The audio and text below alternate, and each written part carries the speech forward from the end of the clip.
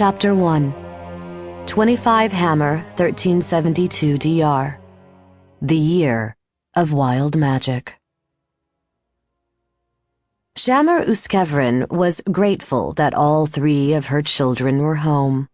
Even Talbot, who generally resided in a tall house across town, had moved back into Stormweather Towers, the Uskevrin family mansion, for a day or two.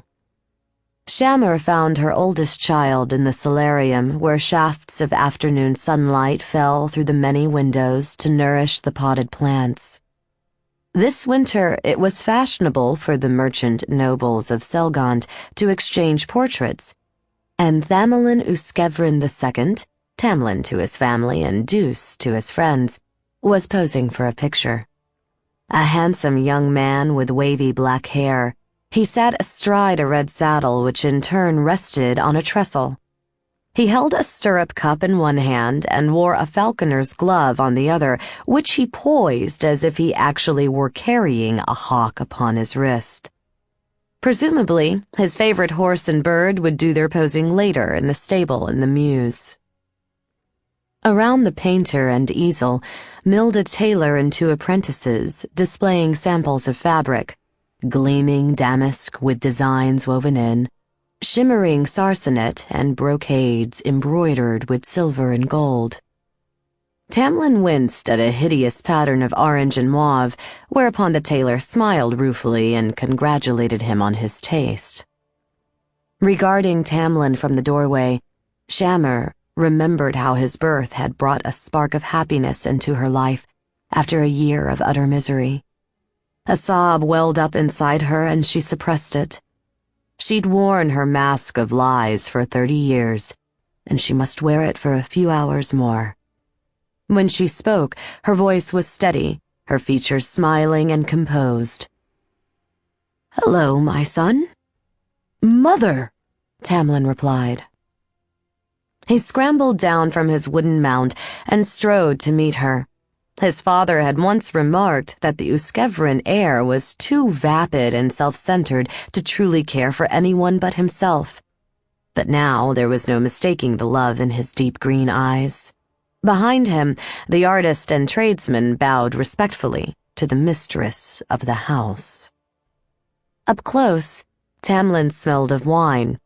Evidently, the silver cup was more than just a prop. Shammer hugged the young man fiercely, so fiercely that, puzzled, he asked, "Is something wrong?"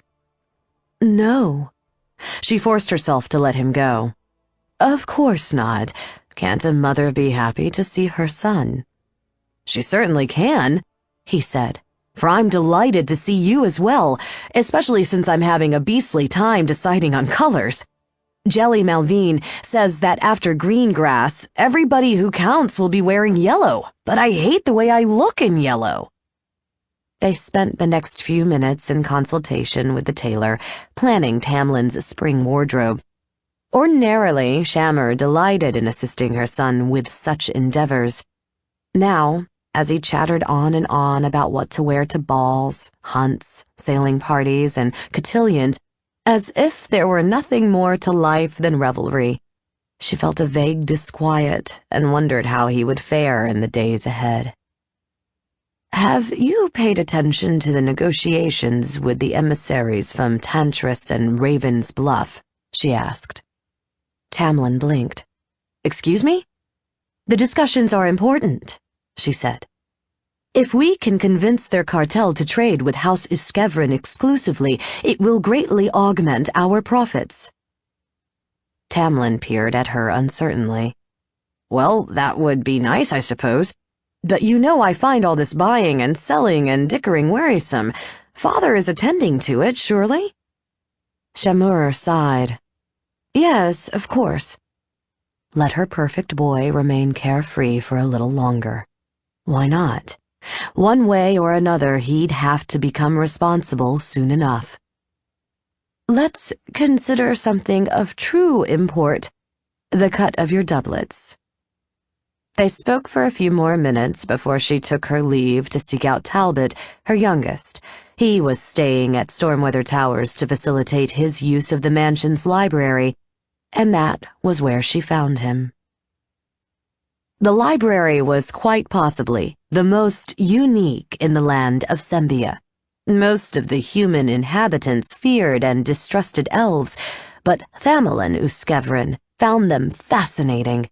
In consequence, the old owl, as people called him, had filled this room with an assortment of elven artifacts. Golden light from the enchanted sconces gleamed on bronze and wooden masks. A longbow carved from some unidentifiable substance, white as alabaster. Enigmatic sculptures of fused crystal, and, the pride of the merchant lord's collection, a set of ivory chessmen with a mahogany board.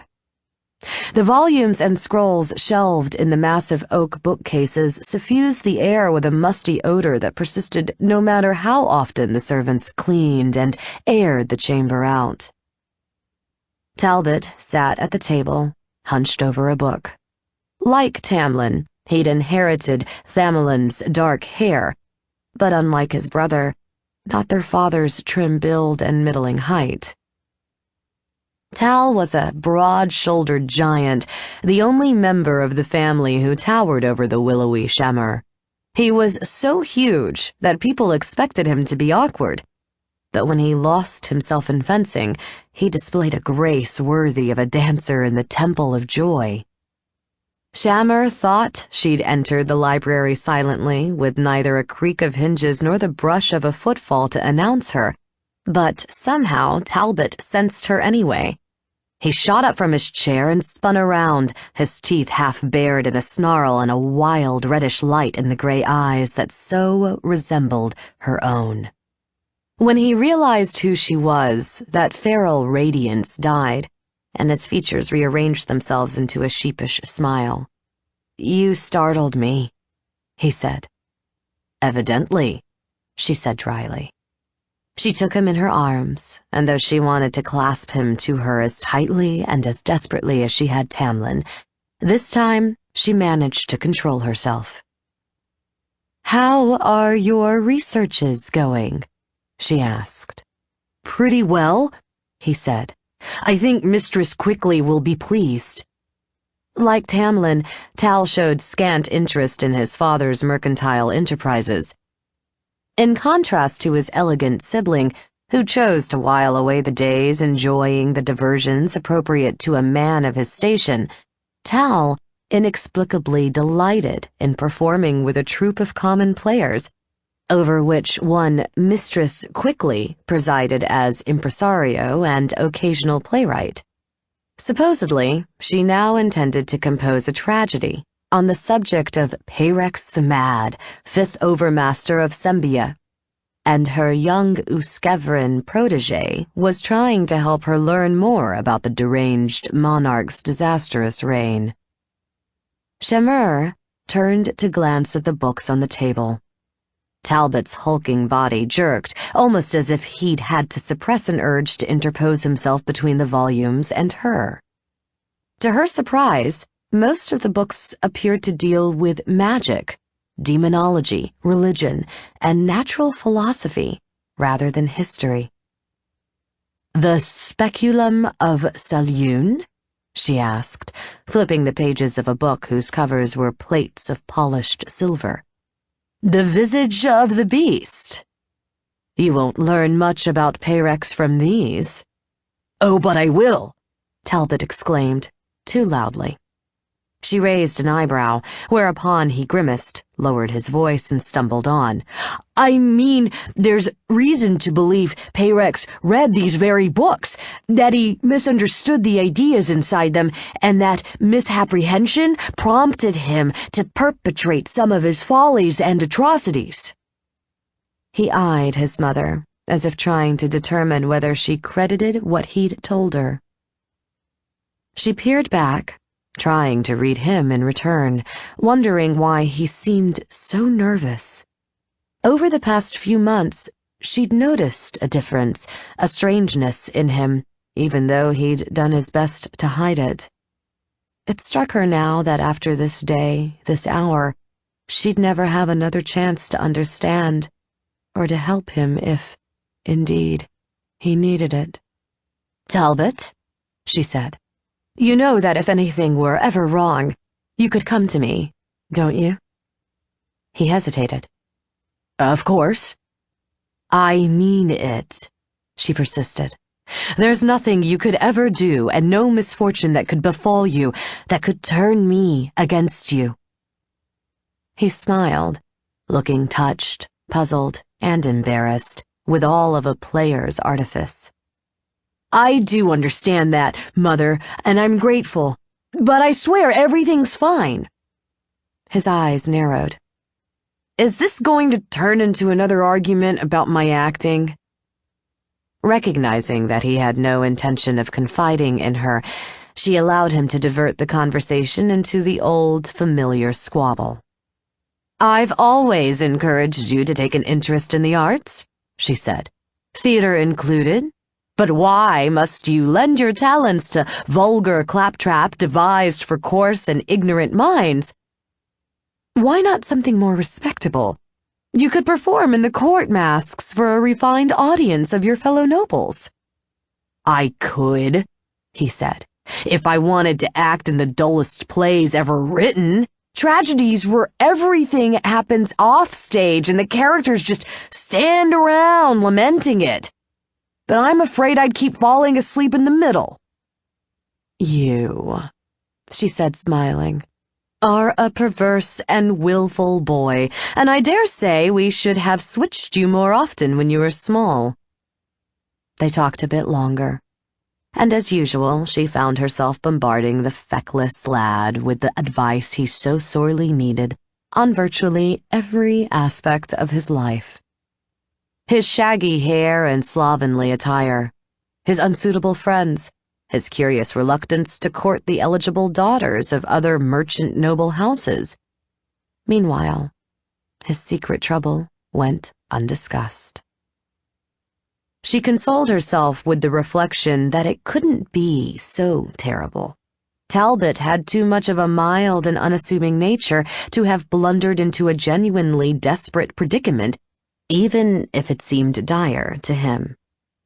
One way or another, he'd flounder his way out again. He'd have to, because she'd run out of time to assist him. When she ventured in search of Thazian, her daughter and middle child, she heard her before she saw her. Tazzy was practicing in the training hall, and the crunch and clatter of her sword, chopping apart a wooden dummy, echoed through the corridors of the great house. Shammer hesitated at the sound. Some time ago, on one extraordinary night, Tazzy had seen her mother perform feats of which the dignified Pacific mistress of Stormweather Towers was supposedly incapable.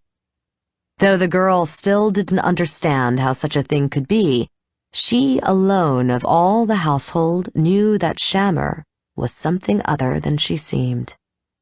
No doubt for that reason, the older woman now felt a pang of anxiety that Thazian would somehow divine her present intent.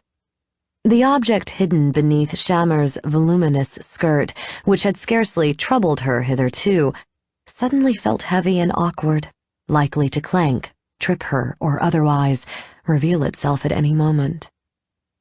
But her trepidation notwithstanding, she couldn't bear to depart without seeing Tazzy. She'd just have to make sure she didn't give herself away. The salle was a drafty, high-ceilinged room where a chill hinted at the winter cold outside. Concentric rings inlaid on the hardwood floor defined the dueling circles. Live blades, blunted practice weapons, ash and whalebone single sticks, bucklers, targes, and kite shields hung on the walls, along with a row of battered wicker fencing masks. Tall and slim, her short black hair sweat-plastered to her head, clad in a man's ratty tunic and hose, Tazzy advanced and retreated at the far end of the room. Her long sword flashed in precise attacks, cutting wood every time and returning to a strong guard afterward. She'd nearly completed the task of hacking the upper half of the dummy into splinters. "Thazian?" Shammer said. The younger woman pivoted. "Mother," she said, sounding terse and impatient. "What is it?" "I hadn't seen you today," Shammer said. "I wanted to, that's all." She advanced and took Tazzy in her arms. At first, surprised and discomfited by her mother's display of affection, Thazian stood rigid in her embrace. It was scarcely surprising. The two had been at odds almost from the day Tazzy was born, for all that Shammer loved her and believed that the girl reciprocated her affection. At last, Thazian relaxed and rather gingerly returned the hug. It was only to be expected that Tazzy stank of sweat, but Shammer could also feel that the girl's heart was pounding and that she was panting raggedly. Moreover, a grayish pallor underlay her tawny skin. "You're pushing too hard," Shammer said. Thazian scowled. "I'm fine. I simply need to build up my stamina, which is what I was doing when you interrupted me." A year ago, undead creatures had attacked Stormweather Towers, one grievously wounding Tazzy before the household guards destroyed it. The hoydenish girl, from the cradle possessed of an energetic and adventurous temperament, lay bedridden for months, an ordeal that nearly drove her mad. Now that the healers had finally released her from the prison of her chamber, she exercised obsessively, fighting to cast off the last vestiges of her infirmity and regain the strength and agility she'd enjoyed before. "I want you to be careful," Shammer said. "Pace yourself, otherwise your exertions are likely to do more harm than good." Tazzy rolled her sea-green eyes.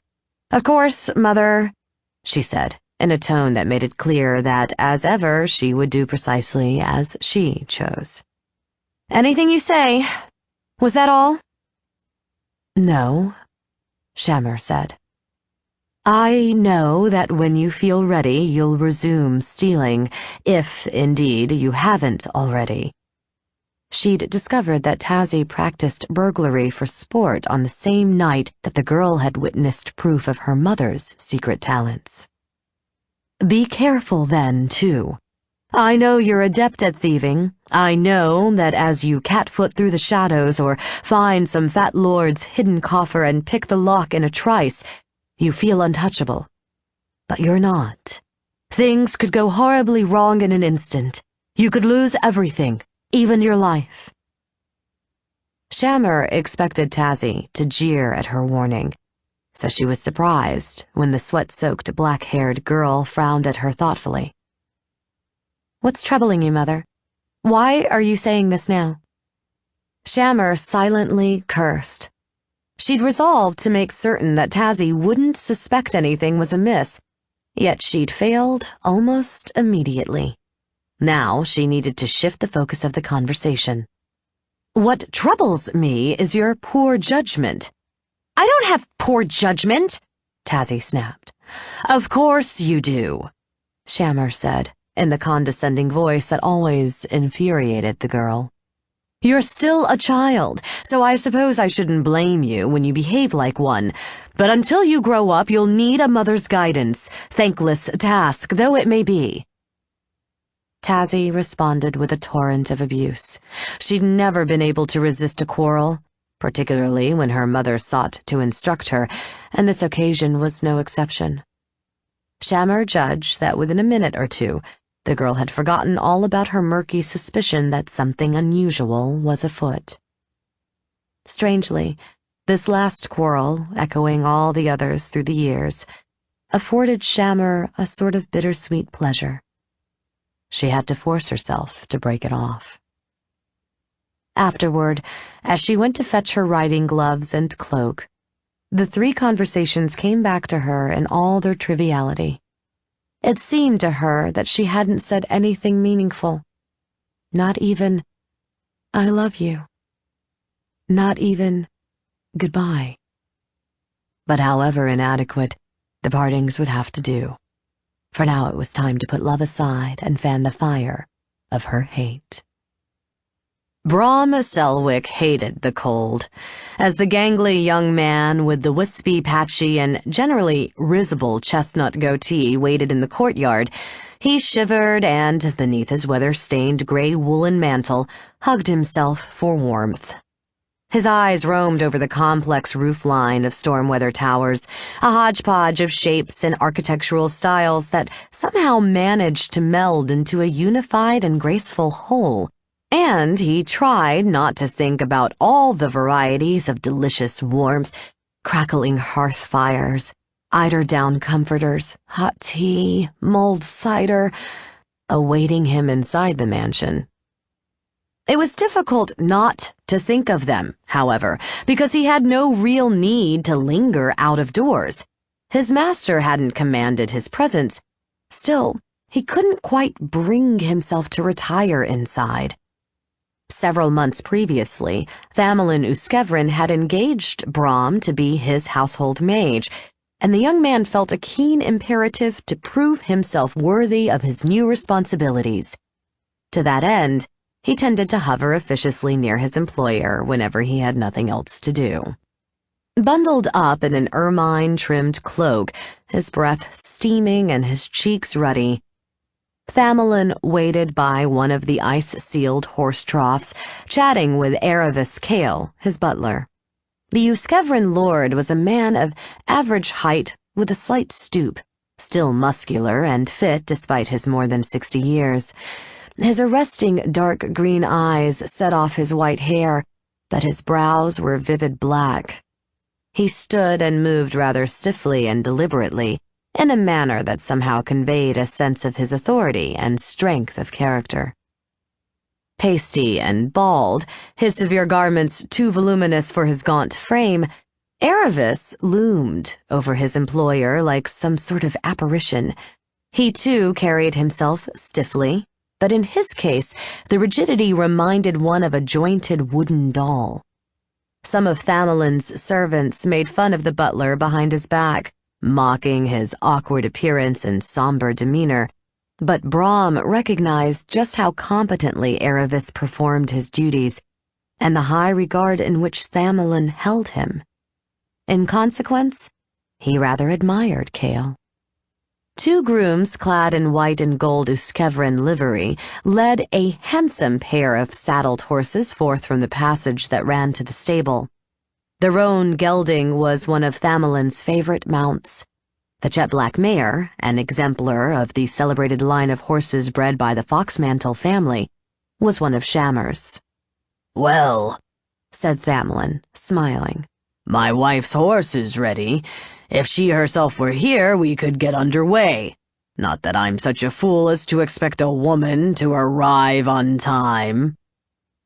Aravis smiled, ever so slightly in acknowledgement of his master's humor, and then, as if on cue, Shammer Uskevrin appeared, the hem of her hooded russet mantle sweeping along just above the pavement. Though half a century old, Thamelin's lady was one of the most striking women Brom had ever seen. Tall and slender, with long ash-blonde hair, lustrous eyes, and a fine-boned, intelligent face. Her clear, unlined skin made her look younger than her years, though at the same time her austere manner could make her seem older.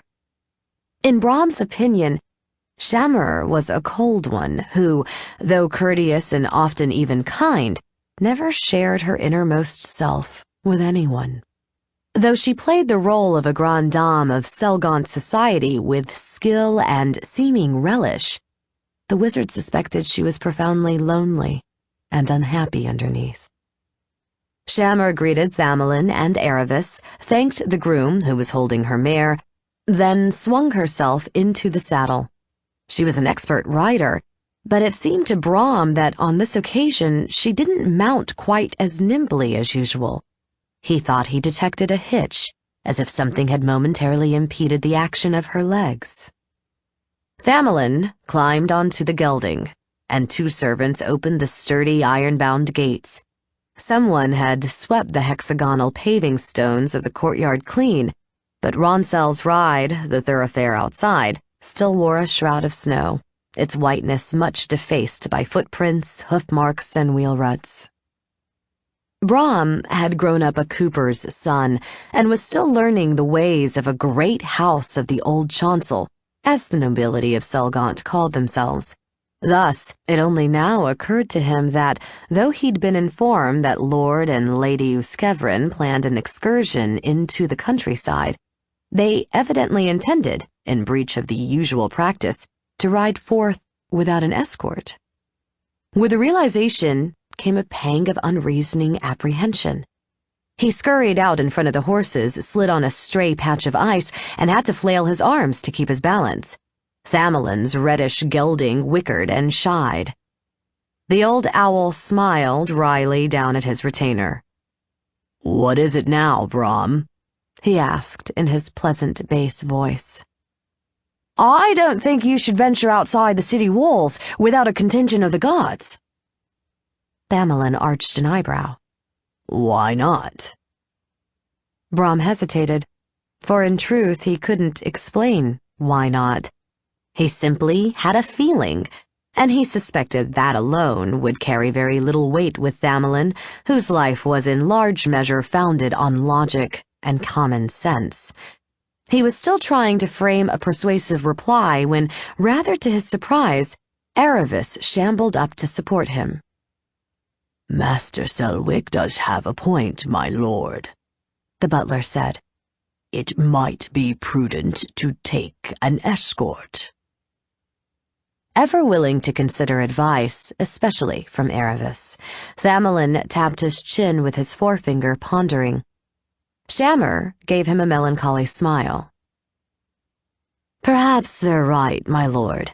I was hoping we could enjoy these next few hours alone together, but there will be other chances, I suppose." Her frosty breath veiled her mouth as she spoke. Brom's brown eyes narrowed in puzzlement. Among the Uskevrin retainers, it was generally believed that if Shammer had ever loved Thamelin, that love had withered long ago. The wizard couldn't imagine why she suddenly seemed to crave her husband's company. But apparently Thamelin, who, gossip held, still yearned for Shammer's affection, wasn't disposed to question his good fortune. Smiling, he said, "It's all right, love. We'll have our outing as planned." He gazed down at Brom and Aravis. "I appreciate your concern, but we'll be all right. Things have been peaceful ever since the city got rid of that infestation of ghouls. Perhaps our rivals have finally resigned themselves to the fact that the Uskevrin have returned to Selgant to stay. And if Shammer and I should encounter any trouble, we both have fast horses, and I've got this." He tapped the scarred nickel crossguard of his longsword, a plain blade in a worn leather scabbard, whose lack of ornamentation stood in contrast to the richness of his garments. "As you wish, my lord," said Aravis. The butler stepped clear of the horses, and Brom reluctantly did the same. As his lord and lady rode out, Brom felt another upswelling of dread, this one even stronger than the first. He almost cried a warning, then realized that Thamelin and Shammer were already gone, and the servants already pushing shut the gates. When she and Thamelin reached the street, Shammer breathed a sigh of relief. For a moment, she'd feared that Brom and Aravis would ruin everything. But happily, her scheme was still on track, and, intending to keep it that way, she turned and gave her husband another smile. "Well," he said, grinning back at her, "I hope we don't come to grief. Otherwise, we'll look like proper fools."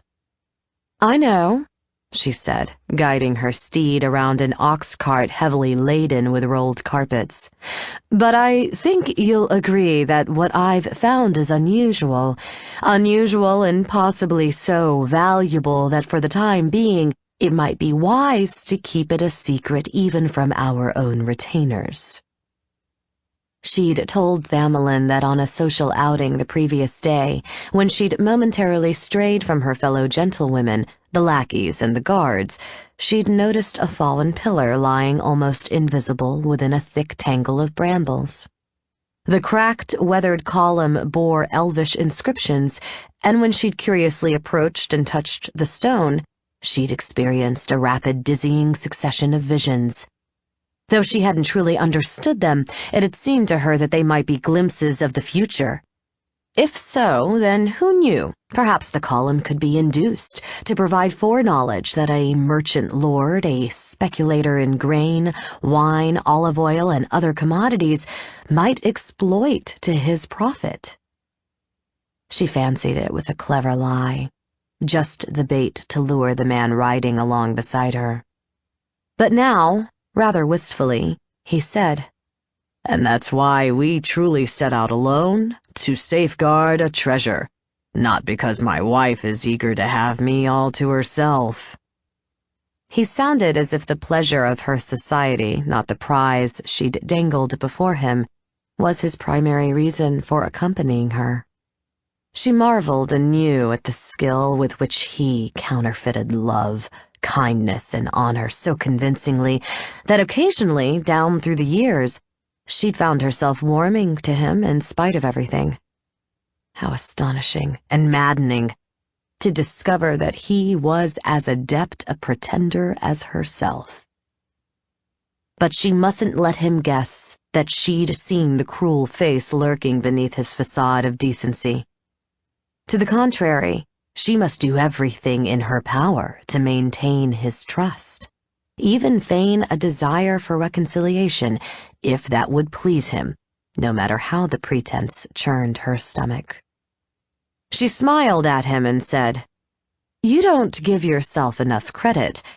It is pleasant to have some time alone with you.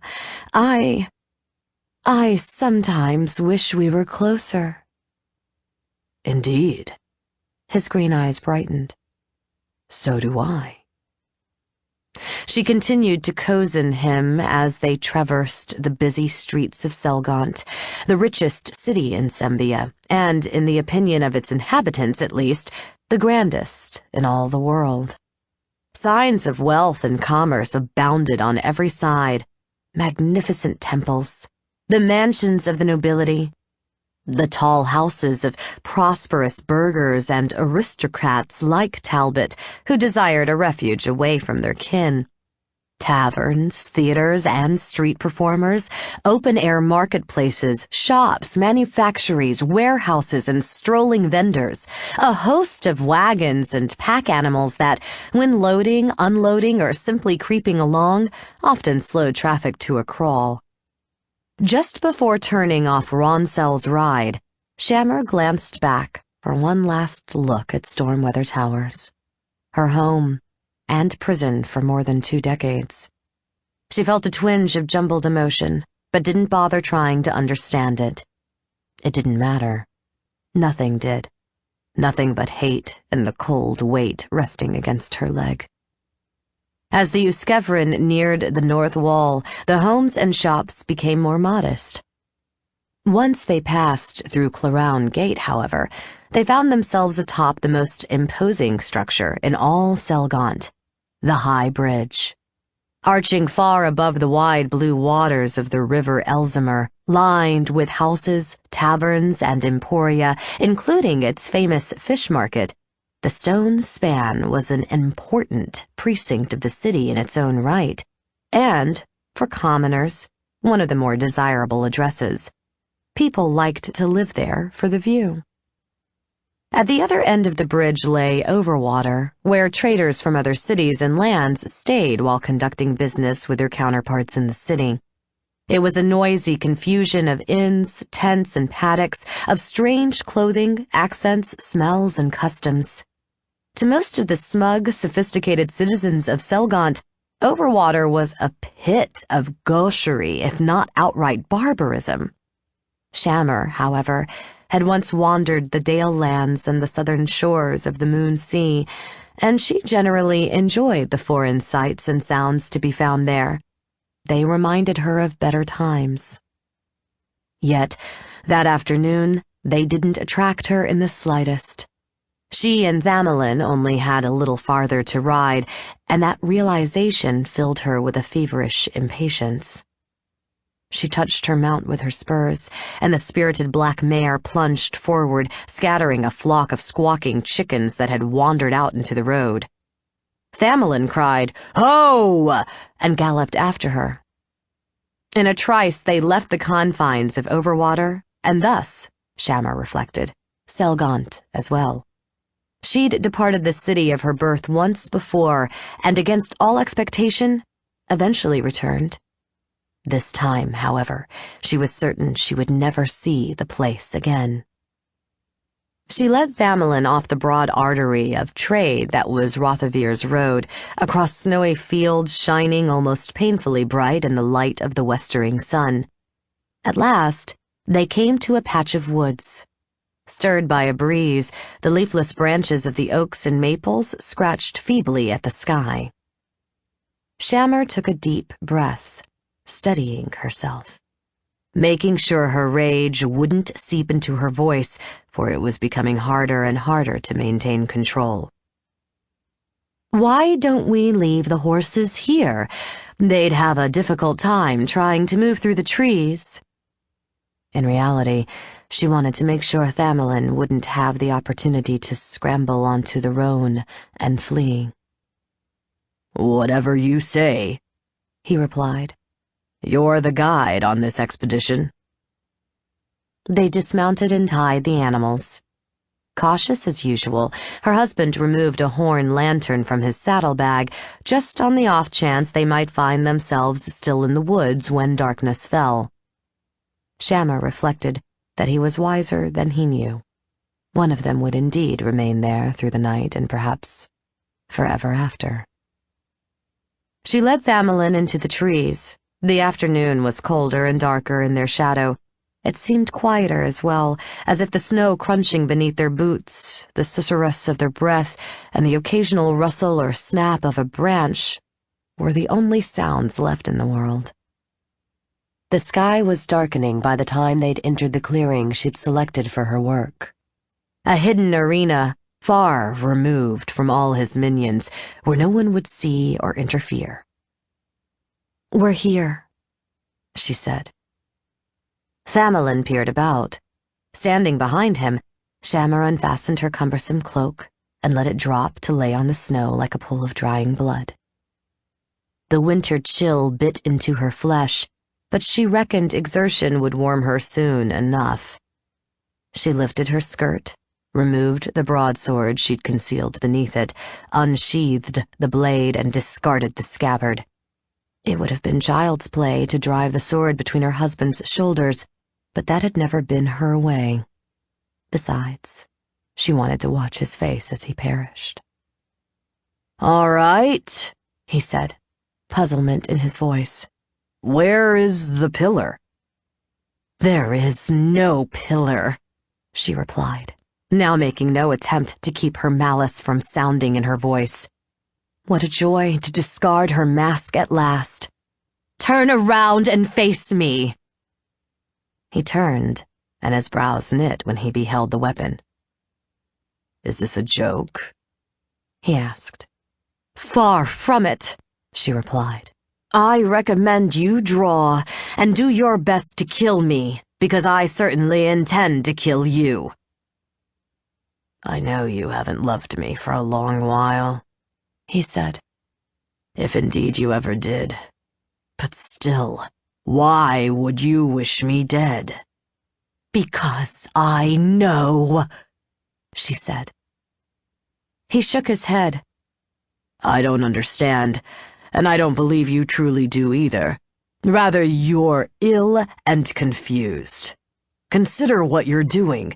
You have no idea how to wield a sword, even if we did fight."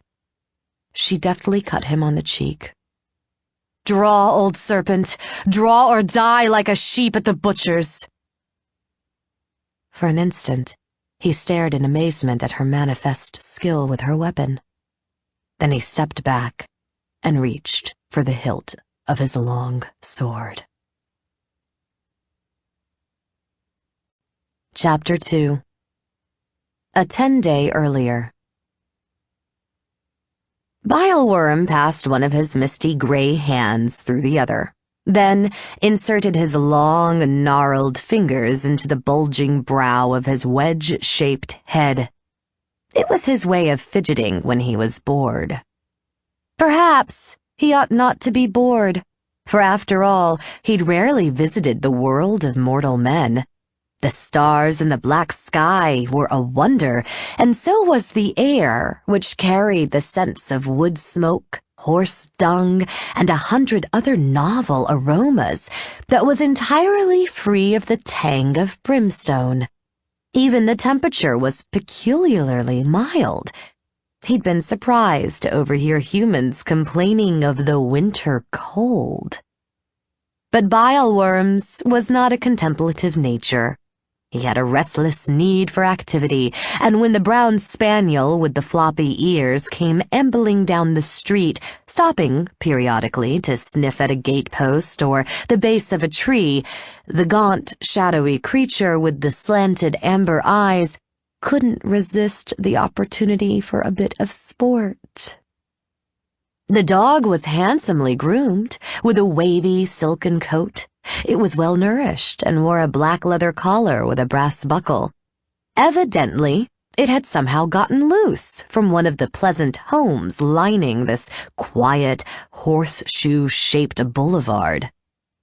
Bileworm was glad that someone loved the animal. He hoped he could make the spaniel run so far away that its doting owner would never see it again.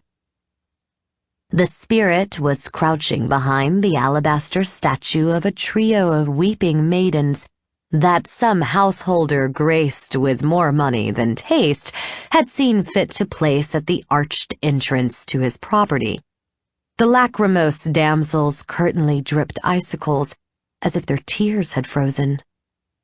Abandoning this hiding place, Bileworm crept stealthily along on his toes and fingertips, his belly a scant inch above the cobblestones. He wanted to see how close he could approach before the spaniel noticed him.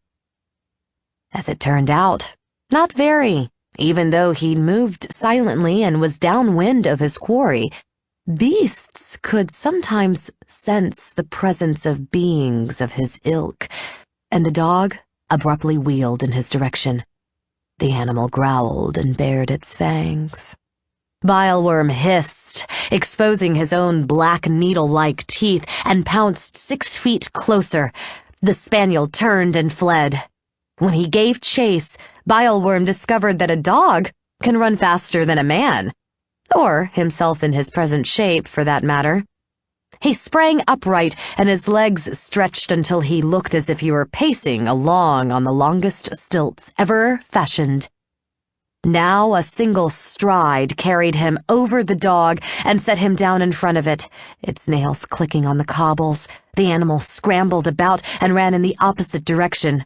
Bileworm stepped over it again and again, blocking its escape, no matter which way it tried to run.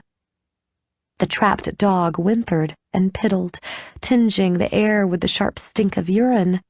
To further heighten the spaniel's terror, Bileworm stretched his arms long enough to reach the ground and pretended to try to snatch the animal up.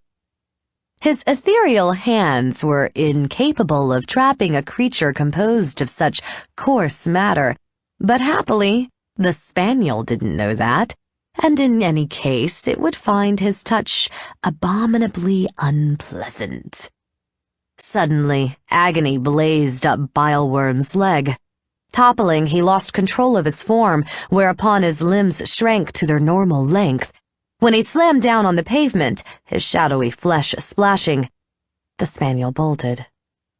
The pain faded sufficiently for Bileworm to pull his body back together into something approximating its normal shape, roll over and see what had happened to him. As he'd suspected, his master had stalked up behind him and thrust the iron ferrule of his long black staff into his familiar's ankle. Wisps of violet light still crawled on the magical weapon. Master was a compactly built man of average height. In this world, he'd opted to dress plainly and unremarkably in a deep blue fustian cloak and buckram robe, as if he were nothing more than an itinerant spellcaster of no extraordinary talent. His hands were white and delicate, almost the hands of a lady, and he wore an iron ring on the thumb of each. He'd concealed his face behind a crescent-shaped papier-mâché mask of the man in the moon, such as revelers often wore at festival time, or when embarked on a night of mischief. Within the shadowed sockets of the false face shone his most unusual feature, deep-set eyes with irises so pearly gray they were virtually white. Master prided himself on his self-control, and though he was manifestly angry now, it wasn't reflected in his tone. "I asked you to remain in hiding while I scouted ahead," he said, in his soft, prim tenor voice. "What if someone had seen you?" "No one did," said Bileworm. "It's very late. The humans are all sleeping." "You don't know that," said the wizard. "You might have spoiled everything." The spirit flinched in anticipation of another burst of pain, but the wizard merely sighed and lifted the staff away. "Sometimes I don't know why I put up with you." "Because I found you when you were not but a writhing grub in a hole," said Bileworm, drawing himself to his feet.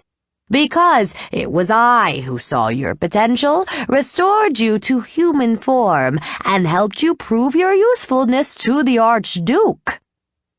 Afterward, of course, when Master had begun to rise in the service of his new liege, he had enslaved his benefactor with his magic. But Bileworm had long since stopped resenting that. It was the way of the universe for the strong to subjugate the weak. "Come," said Master curtly. "We have work to do." He turned and led his minion back up the street. They halted in the shadow of an elm to regard the house called Argent Hall. Argent Hall, Master had explained, was the residence of the Karn family, and also one of the oldest merchant noble homes in this peculiar human city of Selgant. The builders of many of the newer mansions had opted to encircle them with relatively low walls, a joke to an invading army, but sufficient to inconvenience thieves and rioters. Argent Hall, on the other hand, was a true castle, albeit not a huge one. Its 20-foot ramparts all but concealed the keep at their center. There were modest turrets at the four corners and wall walks behind the crenels. Master murmured words of power and turned widdershins in a circle, sweeping his staff in a mystic pass. The air grew warmer. Blue and silver sparks flickered along the granite battlements. "I just dispel the wards set to bar intruders like you," the pale-eyed wizard explained. "Now there's only one sentry patrolling the wall, and he doesn't go round very often. I imagine he's spending most of his watch in one of the turrets to avoid the cold." Bileworm snorted in contempt. In his world, a lord so poorly guarded could not have survived an hour. "As soon as he passes, we'll go over the wall." "Why don't we just kill him?" asked the familiar, leering. Master sighed. "Because I want to slip in and out without anyone being any the wiser, as you know very well, so stop trying to annoy me." After a few minutes, a spearman tramped quickly along the allure, making his circuit as rapidly as possible. When he disappeared from view, the wizard and his minion trotted up the street to the foot of the wall. Bileworm simply lengthened his legs to reach the embattlement. Master reached into one of the many pockets sewn into his robe, brought out a small leather loop, flourished it, and muttered under his breath, Power sighed and crackled around him, and he floated straight upward. The wizard and his minion crouched on the parapet and studied the bailey below, which the latter-day Carnes had turned into a garden. Paths of crushed white stone traced ghostly patterns in the gloom, winding among beds of silvery roses in full flower despite the season. At the center of a turnaround stood a dry fountain, whose creator had fashioned it to look as if the water, when flowing, were a spring bursting forth from a natural rock formation. A bronze archer knelt atop the boulders, one hand shielding its eyes. The statue peered intently into the distance. Behind the turnaround rose the donjon. Broad stairs ascended to tall, carved double doors, while a green banner emblazoned with a silver cockatrice hung above them. The structure had begun as a fortress, and in its essence still displayed the stark utilitarian lines of a stronghold designed first and foremost to withstand a siege. More recently, however, the occupants had attempted to transform it into a stylish, luxurious home to rival that of other merchant noble families, widening the meurtriere into windows bright with stained glass and affixing decorative molding to the facade. "Do you see anyone?" Master whispered. "No," Bileworm replied. "Nor do I. Come on." Master simply stepped into space and, his spell of levitation still operative, dropped slowly and gently to the ground. Lengthening, then, contracting his right leg, the spirit nimbly stepped down beside him. Gleaming softly in the moonlight, the silver roses looked as if an artisan had cast them from metal, but evidently they truly were alive, for they exuded a sweet, heady perfume even in the depths of a winter night. Clearly, a master enchanter had created them. They were uncommonly beautiful, and Bileworm wished he had the leisure to linger and cup one in his ghostly fingers. After several minutes, the petals would wither and die. The two intruders skulked toward the great house. There was no chance of Bileworm's gossamer footfalls making any noise, but he tiptoed anyway, burlesquing stealth like a clown into a pantomime, purely for his own amusement. Then a low shape, more than 7 feet long from the tip of its snout to the end of its scaly tail, lumbered out from behind a wrought iron bench. The 8-legged watch beast swung its crocodilian head in their direction, and Bileworm discerned the sheen of a luminous emerald eye. "Hide!" Master whispered, lunging behind a tree. Bileworm sprang after him. "Don't even peek at it." "Why not?" the spirit asked. "It's a basilisk." "What?" Few powers in this mortal sphere were capable of harming Bileworm, but the gaze of a basilisk was one of them. It could turn the flesh of even an insubstantial creature to stone. "Kill it, Master!" "I can't, or people will know we were here. Be silent, and I'll try something else." Master whispered the rhymed couplets of an incantation and rotated the knobbed head of his staff counterclockwise. Worms of phosphorescence crawled on the black wood. Meanwhile, Bileworm listened to the basilisk's hissing breath and its tail dragging and bumping along the frozen ground. The sounds were growing louder. He didn't think the monster had spotted him or Master, otherwise it would be more excited. But just his luck, it was coming toward them anyway, and if it looked at him squarely, it wouldn't much matter whether it had been intentionally pursuing them or not. In his present form, Bileworm couldn't even strike a blow in his own defense, and fervently wished he could bolt. But he didn't, for he was far more afraid of Master than of any watch beast. The reptile grunted, sounding as if it was just on the other side of their tree. Bileworm trembled. Then at last, Master completed his spell. Off to the left, bubbles of golden light swelled and burst. The soft brassy notes of a glower rippled through a fanfare. Then, a white stallion, its bridle encrusted with silver and pearl, appeared in the center of the illusion. The horse whinnied, turned, and trotted into the night, whereupon the basilisk gave chase, waddling as fast as it was able. "I hope no one in the house noticed that," Master said, "but I had to divert the creature somehow." "Do you think there are any more of them?" Bileworm asked. "It's possible," the wizard replied. "So perhaps you might try keeping an eye out instead of cutting capers and playing the fool."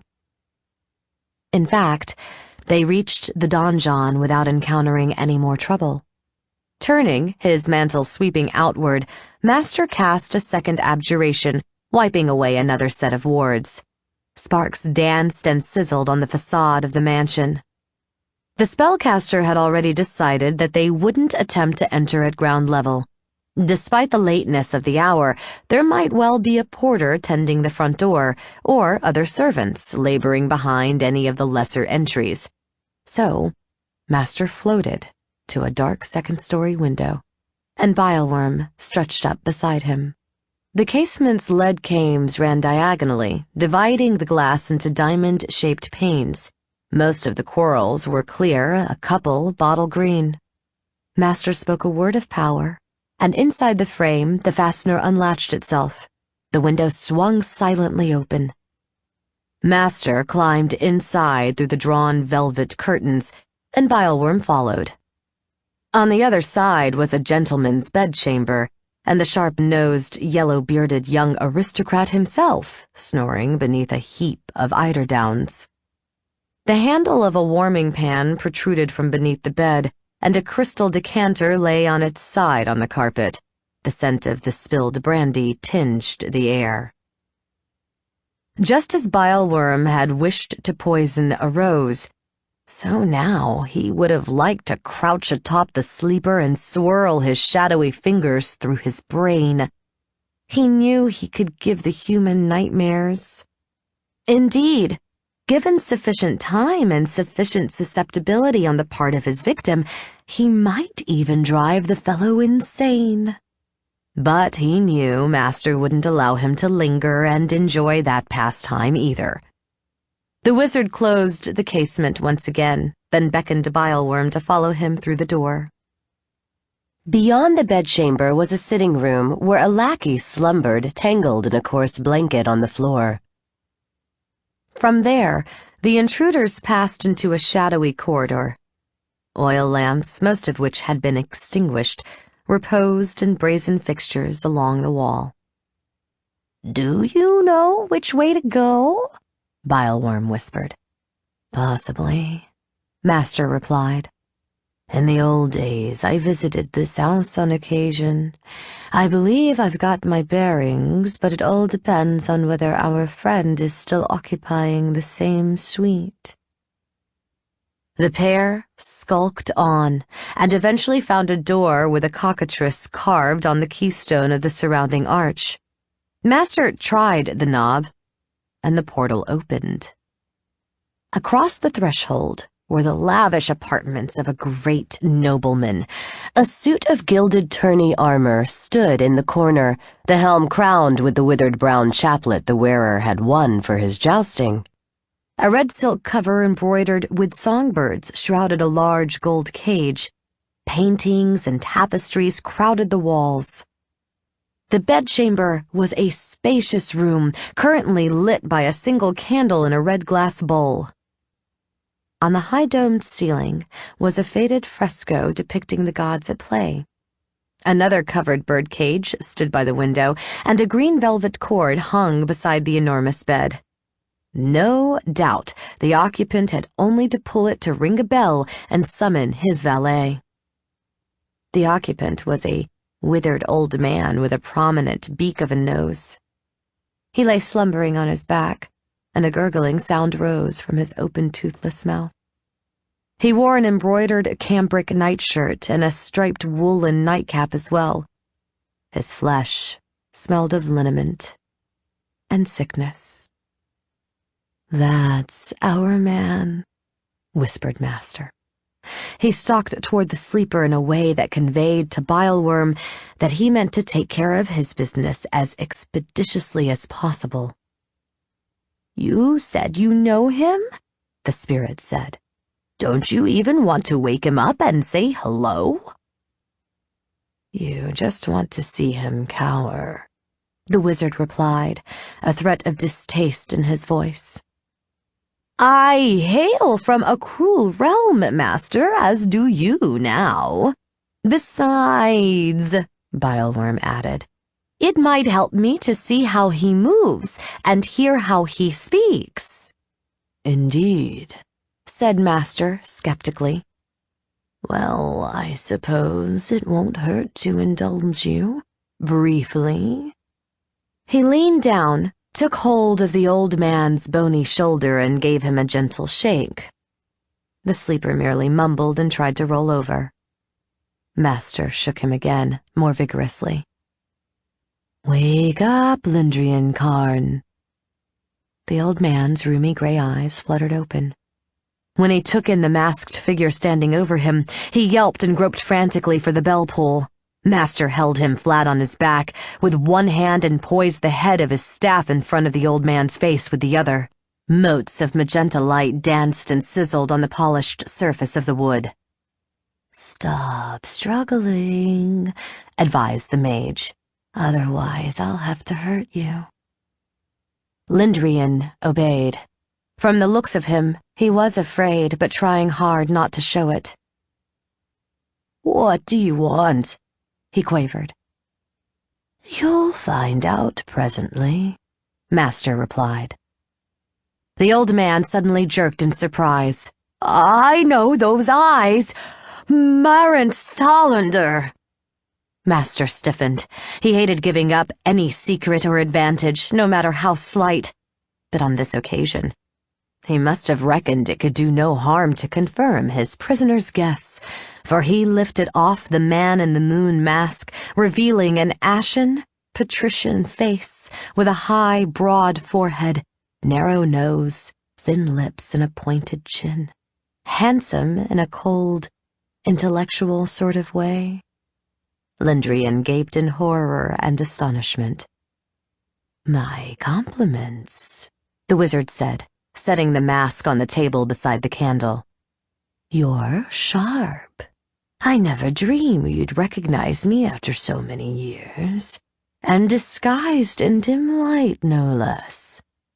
"But you're dead," Lindrian whispered. "Fortunately," Master said, "for were I alive, I'd be as ancient and decrepit as you. No offense. Actually, to be precise, I suppose I'm neither alive nor dead at the moment, but somewhere in between.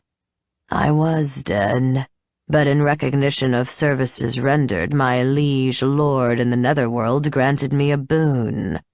To walk the earth again while I attend to unfinished business." Lindrian swallowed. "You can't mean business with me. I never did anything to you." "Of course not," Master said. "It was always me doing things to you. I imagined that if I wrecked your business ventures, I could ruin you, whereupon we Tollander could pick up your silver mines at bargain prices. The ruination of the House of Karn was my chief preoccupation at one time, but you never figured out who was afflicting you, and thus you never retaliated." "'Twas you?" Lindrian said. For a moment, his barely controlled fear gave way to anger. "Damn you!" Bileworm snickered. "Rest easy, that's already been taken care of." Lindrian turned, saw the spirit for the first time, cringed and hastily turned back toward Master, who at least looked like an ordinary human being. "Then what do you want?" the old man asked. "Do you remember how I died?" Master asked. Lindrian hesitated, then said, "Thamelin Uskefrin. Yes, to be precise, I died of the owl's long sword opening my belly. It can take a long, excruciating time to succumb to a wound like that. I staggered and crawled a long way in search of help, my hands clasping the wound to keep my bowels from escaping, but at last my strength ran out. I sprawled in the mud and bled to death." "That must have been hard," Lindrian said. "No, please," said Master. "You mustn't grieve, for as you can see, it wasn't the end of me. But the memory did stick with me through all that followed, and now, at last, I have a chance to exact some measure of retribution." "I understand why you've come to me," Lindrian said. "And yes, I'll help you in exchange for my life. I never liked Thamelin anyway. What do you want me to do? Lure him into an ambush?" Master's thin white lips quirked upward. "You'd betray your own kinsman, the benefactor who saved your house on my behalf. I'm touched. Or at least I would be if I trusted you. But actually I have another scheme in mind, Bileworm. Have you seen all you need?" "Yes, Master." "Then farewell, Lindrian. May your soul find itself in more congenial surroundings than did mine." The wizard set down his staff, picked up a plump pillow, and pressed it over the mortal's face. Lindrian's emaciated limbs thrashed uselessly, and Bileworm smirked in delight. Master's face, however, was set with the resolution of one performing a necessary but noisome task. Not that he was squeamish about slaughter. He often relished it, but only when it was accomplished at a distance, by his magic or warriors under his command. He didn't like giving even a feeble old man the opportunity to fight and paw at him. On this occasion, however, it was necessary to kill without leaving a mark. All too soon, in Bileworm's opinion, Lindrian's struggles ceased. One of the dead man's arms flopped half off the bed and pointed straight to the birdcage. Master discarded the pillow and wiped his dainty hands on the bed linen. "Your turn," he said. The spirit reared up until his head brushed the fresco on the ceiling. Every portion of his body stretched thinner. Finally, stooping, he poured himself into the corpse's sour-smelling mouth. Once he was completely inside, he thrashed and turned in the thick darkness like a man drowning in quicksand, until, at last, his own substance, permeating the corpse's body like arsenic suspended in wine, came into proper alignment with it as well. He felt the soft mattress beneath his form. He could feel Lindrian's gnarled, arthritic hand at the end of his arm and make the fingers close, evoking a throb of pain from the swollen joints. He took control of the cadaver's eyes and saw Master gazing down at him. For that was the special gift of his kind. As certain other spirits had the power to possess the living, Bileworm and his siblings could clothe themselves in the husks of the dead. The only drawback was that while wearing these shells of meat and bone, they were more vulnerable than they were used to. He reflexively started to raise his hand to protect himself, then checked the motion. It wouldn't do for Lindrian to suddenly acquire a new mannerism. Speaking of the old man's habits, Bileworm had best make sure he could employ the corpse's brain as well as its muscles. For that was the tricky part, and despite what he'd told Master, it was that capacity, and not a few minutes of observation, which would enable him to impersonate the nobleman successfully. He tried to call forth Lindrian's memories, and the images paraded before his inner eye. "Well?" Master asked. The first time he took a riding lesson, he fell off the pony, Bileworm said. The initial 3 words were slurred, but the ones that followed were perfect, even with regard to their inflection. No one could have guessed that it wasn't Lindrian himself speaking. From that, he acquired a secret aversion to horses that vexed him all his life. He killed a man in a duel when he was 17, and afterward, weeping, he threw his sword in the river.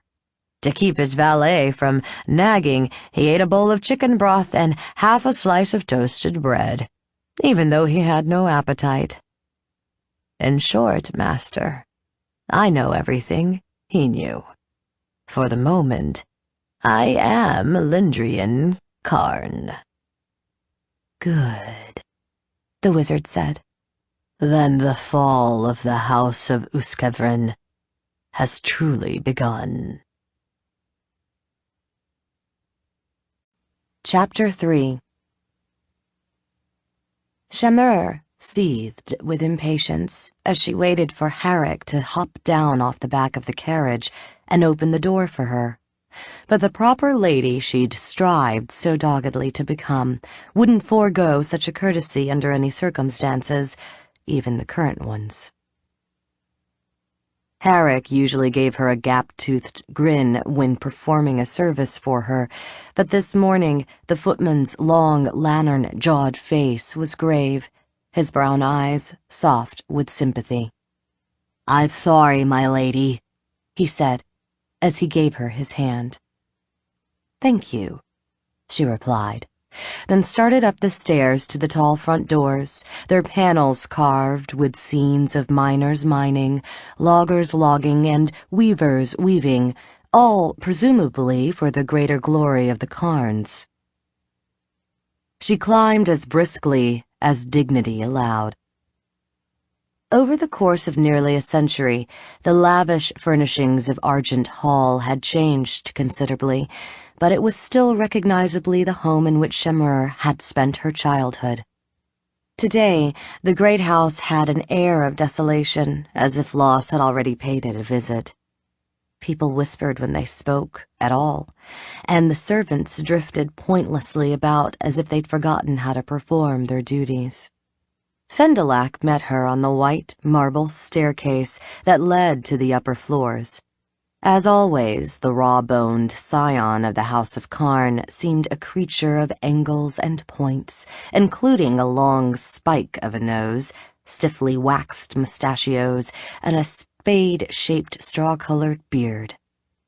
His outfit carried on the motif, for he had a passion for blades and swordplay, and even on this somber morning in the privacy of his own home, had taken the trouble to strap on a gold-hilted long sword, clip a matching poniard to his belt, and slip a stiletto into the top of his high doeskin boot. Still, his expression was grim. Shamur had to give him that much credit. "How is he?" she asked. "Failing," Fendelak replied. "He says he had some sort of attack in the night, but he won't let us send to any of the temples for a healer. Perhaps you can persuade him. He's asked for you several times." Side by side, they hurried to Lindrian's apartments. As they entered, it seemed to Shamur that this part of the converted donjon was even quieter than the rest, and after a moment, she realized why. At this time of day, the old man's pet warblers, goldfinches, canaries, and vireos ought to have been chirping and fluttering about. But someone had removed them, and their cage as well. When they reached Lindrian's bedchamber, she saw that the birds he'd kept there were missing also. The patriarch of the House of Karn himself looked shockingly ill. His wrinkled face was white as wax, save for bruise-like discolorations under his clouded, sunken eyes. Even worse, a faint, rotten smell hung in the air, as if his flesh was already decaying from the inside. At least, he was awake and alert. Propped against a mound of pillows, he gave Shamur a sardonic smile and said, you came. I wasn't certain you'd bother." Shamur felt a twinge of guilt, for in truth, she hadn't often called at Argent Hall in recent years, even after Lindrian had fallen ill. It was strange, really. Nearly 3 decades before, she'd loved her kin enough to forfeit any chance of happiness on their behalf, yet once she'd made the sacrifice, she'd gradually lost any enthusiasm for their society. "Of course I came," she said. "What happened to your birds?" "I had to have them removed so I could rest," Lindrian said. He coughed convulsively, spattering the front of his nightshirt with tiny drops of blood. "They were making a terrible commotion. They saw Death's hand reaching out for me, I imagine." "Death needn't take you yet," Shamur said. "Not if we send for a priest versed in the healing arts." "I am terrified, you're right," Lindrian said. "and that's why we're not going to do it. I don't want to live in pain any longer. I want to rest." He gave Fendelak a bitter smile. "Besides, my son is impatient to be Lord Karn. Aren't you, boy?" Fendelak's bloodshot eyes widened in shock. "Father, I swear to you—" "Get out," Lindrian said. "I want to talk to your sister in private." "Father, I love you," the youth persisted. "What's the matter?" said the dying man. "Are you afraid I'll disinherit you and give everything to her? I will if you don't make yourself scarce. Now scat!" Fendelak threw up his hands and withdrew, closing the door behind him. "That was unjust," Shamur said, seating herself on a low-backed green velvet chair. "That young man has his faults, but he does care for you. Now, he may live out his days wondering if his father ever truly cared for him." "Well, pray forgive me for wounding his tender sensibilities," Lindrian said. "but dying in pain makes a person irritable.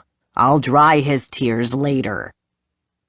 He waved a tremulous, liver-spotted hand, dismissing the matter. "Right now, I need to talk to my aunt." Shamur was surprised. Indeed, though he was a man at the end of his life and she, still strong and hale, she was his aunt, and not his eldest daughter as the rest of the world believed. Neither of them had explicitly acknowledged that fact for a number of years, not even when they were certain no one else could overhear. "About what, nephew?" she asked. "I fear I've done you a great wrong." Shamur shook her head. "Has my situation weighed on your conscience for all these years? Please, you mustn't fret any longer. The switch was your father's idea, and in any case, it was my choice to replace your poor daughter as Thamelin's betrothed. I wish it hadn't been necessary, but I couldn't permit the impoverishment of my family when a wedding and 20 chests of Uskevrin gold could avert it."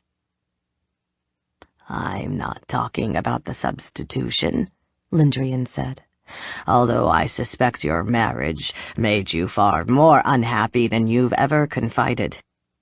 It's that I've kept a secret from you. For the past 24 years, I've known the identity of the foe who worked behind the scenes to destroy our family's every venture, then finally murdered my little girl." "Are you serious?" she asked. She'd never stopped praying that someday she'd discover who had relentlessly attacked her family, slain her beloved grandniece, and so forced her into her current dreary existence. But after so many years, she'd essentially abandoned hope of ever seeing the murderer punished. "Who was it?" "Thamelin." "I beg your pardon?" Thamelin Uskevrin, the very husband to whom, may soon Firehair forgive me, we sold you. Shammer frowned. Lindrian, your illness is filling your head with fancies. You think you know this, but you don't. Yes, I do. She sighed. All right, if you say so. Don't patronize me. It's my body failing, not my mind. But what you're saying doesn't make sense, she said. Why would he drive our house to the brink of ruin, then rescue us? Why seek my grandniece's hand, try to kill her, then ultimately go ahead and marry her, as he imagined he was doing? Because his plans changed from one day to the next. I'll tell you the tale as I pieced it together once I discerned the atrocity at its center. As you recall, the other merchant noble houses had driven the Uskevrin out of Selgond half a century ago for conspiring with pirates. By trading elsewhere, Thamelin acquired a new fortune, then dared to return to the city. For all his wealth, he wasn't received in the parlors of the old chancel. The other nobles still held his father's crimes against him. To gain acceptance, he needed to marry into an honorable family. So, he courted your daughter, Shammer said. I've always assumed that was the reason, and while it might not inspire a troubadour to rhapsodize on the theme of love eternal, it isn't dishonorable. It certainly doesn't implicate him in any crimes. But you see, if we Carns had been prospering, Father and I would have likely spurned Thamelin like the rest. The old man pressed his hand to his chest, as if his heart was paining him, but then, rather strangely, immediately snatched it away. We certainly wouldn't have allowed him to marry my child, and he knew that. Accordingly, his agents poisoned our flocks and the soil in our cotton fields, collapsed the tunnels in our mines, burned our sawmill, and hired brigands to raid our logging camps. This depleted our coffers and set a pack of creditors snapping at our heels. Also, we would have no choice but to welcome a new Uskevrin into the family if we wished to save our house. Shammer shook her head. Thamelin wouldn't have done that. Have you ever known him to be ruthless? She hesitated. Only to his enemies. Besides, this tale still doesn't hang together. You still haven't explained why, if he wanted your daughter for his wife, he nonetheless tried to kill her. Because he believed. The dying man coughed long and hard, and when he resumed speaking, his voice was a painful rasp. A better opportunity had come along. Do you remember Rosanna Foxmantle? Yes. I imagine everyone does. That teasing smile and lilting laugh. I've never known a more captivating woman, and that year you came home to Selgond, every nobleman in the city was infatuated with her, Thamelin included. At the same time he was wooing your daughter? He gave her a cynical grin. Now, I suppose you're going to tell me that you've never known him to take an interest in another woman. No, she said flatly. I won't tell you that. I'm glad we at least agree on that much. It wasn't just Rosanna's beauty that made the men love her. It was her vivacity, her flirtatiousness, her wildness. As it turned out, she was wild enough to dally with a charming pariah. I infer from what followed that she and Thamelin even spoke of marriage. An elopement, no doubt. They must have hoped that once they were wed, her kin would see little choice but to accept the situation. At which point, said Shemur, following the logic of the story despite herself, Thamelin would acquire the status he craved, and the woman he truly coveted as well. Moreover, he wouldn't need to expend any of his hard-won wealth to forestall the ruin of the Carns. The old man nodded. Precisely. Indeed, if he wished, once we were bankrupt, he could purchase our holdings at bargain prices and own them outright. I still don't credit a word of this, she said. But go on. The problem, of course, was that Thamelin and Shammer, my Shammer, were already betrothed. He couldn't just set her aside without risking challenges, a lawsuit, and, for all he knew, assassination.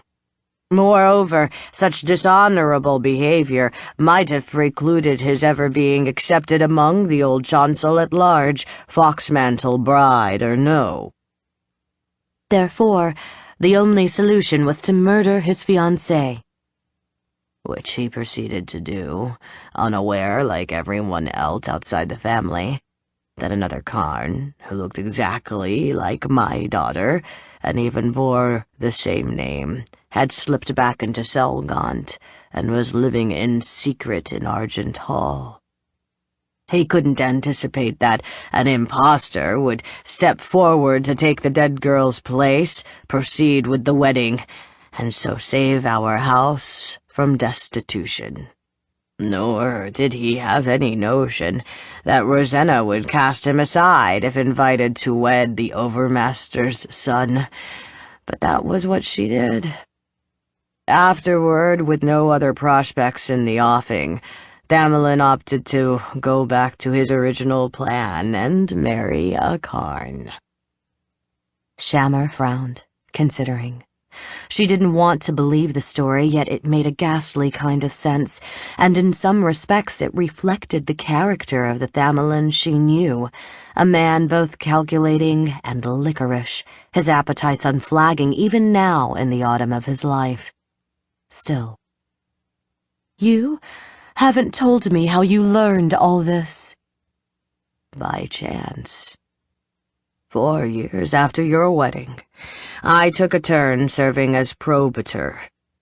During that time, the Scepters arrested a ne'er-do-well named Clovis for bludgeoning a fellow scoundrel who had accused him of cheating at dice. There was no doubt of Clovis's guilt, and he had a long history of wrongdoing.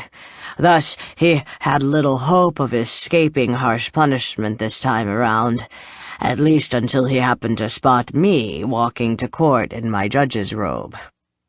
Clovis recognized me, and bribed a jailer to bring me a message. It said that if I would arrange his release, he'd help me learn who poisoned my daughter. Shammer frowned. We made certain that the world at large never learned of the poisoning. Lindrian nodded. Thus it was clear that the wretch must actually know something.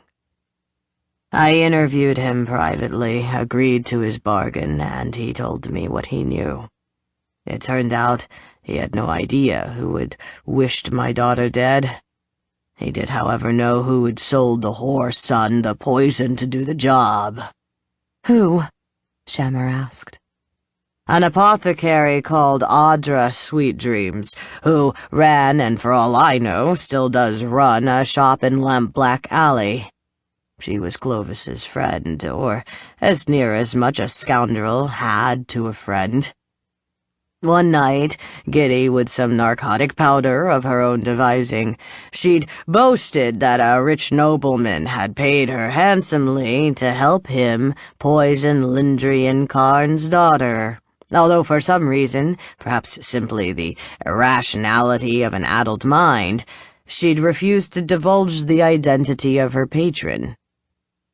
The following day, I asked some of the Scepters about the woman, They'd never quite managed to catch her committing a crime, but were quite certain she consorted with thieves and other miscreants, providing them with illicit drugs, potions, and probably even poison on occasion. I assume you interrogated her as well, Shammer said. Of course. I had her arrested on a bogus charge. Then, when we spoke in private, I offered her much the same trade I'd already made with Clovis, if she gave me the name of the aristocrat to whom she'd sold the poison. She'd go free. If she withheld it, it wouldn't matter that she was innocent of the offense of which she was currently accused. I was a lord of the old chancel and a probator, she a commoner of dubious reputation, and I would have no trouble arranging her conviction and a savage punishment to follow. Well, as you already know, she eventually gave up Thamelin. She even told me how he administered the poison. You recall we always wondered about that. Yes, Shammer said. It was quite ingenious in a horrible way.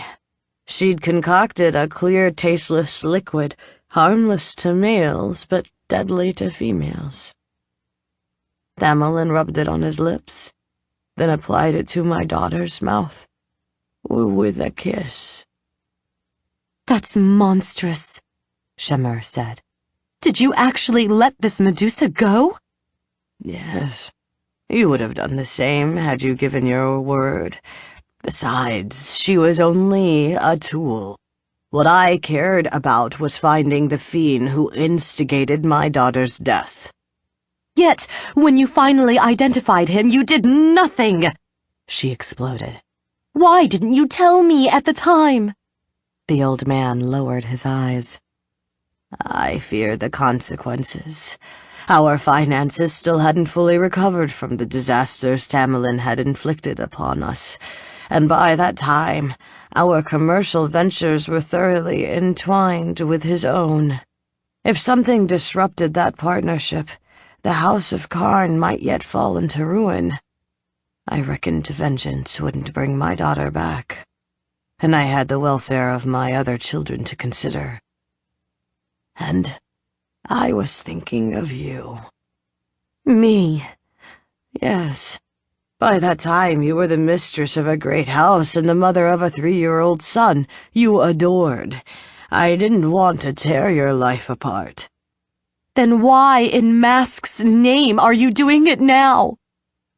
Because it seems to me, now, that I was wrong.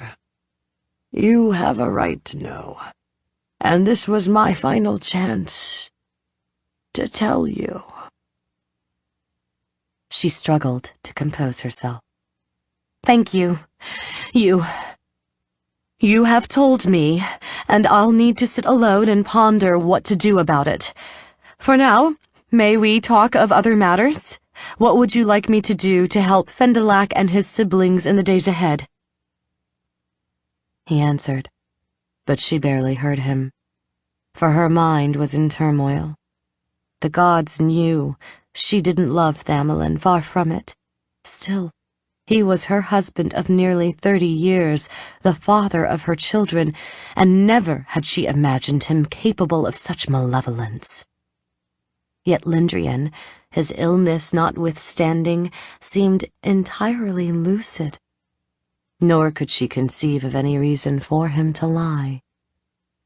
Somehow she had to discover the truth, and if Thamelin truly had murdered the innocent lass who'd adored him, if he'd engineered the chain of events that had trapped Shammer in a loveless union and a life she loathed, then she already knew he'd have to pay. Chapter 4.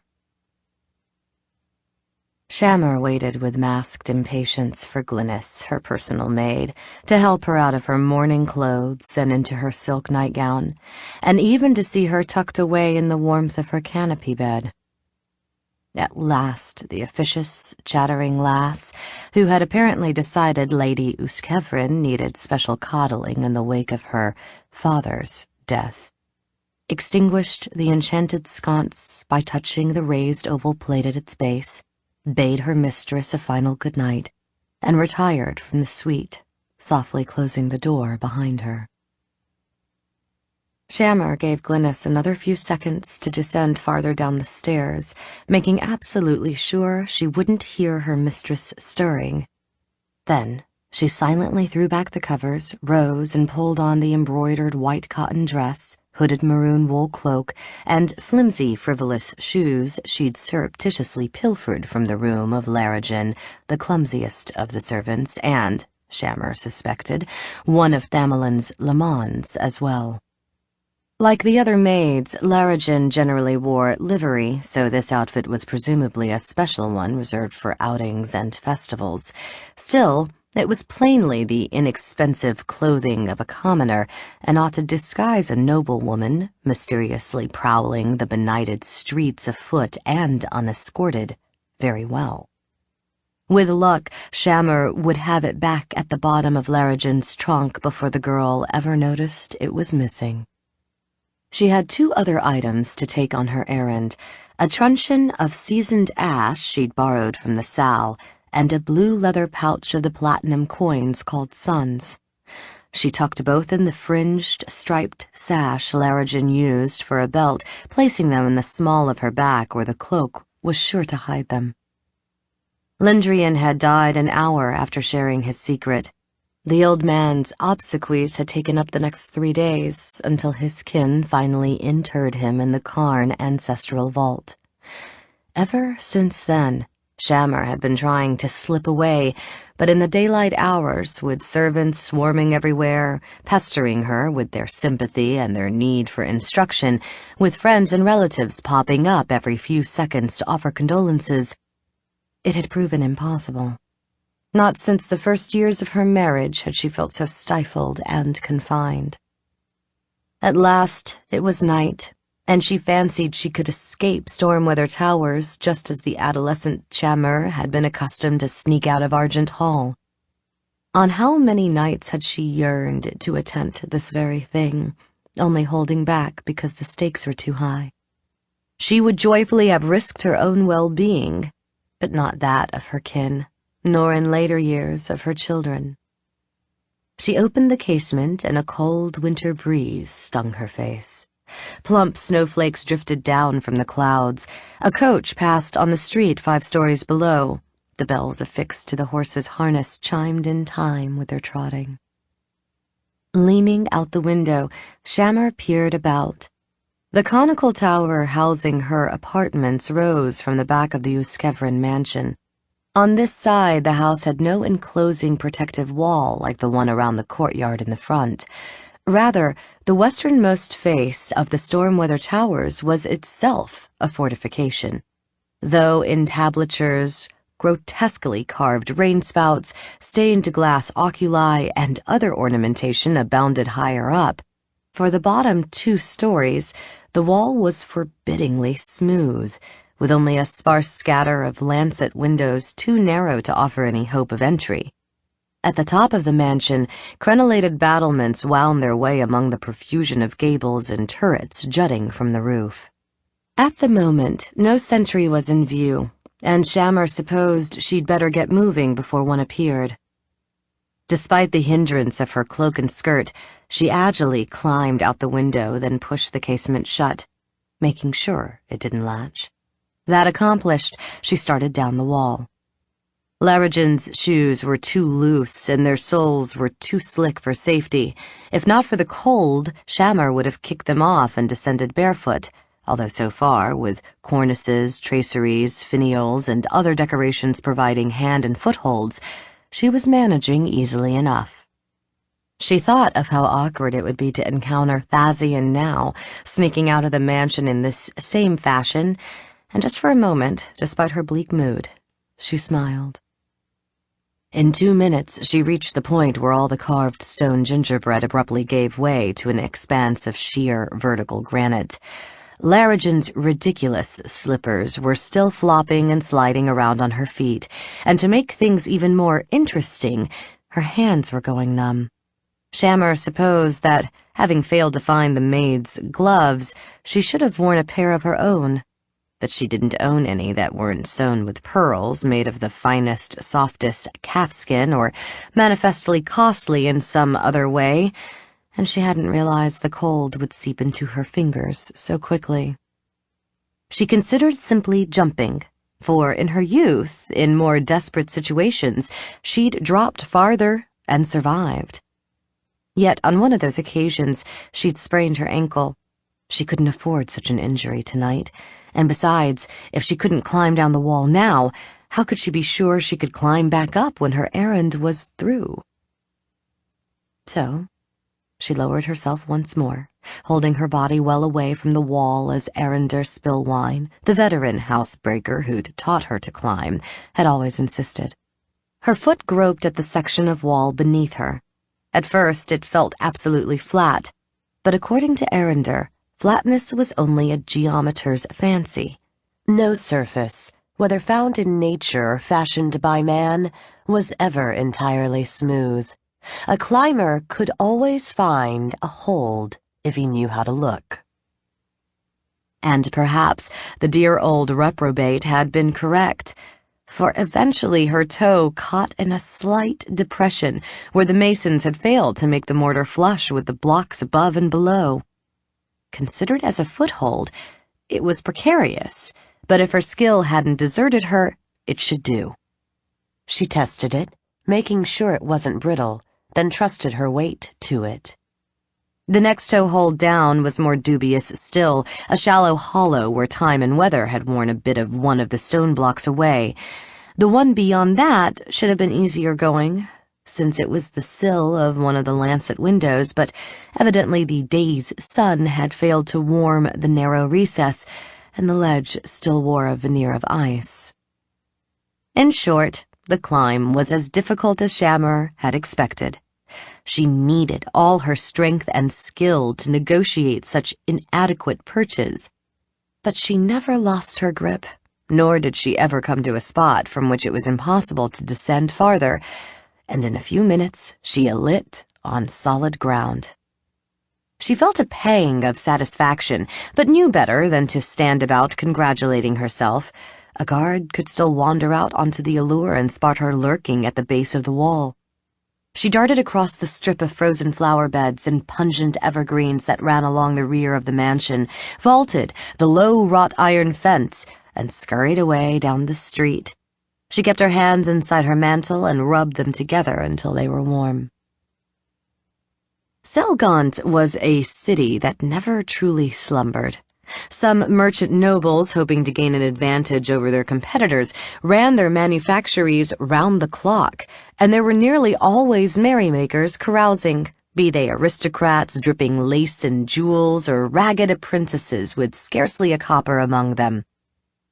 Yet, Shammer soon discerned that tonight the streets were largely empty, and the night was unusually quiet. Apparently the cold and snow had driven folk indoors. At the first opportunity, she headed south, and as she neared the city wall, the houses and shops grew humbler, and on a few narrow side streets, downright shabby. Some of the men abroad in the night moved furtively, like mice sneaking through the domain of a cat, or wolves shadowing unwitting prey. Others strode with high heads and scornful eyes, displaying the arrogance of the seasoned bravo. Shammer decided it would be wise to traverse this particular precinct circumspectly. She wished Laragen's cloak were black or charcoal gray, like the garments she herself had worn when committing her youthful indiscretions, but maroon would do. And at least the mantle was long and full enough to mask any trace of the white gown beneath. She swept every wisp of her pale, shining hair back into her cowl, then proceeded on her way. She didn't move on tiptoe, crouch, or dart from one bit of cover to the next. She didn't want anyone who might happen to spot her to realize she was trying to be stealthy. Still, keeping to the shadows, she blended into the darkness, like a ghost. When a patrol of scepters, the city guards, impressively martial in their black, silver-trimmed leather armor and green weather cloaks, came marching down the street, they passed within 8 feet of her and never knew. The snow was falling heavier, and the frigid breeze of Selgaunt Bay was moaning louder by the time Shammer reached Lamp Black Alley. The cramped passage was as dark as its name suggested. For unlike the residents of more affluent neighborhoods, none of the inhabitants had seen fit to leave a light burning outside his door for the convenience of callers and passers-by. Still, she could see that several yards down, just where the alley dog-legged to the left, hung a signboard dubbed with an alembic, mortar, and pestle. Shammer strode toward the shop, and after a few paces began to catch the telltale odor of an alchemist or apothecary's establishment, a complex amalgam of scents, some sweet, some foul, and all mixed with the tang of smoke and burning. Light shone through the shutters, and voices murmured behind the 4-paneled door as well. Pleased that it apparently wouldn't be necessary to rouse Audra Sweetdreams from her bed, Shammer tapped with the tarnished brass lion's mask door knocker. The voices fell silent, and the light went out. Shammer smiled wryly, for she suspected she knew what was going on. She'd lived through the same moment herself a time or two. The people inside were hastily concealing the evidence of some criminal enterprise, or perhaps even preparing to flee out another exit. "It's not the scepters," Shammer called. "It's no one who means you any harm. I need your help, and I'm willing to pay for it." When no one answered, she stooped to inspect the lock, and saw that it was nothing much. With her long-lost set of thieves' tools, she could have opened it in a trice, and perhaps she could manage with a hairpin even now, but it might be quicker simply to kick in the door. A scraping sound prompted her to straighten up, whereupon she saw that dim light shone within the shop again, and a small panel above the lion's mask had opened. A pair of dark eyes peered out the spy-hole. "What kind of help do you want?" asked a husky, contralto voice. "The answers to a few questions," Shammer said. "Are you Audra Sweetdreams?" "I might be. You mentioned payment." Shammer reached behind her back, unfastened her pouch, extracted a coin, and held the white round up for the apothecary to see. The panel bumped shut, and Shammer heard whispering, though, as before, she couldn't make out the words. After a minute, the lock clicked and the door creaked open. "Come in," Audra Sweetdreams said. The apothecary was a short, round-faced dumpling of a woman who, Shammer now saw, had needed to climb up on a stool to peek through the spy-hole. She appeared to be in her 50s and might have looked harmless, like some child's doting grandmother, if not for the slyness in her dimpled smile. She wore a slovenly brown gown covered with stains and burn marks. In the corner lounged a dull-eyed fellow, clad in a grimy scarlet doublet with the points undone. His skull was oddly shaped, pointed like an egg, and as if proud of this peculiarity, he'd shaved his head. He looked Shammer up and down, leered in approval, and casually saluted with the half-eaten chicken leg in his hand. The shop itself was a chaos of crates and kegs. Bundles of dried aromatic herbs and desiccated lizards dangled from the rafters. Animal teeth, bits of bone, dead beetles, and mushroom caps lay scattered about the bases of a series of ceramic jars. On the same shelf reposed half a dozen empty green bottles, formed by a glassblower into slender whorled shapes of surprising beauty. Shammer surmised that Audra must use the vials for expensive compounds concocted for aristocratic patrons. Compounds like poison, and patrons like Thamelin, perhaps. "What do you want to know?" Audra asked. "First off," Shammer replied, I want to know if you've ever concocted a venom lethal to women but harmless to men." Audra's eyes widened in astonishment, or at least a simulation of it. "Mistress, this is a reputable establishment. How can you imagine I would ever deal in poisons? Well, to rid a home of rats and other vermin, but never to any sinister purpose." Shammer tossed the platinum sun onto a stone table laden with retorts and an oven like those employed by potters. The coin shone in the light of enchanted bronze burners capable of producing a steady adjustable jet of flame, which the apothecary evidently used like simple candles when not mixing remedies and elixirs. The noblewoman then brought out her blue leather purse, showing how fat it was. The money inside clinked. "It's all platinum," Shammer said, "and all yours if you help me. But don't waste my time. Do you brew such poison or not?" The plump woman hesitated. "I know it exists. I might be able to make it." "I need to know if you ever have made it." Audra grimaced. "Please, understand, I don't know you, mistress, nor do I know how you found me. I just might find my hand on the chopping block if I speak the wrong word in the wrong ear." Shammer's mouth tightened. "Do I look like an informer?" Audra shrugged. "I haven't yet decided what you look like." "I assure you, I don't care about anything you've done recently, any affair in which the scepters might still be interested. I want to find out about something that happened nearly 30 years ago, to Shamur Karn, daughter of Lindrian. No harm will come to you." Something smashed into the back of Shammer's head, and even as she fell forward, she realized what it must have been.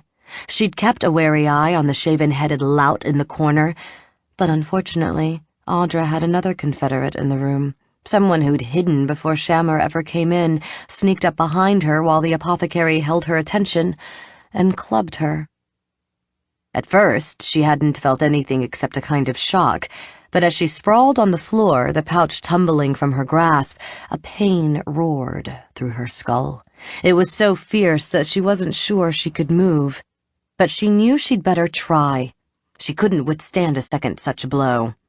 If Larajan's thick wool cowl hadn't cushioned the first, she would no doubt be unconscious already. A man bent over her, a sap in his hand. Her vision was blurry, but she could make out a braided black beard and the stained, uneven teeth exposed by a malicious grin. She wrenched herself onto her back, drew her legs up, and drove her feet into the attacker's gut. Blackbeard grunted and stumbled backward. Shammer rolled under a table and into the next makeshift aisle, haphazardly snaking its way through Audra's heaps of possessions. She knew the maneuver had only bought her a moment. She scrambled to her feet, nearly fell again when a wave of pain and dizziness assailed her, and fumbled the truncheon out of her sash.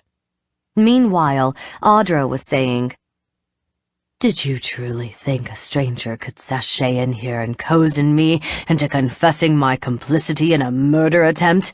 I think not. I don't know what your game is, but you already know too much to suit me.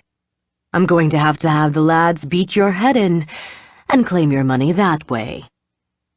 Blackbeard scrambled around a pile of boxes into the end of the aisle. He hesitated when he spotted Shammer's weapon, then took in her useless two-handed grip on one end of it. She was holding it as if it were a greatsword, not a baton less than 2 feet long. Her apparent ineptitude must have given him confidence, because he bellowed and charged.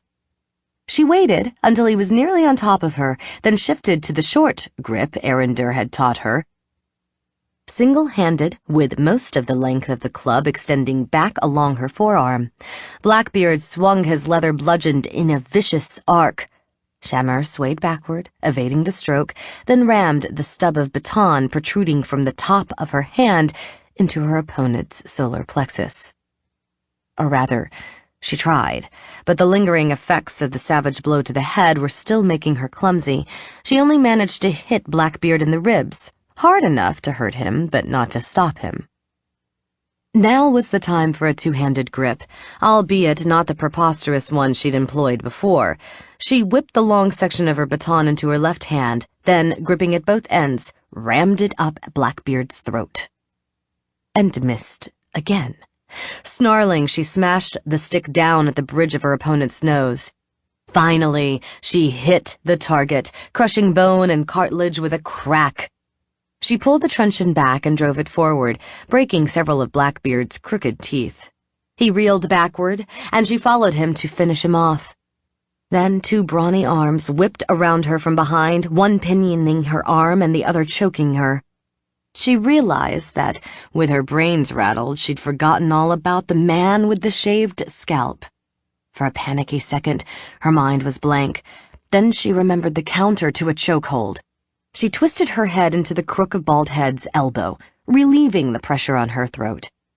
Then she stamped, raking her heel down her assailant's shin and smashing it down on his foot, and drove the long end of the baton backward into his belly. The assault served to loosen his grip, and she wrenched herself free. Pivoting, putting all her weight behind it, she threw an elbow. Her vulnerable forearm, armored by the truncheon, nestled against it. The stick crashed into Baldhead's temple, snapping his head back. His eyes rolled up, and his knees buckled. Shammer heard footsteps pounding up behind her. She whirled just in time to keep her first attacker, his braided beard soaked with blood from his ruined nose and mouth, from smashing his sap down on the back of her head a second time. Blackbeard feinted with the leather bludgeon, then lashed out with a kick to the stomach. Gripping the baton two-handed to make a horizontal bar, Shammer blocked the attack by jamming her weapon into the wounded man's shin. Then she smashed the stick up under his chin. She'd hurt him again, but clearly he wasn't done, because he took another swing with the sap. She stopped its descent as she'd stopped the kick, then used another elbow strike. He still wouldn't fall down, so she hooked the truncheon behind his neck and grabbed the long end with her left hand. Squeezing his throat behind her crossed arms, she choked him until he collapsed. Shammer pivoted toward Audra. The apothecary stood gawking at the carnage, her eyes filled with a horror that afforded the victor a moment of dark amusement.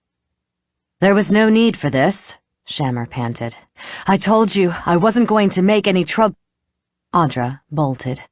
Shammer cursed and scrambled after her.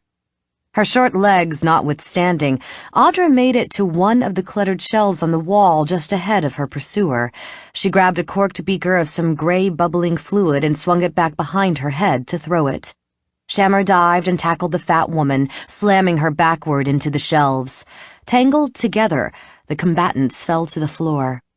Shards of leathery orange eggshell, an old brown book, and the preserved head of a huge black bat, the fangs of which had been scraped and filed, showered down around them.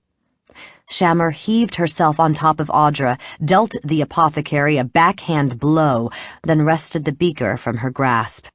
Tugging at the stopper, she said, "How would you like a little drink?" Audra thrashed, but Shammer had her well pinned. "No," the pudgy woman cried. "Please." "Then tell me what I want to know." Audra swallowed. "All right. I didn't make the poison intended for Shammer Karn, and why it didn't kill her I can't say, unless my client never gave it to her." "Who was he?" "Tamerlane Uskevrin, the same noble who eventually married her." Shammer's jaw tightened. She'd known Lindrian had no reason to lie, yet she'd still hoped that somehow he would turn out to be mistaken. Now, however, no reasonable person could doubt that Tamerlane truly had murdered Lindrian's innocent daughter. And this vile creature had furnished the means. Suddenly, shivering and light-headed with rage, the noblewoman said, "I have two things to tell you. The first is that Tamerlane did administer your venom. The second is that I am Shammer Uskevrin." Audra gaped, and then renewed her efforts to escape.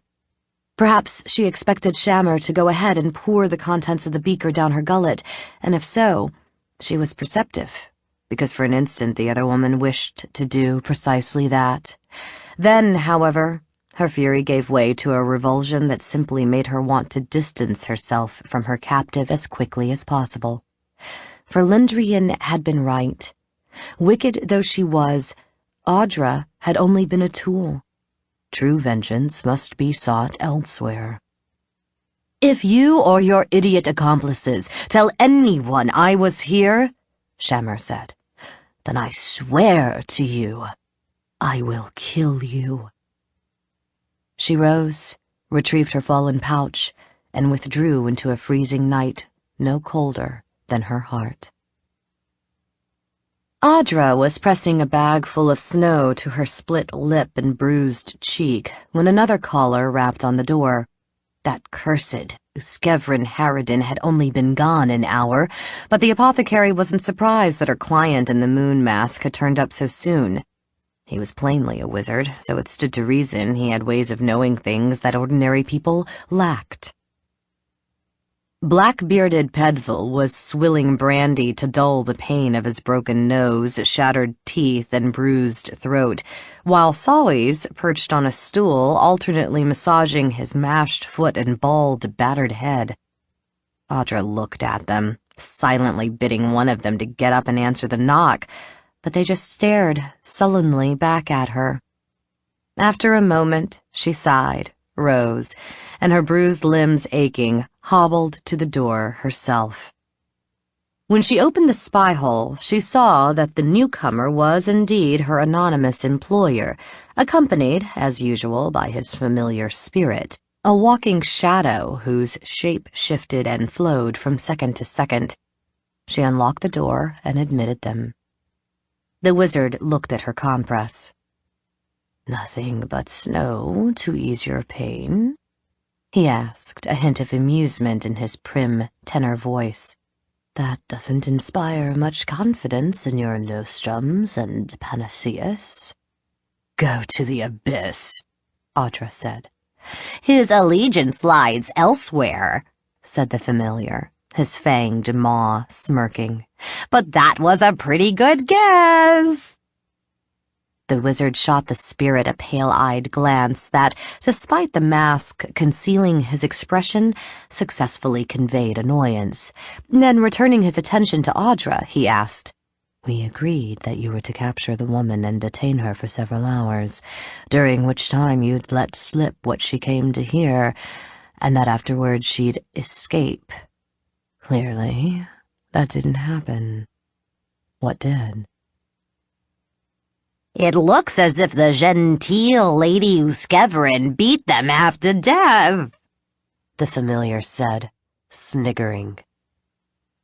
"She took us by surprise," Pedville growled, his voice roughened and slurred by his injuries. "Why didn't you tell us she knew how to fight?" "Perhaps because I didn't anticipate that two strong young men would find it difficult to subdue one slender, middle-aged woman," the spellcaster said, "even if she had survived a previous scuffle or two." "Why did we have to fight at all?" Sawys asked. "She was willing to pay for what she wanted."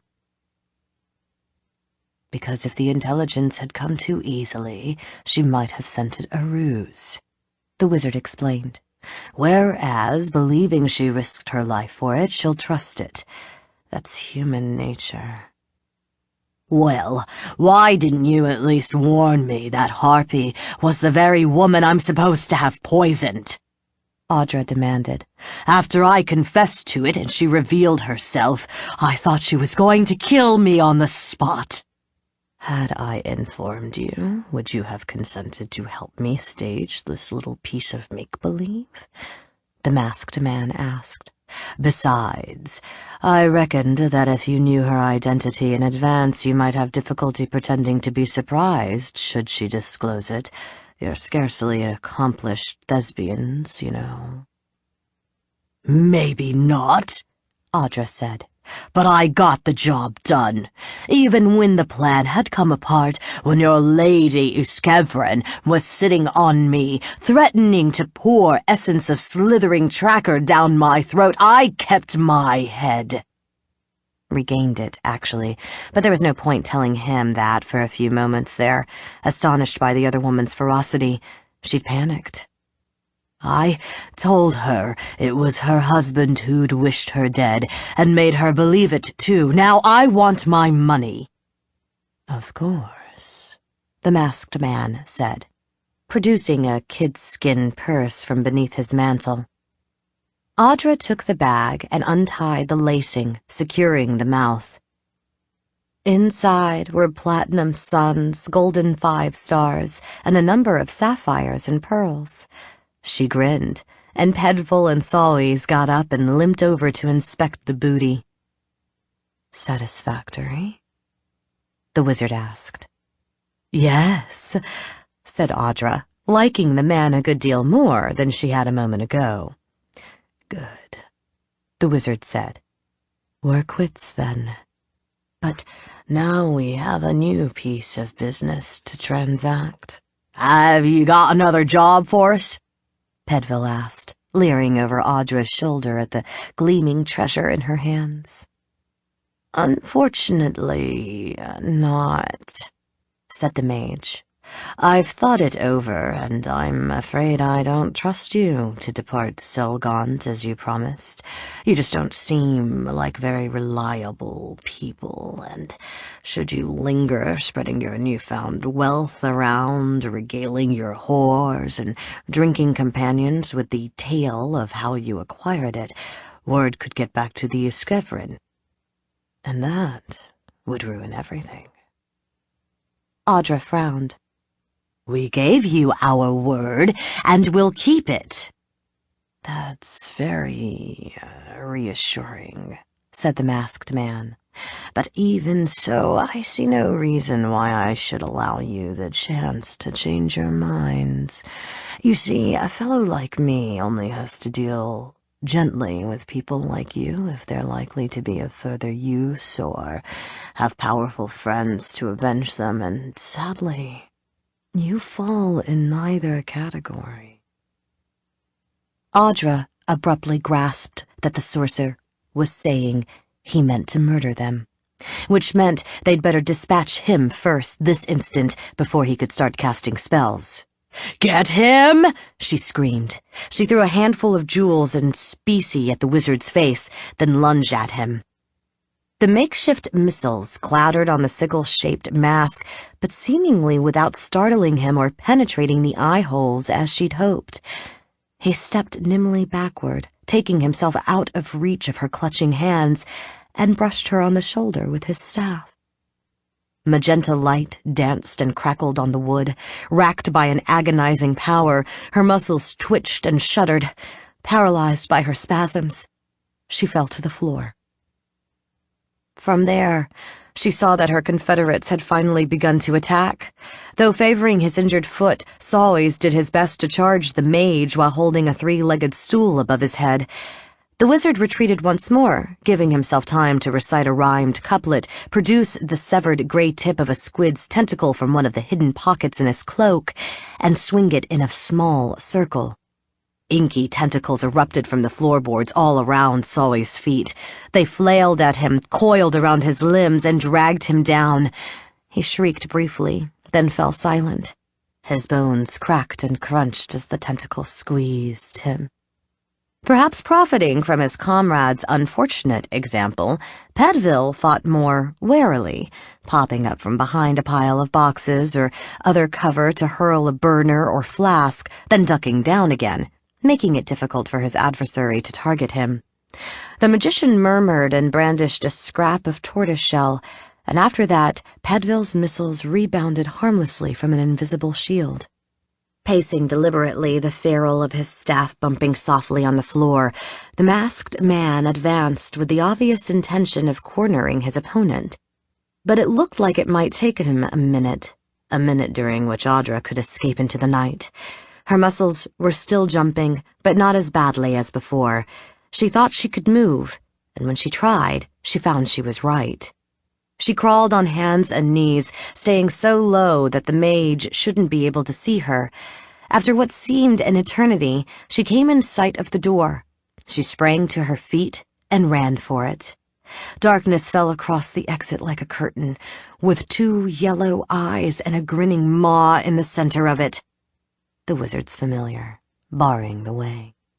Audra dodged toward the window, but the spirit swayed to the side and cut her off. She pivoted back toward the door, and he was there. He let her lurch left and right a few more times, always interposing himself between her and freedom, then, evidently tiring of the game, widened his body so it covered both means of egress at once. Behind her, magic hissed and chilled the air. Red light flickered. Pedfil screamed. "I'll let you in on a joke," the familiar said. "I'm no more solid than fog. You could have fled right through me." For an instant, Audra failed to comprehend what he was saying. Then she flung herself at the door. The spirit's shadowy substance felt vile in a way she couldn't describe. But he hadn't lied. She was reaching clear through him, opening the lock, and then she heard the wizard murmuring. Just as she yanked open the door, daggers, arrows, or something else equally pointed and lethal slammed into her back. Suddenly choking on warm, coppery fluid, she fell, and peeling himself off the wall, the familiar crouched over her to watch her die. The last thing she saw was his murky grin. Chapter 5. Shammer pulled on the cabinet door and was not surprised to find it locked, Tamerlane being the prudent soul he was. She picked up one of the long pins she'd bent into something vaguely resembling a proper thief's tools and set to work. Since her interlude with Audra Sweetdreams the night before, Shammer had been hard-pressed to contain her fury whenever she encountered her husband. Her mind boiled with fancies of bloody retribution, and her hand fairly twitched with the impulse to drive a blade into his flesh. Yet, at the same time, some small part of her, a part that recalled the sweetness she had occasionally discovered in his arms, and the way he'd gobbled and made faces to amuse their infant children, still sought to avoid the confrontation to come. She despised that weak, equivocating portion of her nature, and to silence it, she'd crept to Tamerlane's receiving room to search for more evidence of his guilt, for all that she'd proved it beyond a doubt already. It had been obliging of him, she sardonically reflected, to absent himself from home tonight. He'd claimed he had to make sure that one of his merchantmen was loaded and ready to sail with the morning tide, but she suspected he was visiting one of his doxies. Perhaps wide-eyed little Larigin had begun to bore him. The parlor smelled of lemon oil, a testament to the diligence of the servants. Since Shammer had only bothered to light a single sconce, it was rather dark, and certain of the shapes around her, like the white bearskin rug from the great glacier and the harp that Tamerlane vowed he would learn to play someday, looked strange and subtly unreal, swimming in the gloom. All was silent inside the room and beyond. Shammer knew that elsewhere in the mansion, a handful of guards and lackeys were performing various tasks while the rest of the household slumbered, but she couldn't hear them up here on the second floor. Then, something did make a noise. Just as the cabinet yielded to her efforts, the latch securing the door to the passage clicked. The brass handle turned. Shammer fleetingly considered hiding, but wasn't sure she could manage it in the split second remaining, not with the sconce burning anyway. So, she simply closed the cabinet, scooped up her makeshift lockpicks, and concealed them beneath the blue Sussapine sleeve drooping over her hand. An instant later, Aravis stepped through the door. The gaunt major domo had evidently come inside rather recently, for he still wore a dark gray cloak which, though woven of good quality broadcloth, hung about his gangly form like a winding sheet.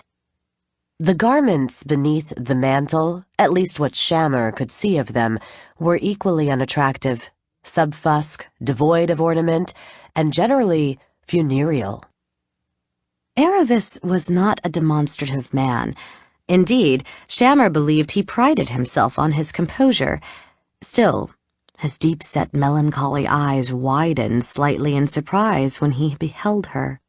For though the matriarch of Stormweather Towers presumably had the right to visit her husband's apartments, she rarely chose to exercise that prerogative even when Tamerlane was there.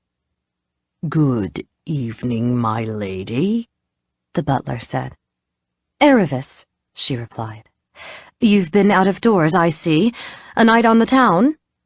Not that she cared where the chief steward had been, but she'd rather ask questions than give him an opening to do the same. "No, my lady," he said. "I couldn't sleep, so I decided to walk the house and grounds just to make sure that everything is in order and the night staff are performing their duties." "Commendable," Shammer said. "But I hope now that you've verified that all is as it should be, you'll be able to rest. Sleep well." Her tone, though cordial enough, made it clear that he was dismissed. He hesitated, then said, "Thank you, my lady. Good night." He turned toward the door. She started to relax, and then, in his graceless way, he lurched back around. "Is there something I could help you with?" Shammer felt a pang of annoyance, though with the ease of long practice she kept any trace of it from showing. She should have known she wouldn't be able to rid herself of Aravis so easily. Though he'd always served her well, he was ultimately Tamerlane's man, not hers. And knowing something of the cool relations between his lord and lady, he was reluctant to leave her here alone. Mask only knew what he thought she was up to, but if she wanted him to go away, and to refrain from informing Tamerlane of her visit later on, she'd have to disarm his suspicions with a persuasive excuse for her presence. "I'm fine, thank you," she said. "I'm looking for something, that's all." Aravis nodded. "I thought as much, my lady. Lord Uskevrin has an abundance of drawers, shelves, chests, cabinets, and armoires here in this suite and elsewhere in the mansion, and if it isn't presumptuous of me to say so, I probably have a better sense of what he keeps where than you do. If you'll permit me to assist you, I may be able to shorten your search." "That's kind of you," she said, "but I can manage." "Will you at least tell me what it is? Perhaps I've seen it lying about." She heaved a sigh. "Moon above, you're stubborn, and you must think I'm acting very strangely." "No, my lady. Such a notion never entered my mind." She smiled. "You're tactful as well. All right, since you leave me little alternative, I'm going to tell you what I'm looking for, and then you'll comprehend why I need to search by myself. I wouldn't confide in most people, but I know I can depend on your discretion." "Of course, my lady." "Many years ago, when we were first married, Tamerlane gave me a love token. 10 days ago, we argued rather vehemently, and I threw the gift back in his face." "Ah," Aravis said. Shammer was a bit bemused that the butler didn't seem surprised by the thought of his reserved, dignified mistress flinging objects angrily about like a fishwife in a pantomime. Perhaps all the servants imagined that Lord and Lady Uskevrin were given to furious rows whenever closeted together. "Well," she continued, "now I'd like the object back. Sometimes Tamerlane and I have trouble expressing our fonder feelings to one another, but if he sees his present in my hand, he'll understand that I want to mend our quarrel." Aravis frowned. "Yes, my lady, but I still don't quite grasp why you can't tell me what the token is." It's a sort of toy intended for private moments, she said. And if you discovered precisely what, then you'd know rather more about my personal inclinations than I would prefer. Oh, he said, and then his dark, deep-set eyes flew wide open. Oh, yes, of course, I don't want to know. That is, I mean to say, I understand the difficulty. I understand, and with your permission, I'll withdraw. Good night, Aravis, she said. She managed to hold in a grin until he closed the door behind him, but for all her finely honed skill at dissembling, it was hard, for she'd never seen the sober major domo so flustered. She was confident he'd never speak of their embarrassing conversation to anyone, especially Damelin. But her mirth couldn't endure for long, not considering the nature of her errand. By the time she reopened the cabinet, she was frowning once again. She searched the parlor and wardrobe without result. That left the bedchamber, one of the few rooms where Damelin's enthusiasm for things elven had been allowed to influence the decor. A colorful tapestry, the weaver's panoramic, and, Shammer suspected, entirely fanciful depiction of life on the elf island of Evermeet adorned one of the walls. A casement opened onto a small balcony, and an ornately carved walnut bed, even larger than Shammer's own, took up fully a quarter of the inlaid floor. A long sword and target hung beside the headboard, so that if danger ever threatened in the dead of night, Damelin could arm himself the instant he awoke. Always ready for anything, Shammer thought. But, husband, you won't be ready for me. She continued her search, and found what she was seeking shortly thereafter. Damelin kept a small chest beneath the bed, a shabby, battered leather box he'd carried about in those desperate, starveling days when he'd struggled to rebuild the Uskevrin fortune. These days, he used it primarily as a repository for date-nut bread, almond cookies, a silver flask of brandy, a book or two, and other items he might suddenly crave when already comfortably ensconced beneath his silk sheets, furs, and eiderdowns. Or at least Shammer assumed that was the box's primary purpose, for unlike many of the drawers and cabinets, it wasn't locked. Indeed, infrequent guest in this chamber though she had been, over the years, she'd watched him root around in it 100 times. Had Arender not schooled her to overlook no possibility when conducting a search? She might not even have bothered to check inside it. When she did, the flask was there at the very bottom of the chest, green, delicate, whorled, and unmistakably one of Audra Sweet Dreams' bottles. An inch of clear fluid sat in the bottom. For a moment, Shammer didn't know what she felt. And then the rage came, black, cold, and overwhelming. She'd imagined she hated Damelin before, but it was nothing compared to the loathing that gripped her now. The monster had kept the poison with which he believed he had once tried to murder her, under the very bed where the two of them had lain together and quite possibly conceived their children. Had its proximity amused him? Had he laughed every time he'd opened the chest and given her the chance to spy the emerald glass glinting at the bottom? Had it excited him to know that if he wished, he could caress or kiss the venom onto her lips as she slept? She forswore any further hesitation or second thoughts. Damelin was going to die, and before the month was out, all she needed was a plan. She pondered for a few moments, until her idly roving eyes fell on the tapestry of Evermeet again. Then a notion came to her, and her lips stretched into a feral grin. Chapter 6. The receiving room was lavishly furnished in accordance with the taste of a bygone generation, when the colors in style were teal and ivory, and it had been fashionable to inset clear, faceted crystals on every available surface. Few of them sparkled, however, for much of the chamber was shrouded in gloom.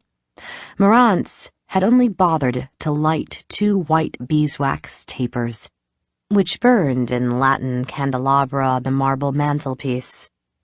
Ossian Tallender, who had come to see if there was anything his dead uncle required, supposed that if the wizard spent a great deal of time in his current state, he actually didn't require even that meager bit of illumination.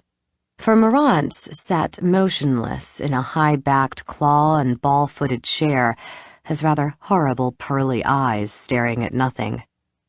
For the moment, he looked genuinely deceased, albeit only recently so, and his appearance prompted Ossian to wonder for the 100th time whether he ought to be elated or frightened that his father, Nuld Revian, patriarch of the entire Tallender family, had appointed him the mage's aide-de-camp. Actually, he felt both emotions together, though the fear had been only a thread of disquiet at first. Certainly it was uncanny that his father had discovered a kinsman slain nearly 3 decades before, wandering the inner precincts of Old High Hall, the Tallender Castle, on the night of the Feast of the Moon a month and a half ago. But Ossian, who fancied himself an adventurer, had watched certain priests converse with the shades of the dead and even command corpses and skeletons to rise and shamble about. He'd survived a skirmish with one of the ghouls that had plagued Zelgant a year ago. He wouldn't have been much inclined to cower in dread, even if Nuld Revian had assured him that Marantz had returned to help the family, not afflict it. In fact, when his father had introduced them, Ossian had felt a trifle disappointed, for on first acquaintance, there was nothing spectral or monstrous about Marantz, unless one counted the eyes, which, however freakish, were merely the ones he'd been born with. Actually, he was such a soft-spoken, bookish fellow that it was hard to believe he was even the celebrated family hero who'd performed extraordinary feats of magic and waged savage war on the Tallender's foes, let alone a visitor from the netherworld. In the weeks that followed, however, Ossian noticed certain peculiarities of Marantz's behavior. When dining with a companion, Marantz only consumed a bite or 2, and as far as Ossian could tell, when alone, the wizard never bothered to eat or drink at all. He didn't seem to sleep, either, although sometimes, as now, he appeared to enter a trance. Occasionally, he even neglected to breathe.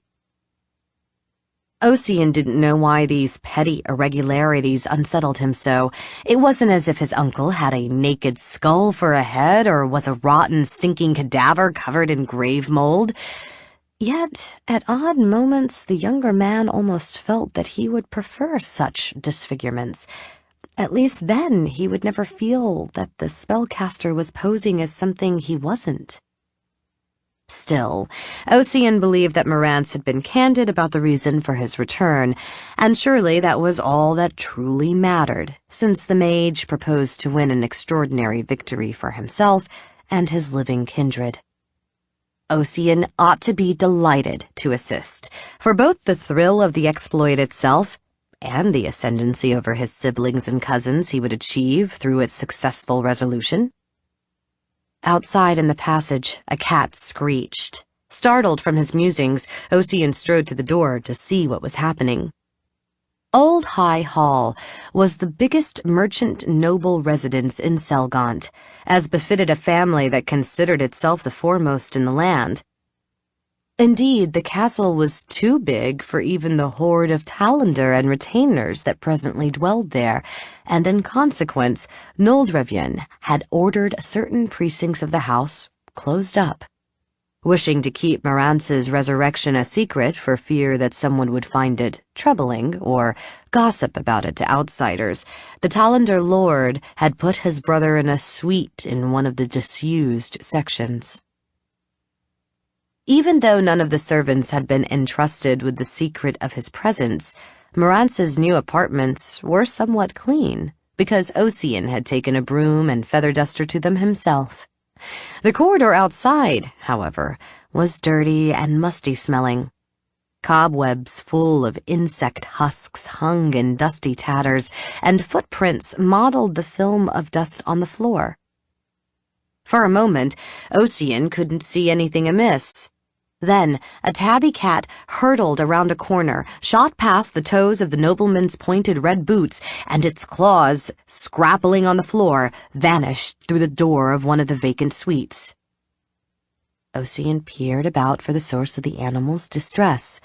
He had a good idea what he was looking for, but even so, never saw the feline's tormentor approach. Shrieking, an amber-eyed shadow exploding from the general gloom directly into his face.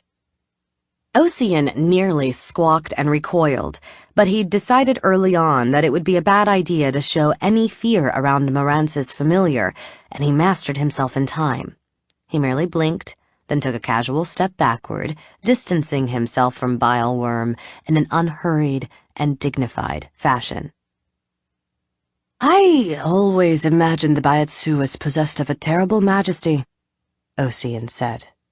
"Your infantile japes come as a considerable disappointment." "Some of the great lords are that way," Bileworm said, seeming to take no offense. "But I'm not a fiend or a Abishai at all, really, just a specimen of one of the vassal races following in their train. If you see that puss again, keep your distance. It used to like being picked up and stroked, but I doubt it will welcome such attentions ever again. His master still in his trance?" "Yes." "Then you'll never have a better chance to slide your dagger into his heart, undead abomination that he is. It will likely save you a great deal of sorrow in the end." Ocean laughed. "Aren't you afraid I'll tell him you suggested that?" Bileworm leered, the fanged V-shaped grin just barely visible amid the shifting shadow stuff that comprised his face. "He already knows what manner of servant I am." His form elongating, he slid past Ocean into the parlor. Once inside, the spirit hurled himself into an armchair, then immediately sprang to his feet again.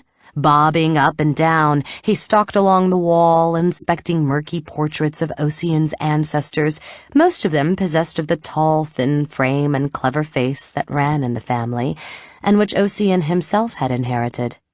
Many of the subjects had chosen to be painted wearing the family colors of crimson and black, and with the Talander badge, a perched raven with a drop of blood falling from its beak, showing somewhere about their persons.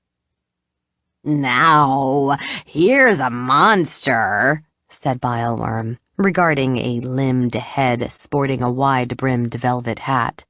"You can read the cruelty in those beady little eyes. I'll wager he doted on the thumbscrew and the rack, and charged the servants with offenses they hadn't committed when he ran short of victims who truly deserved to be punished." "That's Hobart Talander," Ocean said dryly, commonly remembered as Hobart the Kind. During his term of office as Hulorn, merchant mayor of the city, he outraged many of his fellow aristocrats by seizing the food they were hoarding. He distributed it to the poor to alleviate a famine. "So he did," said a mild tenor voice. Ocean turned to see Morant shifting himself in his chair. "A shrewder man would have taxed the other nobles for the privilege of keeping the food, don't you think? I'm glad our endeavors will benefit the House of Talander to a far greater extent than old Hobart's penchant for philanthropy." "You sound as if there's been some progress," Ocean said. "There has indeed," Morant said. He picked up his black staff off the floor, not for any particular purpose, apparently, but simply because he felt like having it in his pallid hands. "Go and fetch Nildrevyan, nephew. It's time we told him what we've been up to." "It's very late," Ocean said uncertainly, "and Father just rode back from Ordulin a little while ago." Morant smiled, his prim, close-lipped little smile. "You don't understand. You probably think you do, but you're too young. You can't comprehend how it feels to wait for vengeance for as long as Nildrevyan and I have. I assure you, he'll be ecstatic to hear what I have to tell him, even if you have to roust him out of bed. Now please, go get him." Ocean obeyed. Wrapped in his lynx robe, his feet in the shabby slippers his wife was forever threatening to throw away, Nildrevyan Talander nonetheless shivered at the chill in the dusty air. He supposed it was his own fault for not finding a way to heat this disused section of the house without alerting the servants to the fact that someone had taken up residence herein. Not that Morant had ever complained. He seemed to crave warmth no more than the food and drink that Ocean carried into him. Nildrevyan blundered into a dangling shred of filthy cobweb which his old eyes had failed to spot in the gloom. He grimaced, wiped the sticky gossamer off his face, and trudged on down the corridor after his youngest son. It had been a shock to encounter the resurrected Morants. Nildrevyan's anxiety wasn't allayed by his younger brother's bland explanation that he'd just returned from the Nine Hells, one of the realms of the damned, nor by the leering shadow slinking at the wizard's side. Still, the House of Talander had successfully trafficked with the powers of darkness before, and when Morant had promised that he'd return to serve the family, not harm it, Nildrevyan had opted to welcome him. Afterward, eager but apprehensive as well, the Talander Lord had expected immediate and spectacular consequences. Thunderbolts, rains of fire, and hosts of the conjured minions that had ever been Morant's specialty as a wizard. Instead, his brother had simply cast one divination after another, and occasionally wandered the benighted city in a man-in-the-moon mask, until Nildrevyan had begun to wonder if the wizard was ever going to do anything. Perhaps he'd simply rattle around his musty apartments forever, like a harmless phantom. But it seemed that during Nildrevyan's sojourn in the capital, things had finally started to happen. Now he simply had to hope that Morant's scheme, whatever it was a sound one. Nildrevyan was hobbling by the time he reached the door to Morant's suite. In his youth, the Talander Lord had virtually lived in the saddle, but nowadays a lengthy journey on horseback was a strain that inevitably left him stiff and sore. He'd be damned if he'd travel in a coach or a litter, though. He might be old, but he wasn't a cripple yet. Noticing his distress, Ocean took his arm and helped him to a chair. Ocean was a good lad, and with his long shanks and wry face, the very image of a Talander. Indeed, he looked very much as his father had looked in his youth, before that mop of curly gingery hair had turned white and fallen out. Nildrevyan had already decided that Ocean would succeed him as head of the family, though of course he hadn't told him so. You couldn't tell young people such things, or they'd lose their edge. Morant rose to welcome his brother. Then, just as Nildrevyan's backside was settling on the cushion, a dark, thin, sinuous shape shot out from under the chair and sat up in front of his knees. The Talander patriarch screamed and recoiled. "Father," Ocean said, clutching his shoulder. "Father, listen! It isn't a snake, it's that wretched imp!" Morant strode forward and rammed the iron ferrule of his staff through the black tendril. Purple light flared and crackled from the rod. The dark shape splashed to the floor where it lay convulsing, its shape fluctuating wildly from one instant to the next. Gradually, the stench of some foul substance charring filled the air, until finally Bileworm stopped writhing.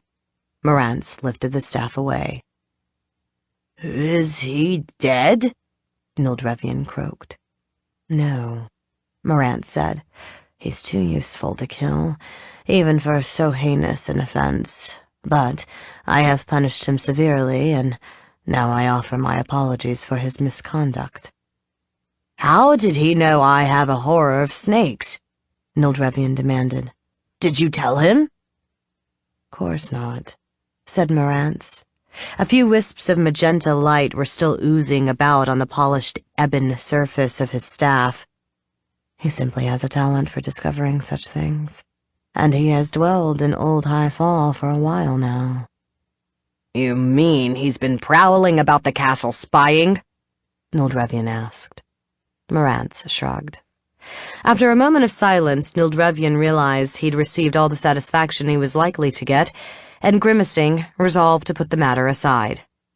"Ossian said you want to see me." "I do indeed," Marantz said, smiling. "We have cause for celebration." He moved to the sideboard where Nildrevian himself had placed a small wrought iron wine rack stocked with a selection of his brother's favorite vintages. In his previous existence, Marantz had fancied himself something of a connoisseur and consumed such treasures with relish. But most of these bottles remained untouched, their surfaces cloudy with dust. Now, however, Marantz leaned his staff against the wall, selected a port, dexterously uncorked it, and decanted it into 3 silver goblets. He handed the extra ones to Nildrevian and Ossian, then lifted his own on high.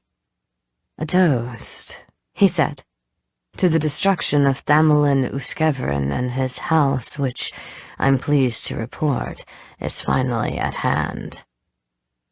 They drank. "I'll gladly toast the ruination of the horse at anchor," Nildrevian said, alluding to the rival house's escutcheon, "as long as we can accomplish it without bringing misfortune on ourselves."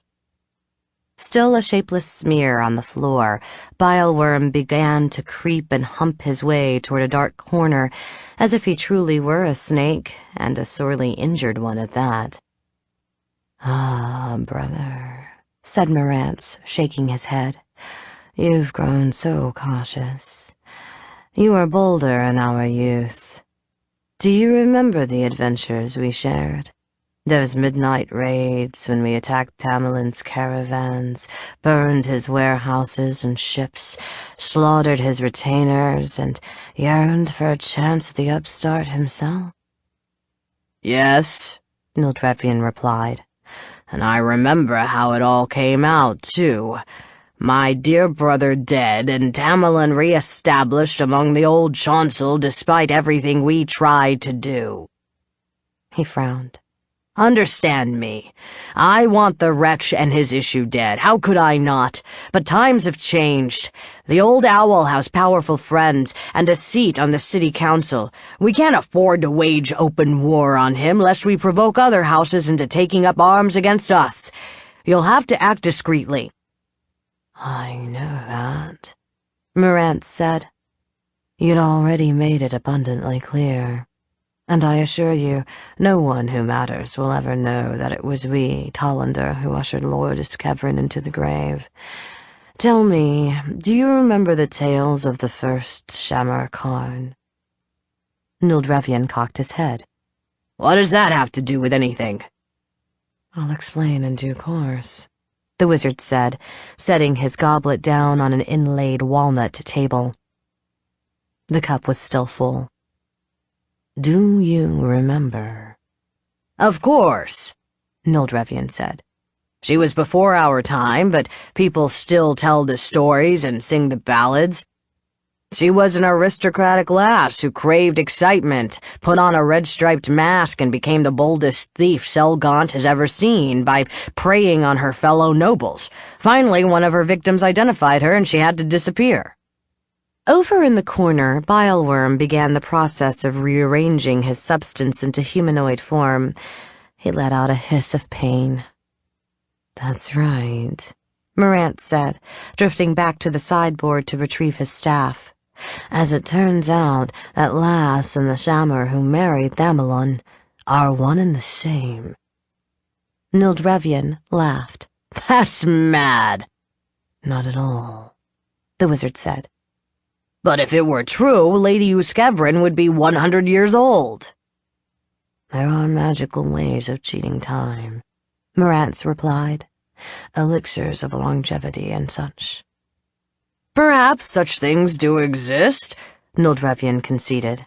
"But you yourself watched the shammer of today grow from the cradle to maidenhood, don't you remember?" "Yes," said Marantz, "just as I recall how all the old men used to tease her about her uncanny resemblance to her notorious great-aunt. I assume you remember me putting a curse on her?"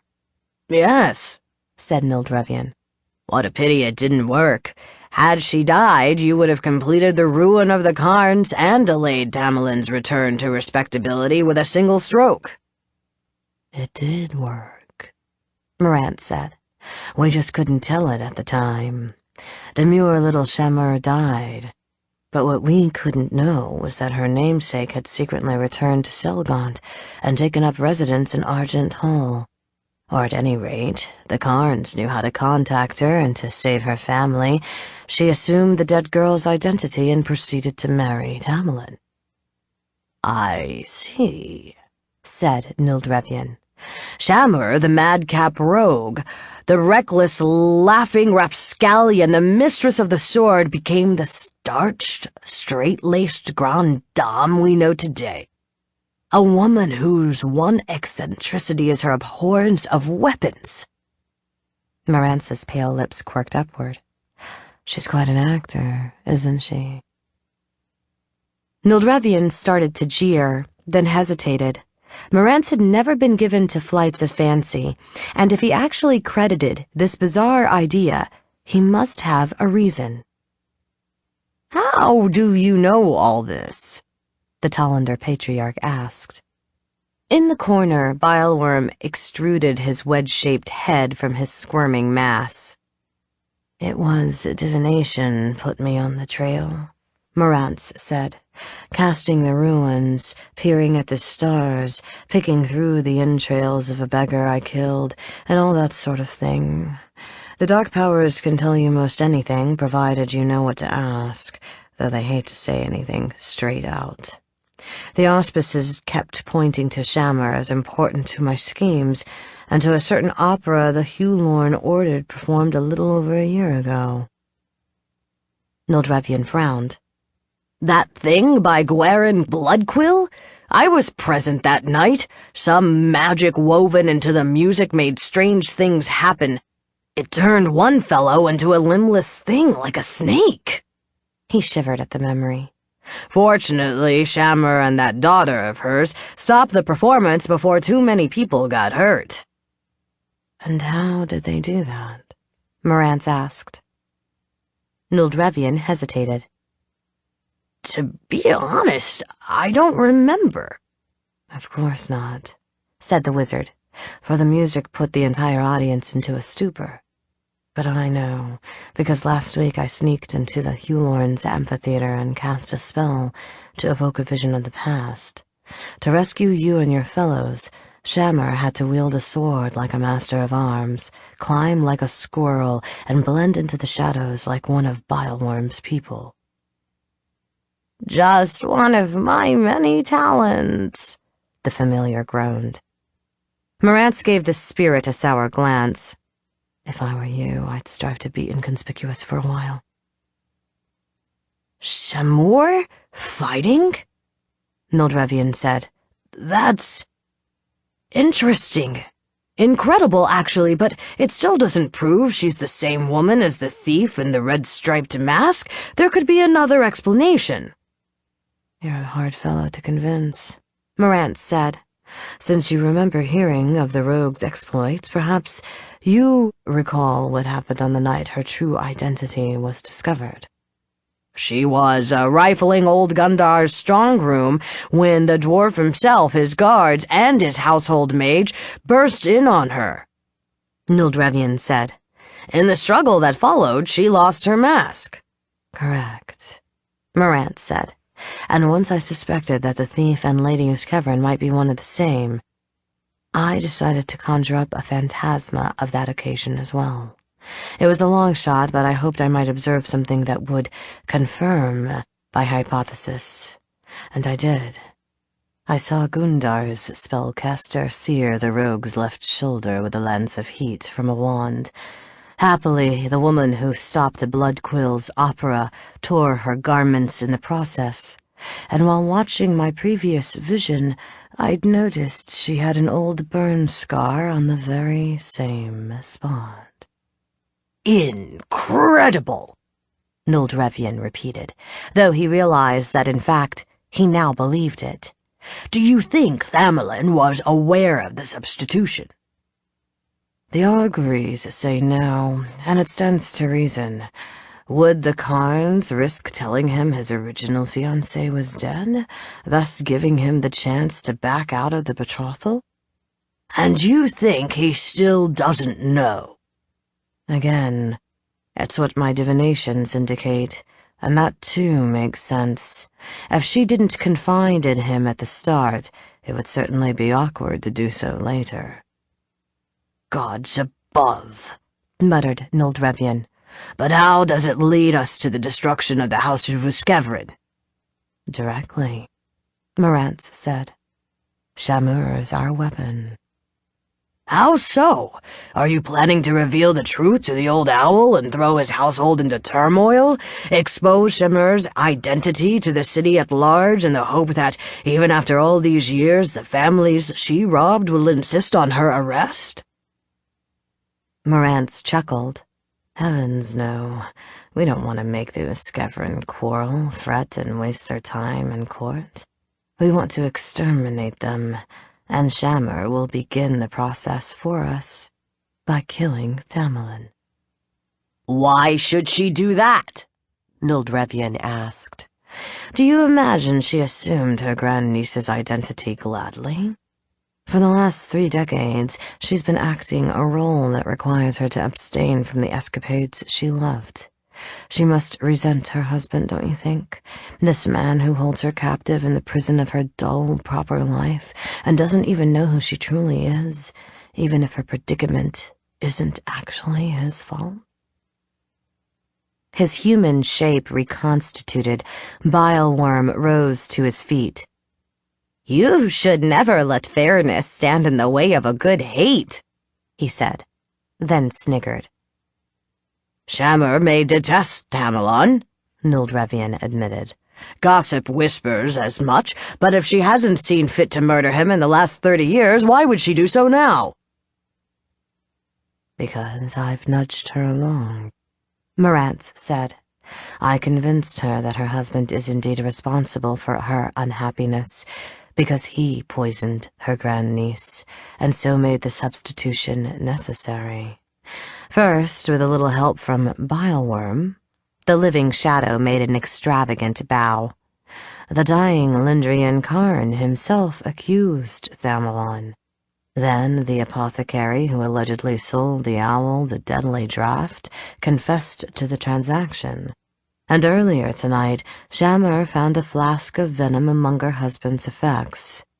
I had a ward on the bottle, so when in my trance I could discern whether she'd touched it.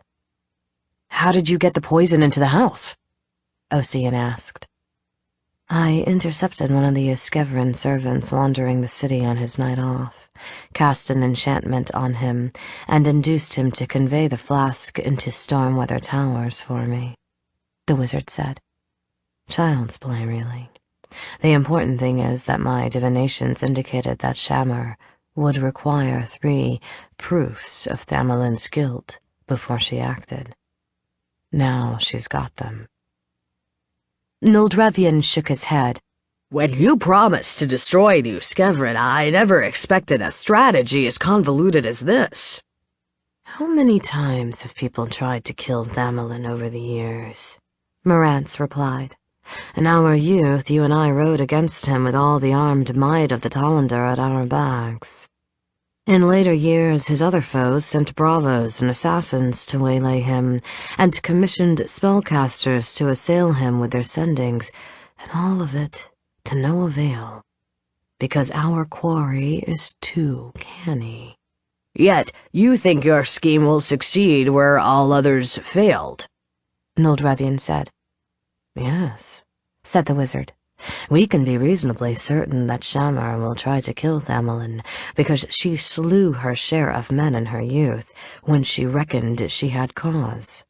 And the owl, shrewd as he is, will never anticipate his wife of 30 years abruptly making an attempt on his life. She's one of the very few people who can slip inside his guard. Noldrevian nodded. Perhaps it is worth a try. Marantz smiled. I appreciate your confidence. After Thamelin is slain, I'll pick off the rest of the family. Given what we know of the children, it ought to be easy enough, although I would like some helpers who know which end of a sword to grip. Why don't you just whistle up some hobgoblins or something, the way you used to? Noldrevian said, lifting his cup to swallow the last of his wine. I probably will, before I'm through, Marantz replied, and I trust I'll manage something more interesting than hobgoblins. But human agents have a number of advantages over summoned creatures. They tend to be more intelligent and less conspicuous. They don't disappear after a set interval, and a rival mage can't dispel them. Very well, said Noldrevian, but you can't use Tollander guards. The last few words of the sentence sounded peculiar in his own ears, and after a moment he realized why. Bileworm had spoken them in unison with him. The old man scowled at the mockery. I know, Marantz said. Even if the warriors didn't wear their uniforms, somebody might recognize one of them, and then our house would be held accountable for their actions. That's why I asked you to provide me a lieutenant who knows his way around the underworld. He gave an avuncular smile to Ossian, who, among his other responsibilities, was indeed his father's liaison to Selgaunt's criminal community. All right, said Ossian, a shade hesitantly. I can hire a crew of ruffians for you, I suppose. Don't worry, Marantz said. I won't kill them when I'm done with them. Nobody will miss that apothecary and her friends, but I understand how desirable it is for we, Tollander, to maintain our secret alliance with the major outlaw fraternities of the city. Besides, I won't have any reason to slay my helpers. By the time I'm ready to dismiss them, there won't be anyone left for them to warn. Ossian grinned. Thank you, Uncle. I appreciate your restraint. I still wonder if this scheme is going to work, Noldrevian grumbled, still irked over Bileworm's impudence. Thamelin knows how to handle himself in a fight. If Shamar gives him a chance to defend himself, he could easily kill her instead of the other way around. If so, said Marantz, then we'll still be one dead Uskevrin to the good. Don't worry, brother. While I do have confidence in my strategy, I know that events may not fall out precisely as desired. And I've planned for every contingency. One way or another, I'm going to clip the old owl's wings. Chapter 7. Shamar gave Thamelin time to draw his long sword and come on guard, but not an instant longer. She immediately sprang into distance, feinted a head cut, and then, when her husband's blade came up to parry, attempted a strike to the chest. Thamelin reacted to the true attack in time. Retreating, he swept his sword to his left to close the line. The two blades rang together, and Shamar waited to counter-parry his riposte, but instead of attacking in his turn, he simply took a second step backward. For the love of Soon, he said, his black brows drawn down in a fierce scowl, his cheek bloody from the shallow gash she'd cut there. At least explain what this is all about. I told you, she said. I know what you did. She advanced and attacked again, beating his blade aside, then lunging and driving her point at his throat. He hopped back, and the attack fell short. Shouting, her skirts whispering on the fallen snow, she ran at him, striving to plunge her point across those last few inches. He pivoted and brushed her weapon out of line. Now her blade was passé, beyond his body and poorly positioned for either offense or defense. Her safest option was to dash past her opponent and spin around to face him. So that was what she attempted, meanwhile watching for his riposte so she could counter. Unfortunately, she was so intent on his sword that she lost sight of what his other hand was doing. Suddenly, his unlit horn lantern was hurtling down at her skull. She saw she had no hope of dodging it, so she threw up her unarmed hand and caught the blow on her forearm. One of the milky oval windows shattered, and the pewter frame around it buckled. The impact numbed her limb and knocked her off balance. From the corner of her eye, she glimpsed him sprinting after her, the lantern raised for a second blow. Frantically, her boots slipping in the snow, she wrenched herself around and thrust her broadsword at his face, an attack out of distance, but one that at least served to bring him up short. Shammer scowled. Skilled combatant that he was, Damelin had nearly had her then. It didn't matter how furious she was, she mustn't attack so recklessly, as if there was nothing more at stake than a touch in a friendly fencing bout. This duel was life and death. More warily now, sizing up her adversary, looking for openings, waiting for an advantageous moment to attack, she moved in on him again. "Just tell me," Damelin said. A snowflake drifted down to light on his shoulder. The frigid wind moaned. "And then you'll lie and deny it, and I won't believe you," Shammer said. "Why don't we save ourselves some time and simply fight?" She slashed at his torso, and he used the battered lantern like a buckler to block the cut. Her blade lodged in it somehow, and when she jerked it back, it tore the makeshift shield from his grasp and weighted her own weapon down, rendering it useless. Seeing his opportunity, he charged her, his long sword lifted high to brain her with the heavy round steel pommel. She retreated hastily and flailed with her own sword to shake free the lantern. It landed with a clank on the ground. She extended her point, and Damelin had to wrench himself to one side to avoid impaling himself. That desperate attempt to check his momentum sent him reeling. He was virtually defenseless. But Shammer couldn't take advantage of it. Her scramble backward had deprived her of her own balance, and in the instant it took her to recover, he did so as well.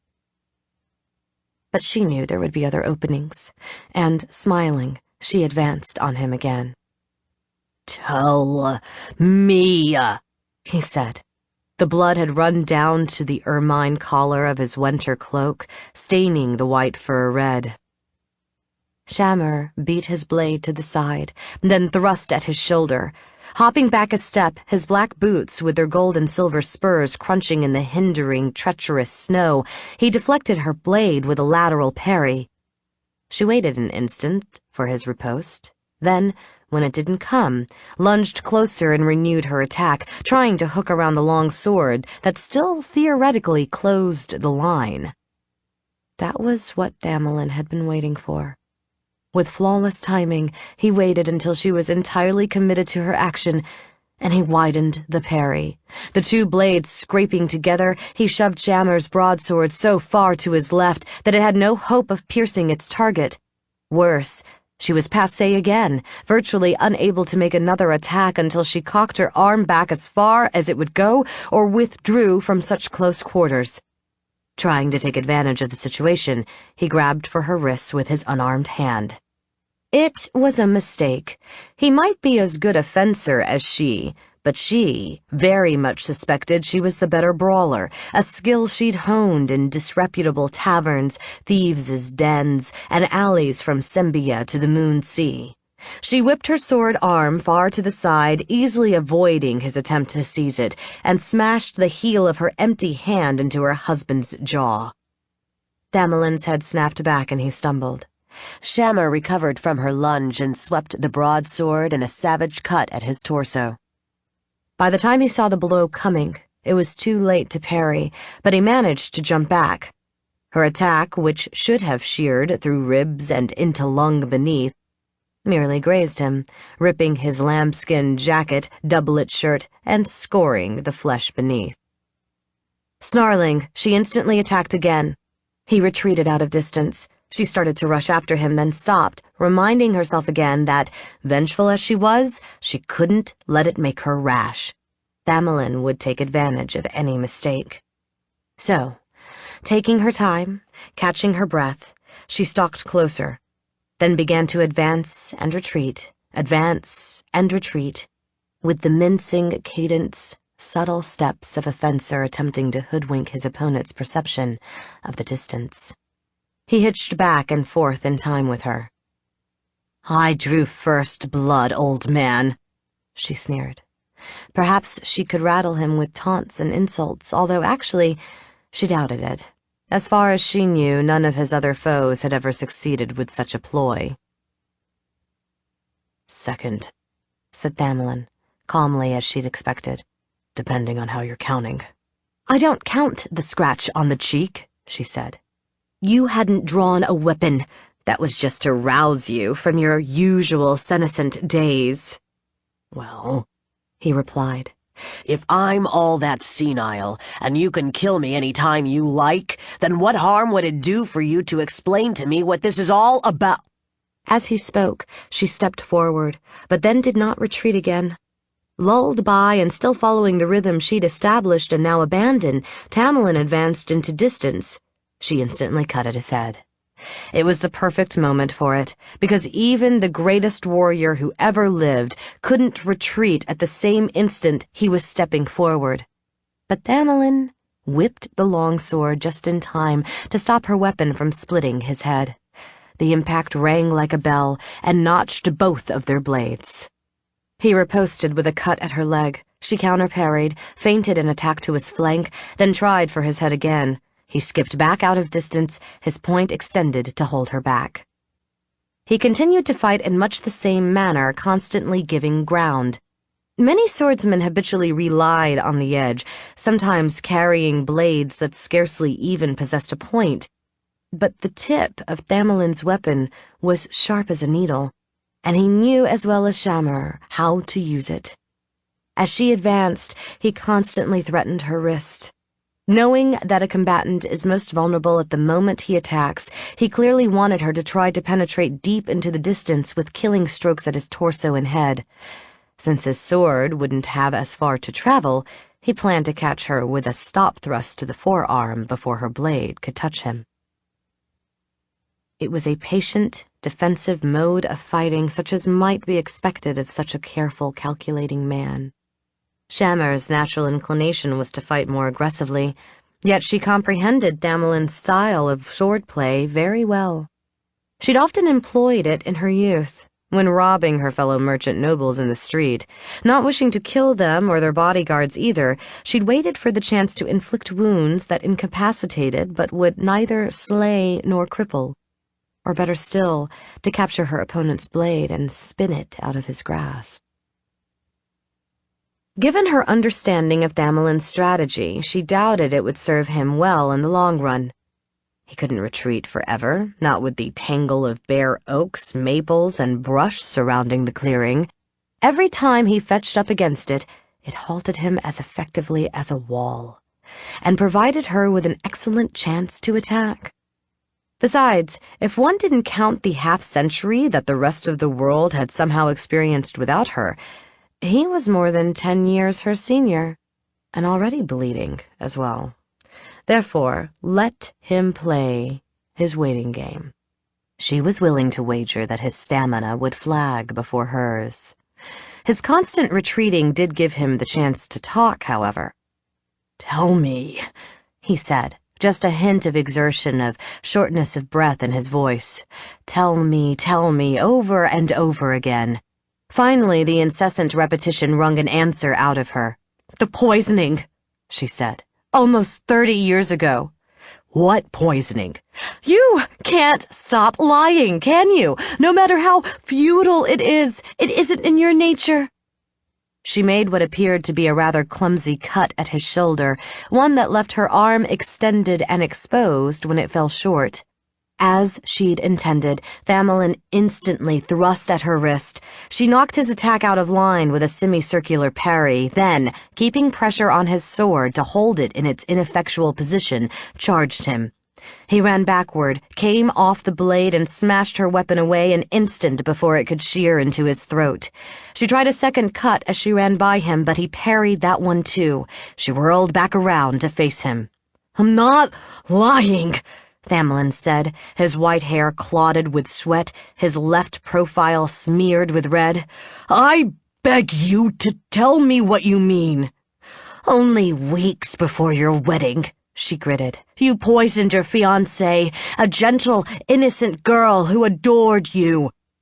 Her fist clenched on the hilt of her broadsword too tightly to manipulate it properly, and she loosened her grip again. "Someone poisoned you?" he asked, feigning bewilderment almost convincingly. Perhaps it helped that he truly was baffled as to how she'd discovered his secret. "Why wasn't I told at the time? And how can you think it was me?" "I know it was you," she said, trying to bind his blade. He spun his point to avoid the contact, then thrust at her biceps.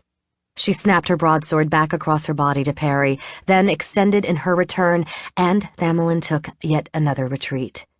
She sprang forward, lunged, and thrust at his leading foot. Once again, he took the bait. He snatched his foot back half a step, and his point flashed out to pierce the back of her hand. She whirled her arm and blade higher, avoiding his counterattack, shifted forward, and cut at his chest. He yanked the long sword back and parried. For a few heartbeats they attacked and defended, grunting with effort, their blades clashing fast as a castle bell sounding an alarm. Finally, Thamelin broke off the exchange by retreating, and the two duelists began to circle one another.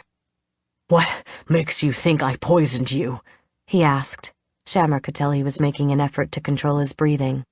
"Not me," she said, hoping to surprise and befuddle him. "My kinswoman, also named Shammer. As a matter of fact, your venom killed her." The instant she finished speaking, she attacked with a cut to the chest. She obviously hadn't disrupted his concentration as she'd hoped, for he immediately sidestepped to avoid her blade while simultaneously thrusting at her sword arm. But she saw him begin to pivot on his leading foot and adjusted her aim accordingly. He yanked his hand back just in time to keep her from severing it at the wrist. She renewed the attack. They battled fiercely for a few more seconds, and then he scrambled backward with another shallow cut along his forearm. Shammer wasn't even sure just which of her attacks had slipped past his guard, but she supposed it didn't matter. "Second blood," she said. "What makes you believe I murdered the other Shammer?" Thamelin panted. Shammer was momentarily surprised he had nothing to say about what must be the perplexing question of her true identity. Then she realized that for the moment at least, it didn't matter to him. Whoever she might be in reality, he realized he wouldn't induce her to break off the fight by inquiring. But he hoped he could do it by convincing her he was innocent of the poisoning, and so the cool, shrewd soul that he was, that was the issue he intended to pursue. "Lindrian told me on his deathbed," she replied. "Now will you stop pretending?" "I'm not pretending," he insisted. "Tell me exactly what Lindrian said." A bit at a time, she did, and about accosting Audra's sweet dreams and finding the green flask as well, the explanation broken up by fierce passages of arms whenever he permitted her to close the distance. By the time she finished, the light was failing, and the sky a somber blue rapidly darkening to black. "Sick men sometimes lose their wits," Thamelin panted. His unarmed hand rose to fumble with the golden clasp of his cloak. "Lindrian was rational," Shammer replied, looking for the right moment to attack. "Well, then people can be induced to lie, by magic or otherwise." He pulled the cloak from his shoulders and dangled it by its blood-stained collar. "Lindrian had been bedridden for months," she said. "How likely is it that someone got to him in the very heart of Argent Hall?" I imagine it could be done. Shammer frowned momentarily, for Thamelin was correct. Some intruder could have penetrated Argent Hall. It was conceivable that she herself could have managed a comparable feat in her youth. But even so, she knew very well her nephew hadn't misled her, because she'd verified his assertions in Audra Sweet Dreams' shop and Thamelin's own bedchamber. "I see you're changing your tactics," she said. "I promise the cape won't save you. I understand that manner of fighting, too." "You've known me for 30 years, he said, circling. He flicked the cloak at her, but she discerned that the action was a harmless display intended to distract her attention from his sword, and she ignored it. "Do you honestly believe I would have murdered a sweet young girl?" "I've known you to be hard as a diamond to get what you wanted," she said. "Well, I never wanted to marry Rosanna Foxmantle," Thamelin said. He flicked the cape again, more forcefully, making the cloth snap like a whip. "The woman was little better than a harlot." "And you know about harlots, don't you?" Shammer cut over his blade into the open line, then extended her arm and lunged. He stepped back and over, shifting his left foot in front of his right and his cape hand ahead of his sword hand. The heavy wool mantle swept in a circle intended to brush Shammer's thrust to the side. It was the defense she'd been hoping for. She let Thamelin feel the cape collide with her weapon, then instantly whipped the blade down and up into line again, freeing it of the folds of cloth that he'd hoped would hamper it. When he stepped through, putting the whole weight of his body behind a low-line stab at her thigh, she met the attack with a thrust in opposition. Her sword pressed his away and cut the inside of his leg just above the knee. It was yet another superficial wound, and she cried out in frustration. Their exchange had brought them into close quarters, and he shoved her backward. At once, he tossed the cape, trying to drop it over her head and blind her, but she wasn't so off balance that she couldn't bat it away with her blade. "First the lantern, then the cloak," she said. "You just can't hold on to a shield, can you?" She advanced, and he retreated, unfortunately not limping as far as she could tell. Above the trees, the first stars of the evening had begun to shine. "Why would I have proposed to you, your counterpart, whoever, if I weren't in love with her?" Thamelin asked. The bloodstain on his lambskin jacket looked black in the gathering gloom. "Not for money, plainly. You Karns didn't have any." "For position," Shammer said. "Our marriage was the key to your acceptance by the old chancel." To her surprise, Thamelin snorted. "Perhaps you truly aren't the girl I courted so many years ago, for you certainly don't seem to understand the way things work in Selgant. Admittedly, our wedding helped re-establish the House of Uskevrin, but it wasn't essential. Ultimately, and despite all their flowery paeans to honor and culture, most merchant nobles respect two things: money and the strength to defend it. Once the old chancel decided I had plenty of both, they would have opened their doors to me eventually." She hesitated. For once again, he'd made a seemingly cogent point, though not, of course, sufficient to convince her. "I guess you simply weren't willing to wait." She took 3 leisurely steps to accustom her retreating foe to that pace, then suddenly closed the distance with a fast one. She feinted a head cut, then a side cut, then came back to attack his head in truth. Thamelin blocked her out with a high parry, then spun his long sword in the beginning of a cheek cut. She raised her broadsword to counter, and his blade streaked down at her leg. She hopped back and lashed her weapon down in a sweeping low-line parry. The swords rang together, then something jabbed her thigh. But it was only a little sting, and when she glanced down, she saw to her relief that he hadn't wounded her any more grievously than she had thus far managed to hurt him. Her second parry hadn't quite stopped his attack, but it had robbed it of most of its force. She slashed at his sword arm, and he hopped back. "Suppose I did try to kill my fiancé," Thamelin said. His back foot slipped in the snow, but he recovered his balance before she could take advantage of it. Do you honestly think I'd leave the murder weapon in an unlocked box in my bedchamber forever after, where you could so easily discover it?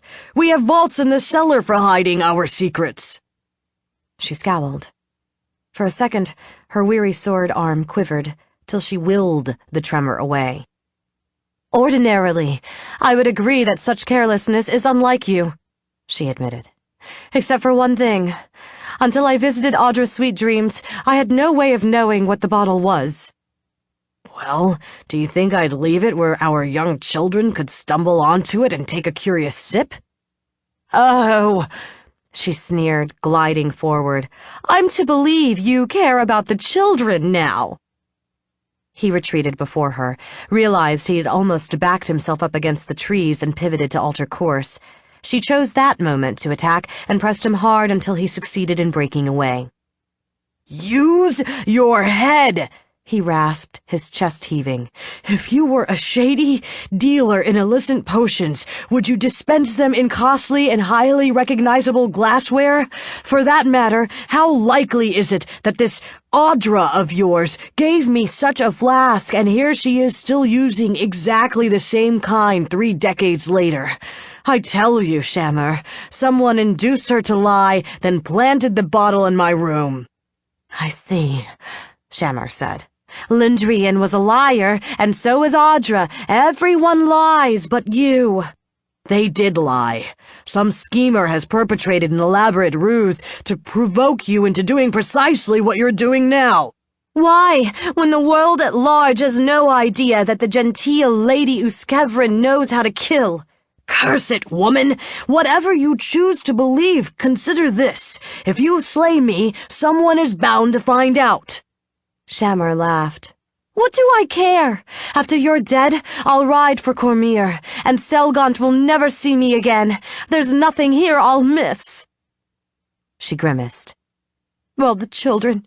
But I've made my peace with that.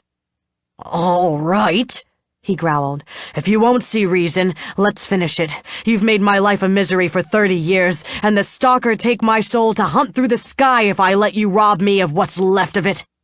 He sprang forward, his long sword streaking at her head. Retreating, Shammer parried, cut at his chest, and instantly his blade smashed hers aside. She realized then that he hadn't expected his first action to reach its target. He'd been trying to draw a fast, direct stab from her, which, since he'd been expecting it, he'd easily deflected. Now his point flashed at her heart. Leaping backward, she parried. His point dipped, evading her sweeping blade, and rose to threaten her torso anew. He bellowed a war cry and lunged. She took another retreat, spun her broadsword in a circular parry, and closed him out a split second before his weapon could pierce her breast. She cut at his eyes, and the longsword swept up, forming a horizontal bar that hoisted her blade above his head. Holding her weapon trapped at the juncture of his blade and his guard, he stepped in close and pivoted his point down for a jab at her abdomen. Sucking in her belly, she flung herself around him. Her sword scraped free, and she thrust at the expanse of exposed ribs under his upraised arm. Not one fencer in 100 could have whirled and parried that attack in time. But he did. Then came at her again. She almost felt as if she were dueling a new opponent, for his current mode of fighting, a relentless onslaught of strong, lethal attacks, was utterly different from the defensive style of evasions and counterattacks he'd employed before. She thought that if he'd battled this way from the beginning, he might even have defeated her. But he'd waited too long to start. He was tired now, and after a few more fierce exchanges, it seemed to her that his actions were finally starting to slow. Only a bit, but so evenly matched were they that a bit was all she needed. She stepped just a hair into the distance, inviting attack, and he obliged her with a feint at her knee, then jabbed a cut at her chest. She stepped forward and swept her blade from right to left. The captain of her father's household guard, the veteran soldier who'd given an importunate, boisterous little girl her first instruction in swordplay, had taught her it was foolish to try such an action. If her opponent thwarted her attempt to defend, her own advance would likely carry her onto his blade. But Shamour didn't fail. She'd sensed exactly where and how Thamelin's true attack would come, and she bashed his sword aside and cut with her own. Thanks to her advance, she was dangerously close, and he scrambled backward, feinting and disengaging repeatedly. She pursued him. He kept retreating, the long sword whirling and leaping from side to side and up and down as he searched for her blade, but perhaps she'd unconsciously assimilated his favorite patterns, the ones he fell into and pressed so hard he had not an instant to think, for she anticipated and avoided every parry. Each spring of her long legs brought her point a little closer to his flesh, and she thought that here at last was the phrase that would end with her broadsword buried in his vitals. Then the heel of his back foot caught on something hidden beneath a drift of snow. He stumbled, his sword arm flailing too wide to have any hope of deflecting her attack. She truly had him now, and he knew it. She could read the knowledge in his stricken expression. There was no panic there, but frustration and a final flare of defiance. Screaming, she cut at his neck, and then pulled the broadsword up over his head a split second before it could strike home. She hadn't known she was going to spare him, and it took her a moment to understand why. Though his arguments hadn't persuaded her, they'd carried a certain weight, and more telling still had been the fact that up until the very end, when he'd despaired of ever convincing her, he hadn't once attempted a mortal blow. He'd always cut and thrust at her limbs, never her torso or head. His reluctance to take her life, even to protect his own, suggested more powerfully than words that perhaps he wasn't the fiend she'd thought him after all. How strange to discover that somewhere down deep in her mind, she'd been working toward such a conclusion without even knowing it until now. Thamelin recovered his balance, came back on guard, but made no threatening actions. "I take it you've had a change of heart," he said. "Shut up!" she snarled, for her anger had by no means dissipated. The resentment that had smoldered in her heart for 30 years, and which the tale of the poisoning had fanned into full-blown hatred, still burned inside her. But now it was muddled with doubt and other painful feelings she couldn't even identify. "Forgive me," Thamelin said gently. "I wasn't trying to mock you. Why don't we put our swords up?" "You might as well," said a mild, tenor voice. Chapter 8. Shammer whirled. At the perimeter of the snowy glade, figures wavered into view, evidently emerging from some sort of glamour that had rendered them invisible before. Most were men armed with crossbows and blades of various sorts. Judging from their bearing, they knew how to use such weapons, but she didn't think they were warriors, or at least not the sort of warriors whom any honorable lord would recruit for his retinue. Their paucity of body armor, tawdry finery, slouching postures, smirks, and sneers all suggested the bully and the bravo.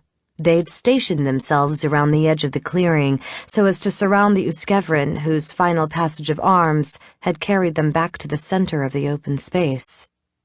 Standing safely behind a pair of the ruffians was a man about as tall as Thamelin, his features concealed behind an ambiguously smiling crescent-shaped man-in-the-moon mask. His robe and cloak were dark, and he held a black-knobbed staff in his pallid hand.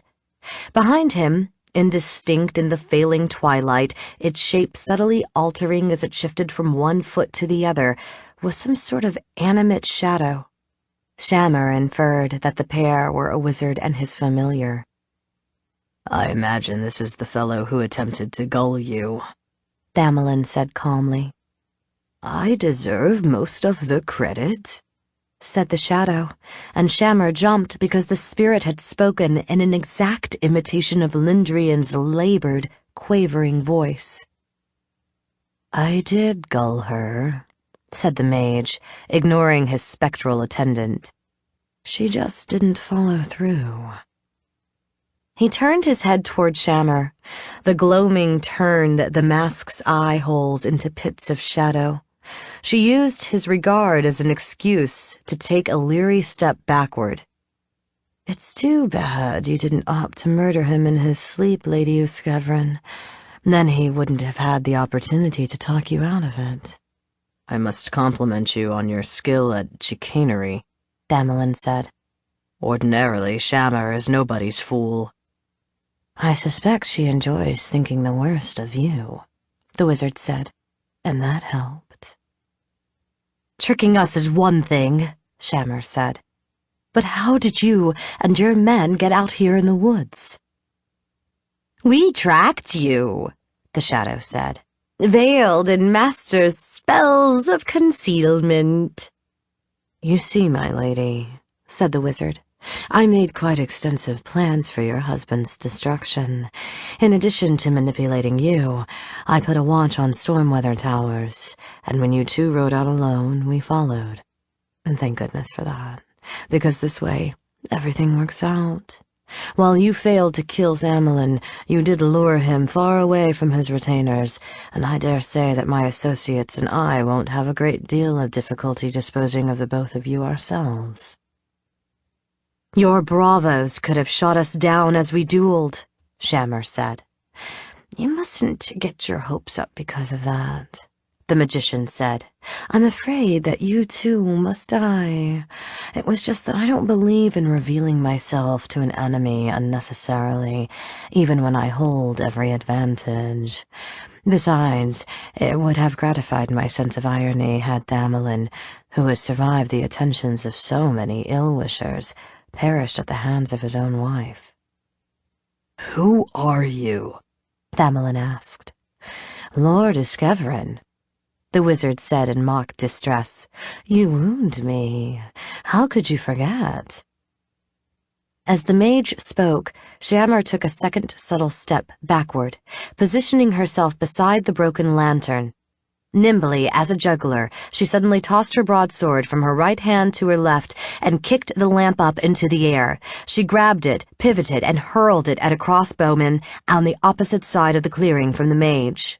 By the time the missile smashed the bravo in the face, she was sprinting after it, and Tamerlane, who had, Mask be thanked, reacted instantly, was pounding along beside her. But the crossbows... She zigzagged to throw off the shooter's aim, then dived to the ground when she heard the ragged, snapping chorus of the weapons discharging their bolts. Unscathed, she leaped back up, and another quarrel loosed by a bravo who'd taken his time thrumped past her temple, yanking at strands of her long, pale hair as it passed. She glanced at Thamelin and saw that, miraculously, he hadn't been hit either. Evidently, surprise and the darkness had spoiled their enemy's aim. He gave her a nod, and they raced on.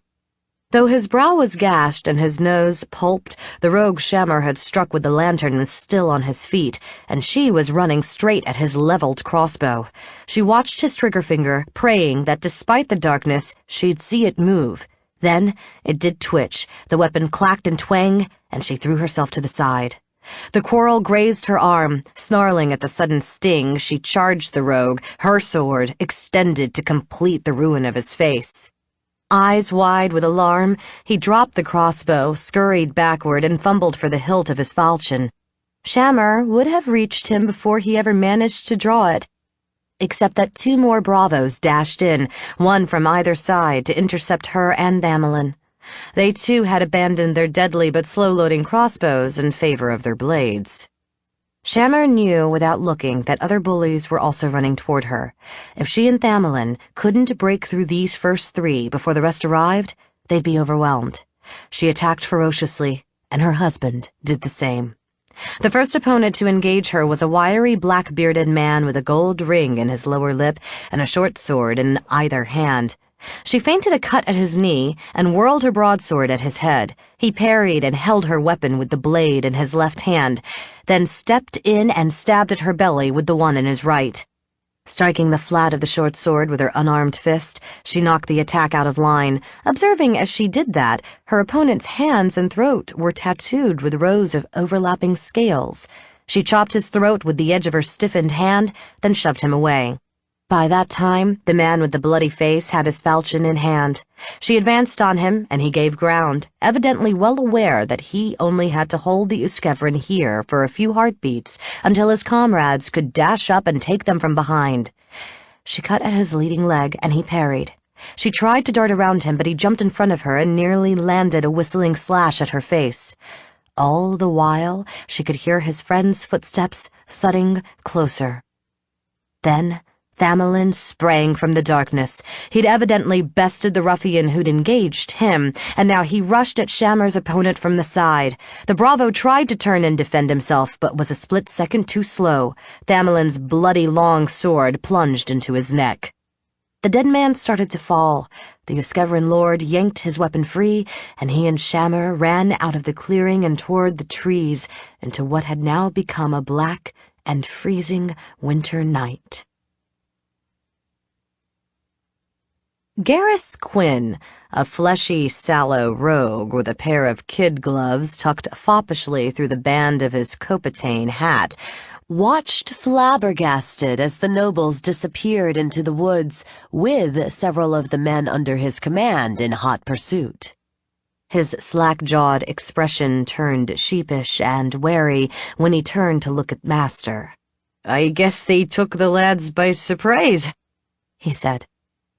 "I guess they did," said Bileworm, leering. Actually, he thought, Garrus had no reason to be afraid. No matter how vexed Master was, he wouldn't waste time chastising this lout and his underlings for their incompetence, not while Shammer and Thamelin were running loose. And the familiar was right, for Master merely sighed and said, "2 of your fellows will stay near me to serve as my bodyguards. Someone must also return to the men we left with the horses and warn them to be on the lookout. Everyone else will help flush and kill our quarry, in an organized fashion, if you please." Garrus scurried off to see that the wizard's orders were carried out. "Organized or not," Bileworm said, "in the woods in the night? Our friends have at least a slim chance of escaping." "That's why I intend to arrange for reinforcements," Master said. "Reinforcements who see well in the dark and will materialize ahead of Thamelin and Shammer and cut them off." The wizard thrust the ferrule of his staff into the frozen ground as easily as if it had been soft sand. Then, having freed both hands, he produced a tiny leather bag and a stub of candle from one of the hidden pockets in his cloak, held them high, and whispered an incantation. Another voice, seeming to come from everywhere and nowhere, hissed a response, and power crackled through the air. A blue flame flared upward from the candle wick, and violet light pulsed from the mouth of the sack. An instant later, bursts of soft purple radiance flickered off in the distance among the trees. Her heart pounding and the breath burning in her lungs, Shammer ran. In the clearing, dueling, her skirts hadn't especially troubled her, but now they seemed to snag on every fallen branch or patch of brush.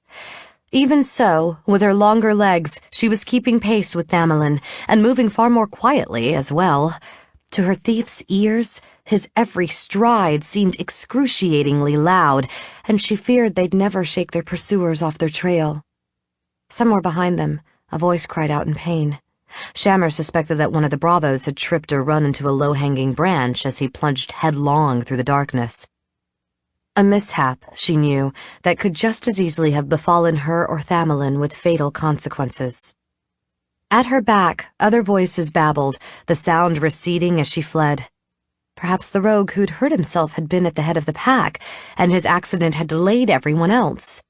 At any rate, she didn't hear them thumping along at her heels anymore, and thanks to the tangle of branches overhead, patches of the ground beneath were free of snow, which ought to prevent the bullies from following her or Thamelin's tracks. The 2 nobles changed direction one more time, and then she gestured to a hollow in the ground behind the broad trunk of an ancient oak. They crouched down in the depression to catch their breath. As soon as she stopped moving, The cold bit into her body, and she wistfully thought of her cloak left back in the glade. She felt as if she'd left most of her strength back there as well, squandered in the protracted duel. Bloody from the wounds she'd given him, panting and shivering at the same time, Thamelin didn't seem to be in any better shape than she was. But he gave her a smile. "When I said I wished we could spend more time together," he whispered, "this wasn't precisely what I had in mind." She grinned. "Shall we try for the horses?" He shook his head. "Our friend in the mask will be expecting us to do that." "You're right. Well, now that we've shaken them off our tails, they'll have to spread out to hunt us. We could hunt them as well." "I certainly wouldn't mind seeing Master Moon's blood on my blade, or that of his agents either, but still, that strategy seems a little chancy." She grimaced. "I suppose so. They have magic on their side, and if just one of them got off a shout, he could bring the whole band down on our heads. Besides, you don't know how to creep up on someone silently." "I'll have you know," he said indignantly, "that I'm a first-rate stalker. I mastered the art hunting small game around Storl Oak when I was a boy." "If you say so," Shammer said. "I suppose our best course is simply to put more distance between our pursuers and ourselves. Perhaps eventually work our way out of the woods and back to Rothavir's road." "Agreed." He looked up at the stars floating above the canopy of bare branches, taking his bearings. "Let's head northeast." "All right." They took a last cautious look about, then rose to their feet. At that moment, points of purple light winked at various points in the forest. "Oh, joy," Shammer said. "The wizard has decided to use his spells on us." "Be careful," Thamelin replied. "Mistra only knows what sort of effect he's conjured." Go teach your grandmother to turn a spindle, she thought sourly. She'd been contending with hostile spellcasters before he was born. They skulked through the trees, and she had to concede that Thamelin could move fairly quietly when he wasn't running flat out. Her teeth began to chatter, and she clenched her jaw to stop the noise. Soon she heard the wizard's henchmen moving around her, bawling to one another, cursing and crashing through the brush. Shammer smiled, for she wanted the bravos to make a commotion. That way, she'd know where they were. Unfortunately, something else was moving as stealthily as she was. So stealthily, in fact, that she had no warning of its presence until she and Thamelin crept right up to a lightning-blasted beech with a blackened crevice running down its trunk. Then she caught a foul stench and heard a scratching sound. An ogre, six-legged rat the size of a dog, exploded from the crack. Shammer swung her sword at the ugly thing, but it dodged the blade and rushed at her ankle, its huge, stained incisors poised to take her foot off. She kicked it away, and it squealed and scuttled at her again. She sidestepped, thrust, and this time caught it behind the shoulder, her point plunging all the way through its body to pin it to the ground. Convulsing, it screamed until Thamelin struck its head off. "It's an osquip," he said, "and not native to these woods." "I know," she said. "The magician summoned it, and thanks to its screeching, everyone knows where we are. Run!" They dashed on, and a stitch started throbbing in her side. Another osquip scuttled out from under a bush right in front of her, and she had to leap over it to avoid a collision. She whirled, swinging her broadsword, her aim a matter of pure instinct, and split the beast's muzzle precisely between its beady eyes, dispatching it. Thamelin cursed. Shammer turned to see one of the ruffians emerge from the trees to their left. The rogue's eyes widened as he beheld the fugitives. He was going to shout and pinpoint their location yet again, and there was no way she could get to him in time. Thamelin dropped the longsword, reached into his sleeve, whipped out a throwing knife, and hurled it, all in one smooth blur of motion. The rogue made a choking sound and collapsed with the weapon buried in his breast. "I didn't know you could throw knives," Shammer wheezed, her sides still aching fiercely. "I suppose you don't approve of spouses keeping secrets from one another. he replied, his labored breathing all but masking the sarcasm in his tone. He picked up his sword and lurched into motion. Biting back a groan, she stumbled after him. Violet light pulsed among the trees, and then again a minute later. Shammer had hoped their principal adversary was a wizard of modest talents who could cast such a summoning only once, but plainly that wasn't the case. Evidently, he could augment his forces repeatedly until he had sufficient minions to comb every inch of the benighted woods and overwhelm anyone they found there. The odds against her and Thamelin were even longer than she'd first imagined. She hoped they'd traveled far enough from the spot where the Osquip had squealed that they could stop running and resume skulking. The relentless driving pace had become agonizing. She started to slow down, and then a bubble of purple phosphorescence appeared, swelled, and vanished directly in front of her. It left in its place a hulking lizard man, its scaly tail lashing and its forked tongue flickering from its jaws. The reptilian creature had a club studded with sharp bits of stone in one clawed hand and a crude wicker shield in the other. As one, Shammer and Thamelin rushed it, hoping to dispatch it before it could take any sort of action. But the lizard man hopped sideways, interposing the noblewoman's body between her husband and itself, and caught her first attack on its shield. Hissing, it struck back and she ducked the blow. Thamelin darted around the lizard man and cut at its back. Pivoting, its tail sweeping past Shammer's feet, the creature roared and blocked the blow with its shield.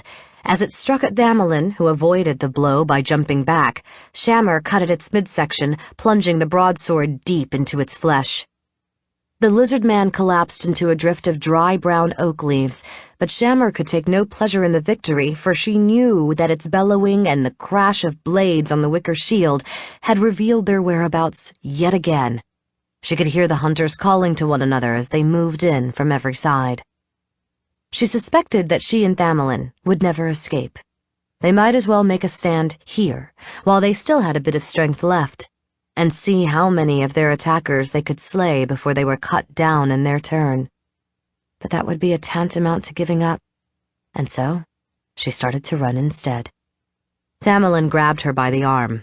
"This way," he said, pointing with the gory tip of his long sword to indicate a slightly different direction.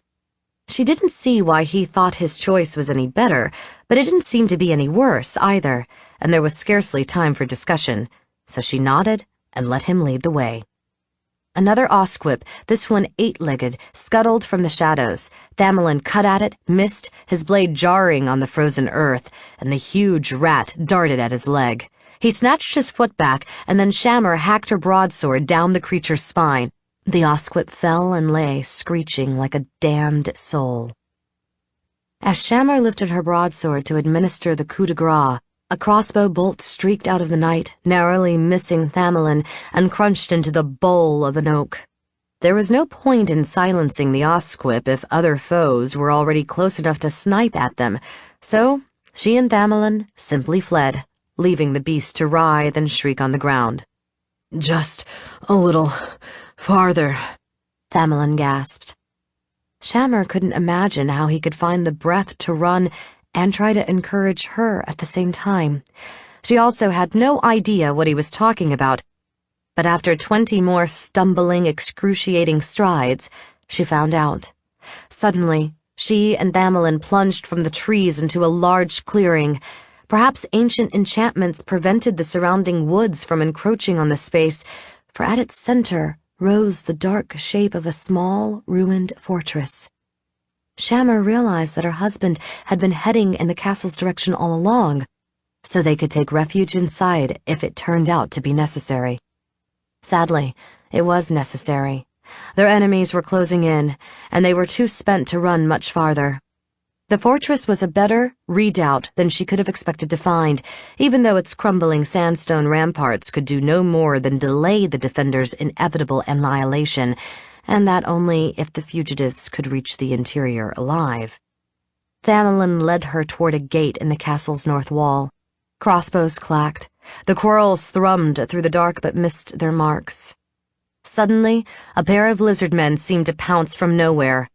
Exhausted as she was, dashing at breakneck speed, Shammer hadn't noticed their approach. The one that attacked her bore no weapons, but it raked at her chest with claws sharp as any dagger. She recoiled, and the creature's talons merely shredded her gown and tore away the silver and sapphire brooch Tamlin had given her on her birthday. The lizard man lunged at her again, clawed hands raised, fanged jaws gaping, but not before she came on guard. Exploiting the superior reach the broadsword afforded her, she thrust at the reptile's throat, then instantly stepped back and prepared to parry, perceiving even as she did so that she wouldn't actually need to defend. Blood spurted from the lizard man's throat. It clutched at the wound, then sprawled at her feet. She pivoted and saw that Tamlin had just dispatched the other lizard man. His foe had carried a battle axe and a sturdy leather-covered target, and the nobleman hesitated over the shield, as if wondering whether he could afford the time to pull it from the creature's arm and take it for himself. Then 2 rogues emerged from the trees, and Tamlin cursed, whirled, and ran up the motte on which the ruin sat. Shammer followed. The fortress gate had once been comprised of 2 leaves. The one on the left had fallen from its hinges, and the nobles had to run over it to get inside. Their footsteps boomed on the planks. Shammer and Tamlin flung themselves behind the leaf that was still standing, shielded at last, if only for the moment, from flying quarrels. Panting, soaked in perspiration despite the chill night air, leaning heavily on the gate, the blonde woman peered about the snowy courtyard. As she'd already inferred from viewing its exterior, the fortress had no donjon. Instead, rows of humbler structures, several with collapsed roofs, stood along the walls, where they'd no doubt served as a barracks, kitchen, dining hall, stable, storerooms, smithy, shrine, and every other facility such an outpost required. A wagon with the front wheels missing sat up on a trestle in the far corner of the yard.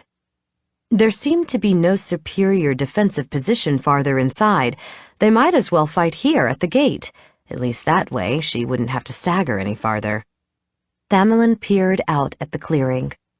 "They're coming," he wheezed. "and I need you to hold them." He turned and trotted away. "What are you doing?" she demanded. "There's nowhere better to go, and I need you here." If he heard, he evidently grudged the time to reply, for he just kept going. And then she heard footsteps crunching in the snow beyond the entrance. She peeked around the gate. She didn't see as many foes as she'd expected. Perhaps some of the bravos and conjured creatures were still making their way through the woods. Moreover, the bullies were hanging back at the verge of the clearing, seemingly happy to let the wizard's inhuman minions risk their lives to take the common quarry. Still, a sufficiency of the conjured servitors were hurrying across the snow to do precisely that. A couple had already reached the base of the mound. Shammer's throat was parched, wishing for a drink of water, some scrap of relief to ease her plight, if only for an instant. She forced herself to stand without support and lifted her broadsword from where it trailed on the ground. The notched, wet blade was heavy in her hand. An osquip swarmed through the gate, and she killed it. In the moment it took to free the broadsword from the carcass, a lizard man leaped through the opening. She parried the first thrust of its spear, and had her riposte deflected in its turn. Shifting back and forth, they traded attacks until she finally dispatched it with a cut to the head. As it fell, she realized she was now standing unshielded in the castle entrance. She dodged to the side, and a pair of crossbow bolts whizzed through the space where she'd just been standing. "Tamlin!" she croaked. No one answered. Then she smelled an acrid odor, and an instant later a dark horror scuttled through the gate. Its shape superficially resembled that of a centaur with a human's head, arms, and torso set atop a hard-shelled, 8-legged body, a segmented tail, 10 feet long and culminating in a curved stinger, lashed about behind it. Shammer cut at the spot where a human would have a navel, just above the point where skin gave way to chitin. Its blank yellow eyes flaring, the man-scorpion lashed a clawed hand down to block the blow, sacrificing one of its 3 fingers to stop what would otherwise have been a mortal stroke. The creature hissed and threatened her with its unmaimed hand. It was attempting to distract her, she suspected, from the true attack. And sure enough, an instant later, its tail whipped up over its body, lashing its stinger down at her head. She scrambled backward, and the stinger scored the earth. The man-scorpion scuttled forward, taking some of the ground she'd given up and clearly the narrow entrance for a second such creature to hurry through. Shammer felt a surge of despair. Exhausted as she was, how could she fight both of them by herself? Where was Thamelin? Then one man-scorpion scuttled right, the other to the left, maneuvering to catch their quarry between them, and she had no more time for doubt or questions. She darted to the left, outflanking the wounded Tlin collie, as she recalled the name, and putting it between herself and its companion. Bellowing, she charged, and the man-scorpion's sting whipped at her in a horizontal arc. Without breaking stride, she blocked the attack with her broadsword, vaulted onto the creature's back, then leaped at the second abomination. Still circling to engage its prey, the unwounded Tlin collie had doubtless assumed it could not be attacked until it completed the maneuver. Now, suddenly, death was flying at it through the air. Crying out in alarm, it raised its hands to fend Shamur off, but it was an instant too slow. Knowing that no fighter can use his strength to best effect when his feet aren't planted, she hacked with all her might. Her broadsword bit deep into the Tlin collie's hairless brow. The man-scorpion fell, and so did she, slamming down on her side. As she struggled to yank her sword free, the remaining Tlin collie's tail hurtled down at her. She wrenched herself to the side, and the curved stinger smashed into the earth and splashed her with drops of venom. She grabbed the tail just beneath the deadly hook to keep it from striking at her a second time, whereupon the man-scorpion whipped the member back, dragging her bumping across the snowy ground toward its ready claws. It was this pulling, rather than her own all-but-depleted strength, that actually drew her blade from the dead Tlin collie's skull. Bending at the waist, its 4 front legs bowing, the man-scorpion stooped to rake her with its unwounded hand. Grunting, she evaded the attack, gashing the creature's forearm in the process, then drove her point up at its belly. Her aim was too low, hitting chitin instead of skin, but the broadsword crunched through its armor. The man-scorpion convulsed and toppled, and she had to scramble backward to keep it from smashing down on top of her. Rising, she studied the writhing Tlin collie, making sure it truly was incapacitated, and then, gasping, staggered toward the gate. She had to resume her station there before the rest of her enemies swarmed through the gap. If several of them attacked her at once, they'd surely drag her down. She almost didn't make it in time, for just as she reached the entrance, a pair of lizard men skulked through. She charged and somehow managed to slay them both before they turned their chert-tipped spears in her direction. After that, she had nothing to do but gasp for breath and wait for the next onslaught, which she suspected was likely to finish her. She simply had nothing left. At least, she'd perish with a sword in her hand. Better that. She'd often thought than dying withered, decrepit, and sick, like poor old Lindrian. There was still no sign of Thamelin, and she supposed that, his courage failing, he'd hidden himself in one of the derelict buildings in the pathetic hope that his enemies wouldn't be able to find him. It gave her a bitter satisfaction to think that even if he wasn't a murderer, her repugnance for him was justified after all. Standing at the foot of the motte, Marantz, who had enhanced his night vision with an enchantment, watched in disgust as Shamur killed 2 more of his lizard men, then ducked back behind the cover of the remaining leaf of the double gate. "Unbelievable," he said. "She must be exhausted, yet none of our henchmen or conjured minions can dispose of her." Bileworm leered. "Perhaps you should march up to the gate and fight it out with her yourself." Marantz sighed. "As I've told you on many occasions, jackanapes, I'm the warlord, overseeing the entire battlefield, not simply one of the spearmen. I'm too important to stand in the shield wall unless I absolutely have to. Then I suppose you'll have to wait for one of the troops to kill her. Or toss some magic at her when she shows herself again. I could, Marantz agreed. But even a well-placed and exceptionally potent thunderbolt would only kill Shammer, not her husband, who hadn't been seen since he'd dashed inside the gate. And it was Tamerlane's death that the wizard chiefly craved. If he was going to cast a spell, then let it be one that would destroy the both of them. We have sentries watching all 4 faces of the castle? He asked. Yes, Bileworm replied. Make a circuit. Marantz said. Make certain they're at their posts. Meanwhile, I will indeed attempt a little magic. Actually, it would be one of the most powerful spells in his repertoire, which is why he hadn't used it hitherto.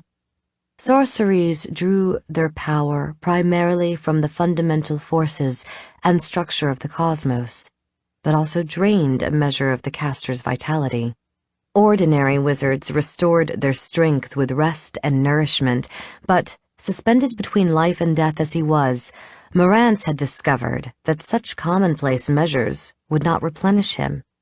Perhaps his liege lord had arranged it thus to ensure that he wouldn't attempt to remain in the realm of the living forever, but must return in due time to the Iron City of Dis. Petty spells like the ones that had summoned the Osquips, lizard men, and Tlin Callies leached away such an infinitesimal fraction of his strength that he cast them freely. Greater magic, however, required enough to make him pause and consider.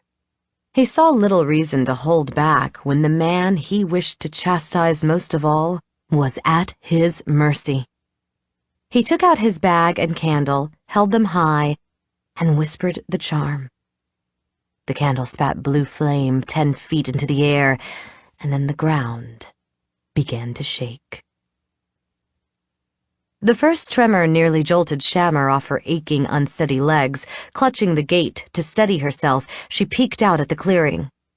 Violet light pulsed on the snow at the foot of the motte, and then, with a sustained grinding roar, twisting and thrashing it as it emerged from its confinement, a black, vaguely man-like shape outlined in purple fire heaved itself up from beneath the shroud of white. Pale eyes glittered in its crude lump of a head. The sustained quaking ceased with its birthing, but its lurching strides were themselves sufficient to shake the ground as it started up the slope.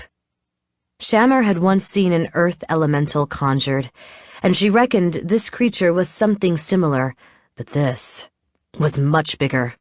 So huge that the sandstone battlements only came up to its breast. So immense that she had no hope of fighting it.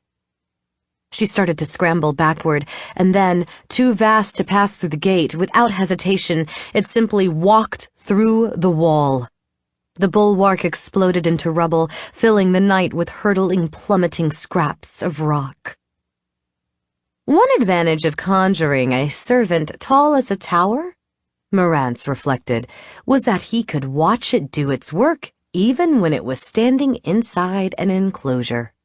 The corrupted elemental lifted its fists above its head, then slammed them down over and over again. Surely it was smashing Thamelin and Shammer into jelly. A creature created for rage and mindless destruction, the giant then proceeded to tear down the entire fortress, and the crash and rumble of stone thundered through the night. The rogues stared in awe. Bound by Marantz's command to seek and slay the Euskevrin, Osquips, lizard men, and Tlin Callies advanced helplessly into the heart of the demolition, no doubt to be crushed by falling debris. With a modicum of effort, the wizard could have freed them of the compulsion, but given their ephemeral status, it scarcely seemed worthwhile. Like his band of scoundrels, he preferred to stand at his ease and watch the spectacle.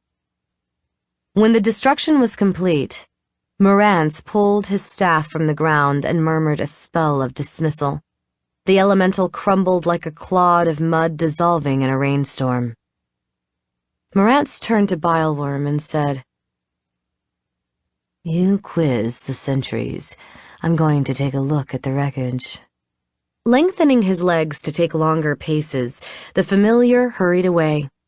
The wizard headed for the motte, then glanced back at his two bodyguards who, thus prompted, reluctantly trailed along behind him. When he reached the crest of the mound, Marantz saw that the devastation was, if anything, even more all-encompassing than it had looked from a distance. Absolutely nothing remained but a field of crushed stone and the heap of earth left by the departure of the elemental. Bileworm looped out of the dark. "According to the Watchers, the Uskevrin never came out," he said. "Not over the top of a wall, and not through any sort of postern either." "They're buried somewhere beneath all this, then," said Marantz, and with that utter certainty came a blaze of exultation, tempered with just a hint of anticlimax. He'd craved his revenge for so long, and now, abruptly, the truly important part of it was over. "Farewell, Thamelin. We're quits now, or will be once I kill your children." He started back down the motte, and his attendants followed. "How long will the slaughter take, do you think?" Bileworm asked. "A day or two at most," Marantz said. "For Noldrevian and Ossian both agree that the sons, Tamerlane II and Talbot, are wastrels and fools. The daughter, Azien, might have more brains and gumption, but she's ill. I dare say the two of us can sit back and watch while our friends here," he nodded at the bodyguards, "do the bulk of the work." While the surviving Osquips, Tlincallies, and lizard men vanished, their summonings running out of power, Garrus assembled the bravos for the trek back to the horses. Just as he declared them ready to depart, Marantz noticed a small object gleaming in the moonlight atop a patch of trampled, blood-spattered snow. He idly stooped to inspect it, observed it was Shammer's brooch, and picked it up. "A trophy?" Bileworm asked. "If you like," the wizard replied. "A little memento to set on a shelf back home." Chapter 9. Tamlin had just succeeded in luring the giggling Nenda and Vinda, the buxom twins who served ale, wine, and liquor at the Laughing Gamecock, into the closet when someone rudely took hold of his shoulder and shook him. He turned, opened his eyes, and the closet turned into his own spacious featherbed, just as, judging from the sunlight streaming through the casement, night had changed to morning. Tamlin's head pounded, and his mouth was dry as dust. Squinting against the glare, he scowled at the freckle-faced, pug-nosed fellow who'd awakened him. "I could have you flogged for this," he said, and then regretted it a little. If Sever resented this reminder that, although Tamlin's closest friend, he was also a mere servant, no one could have told it from his unwavering smile. "You told me to wake you," he said. "Impossible," Tamlin said, "for you jolted me out of a beautiful dream into a hideous nightmare. Weeping Ilmater my head." "I have the remedy," Sever said, his auburn curls shining in the light from the window. "Hair of the dog." He gestured to the nightstand and the uncorked wine bottle and silver goblet sitting atop it. "You torturer!" Tamlin exclaimed. "Why didn't you point it out before?" Disdaining the cup, he fumbled the bottle into his unsteady hand and guzzled from the neck. Usk's fine old... The spiced clary his father made slid down his throat to ease his hangover. It amused him to think how disgusted the old man would be to see him gulp it so. The bottle was half empty when he finally took it away from his lips. "Better?" Sever asked. "Marginally," Tamlin said. In truth, he felt quite a bit better, but wasn't quite ready to relinquish the martyr's role. "Why in Soon's name did I want you to wake me?" "You and I, Jelly Malvine, and some others are going hawking, and we're likely to be late if you don't hurry." "I'm not going to be late. I'm not going at all. Jelly's an ass to plan an outing before noon." He made a show of settling back down on the bed. "As you wish, Deuce. Sleep well," as Sever turned toward the door. "No, wait." Tamlin forced himself to throw back his covers and sit up on the side of the bed. Though a fire still crackled in the hearth, the parquet floor was cold against the soles of his feet. "We were going to take Brom along, weren't we? And collect Fendilac along the way?" "Your memory is improving," said the redhead.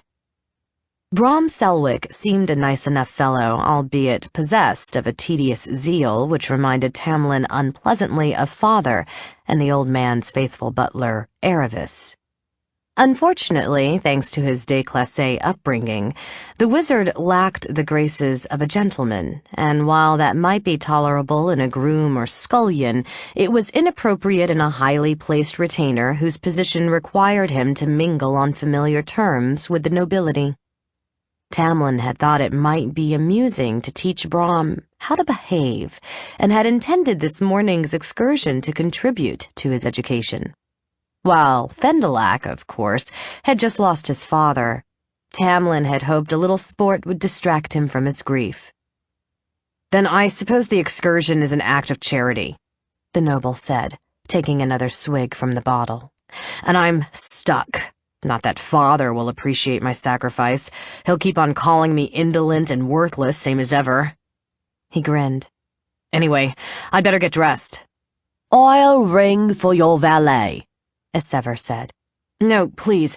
I can't stand to see another face or listen to another voice just yet. You help me." Tamlin kept nipping at the clary while he and Sever retired to his wardrobe.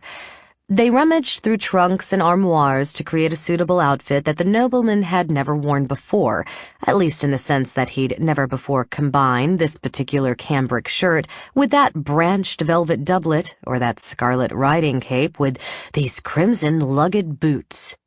By the time the bottle was empty, there was only one element still lacking. Tamlin had never shared his siblings' passion for weapons and fencing. He liked to think that was his mother coming out in him. Still, no gentleman was properly dressed without a sword. It needn't be a functional sword, however, and for the stylish young nobles of Selgond, who had guards to protect them and tended to favor whimsy over practicality, it often wasn't.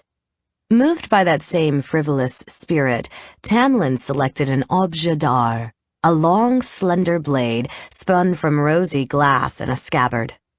The delicate ornament had been specially enchanted to a resilience sufficient to withstand casual bumps and jostles. He attached the crystal trinket to his favorite gold sword belt, and then he and Sever walked to the kitchen where squat Brilla, who presided there, bustled about to provide them with fragrant, fresh-baked manchet bread, marmalade, and ale. Tamlin had once overheard the maids Dolly and Laragen complain of Brilla's harshness, and to this day, he couldn't understand it. The woman was always sweet as a sugar sop to him. With food in his belly, he felt better still, and as he and Sever made their way to the courtyard, he was actually smiling in anticipation of the day ahead. When he stepped outside into the bracing cold, he found that all was in readiness. The grooms had the horses saddled, and a pair of greyhounds roamed excitedly about the cobbles. Master Cletus, the falconer, had 2 hooded hawks waiting on their conical wooden blocks, while a third already perched on Brom's gauntleted wrist. It was a tiercel, ordinarily a hawk for ladies and boys, but as much bird, Tamlin had thought, as the wizard should try to manage his first time out. Judging from the leery way Brom was handling the bird, his arm extended to keep its beak and talons as far as possible from his face, Tamlin had been correct. Meanwhile, aloof from all the commotion, Vox lounged in a doorway. Vox, was Tamlin's personal bodyguard, and few who saw him doubted his fitness for the task. A hulking, swarthy, middle-aged mute with a shaggy black beard and long hair tied in a braid, he wore studded leather armor. A bastard sword rode sheathed on his back, a short sword and dirk hung at his waist, and he tucked another dagger into each of his high boots, where squares of bronze were riveted to stop an enemy's blade. When the greyhounds spotted Tamlin, they dashed up to fawn on him. He crooned to them and petted them for a moment, then advanced to greet his human retainers. The dogs romped along at his heels. "Good morning," Tamlin said. "It's a meeting of the masters, I see. Master Falconer and Master Magician, too. It looks like you're all ready to go, Brom." Yes," the skinny young wizard replied. "Master Cletus insisted that I start becoming accustomed to the bird, and vice versa, but in truth I wonder if this outing is wise. We might be needed here." Tamlin grinned. "You just want to stay indoors where it's warm." He'd noticed Brom's aversion to the cold on the very day that Father brought him into the household. "But I promise you, once the birds start flying, you'll forget all about the chill. Falconry is the grandest game on earth. Or at least the grandest you can play without a pretty girl." "It's not the cold," Brom said. "Are you aware that Lord and Lady Uskevrin didn't come home last night?" "I wasn't, and now that I am, I say, so what?" "Master Kale is quite concerned." Tamlin snorted. "He would be. Any excuse to be glum and grim. But the fact of the matter is, Father is frequently gone overnight, and sometimes Mother is too when she visits her friends." "I understand that," said Brom, his cheeks ruddy above his patchy beard. "But according to Aravis, when Lady Uskevrin is going to sleep elsewhere, she always informs him in advance, and if you'll excuse my commenting on their personal habits, it's extremely unusual for your mother and father to spend a night away from home in one another's company." "Well, maybe the old goat is finally starting to appreciate her. Look, Wizard, as I understand it, Father was busy with those dreary emissaries from the other side of the sea all morning, and in consequence, he and Mother didn't depart until mid-afternoon. They probably couldn't make it back before dark, and it was truly cold last night, and snowing as well. Rather than ride all the way home through the worst of it, they likely stopped at an inn or one of the family tall houses closer to the bridge." "That does sound plausible," Brom admitted. The tiercel shifted its feet, jingling the bell attached to its ankle, and he flinched just a little. "But I had a bad feeling when they rode out without an escort, and without any of us knowing precisely where they were headed, or why." "You're every bit as bad as Aravis, fretting over feelings. I guarantee you, nothing happened to my parents, and even if it had, Father can take care of himself. Believe me, I know. I spent my boyhood stupefied with boredom at the umpteenth retelling of his exploits, his doomed but valiant defense of the first storm-weather towers, his daring trading expeditions into Cormier and the Dales, his defiant return to Selgaunt, and all the rest of it." "So you're not worried at all?" "Why should I be? That's why my family employs retainers, to worry for us and sort our problems out. Retainers like you. But you won't do any sorting today. Today, you're going to learn hawking." Brom smiled wryly. "Very well, sir." "Deuce, please." "Deuce, then. I hear and obey." The wizard had to give the tiercel back to Cletus while he clambered onto his mount. Meanwhile, Sever collected the saker he was fond of, and Tamlin took Honeylass, his bronze year-falcon, onto his wrist. "I think we'll ride by the river," he said, stroking the hawk's feathers. "Perhaps you can take a crane." When everyone was in the saddle, the hawking party headed out the gate into the busy street, the greyhounds loping at the head of the procession. Tamlin, Isever, and Brom rode palfreys, while Vox, bringing up the rear, sat astride a massive black destrier strong enough to bear his weight. Tamlin soon noticed that Brom managed a horse almost as awkwardly as he did a hawk. He started giving the magician pointers, alternating between expounding on equestrianism and discussing the art of seduction with Isever, who was jogging along on his other side.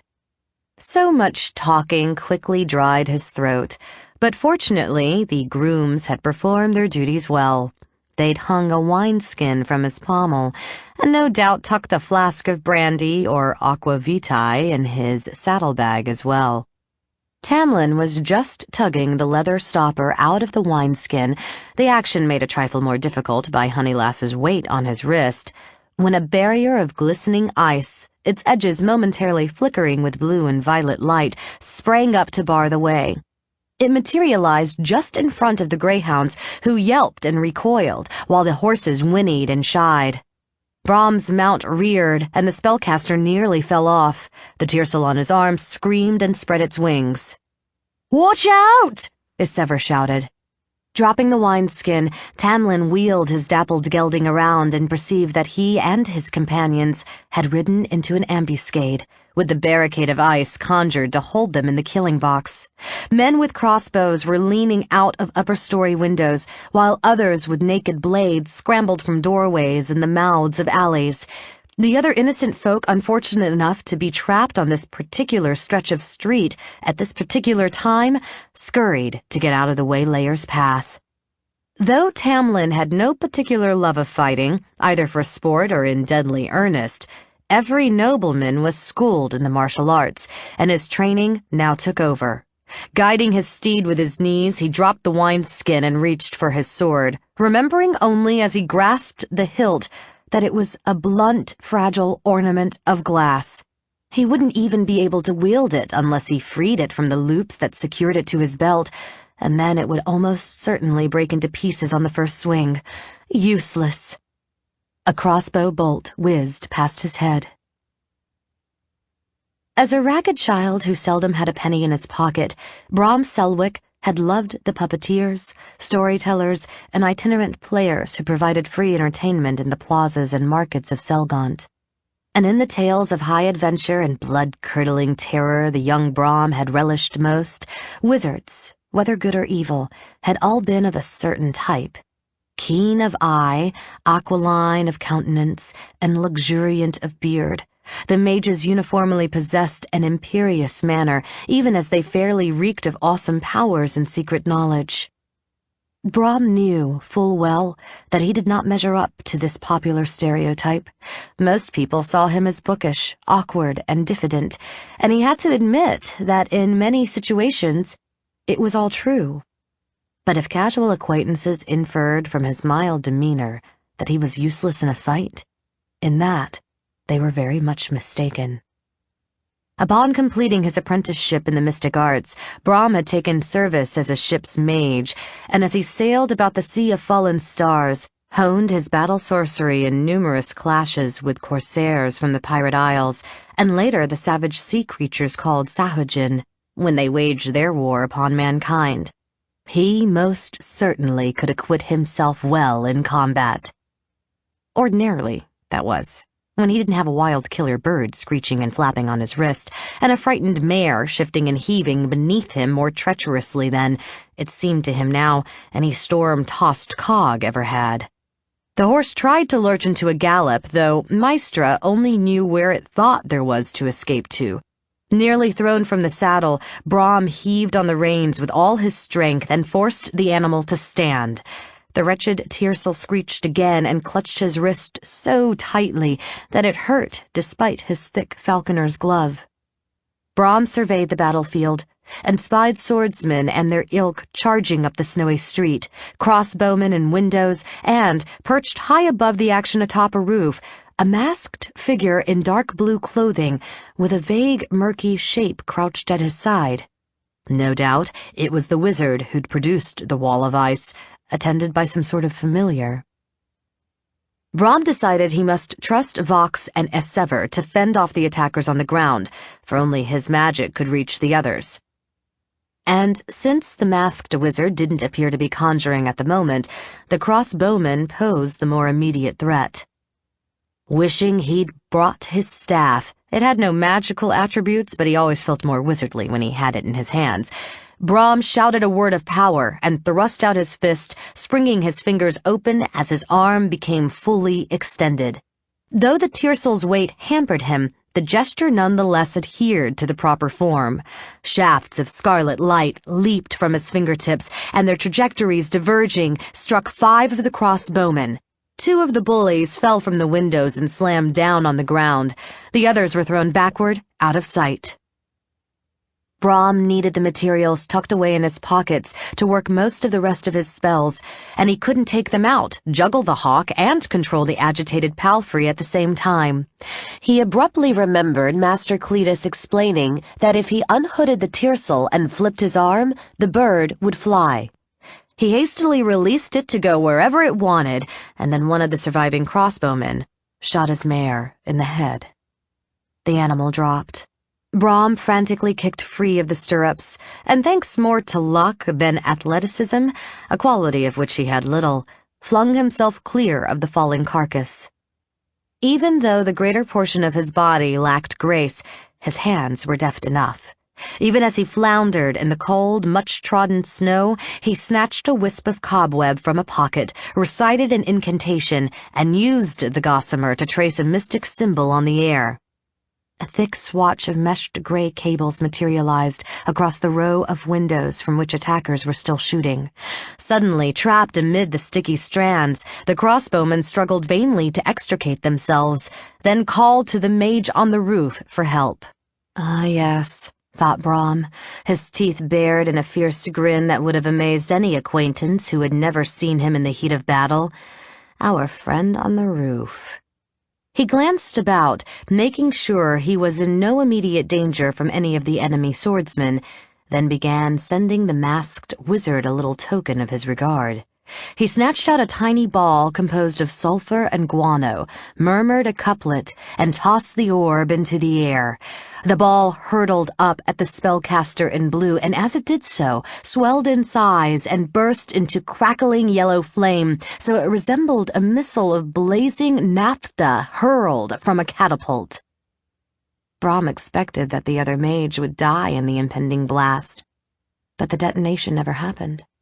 Evidently, the masked man had warded himself with some manner of defensive enchantment, for the burning missile winked out of existence a yard or so before it struck its target.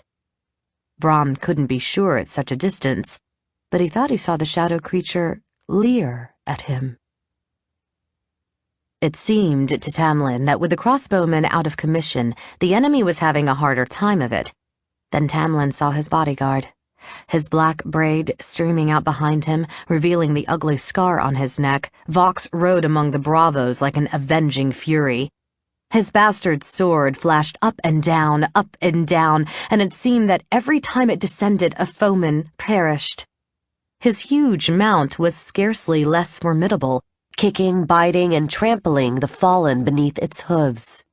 Essever lacked the advantage of a trained warhorse, but he was a skilled rider, and evidently his chestnut palfrey was game, for its master seemed to have no difficulty guiding it amongst the bravos.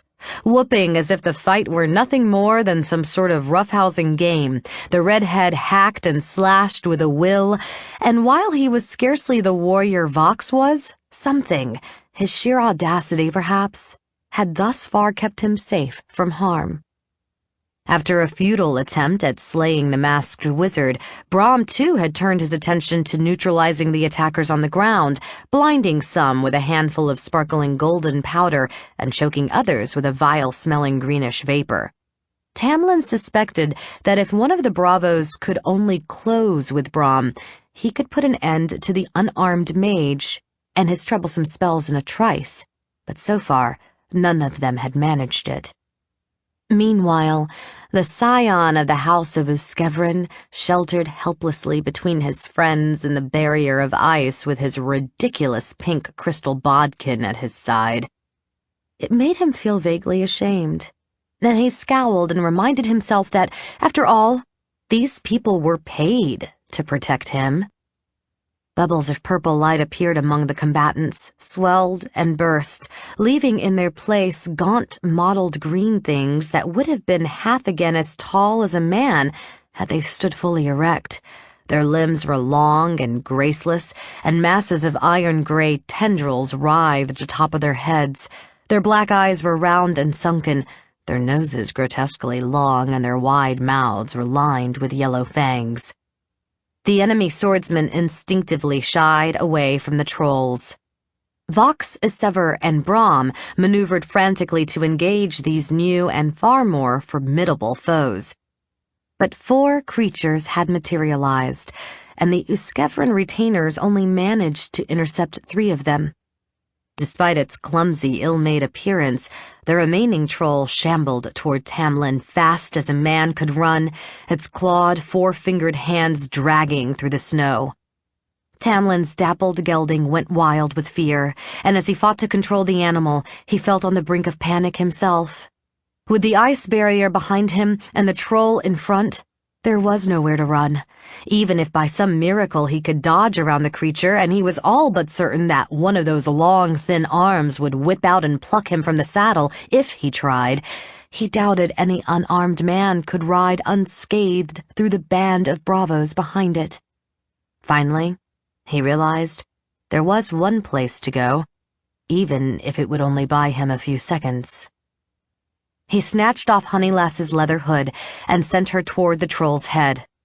The year-falcon had never been trained to attack such monstrosities, and, winging to the left, she sensibly veered off at once. Even so, the troll apparently considered the hawk a threat, or perhaps the conjured creature was simply startled. At any rate, it stopped charging long enough to swat Honeylass from the air, then took another moment to shake the bird's carcass off its long, curved claws. Meanwhile, Tamlin spurred the gelding toward the open entrance to someone's shop. He ducked beneath the lintel of the doorway, and the horse knocked over a rack of men's hats, which fell to the floor with a crash. Soft caps, high-crowned copetenes, and other examples of masculine headwear tumbled about, some of them to be immediately trampled by the gelding's stamping feet. Tamlin tried to straighten up, bumped his head on the ceiling, cursed, and stooped once more. His scalp smarting, he peered about the shop. As he'd feared, there didn't seem to be another exit, certainly not one he could take a horse through, and if he attempted to flee on foot, he suspected the nimble, long-legged troll would run him down. The Hatter, a stout, black-bearded man with orange dye stains on his fingertips, evidently knew why Tamlin had ridden into the shop, for he gaped up at the aristocrat with horror in his eyes. "Get out of here!" he wailed. "A weapon," Tamlin replied. All shopkeepers kept weapons on the premises to fend off thieves, didn't they? Torm's fist, he hoped so. "Get out!" the merchant repeated. "The troll will burst in here in a matter of seconds," Tamlin replied. "One of us will have to fight it. Unless you want to do it, give me a weapon." The Hatter threw up his hands and raced for the counter at the back of the shop. Deciding he'd be better off on foot than trying to maneuver his terrified horse through the clutter of hat racks and tables, Tamlin dismounted and followed the other man. The Hatter reached around under the counter, produced a cudgel, and thrust the weapon at Tamlin, who regarded it with a feeling not far from despair. A blunt little stick like this might rattle the brains of a common rogue, but it would be virtually useless against a troll. But the club was still, he reflected, marginally better than the glass sword. At least people wouldn't laugh so hard when they saw it in his cold, dead hand. He reached for it. The horse screamed, and the troll made a horrible wet slobbering sound as it hurtled through the door. Tamlin whirled to face his pursuer, and it was only then that he glimpsed the rusty single-bitted axe leaning in a shadowy corner. It wasn't a battle axe, but a tool for hewing wood to fuel the stove in the center of the room, which is probably why the panicky dolt of a Hatter hadn't thought of it. But it would serve Tamlin better than a cudgel if he could only get to it in time. He dashed for it, hoping the troll would stop to slaughter his horse. But no such luck. Crouched as it was, the creature had no difficulty maneuvering under the comparatively low ceiling, and it charged straight at him, yellow foam flying from its jaws, the claws at the end of one long arm stretched out to rend him. Tamlin thrust out his own arm and knocked over a rack of beaver and ermine hats. It fell in the troll's path, and as he'd prayed, the creature stumbled over it, affording him the final second he needed to grab the axe. That was the good aspect of his situation. The bad was that the troll had him in a corner.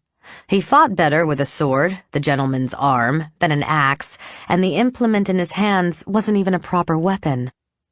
He tried to control his breathing, tried to be calm, tried to remember the combat training that he'd often attended so grudgingly, tried it all in that last instant.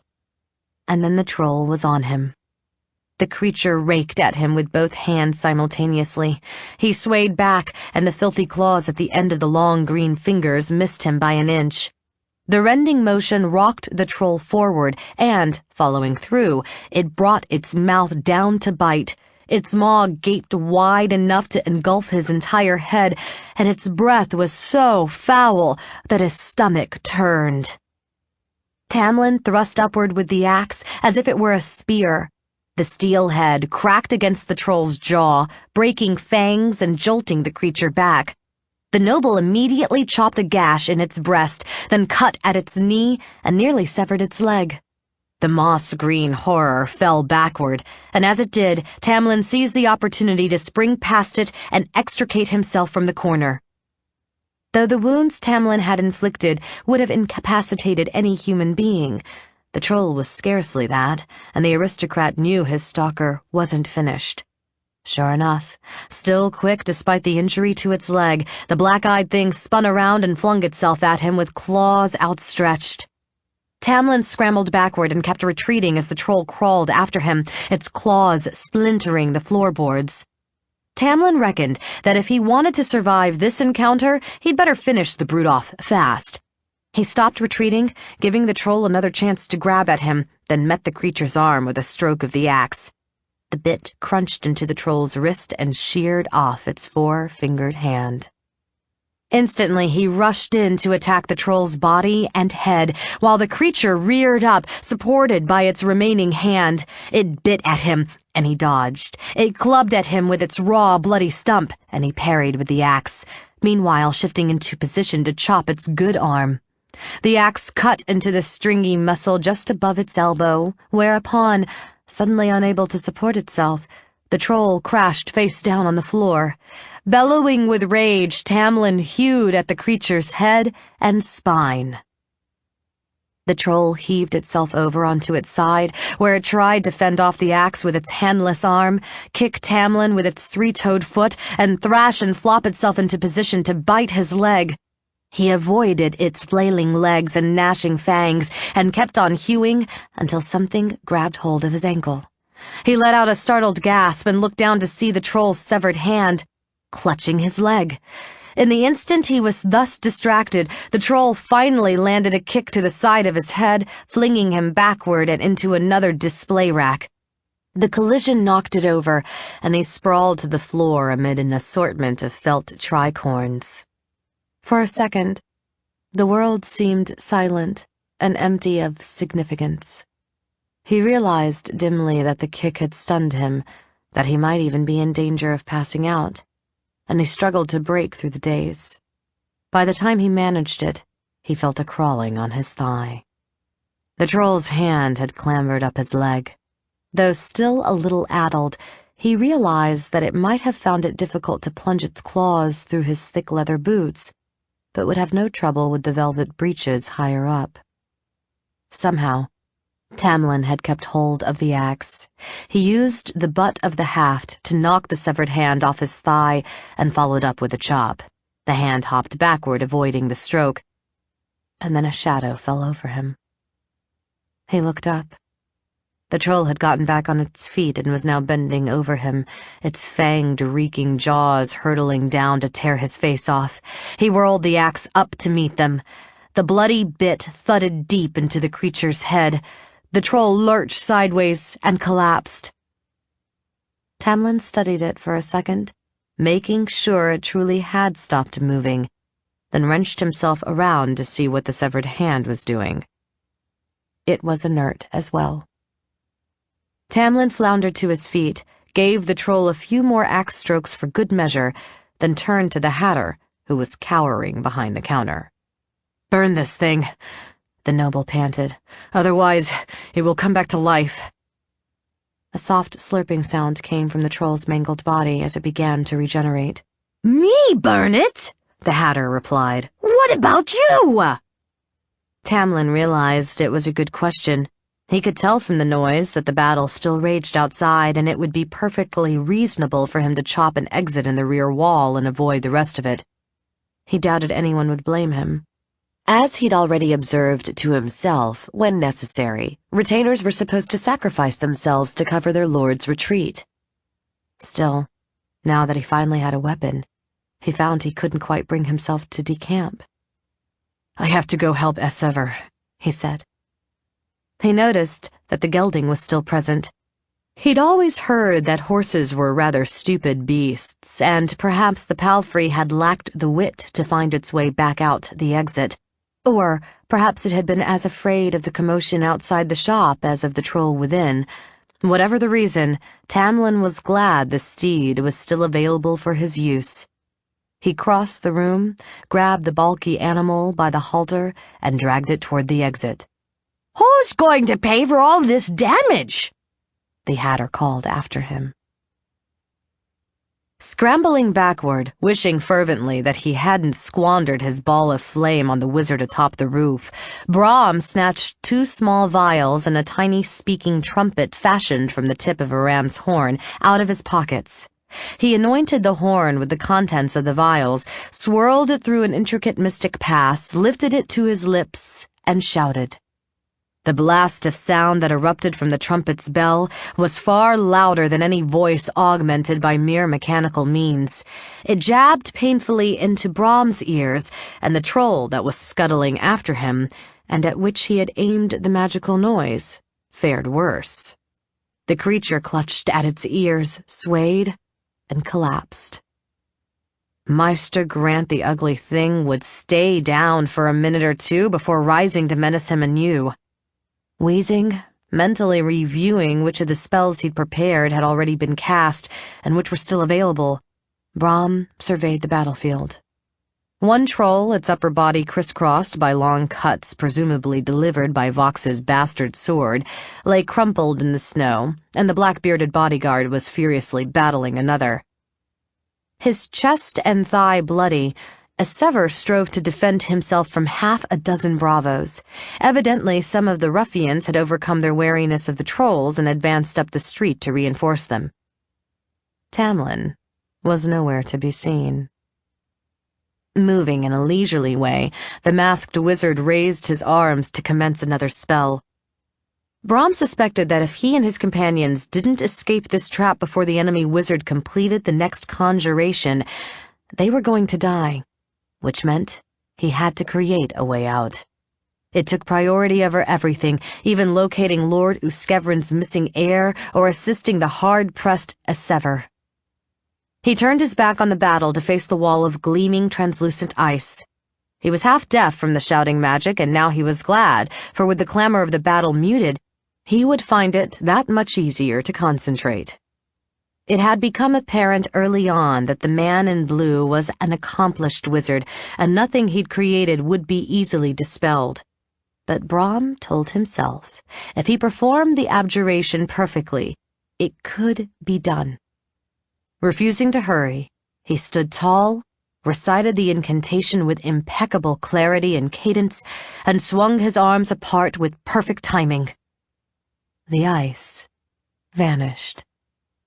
"Run! This way!" Brahm called. Vox drove his troll back with a 2-handed sweep of his sword, then wheeled his destrier and rode for the open path. Essever looked as if he understood and was likewise trying to break free, but the bravos kept him hemmed in. Intending to cast a spell to help his fellow retainer, Brahm reached into his mantle for a small iron bar. Before he could fish it out, Tamlin led his horse out of a shop entrance, looked wildly about, and swung himself into the saddle. Shouting a war cry, the young aristocrat charged his friend's assailants and scattered them with strokes from a gory axe.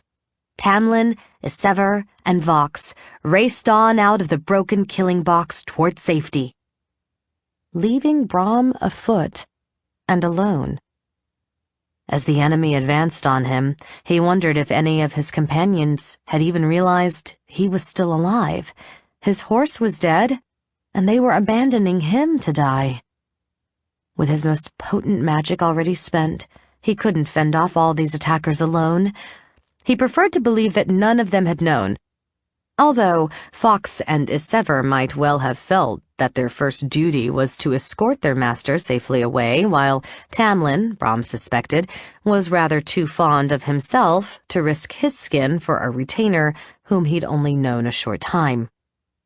A grinning troll slunk toward him, claws poised to rip.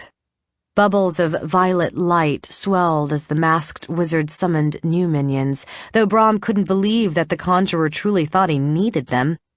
Then, though with his abused ears he couldn't hear it, through the soles of his buskins he felt the rhythmic shocks of something pounding up behind him. Brom spun around. Tamlin was racing toward him, evidently guiding his mount with his knees, for he had one hand outstretched and the woodcutter's axe grasped in the other. The dappled gelding's flanks were bloody from his spurs, and its hooves threw up puffs of snow. The nobleman wheeled the horse, slowing of necessity but not stopping. Brom scrambled forward, clutched at Tamlin's hand and the tooled red leather saddle, and tried to hoist himself up onto the moving animal. His right hand fumbled and slipped away from the pommel, and he felt himself begin to fall. Grunting with the strain, Tamlin held him in place until he achieved a firm grip. The gelding ran back up the street with the wizard half draped across its neck and half dangling beside its shoulder. Brom looked back. Their enemies were sprinting after them, and the troll in the lead was nearly close enough to reach out and grab the palfrey's streaming tail. Certain the pursuers were going to catch up, the wizard wondered if he could possibly cast a spell from his present precarious position, and whether he should drop back into the street and let the gelding race on unencumbered by his awkward and unbalanced weight. Then Tamlin dug in the spurs, shouted encouragement, and somehow the horse found the strength to gallop even faster than before, leaving their foes behind. They rounded a corner and almost collided with Vox and Isever hurtling back in the other direction. "I've got him!" Tamlin cried. "Follow me!" The retainers turned their steeds around. They kept galloping until, Brom judged, there was no danger of their adversaries catching up with them, at which point Tamlin called for a stop in a spacious plaza. At the other end of the square, urchins were flinging snowballs at one another, and any passers-by unwary enough to wander into range. Brom gratefully abandoned his uncomfortable perch and peered up at his companions. Though a troll's claws had twice shredded his armor and lightly scored the flesh beneath, Vox was as stolid as ever. The more seriously wounded Isever, however, was pale and shaky, in marked contrast to his exuberance earlier on. Ruddy-faced and breathing heavily, Tamlin was clearly having difficulty calming down, although whether he was seething with anger or fear, Brom couldn't tell. Probably a mixture of the two. "I didn't mean to abandon you," said Tamlin to the wizard. "I just lost track of you in all the chaos. I rode back as soon as I realized you weren't with us." "Or else you did intend to forsake me but had a change of heart," thought Brom. But even if that was true, he wasn't inclined to hold it against Tamlin. In the end, the aristocrat had risked his own life to rescue him, and that was all that mattered. "Thank you," the wizard said. Vox tapped his massive chest with his forefinger. "I know," Tamlin said. "I should have told you to go, but I was excited and I figured every second counted. Are you all right, Isever?" The redhead gave him a jerky nod. "We'll get you to a healer as soon as the horses have had a moment to rest," Tamlin said, and then a quaver of agitation entered his voice. "Ilmater's tears! It just came home to me that Honey Lass is dead. The other birds are lost, and the poor greyhounds. I forgot all about them until this second. Did anyone see what happened to the dogs?" "No," said Brom. "As you said, all was confusion. I'm afraid it's likely they're slain or run away for good." "Curse it!" With trembling hands, Tamlin extricated his glass blade from the loops on his golden sword belt. The ornament had miraculously emerged unscathed from the battle. But now its owner lashed it against the wall of a vendor's kiosk, shattering it into tiny fragments. "Did that make you feel better?" Brom asked. Tamlin smiled. "A little." "Then we'd better think about what just happened," the spellcaster said. "Obviously, that ambuscade was no haphazard affair, with robbers assaulting the first gentleman who happened along. That was a carefully planned attempt to assassinate the heir to the House of Uskevrin, and I dare say it's no coincidence that it happened the morning after your parents vanished." Tamlin grimaced. "I hate to admit it, but you're probably right. Damn my father for disappearing. It's his province to deal with this sort of unpleasantness, not mine. But since he's gone, I suppose we'd better get back to Stormweather Towers and confer with the others." Chapter 10. It was Larajan who'd come to the library to inform Talbot of the conclave, and she opted to walk along with him to the Great Hall as well. Ordinarily, he would have taken pleasure in her company, for he and the willowy maid, with the rust-colored hair and striking hazel eyes, had been friends for as long as he could remember. At present, however, he was frustrated at his lack of progress in the researches that he had prayed would provide a cure for his affliction, and, their futility notwithstanding, equally vexed at being summoned away. "Why is Tamlin of all people calling a family meeting?" he grumbled. "What does he want to talk about, brandy and lace?" "I don't know," Larajan said, the silver bells on her golden turban chiming as she moved. The turban was a part of her maidservant's livery, devised to warn her masters who might desire privacy of her approach. "But it was Master Kale who bade me pass the word to you, and he said the matter is urgent." "Ordinarily, that would be good enough for me," Talbot conceded, "but—" One of the household pets, a fawn-colored mastiff, wandered out of a doorway just ahead. It gave the humans an incurious glance, turned, started to amble away from them, then suddenly spun back around. Crouching, the fur standing up on its back, the dog bared its teeth and growled. Talbot winced. He understood what was happening, for he'd experienced it on various occasions since the calamity that had befallen him just over a year ago. For the most part, animals responded to him the same way as they had before, but periodically they sensed the wolf thing that lurked inside him and wrested control of his body at every full moon. He suspected it was more likely to happen at moments like this, when he was angry. "Brownie," Larajan said, "what's gotten into you?" Heedless of the mastiff's menacing demeanor, she advanced and slapped her thigh. "Heel!" Brownie slunk to her side, and Talbot wasn't altogether surprised. Larajan had always had a way with animals, and for some reason, over the past several months or so, the rapport had deepened to the point that she rarely experienced any difficulty inducing any of the various beasts inhabiting Stormweather Towers to do her bidding. "I'll take him back in here and calm him down," said the maid, taking hold of the mastiff's leather collar. "You go on." She led the now docile animal back through the doorway. Talbot trudged on to the conclave alone, his mood even more sour than before. The feast hall was a large chamber adorned with marble-sheathed pillars and lamps of brown iridescent glass. In fact, Talbot reflected as he entered, it was so spacious that it was ridiculous for a mere 6 people to use it for a meeting. They would have been just as comfortable, possibly more so, in a smaller room, and then the servants wouldn't have been inconvenienced when they had to trek from one end of the mansion to the other. As it was, the help would have to avoid both the centrally located feast hall and the galleries overlooking it, lest they overhear a confidential discussion. Talbot supposed that it had never occurred to his preening peacock of a brother to preside over a conference anywhere except in the grandest setting available. Talbot saw that all the others had arrived before him. Jander Orvist, the captain of the household guard, gave him a terse nod. Jander was a lean, middle-aged man with a thin, humorless trap of a mouth, fierce, silvery eyes, and a pronounced gray widow's peak. No matter how innocent or festive the occasion, Talbot had never known the grizzled warrior to wear anything but the blue tunic of the Uskevrin's soldiery, nor seen him without a long sword ready to hand. Clad in a décolleté emerald kaffa gown her mother hated, Tazzy sat glowering, impatient for the meeting to commence and probably to end, until she gave her younger brother a welcoming smile. Aravis, in his ill-fitting doublet, looked somber as ever.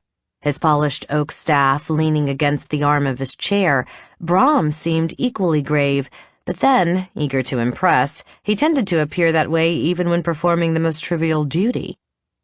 It was Tamlin, who had, of course, usurped Father's seat at the head of the long, inlaid table, who gave Talbot his first intimation that he ought to take this meeting seriously.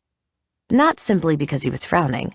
Tamlin occasionally adopted a serious manner, and it was usually over something utterly trivial.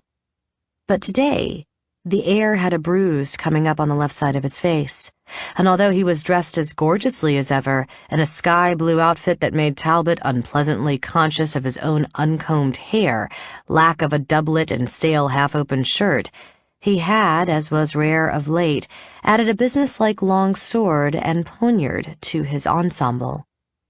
The hilts were excessively ornate, made of gold adorned with sapphires, but to Talbot's knowledgeable eye, the weapons looked as if they'd served well in a melee even so. Even more curiously, an axe, a simple laborer's tool, lay on the table before him. "You took your time getting here," said Tamlin, a little petulantly. "Sorry," Talbot grunted, flinging himself into the empty seat beside Tazzy. "What's going on?" "Mother and father are missing," Tamlin said, milking the announcement for all the drama it was worth. "And not 2 hours ago someone tried to assassinate me." "What?" Talbot exclaimed, while Tazzy's sea-green eyes widened. In contrast, the retainers didn't look surprised, merely concerned. Plainly, they'd heard the news already. "Tell it all from the beginning," Jander suggested. "That way we'll have it clear in our heads." said Brahm and Aravis in unison. Then the gangling wizard waved his hand, deferring to the steward. "I can tell about Lord and Lady Uskevrin's departure," said Aravis, who proceeded to do so. Talbot knew his parents had ridden out, but this was the first he'd heard of the retainer's misgivings. "We could dispatch search parties," Tazzy said when the bald majordomo finished. "We will," Aravis replied. "But first, let's try to discern exactly what's going on. Master Tamlin, please tell us about the ambuscade." Tamlin nodded and gave them the tale. Talbot assumed it was factual in its essence, though embellished to make the teller seem more of a hero, for could his self-centered popinjay of a brother truly have slain a troll single-handed, or, when already free of the trap, ridden back in dire peril to rescue a retainer? To say the least, it was unlikely. At one point, Talbot elbowed Tazzy and the pair exchanged ironic, skeptical glances. Still, there were weightier matters to consider than their elder brother's mendacity, and their shared amusement lasted only an instant. "It's far from certain that these two situations actually have anything to do with one another," observed Talbot at the story's conclusion. "Mother and father left the mansion of their own volition. They haven't been gone that long, and there are any number of reasons why they might be slow in returning." "With all due respect," said Brom. "As I mentioned before, Lady Euskevrin's manner seemed odd." "Still," Talbot began. Tazzy lifted her hand. "There's something about Mother that none of the rest of you knows. A little over a year ago, when she and I went to hear the Hugh Lawrence opera—" "There was harmful magic woven into the music," said Tamlin, impatiently. "And you and Mother had to snatch away the conductor's baton or something to halt the performance and break the spell. We do know. We've heard the story." Tazzy glared at him. "You haven't heard all of it. Stopping the opera was more difficult than anyone knows, and in the course of it, Mother took up a sword and battled statues come to life, fighting as well as anyone in this room. She also scaled a wall, jumped off a roof into a tree, then climbed through the branches nimbly as a squirrel. Through it all, she was grinning and joking like a different person, an adventurer who relished risk and didn't care a rotten apple about decorum." Tamlin snorted. "That's absurd. Mother doesn't like weapons. I doubt she ever handled any implement more formidable than an embroidery needle in her entire life." "I swear to you it happened," the black-haired girl retorted, her level tone so convincing that Talbot realized that, although her assertion was indeed absurd, he believed her. Apparently, everyone else did as well, for the hall fell silent for a moment as they tried to assimilate what they'd heard. Aravis gazed at Tazzy. "You might have told someone before today," he said, a hint of reproach in his voice. To Talbot's surprise, his sister, who never accepted blame or rebuke from anyone, flushed and lowered her eyes. "She asked me to keep her secret." "But why would you?" Talbot silently wondered, "when you and she were always at one another's throats?" Then he realized that his mother had probably been in a position to reveal some secret of Thazian's as well. As if he'd arrived at a similar inference, Jander scowled and said, "There have always been too cursed many secrets in this household. I don't know what most of them are, but I sense they exist, and I always feared one of them would rear up and bite us on the arse someday."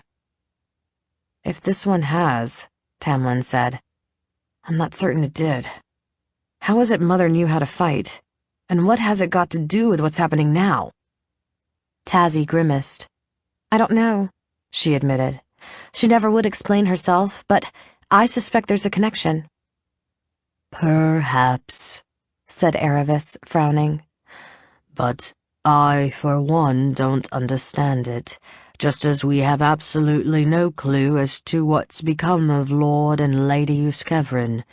Perhaps we should focus on the situation we know more about, the attempted assassination. Let's think about who might have been behind it." "My guess is that the masked wizard was leading the attack," said Tamlin. "But that doesn't mean he was the instigator. He could have been acting for someone else." "I agree," said Aravis. "The question is, who? The Foehammer knows. The Euskevrin have made their share of enemies over the years. But there are 5 rival houses that wished the family ill long before you 3 were even born, and all remain inimical to this day." Tazzy ran her fingers through her hair, a sign that she was pondering. "Sorgel, Tollander, Baradreamer, Ithavisk, and Malvine." Tamlin frowned. "Jelly Malvine is a friend of mine." Tazzy gazed at him with withering scorn. "Let's hope that our fears are groundless and no one has murdered Father. If an idiot like you is now head of the family, we're doomed." Tamlin flushed. "If I am in charge—" "Please," said Aravis, and Tamlin fell silent. The heir had never been fond of the butler the way his siblings were, but perhaps he'd come to respect him after the events of last winter, when undead marauders had attacked the mansion and, to everyone's amazement, Aravis had demonstrated that he knew how to fight. As apparently did Mother. Talbot sighed, for Jander was right. Every member of the family, except, he supposed, his feckless brother, harbored secrets, and in consequence their lives were complicated and strange. Not for the first time, he imagined how pleasant it would be to abdicate his position here and become a simple player. but he knew he never could. Not when he might one day need his house's resources to rid himself of the beast within.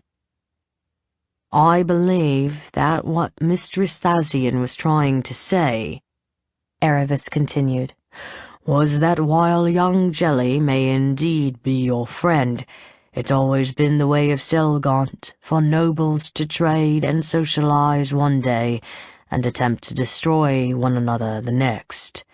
Moreover, however your crony feels, it's unlikely that his opinion would soften the animus of the elders of his house. Think about it, Tazzy said. Your precious Jelly knew you meant to ride from Stormweather Towers to Argent Hall this morning. He and the other Malvine would have known where to set the trap. It doesn't matter, Tamlin retorted. There are plenty of other ways that an enemy might have learned of my plans. Yes, Aravis said. In point of fact, there are. We haven't shortened our list of suspects at all, and therefore, Masters Tamlin and Brom, I ask you, did you observe anything that might enable us to do so? The heir and the magician frowned, thinking, then finally shook their heads. Wonderful, said Tazzy, in a tone that left no doubt that she thought there must have been a clue right in front of their eyes had the two men only had the wit to notice. She turned to Brom. Can't you use magic to discover who attacked you and to find out what's become of father and mother while you're at it? Brom's thin face colored. I'm afraid I'm not much of a hand at divination. No wizard can learn every spell in existence, and I've concentrated on other areas. Of course you have, said Tazzy, sardonically. Moon above, I wish that old Cordival was still with us. Brom's predecessor, Cordival Imleth, who had perished not so long ago in the Uskevrin's service, had been an accomplished diviner. Don't belittle Master Selwick, Tamlin snapped. He saved my life today. Don't worry, said Tazzy. I won't hold that against him. Her brother scowled. As I started to remark before, if something has happened to mother and father and I am the head of this house, then I shall demand to be treated with respect. The insolent just might find themselves out on the street. Talbot pushed his seat back from the table and started to rise. How would you like a bruise on the other side of your face? He asked his brother. That way, the two halves will match. Stop it! Brom bellowed. And at that startling roar, emerging from such an unassuming fellow, the siblings jerked around to stare at him. The wizard paled and swallowed. That is to say, I beg your pardon. I didn't mean to raise my voice, but your squabbling isn't helping. Tazzy's mouth tightened. No, it isn't, and I don't mean to make things difficult, it's just, the last time I saw Mother, we quarreled as usual. Now I wish we hadn't. I understand, said Tamlin. I'm just as worried about her as you are, and about Father too, I suppose. Well, we agree on that, anyway, said Talbot, settling back down on his chair. Good, said Aravis. Now, we don't know very much, but based on what we do know, we can assume that unknown enemies have launched a campaign to destroy the House of Uskevrin. They tried to assassinate you, Master Tamlin, and may have kidnapped or even killed your parents. We can expect further attempts on the lives of all three of you siblings. Here's what I propose we do about it, the steward continued. We'll look for Lord and Lady Uskevrin. We'll mobilize our networks of spies to see what they can discover, and we'll get you three children out of town forthwith, where you'll remain until this matter is resolved. Tamlin nodded. That sounds sensible enough. Talbot agreed. It did sound sensible, but rather to his surprise, something about the suggestion stuck in his craw. I have a performance tonight, he said. Tamlin snorted. Really, brother, I dare say Mistress Quickly will manage without you somehow. I'm sure she could, Talbot said, then paused, groping for the proper words, waving his hand before him as if he thought he could pluck them from the air. It's just, Our foes drove the Uskevrin out of Selgant once before, and Father fought for years to regain our place here. I don't think we should let ourselves be driven forth again, not even for a little while. I don't want the other houses to think us craven. That could incite all our rivals to attack us and bring trouble down on our heads for years to come.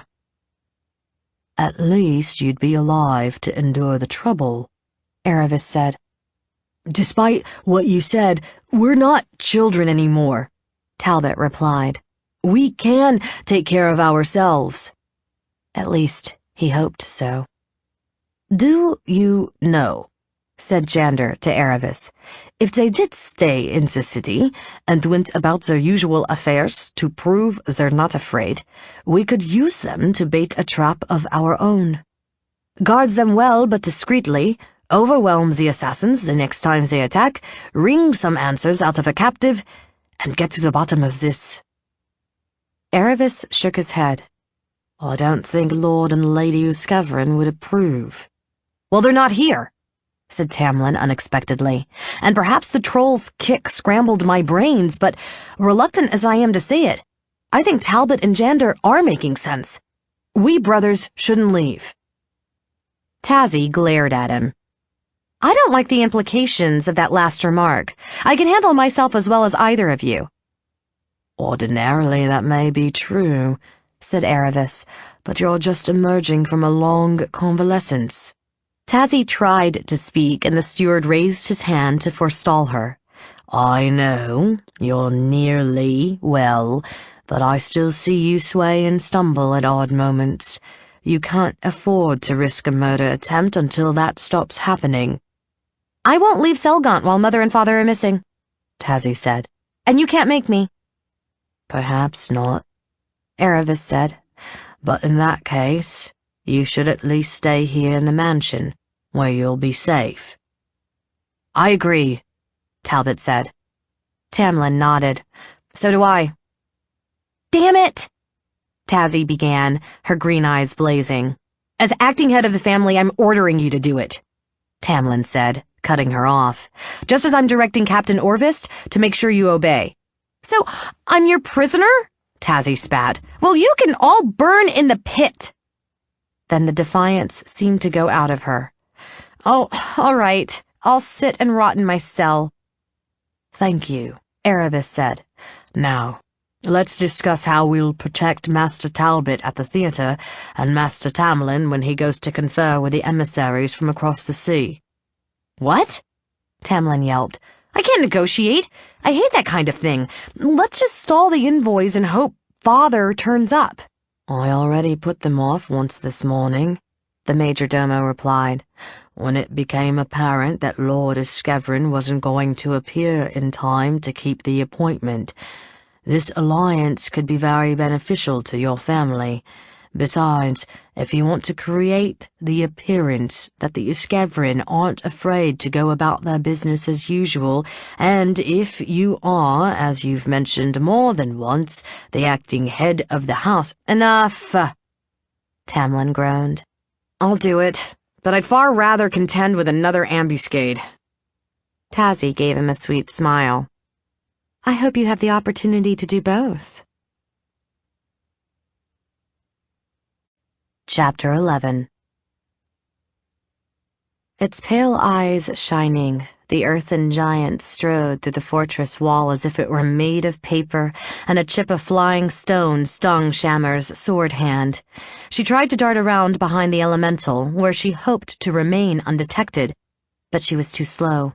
The dark, ungainly thing had spotted her already, and now it raised its fist to crush her.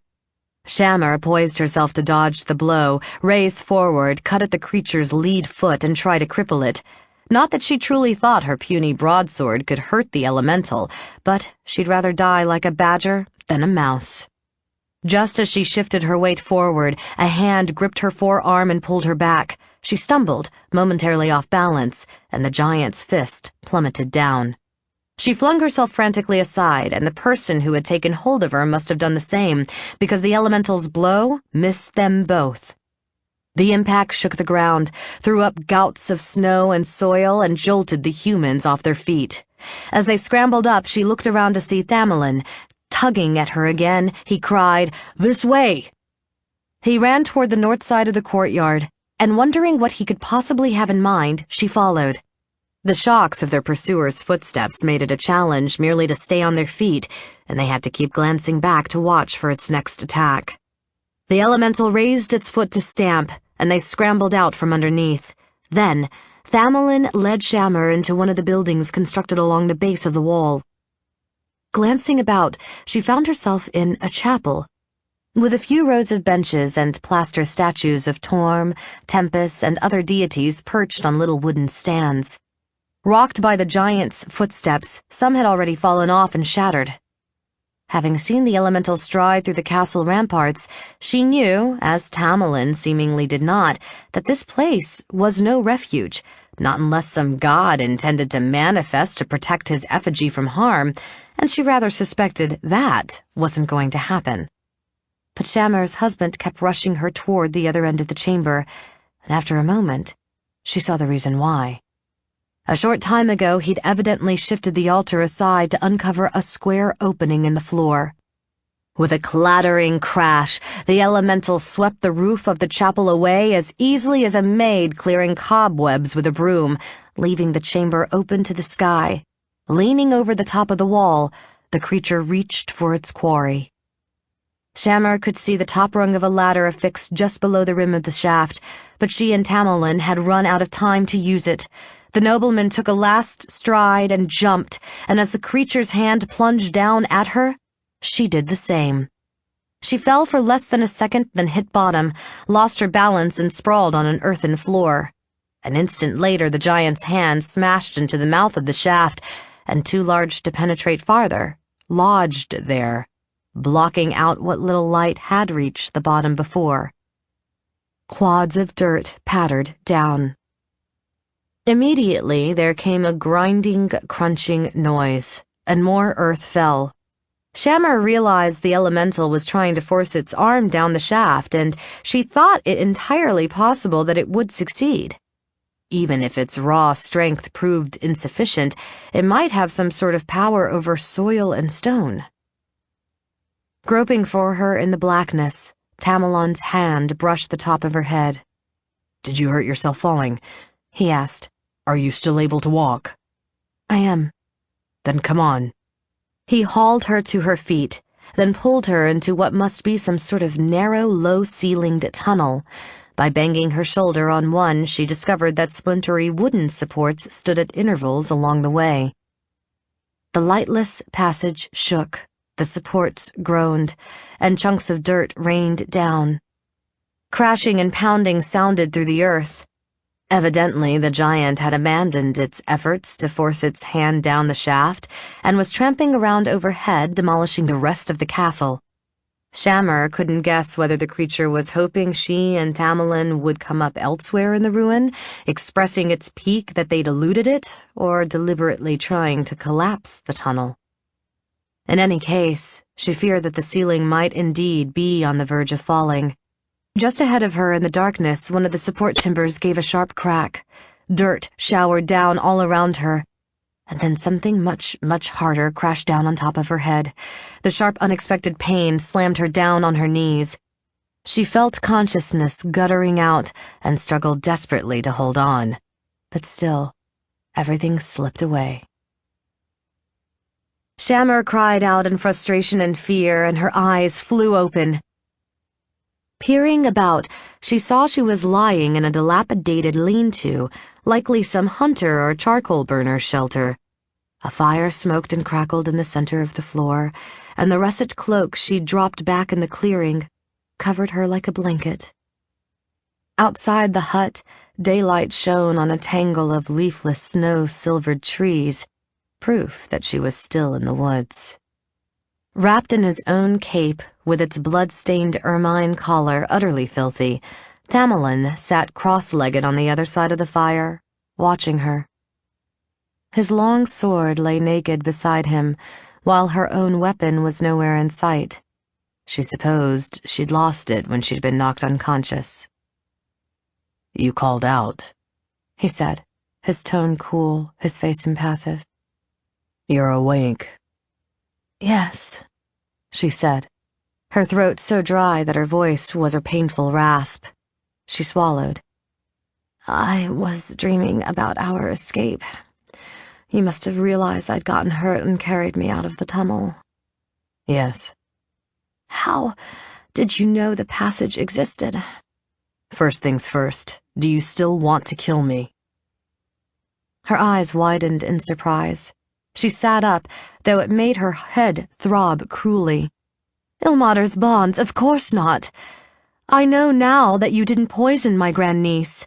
That shadow that spoke with Lindrian's voice, I don't understand it, but somehow when I talked to him, I was actually talking to it. Moreover, the fact that the Phantom's master could even conceive of such a ruse implies that he's the one who truly committed the murder. Or rather, that he has ties to those who did, Tamerlane said, his voice little warmer than before. He seems too young to have slain anyone 30 years ago. How are you?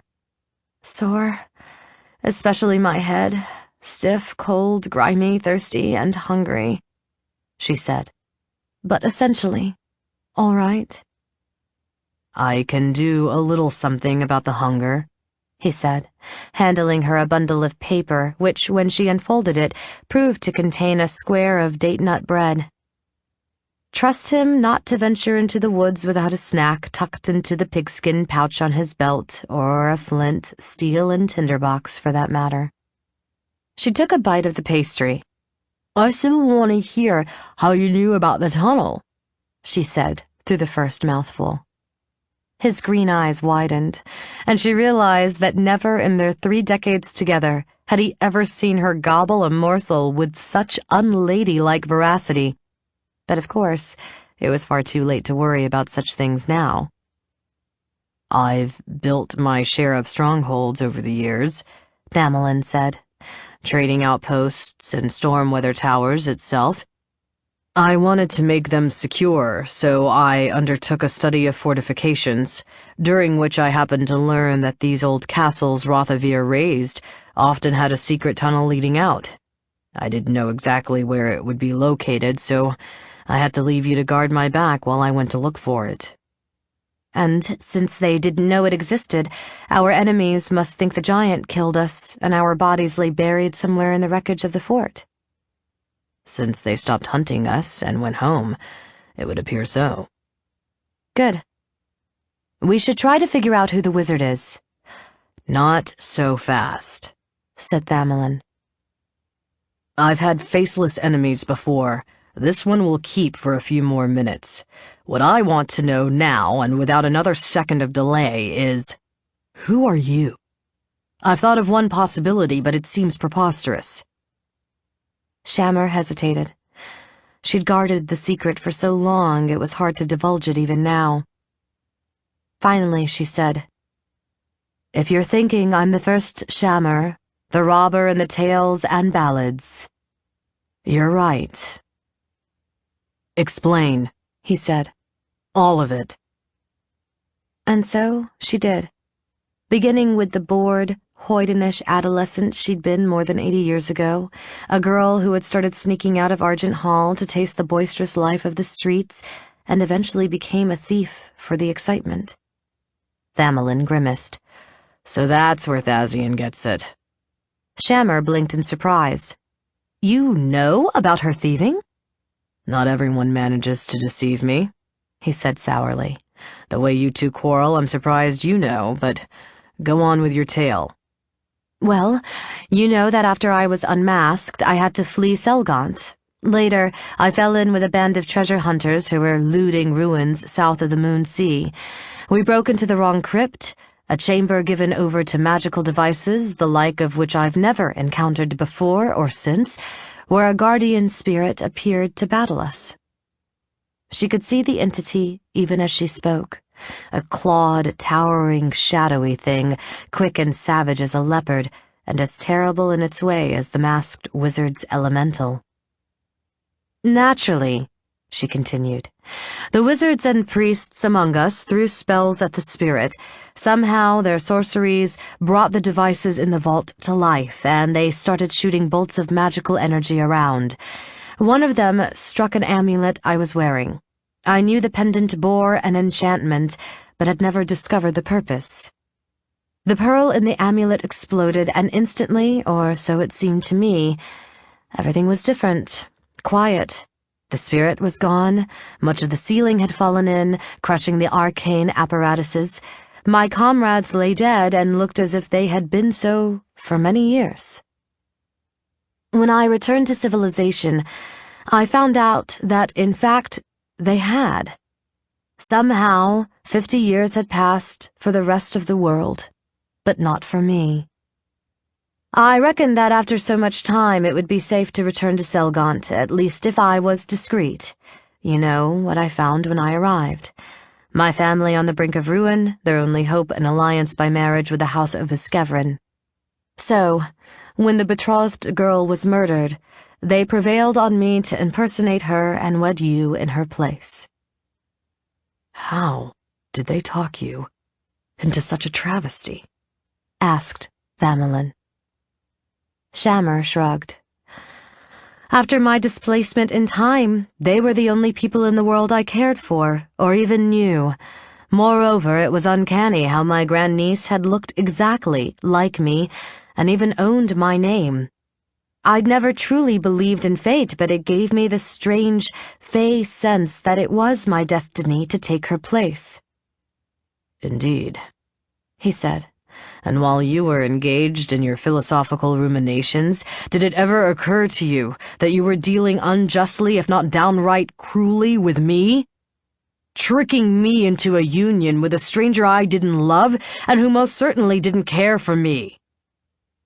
Shammer felt an unexpected twinge of shame. To be honest, she said, no, I didn't consider your rights or your feelings at all. As I said, we Karns were desperate. I suppose I should apologize. He laughed.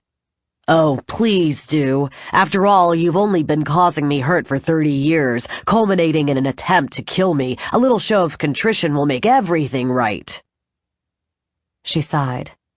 Thamelin. Enough, he said.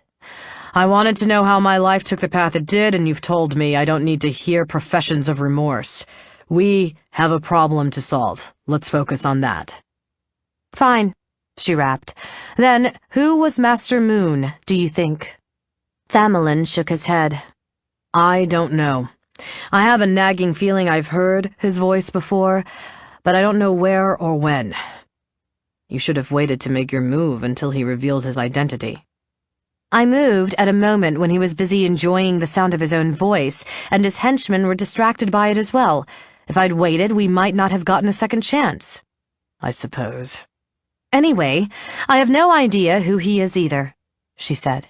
Nor could I identify any of the hired bravos, which is what they almost certainly were. In my youth, I was acquainted with half the bullies and cut purses in the city, but now, she shrugged. Then we're stymied, he said. Perhaps not. I can think of two people who might lead us to the wizard.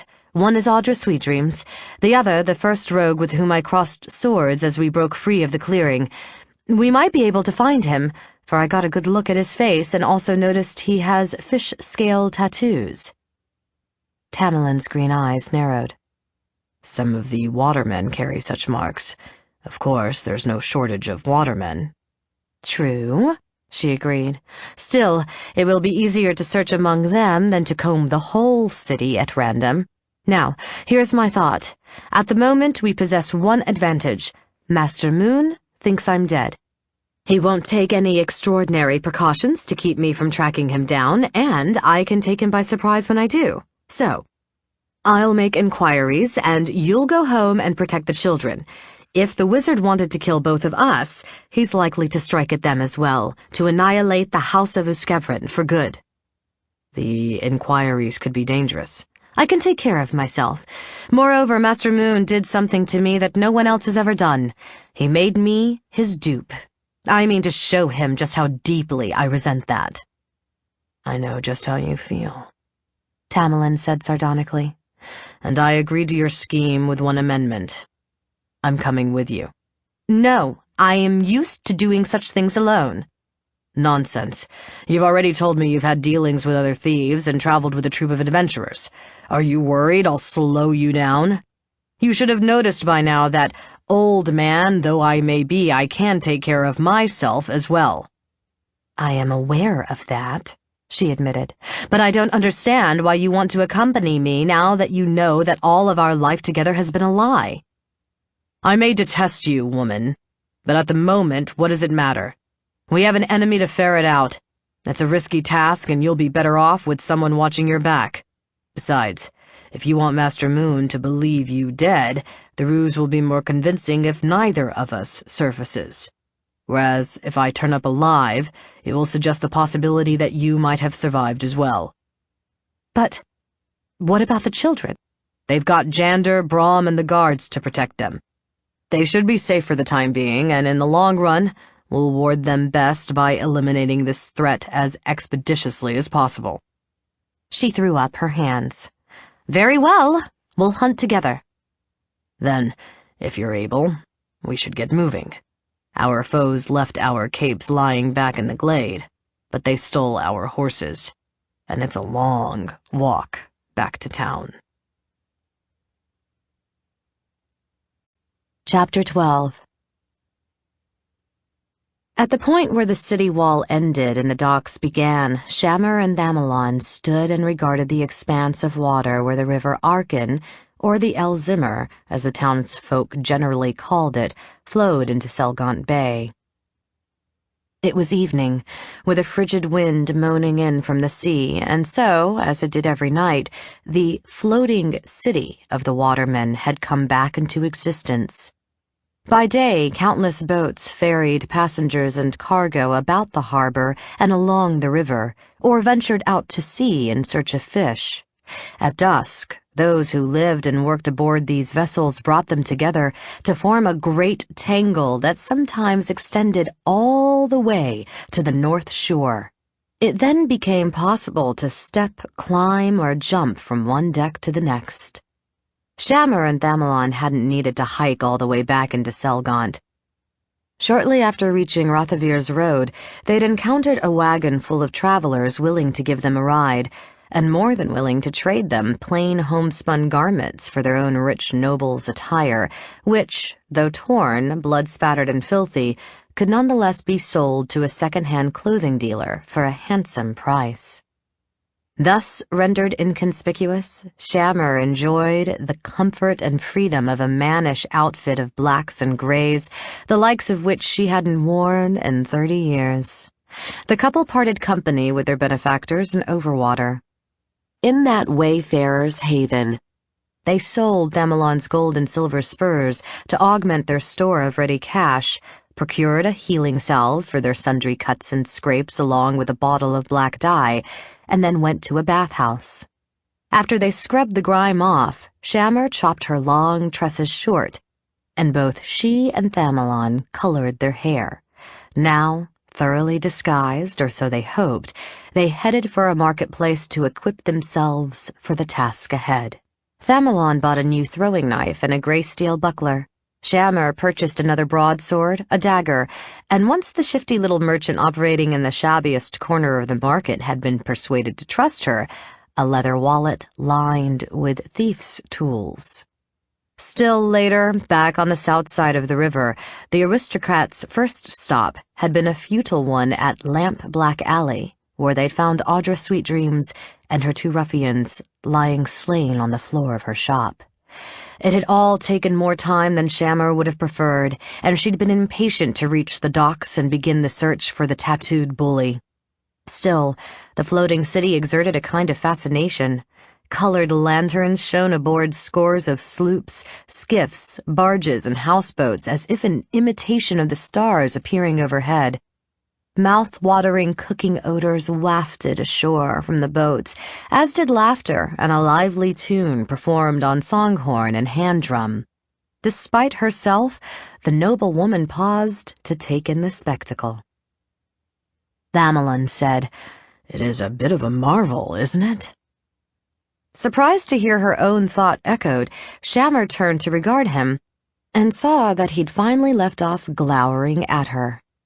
He wore a simple, unadorned brown cloak, jerkin, trews, and low boots. It occurred to her, with his hair dark as his eyebrows, he must look rather as he had in those grim days before she ever met him, when the house of Uskevrin was deemed ruined for all time in everyone's reckoning but his own. "Yes," she replied. "I've always liked looking at it, and regretted that living where we do, as we do, I don't often see it anymore." His mouth tightened. "Of course, you think I'm to blame for that and for depriving you of all your other pleasures." "No," she said. Sweet Soon, it had been like this for a long, wearisome time now, a sad consequence of their estrangement. Even when one of them intended no derogation or reproach, the other was touchy and quick to take offense. "That isn't what I meant." "If you say so. Come on." They walked out on the northernmost dock, and the planks creaking beneath their feet and the smell of salt water in their nostrils, approached the first of the boats tied up there. It was a barca with slanted eyes painted on each of its interchangeable ends and a square little cabin where the skipper no doubt slept in foul weather set in the center of the deck. "Ahoy!" called Thamelin, indicating that he wished to speak to someone on board. He would have shouted, "Walking!" had he merely wished to move across the barca on his way to some other craft, and then, their notions of courtesy satisfied, none of the watermen would have paid him or Shammer any mind, or at least, not if the nobles could pass for watermen themselves. But they couldn't, for the society of the waves and currents was an insular one with its own patois, mores, and traditions, interdependent with the world ashore, yet separate in many respects.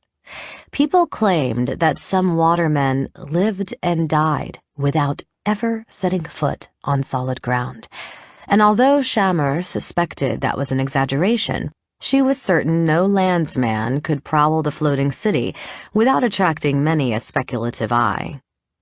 A husky woman wrapped in an oilcloth mantle emerged from the barca's cabin. "Good evening," said Thamelin. "Evening," she replied. "What do you want?" "We're looking for someone," Shammer said. "We don't know his name, but he's thin, has a black beard, and is about as tall as my friend here. Wears a gold ring in his lower lip, has fish-scale tattoos on his hands and throat, and carries a brace of short swords. Do you know him?" The barge woman's eyes narrowed. "What do you want him for?" "There was a boating accident," Thamelin said. It was the story he and Shammer had agreed upon. "My master's daughter would have drowned if this fellow hadn't happened to be passing by on another vessel and fished her out of the drink. Lord Barrent wants to reward him, and if you help us find him, there are a few 5 stars in it for you as well." The barge woman shook her head. "I don't know the man." "Well, thank you anyway," Thamelin sighed. "We'll walk on through then." The nobles asked their questions on all the vessels tied up at the dock, then moved on to those farther offshore. As they made their way through the floating city, Thamelin was affable when addressing the watermen and taciturn otherwise. Shammer hadn't much minded his sullenness all afternoon, but now, perhaps because he'd finally relaxed for just a moment, it grated on her. At last, as they walked from the bow to the stern of an old trawler with nets and set lines hanging on every side, she said, "I truly don't blame you for separating me from the things I loved. I realize it was my choice to don the mask I wore." "Yes, it was," he answered. "But I believe you blame me nonetheless. Why else would you grow so cold?" "You had your doxies to console you," she said, then winced at the venom in her voice. "I'm sorry. I didn't begin this conversation to find an excuse for a quarrel. Perhaps unjust as it was, I did resent you to some extent, simply because I was so unhappy." "Unhappy?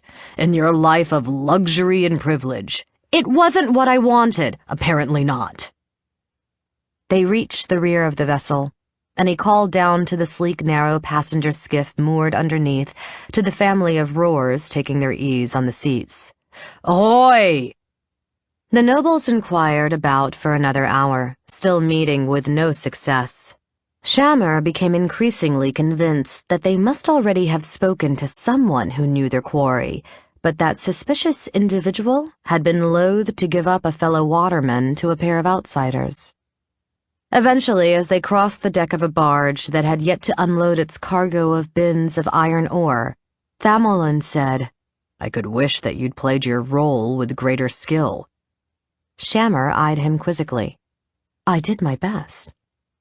"And I must admit you hoodwinked everyone, but still, when I think about it now, your impersonation was less than impeccable. At first you did seem like the sweet, gladsome girl I loved. You had to until after the wedding, I suppose.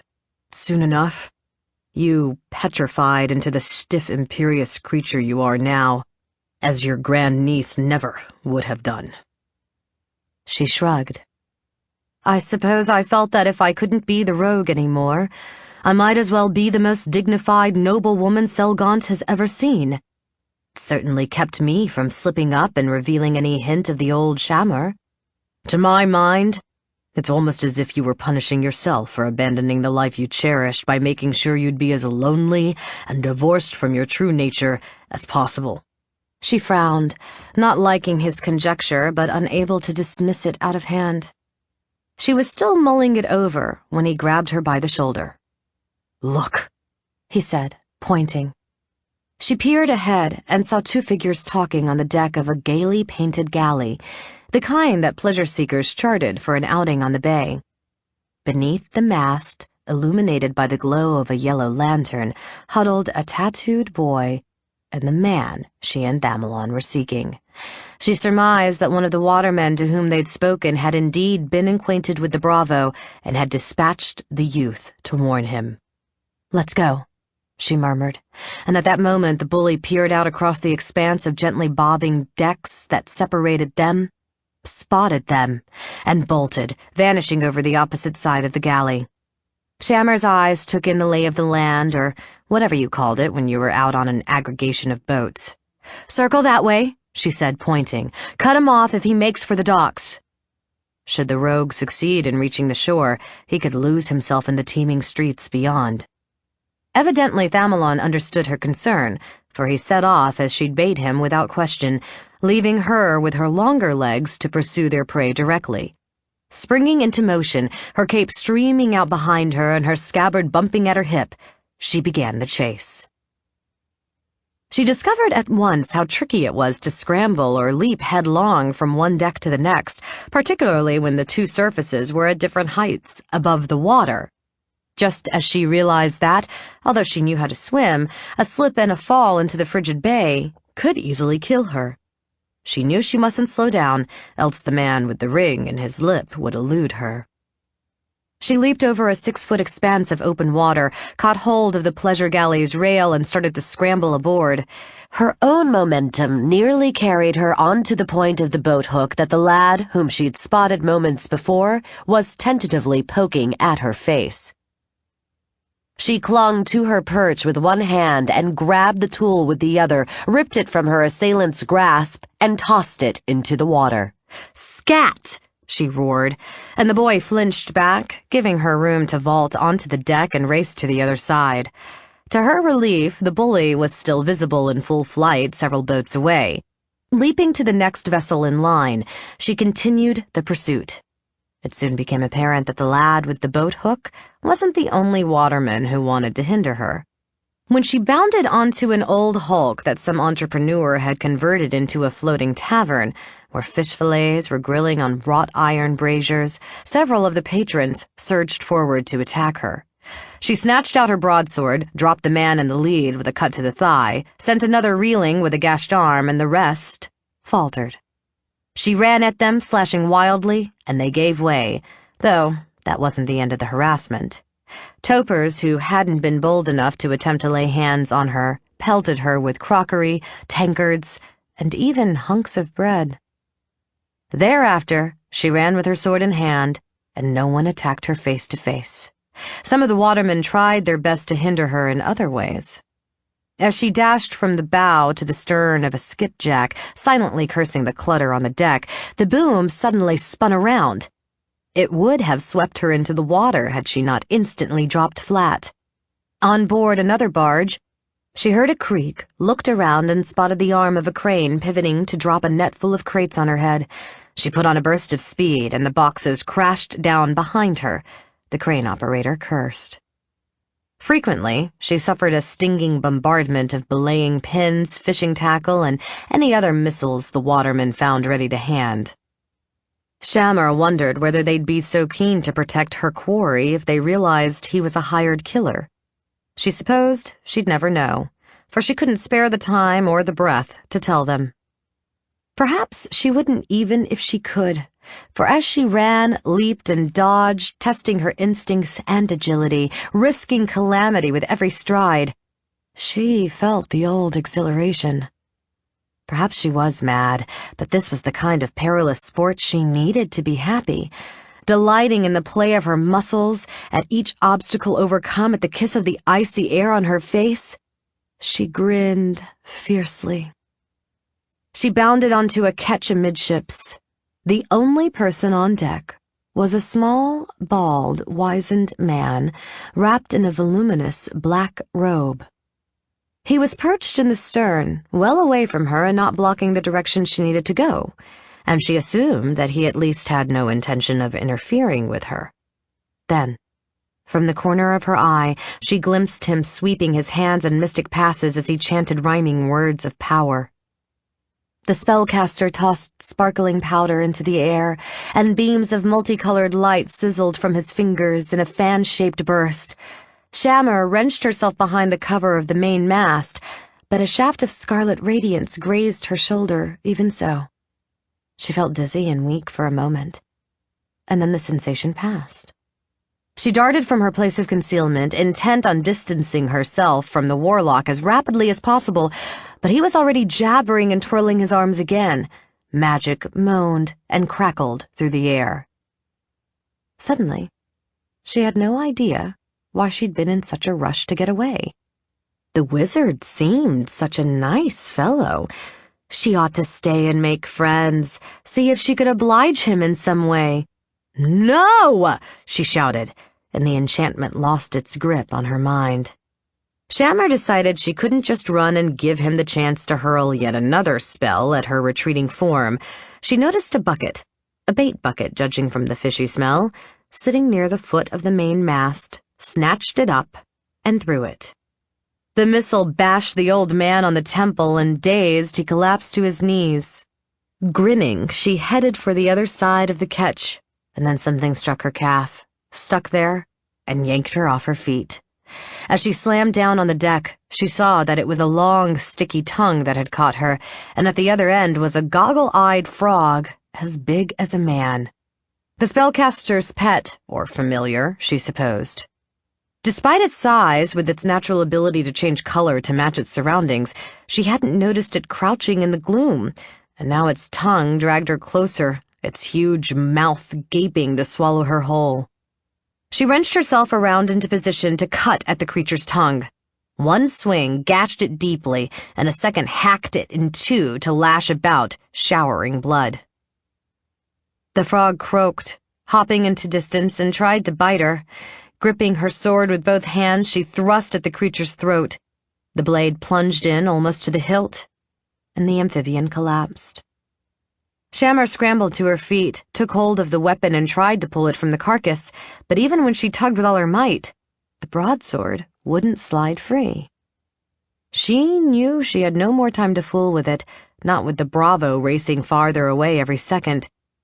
Grimacing, she abandoned the weapon, drew her dagger, and ran on.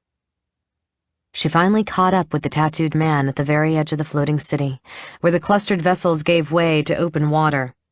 Naturally, the crafts farther in were unable to move until their assembly dissolved at dawn, but those here at the verge could depart at will, and standing aboard a small sloop using a boat hook to push off from the vessel next to it, The Bravo was endeavoring to do so. Another waterman, the rightful master of the vessel, presumably, lay motionless on the deck. Shammer assumed that he at least hadn't been interested in helping her quarry escape, and so the Bravo had found it necessary to subdue him in order to commandeer the sloop.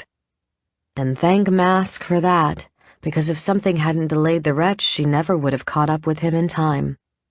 One final leap across the black water landed her on the sloop, which rocked as it took her weight. The tattooed man pivoted to face her, his neck bruised where she'd struck him the night before. His eyes widened in surprise, and he smiled. "Where's your friend?" he rasped. Apparently the blow to the throat had roughened his voice as well. "On his way?" "But too late to help you," he said, and Shammer realized he was right. The sloop was still drifting away from its neighbor, and the gap was now too wide for Thamelin to jump. "And you, baggage, have lost your sword." She expected him to reach for his short swords, but he whipped out a dagger with a curved blade instead. Shammer doubted it was chivalry prompting him to opt for a shorter blade like her own.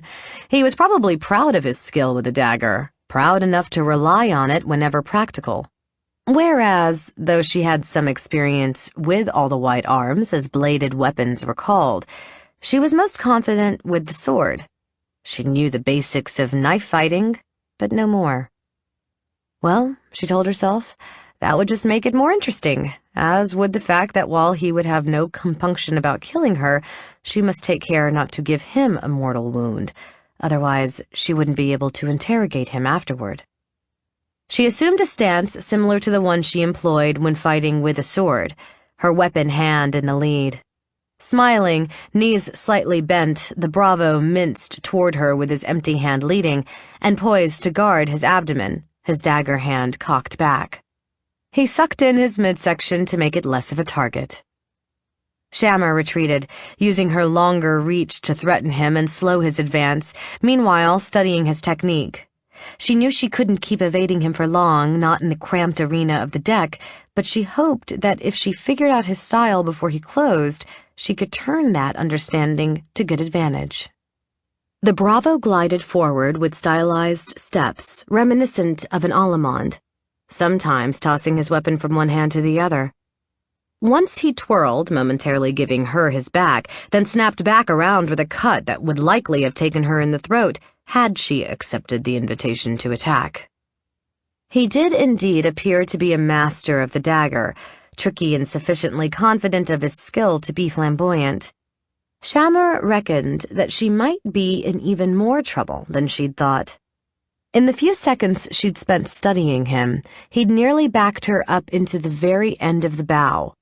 Unwilling to let herself be cornered, she sidestepped, and that was the instant the Bravo attacked in earnest. His hand streaked at her, and she made a cut intended to intercept it, but his thrust stopped short. Her counterattack missed, and she saw at the same instant that his fist was empty. Somehow, without her seeing it, he'd transferred his dagger to his other hand, and now she glimpsed it plunging toward her abdomen. She twisted, wrenching herself aside, and the thrust missed by a hair. With her left hand, she grabbed for his wrist, seeking to immobilize his weapon, but in one graceful blur of motion, he spun his arm away and danced back safely out of distance. Shammer pursued him back toward the stern. She stepped, accustoming him to the pace at which she was advancing, then sprang forward with a sudden burst of acceleration which she hoped would catch him by surprise. It didn't. He instantly dropped to one knee, and her dagger and outstretched arm flew over his head. Meanwhile, his blade drove up at her stomach. With her own impetus driving her toward his point, she had no time to parry, but could only attempt to dodge. Once again, she was fortunate, for the dagger missed her flesh, though it snagged in her cloak and yanked her off balance before it ripped free. She grabbed one of the lines to steady herself, heard his noisy breathing coming up behind her, and spun back around to face him. The dagger leaped back and forth between his hands. She sensed that he wanted her to attack at that instant when the blade was in flight, and refused to respond to the invitation. After a few seconds, he suddenly abandoned the ploy and lunged to stab her in the chest. She attempted an evasive movement of her own, pivoting on her front leg to avoid his point while thrusting at his throat. His initial attack missed, but he blocked with his left arm and took her weapon out of line as well. To her surprise, he sprang closer, seizing her with his unweaponed hand and lifting his knife arm high. With his black, bearded features only inches from her own, blocking out everything else, she couldn't see his right hand performing its next manipulation. But she didn't have to. She understood very well what it must be doing, spinning the knife, reversing his grip so he could drive the point into her spine. Her own weapon was passé and out of position for an instantaneous stab at his back, nor did she think she could break free of his hold in the split second remaining. So, she butted him in the face. His nose broke with a crack, his body jerked, and thanks be to Mask, his dagger didn't slam down into her flesh. She instantly followed up with a second headbutt, a stomp to the foot, and a knee to the groin. His grip slackened. Shoving him back, she tore herself free, gave him a snap kick to the knee, and seeing that he was staggering, too hurt and dazed for the moment to wield his dagger, stepped in and slammed the pommel of her own weapon against his forehead. The bravo fell, and she grinned in satisfaction. Many would say she'd been lucky to defeat such an opponent, but she preferred to think that while he had been the better dagger fighter, she was the stronger combatant in general, and that was what had yielded her the victory. Ho! Shammer turned. Thamelin was standing aboard a catboat at the edge of the floating city. He had his buckler in his left hand and his throwing knife in his right, and although the watermen who inhabited the craft were regarding him sourly, they weren't making any hostile moves. By the time the ruffian reached this part of the cluster, Thamelin said, it was obvious he didn't intend to make for the docks, so I followed after you. Good, she replied. Bide there a moment. Shammer scrutinized the bravo. Whimpering, he seemed to be conscious but incapacitated nonetheless. She dropped his dagger and short swords over the side and, keeping a wary eye on him, found a sweep and rowed the sloop up to the catboat. The two hulls banged together, and one of the watermen cursed. Sorry, she told him, then turned to Thamelin. Climb aboard. We might as well chat with our friend here privately without any other misguided boaters attempting to interfere with us. Good idea. Thamelin stepped onto the sloop, and she pushed off with the oar. Once she was sure they were drifting away, Shammer glanced around to catch Thamelin staring at her with a strange expression on his face, and for some reason his regard made her feel self-conscious. What? She demanded. The nobleman blinked. Nothing. He stooped to examine the waterman from whom the Bravo had attempted to steal the sloop. This fellow should be all right. Looks as if our friend just knocked him out. He's lucky the bastard didn't stick a knife in him, said Shammer. Perhaps he had qualms about killing a fellow boater. Anyway, let's talk to him. She nudged the captive with the toe of her boot. We know you're awake. Let's chat. The captive warily opened his eyes. What do you want with me? He croaked. You talk like I'm some sort of ruffian, but I haven't done anything wrong. You bolted as soon as you heard that two strangers were seeking you, ostensibly to give you a reward, Thamelin said. Is that the act of an innocent man? To me, it seems more like the jumpiness of a blackguard who took part in the assassination of two nobles less than 24 hours ago. The Bravo swallowed. I don't know what you're talking about. You're lying, Shammer said, and there's no chance of you convincing us otherwise. It was dark when you saw us last, and we've changed our appearances since, but look at my face. Look closely.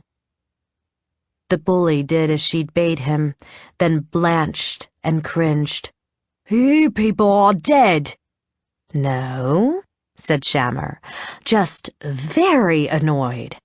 We can vent our spleen on you, or you can tell us who hired you and your fellow toughs. I don't know. I was just a member of a crew, the waterman said. Just doing as I was told. I never heard the wizard's name, nor saw him without the moon mask. Then tell us how you wound up working for him, she said. He hesitated. I can't. If I turn nose, the others will kill me. Do you think we won't? She replied. Husband, I believe this fool needs to be convinced that we're in earnest. She hefted her dagger. What shall we take? A thumb? An eye, said Thamelin, with a lightness that served well to reinforce the bluff. It always gets a man's attention when you pop an eye. Very well. They flung themselves onto the Bravo, who screamed and flailed wildly, but who, spent and battered as he was, could do little to keep them from pinning him to the deck. Try to avoid any further struggling, Thamelin advised the rogue. If you thrash about, the blade could plunge too far down, all the way into your brain. No! The Bravo shrieked. Get off me! I'll tell! Drat, said Shammer. I never get to have any fun. All right, then, spill it. The thing is, I belong to the Quippers, the ruffian said. The nobles exchanged glances. Names for a species of savage freshwater fish that, traveling in schools, posed a threat to even the largest animals. The Quippers were a notorious outlaw fraternity operating chiefly on the waterfront, where their crimes often involved smuggling, theft, and extortion. The gang had been in existence for a long while. Shammer had had dealings with them in her youth, and in recent years, Thamelin had occasionally tried to suppress them and so eliminate a threat to honest merchants. Then was the murder scheme a reprisal against me? Thamelin asked. No, the Bravo said. We were hired, just as you first supposed, but I swear I don't know by whom. Then we'll have to ask some of your cohorts, Shammer said. Where do the Quippers have their stronghold these days? In the scab, the ruffian said. Thamelin frowned. That's unfortunate, but never mind. Let's discuss your future. You've already said yourself that your cronies will kill you for informing on them, and I personally will make sure that the Scepters start hunting you tomorrow. If you want to live, I'd advise you to flee Selgant this very night. How? The Bravo rasped. The way your woman beat me, I could hardly walk. I'm sure you'll manage, Shammer said. Meanwhile, you're a waterman, so make yourself useful. Bring this boat back around to link up with the others. Groaning and grunting the while, the Bravo obeyed. When the sloop floated next to the catboat once again, Thamelin waved his hand, bidding the man with the ring in his lip begone. Perhaps fearing that his captors would change their minds, the ruffian limped quickly away. I hope he doesn't run and warn his gang, Shammer said. I doubt he will, Thamelin replied. He meant it when he whined that they routinely kill informers. In any event, we couldn't very well maintain the pretense that we're dead and turn him over to the Scepters also. Nor could we drag a prisoner around with us, so unless you had the stomach to kill him in cold blood. No, she said. Anyway, I assume our next stop is the scab. He looked at her, and once again she noticed that same odd quality in his gaze. I hope you don't mean tonight. At the risk of you curling up your lip and calling me old man again, I have to say that, after what we've been through, I've had enough cold water and exertion for a while. I'd rather repair to one of those shabby little inns along the harbor and tackle the rest of the Quippers tomorrow. She smiled. I must confess I'm not quite as young as I once was, either, and I dare say that's not such a bad idea. Chapter 13. Bileworm had spent much of his existence in proximity to colossal fortresses built of iron, basalt, and sorcery. But even he had to admit that the playhouse called the Wide Realms presented a pleasing spectacle, if only in a tawdry terrestrial sort of way. The entrance to the theater, a ring-shaped structure with a tiring house and stage at the rear, and a pair of multi-level galleries curving out and around to meet at the gate in the front, shone like a jewel in fields of magical light, as did the gaudy pennants flying and banners hanging from the thatched roof. The humbler patrons had all packed inside prior to the start of the performance, but a few aristocrats were still arriving, pulling up in their carriages on horseback or strolling behind torch-bearing link boys in scarlet capes. Music, the declamations of the actors, and periodically applause, cheers, laughter, catcalls, and booing drifted up through the open space in the center of the building. Of course, Bileworm hadn't come to admire the view, but to scout the disposition of the enemy. And having accomplished his task, he supposed he'd better return to Master and report. He turned and skulked along the rooftops, a shadow moving virtually invisibly against the night sky, until, lengthening and then shortening his leg, he stepped lightly down into the alley where the wizard and his mortal henchman waited.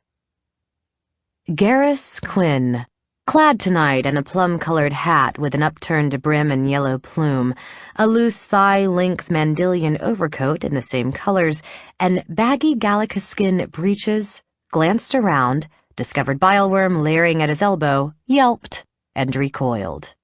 Not the least bit startled by his aide's outburst, or at least not betraying it if he was, Master casually turned toward his familiar.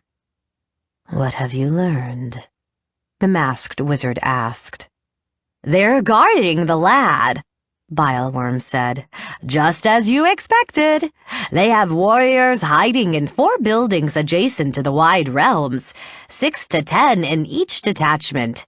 I imagine other guards are waiting inside the playhouse."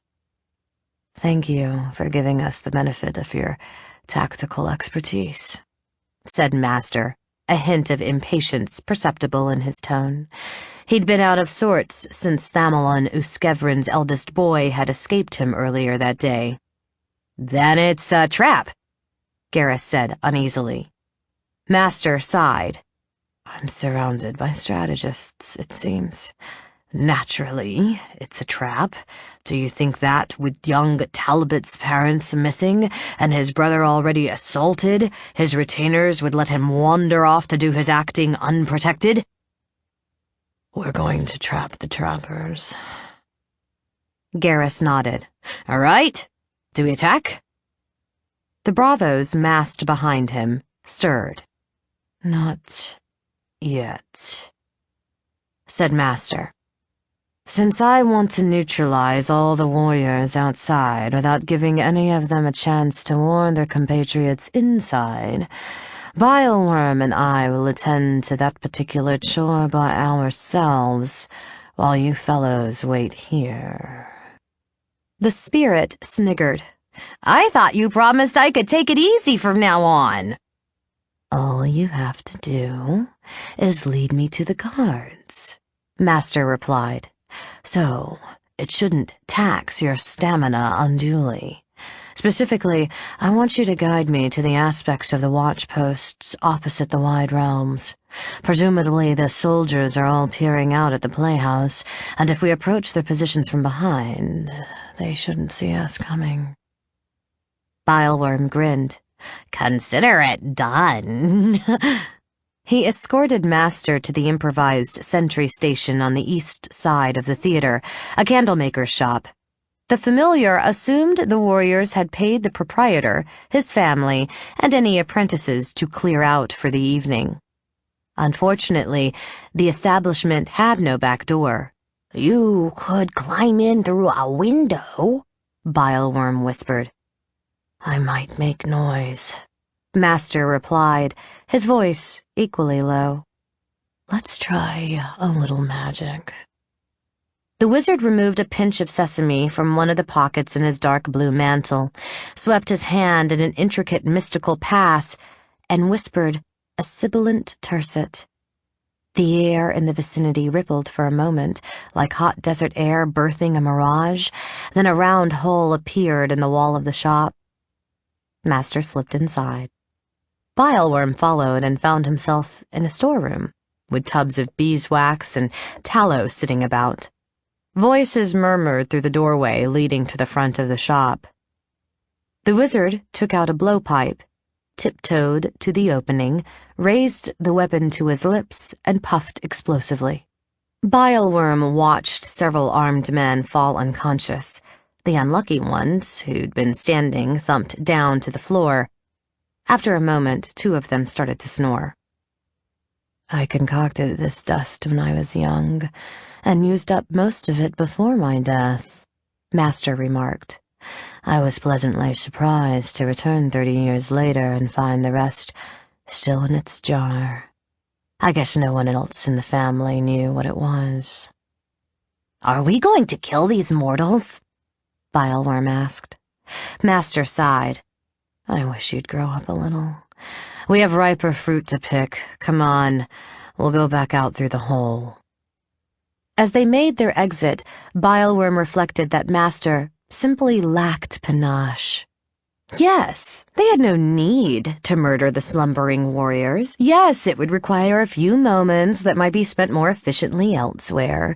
Yes, the method he had in mind would cause a stir when they'd already resolved to be stealthy. But still, with all the combustibles on hand, the candlemaker's shop could be made to burn magnificently, and the heat would almost certainly wake the soldiers up in time to perish in agony in the flames.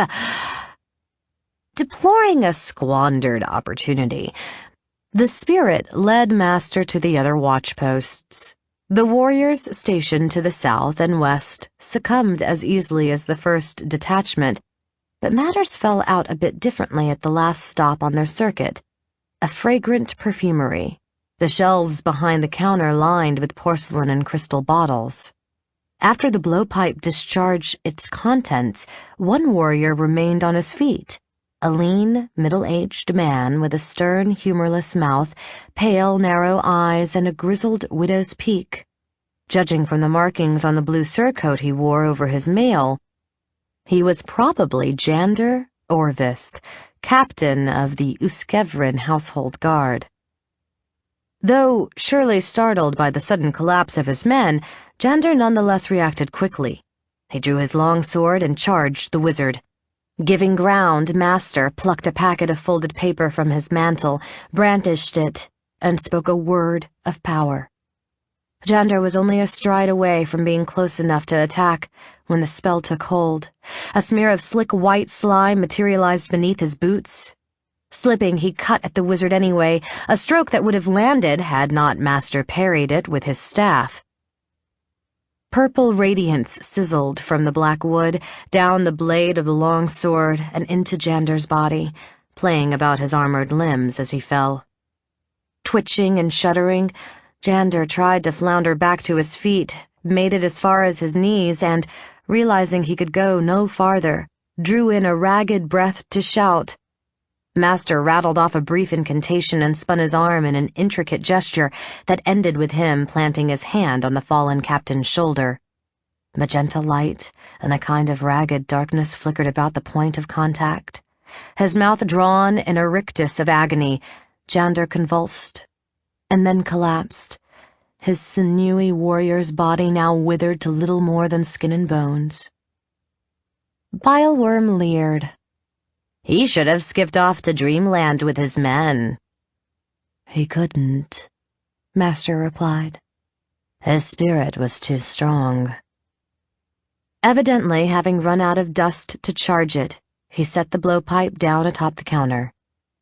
Let's fetch Garrus and the others. Brahm had been to the theater before, but had generally found himself in the cheap seats far back from the stage, or even squashed in the press of groundlings standing in the open area in front of it. It was still a novel experience, to sit up close with plenty of elbow room in a box overlooking the stage, and he wished he had the leisure to enjoy it. But he didn't. Like the warriors and mufti stationed about the playhouse, he had to watch for the first signs of an attempt on Master Talbot's life. He would have found it easier had all the members of the audience been content to sit or stand and watch the performance. Unfortunately, however, the wide realms was a raucous carnival of diversions, of which the tragedy unfolding on stage sometimes seemed the least compelling. People were chattering to their friends, munching pears and sausages, passing wineskins and jugs of ale and applejack around, playing cards, throwing dice, tossing a knife in a game of mumble-te-peg, and conducting assignations with their sweethearts or bawds. It all combined to make a shifting, churning confusion in which even the most blatant sign of hostile intent might go unnoticed for a few moments.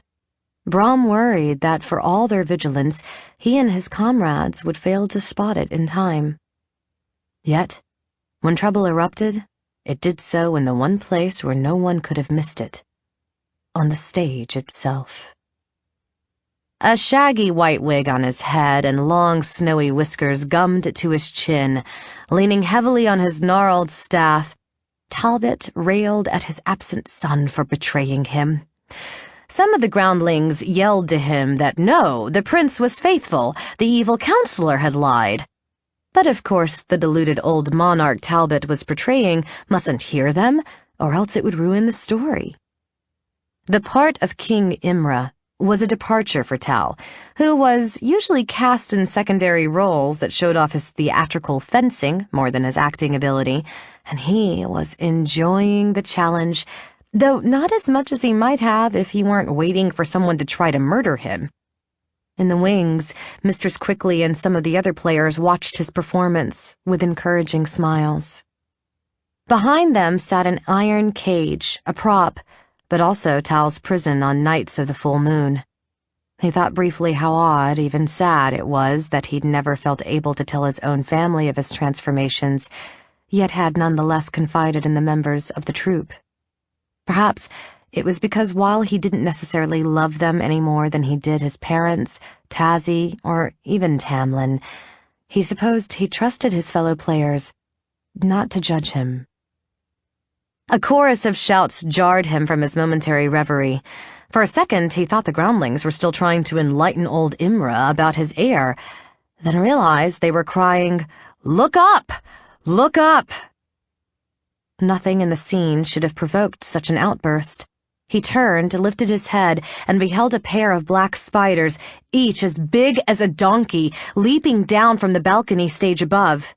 The only other actor on stage was Lamy, playing the role of Imra's court fool. His fantastic yellow motley and clown makeup concealed the fact that he wasn't human, but a Taslaw, with the greenish skin, thin black fur, golden eyes, and apish frame of his kind. When he spotted the spiders, he fled. Talbot was relieved to see his unarmed friend take himself out of harm's way.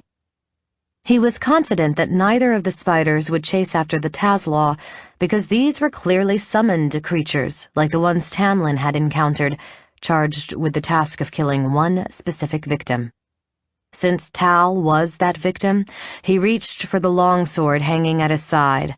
Brom had cast a glamour on it to keep anyone from seeing it, but it became visible as it scraped clear of the scabbard.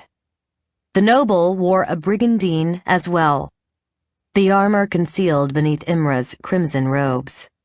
The spiders scuttled toward him, and he willed himself to be calm. Certain members of the audience were screaming, some sincerely, others in the giddy manner of folk relishing in imaginary peril. Apparently unfazed by the fact that the sick, doddering old king had inexplicably turned into a swordsman, or that giant arachnids invading the royal palace would seem to have nothing to do with the rest of the plot, these latter assumed the spiders were part of the show. Fortunately, the hideous creatures didn't work in concert as men might have done. They came at him separately, and one closed the distance before the other. Hoping to dispatch it before its comrade entered the fray, Talbot lunged at it at once. His blade sank deep into the spider's mask, bursting two of its clustered globular eyes. But the creature kept scuttling forward, drops of oily amber venom glistening at the end of its fangs.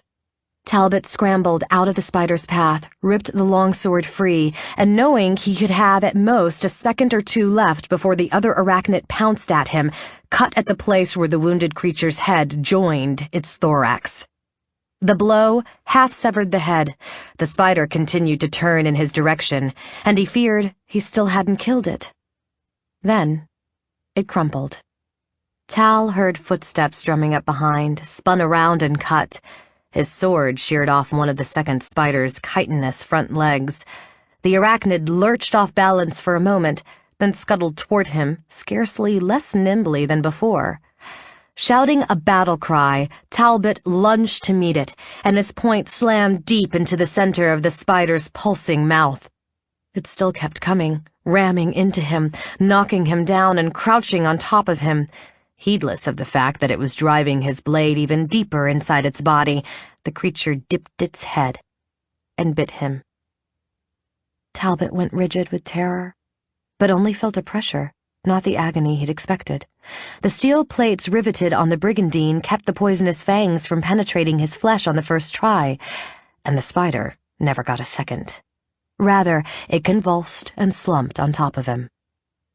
Tal clambered out from beneath the carcass and yanked the longsword free. Some members of the audience were still cheering and whooping, but more were now screaming in earnest. The noble peered about, trying to make out the totality of what was going on and why none of his retainers had yet rushed to his aid. He was still struggling to sort out the chaos before him when he heard the door at the rear of the stage bang open and something scratching and scrambling in the balconies above. He pivoted and came on guard. Galvanized by the appearance of the spiders, Brahm sprang from his chair, spun the head of his staff in a mystic pass, and began to recite an incantation that would launch darts of destructive force at the creatures. Then, something, perhaps a sight half-glimpsed from the corner of his eye, perhaps simply an intuition honed in scores of battles, warned him that he was in danger. Abandoning his conjuration, he threw himself flat. Crossbow bolts whizzed over his head and cracked into the walls. An instant later, a blast of cold swept over him so bitter that he cried out and his body clenched. Had it struck him squarely? It might have stopped his heart or frozen him solid, but the paling at the front of the box shielded him from the worst of it. Shivering, wishing his foe had chosen to strike at him with any force other than cold, Brahm fumbled a flake of turtle shell from one of his pockets, rattled off an incantation that would protect him from any more quarrels, then peeked over the rime-encrusted paling. From that vantage point, he could see that the wizard in the crescent-shaped mask, a number of bravos, and more conjured servitors, giant spiders, and the pot-bellied, long-armed creatures called ettercaps, had burst in through the front entrance. All the wizard's minions were trying to work their way toward the stage and Talbot. Due to the press of the panicking crowd, the ruffians were finding it hard going, but the summoned creatures, clambering along the palings at the front of the middle and upper galleries, were covering the distance more rapidly. The Euskevran guards had taken out their crossbows and swords and were doing their best to slay the attackers, and a few other courageous members of the audience had elected to engage them as well, but the defenders were too few to hold back the tide. Brahm wondered what had happened to the soldiers stationed outside the playhouse. Why hadn't they intercepted the masked wizard and his accomplices before the villains ever made it past the gate? And why weren't they charging in after them now? Brahm really had no time to puzzle over their absence, nor to hurl his magic against any of the spiders, ettercaps, or bravos either, because the masked wizard had cast an enchantment of flight and risen above the crowd. His dark blue mantle fluttering about him, purple fire dancing on the black staff he held above his head, he was soaring directly toward Brahm. "I suspected I'd see you again," the masked man said. Assuming that the other wizard had once again armored himself against lesser spells, Brahm hastily attempted one of the greater. Snatching out a handful of clear glass marbles, he raised them high and rattled off the proper incantation. The orbs exploded into powder, veils of shimmering ruby light coiled through the air, and then a corona of brighter radiance blazed around the masked man's head. Brahm peered intently, trying to judge the effect. If the charm had worked, it had robbed the other wizard of the ability to cast spells by stripping away most of his intellect, and the change would likely manifest itself immediately, in a wail of anguish perhaps, or a general appearance of confusion. But the masked man simply kept gliding closer as gracefully as before. "You're good," he said, in his mild, dry voice.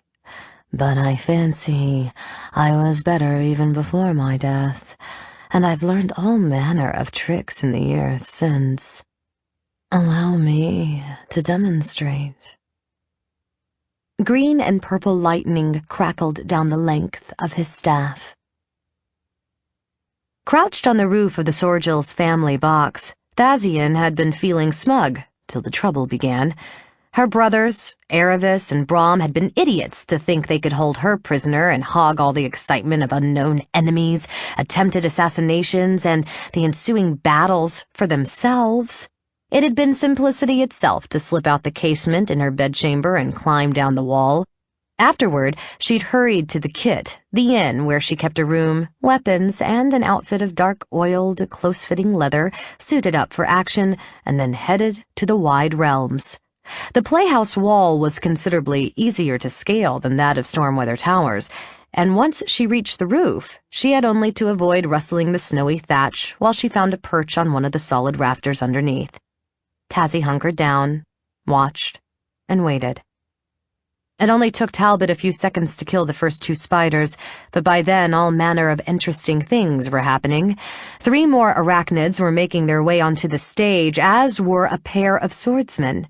A veritable horde of bravos and conjured creatures had pushed in through the front gate. The wizard in the moon mask was flying through the air, heading straight toward the Uskevrin family box where Brahm was stationed. Thazian's first impulse was to rush down onto the stage and fight alongside her hulking brother, but aspects of the situation unfolding below nagged at her. For one thing, as she could see from her elevated position, none of the soldiers positioned outside the playhouse were rushing toward it, which meant that Tal and his supporters were severely outnumbered.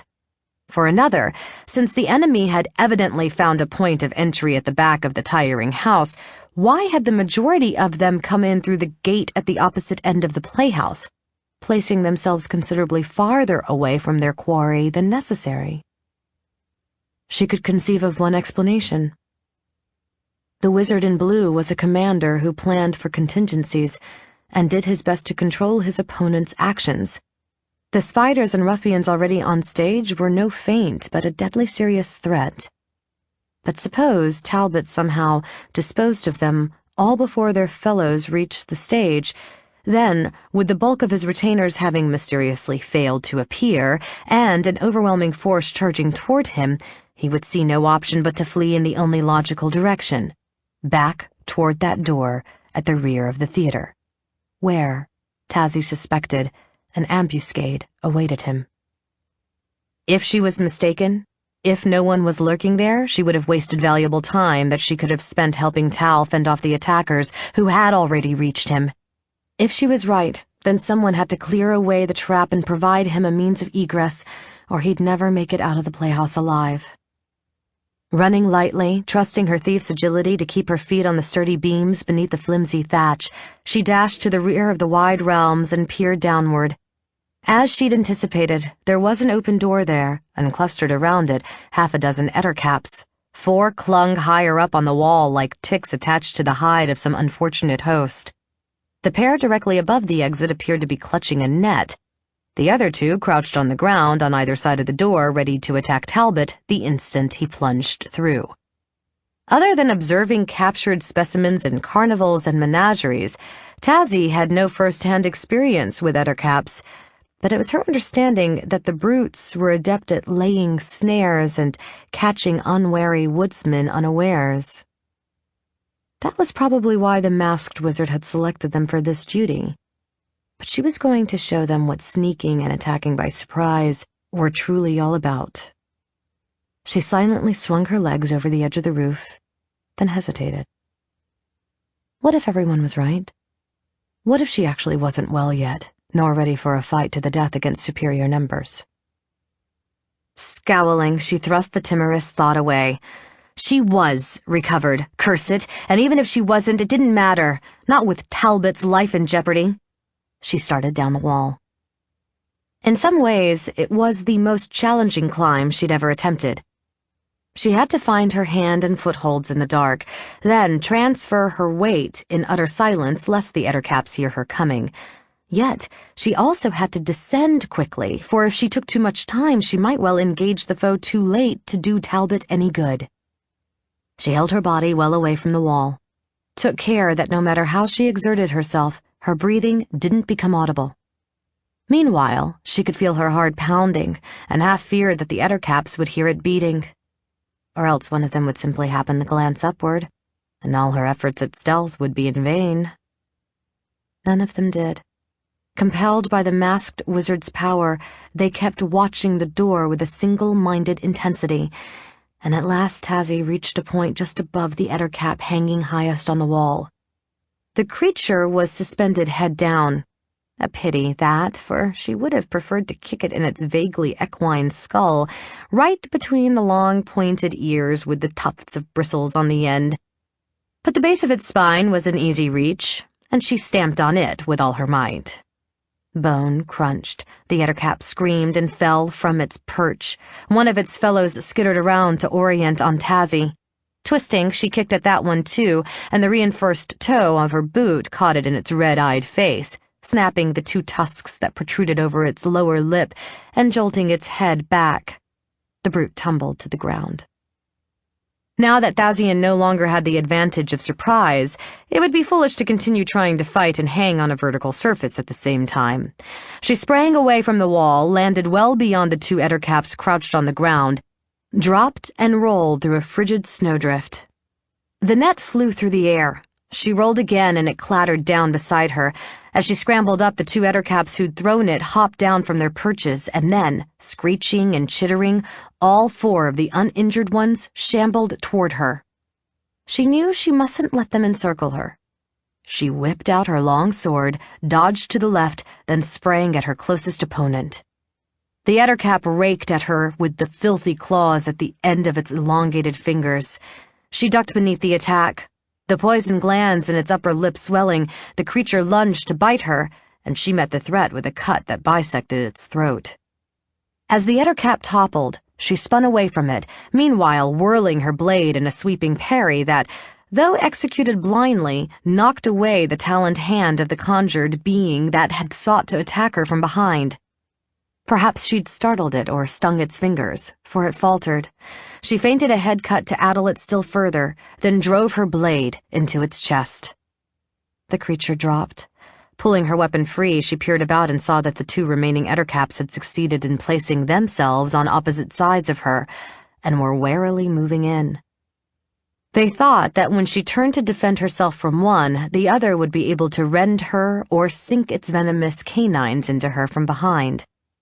Their tactics might well prevail if she permitted them to close in on her, press her, and generally control the tempo of the exchange.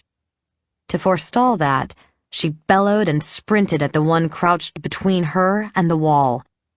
Its crimson eyes goggling in surprise at her precipitous action, the Ettercap nonetheless managed to throw up one of its long, wiry arms to fend off her blade, but she dipped her point beneath the block and plunged it into the brute's belly. As she yanked the sword free, she heard the remaining Ettercap charging up right behind her and realized she didn't even have time to whirl around to face it. Reversing her weapon and gripping the hilt with both hands, she thrust it backward under her arm, ducking simultaneously. Just as she'd hoped, the Ettercap's raking hands, aimed high, lashed harmlessly over her head. Meanwhile, the long sword slammed into flesh. She sidestepped clear, turned, raised her weapon for another stroke or parry, then saw it wasn't necessary. The Ettercap she'd just stabbed was collapsing, and the other 5 were sprawled motionless on the ground. Tazzy felt a swell of exultation as intense as any she'd ever known. She hadn't been a fool to trust in her skills and prowess. She was finally her old self again. But she knew she had no time to stand and revel in the knowledge. She dashed for the door. A different sort of arachnid, black with brown stripes, leaped from one of the window stages, its bony, rigid legs extended like lances to stab its prey. Talbot leaped aside, and the sword spider crashed down beside him. He drove his blade into its thorax, and it shuddered, listed to one side, and fell. As usual, while he'd been busy eliminating one threat, others were moving in on him. From the corner of his eye, he spotted a bravo skulking up on his flank. The tough was phenomenally ugly, as if in punishment for some crime he'd been magically transformed into something inhuman, and the spell to restore him had only barely done the job. Tal whirled to face him, and his King Imra wig picked that moment to slip down over his eyes. Knowing that the ruffian would seize the instant of his blindness to attack, Tal parried by sheer instinct. His blade rang on that of his opponent's, blocking his cut to the flank. The wig fell down to the floor, and Tal hacked at his adversary's sword hand, half severing it. Keening, the ugly man dropped to his knees. One of the round-bellied ettercaps charged Talbot, its thin arms with their long-fingered hands outstretched, only to plummet abruptly from sight when a trapdoor opened beneath its feet. An instant later, a flying chariot drawn by pink dragons dropped from on high, nearly braining a ruffian who had been in the process of aiming a crossbow at Tal.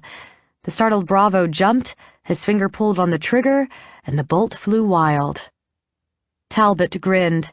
Evidently, Lamy and his brother Otter, who generally operated the wide realms' array of mechanical tricks and effects, had made their way to the controls beneath the stage and in the hut above, and were trying to use them to help Talbot.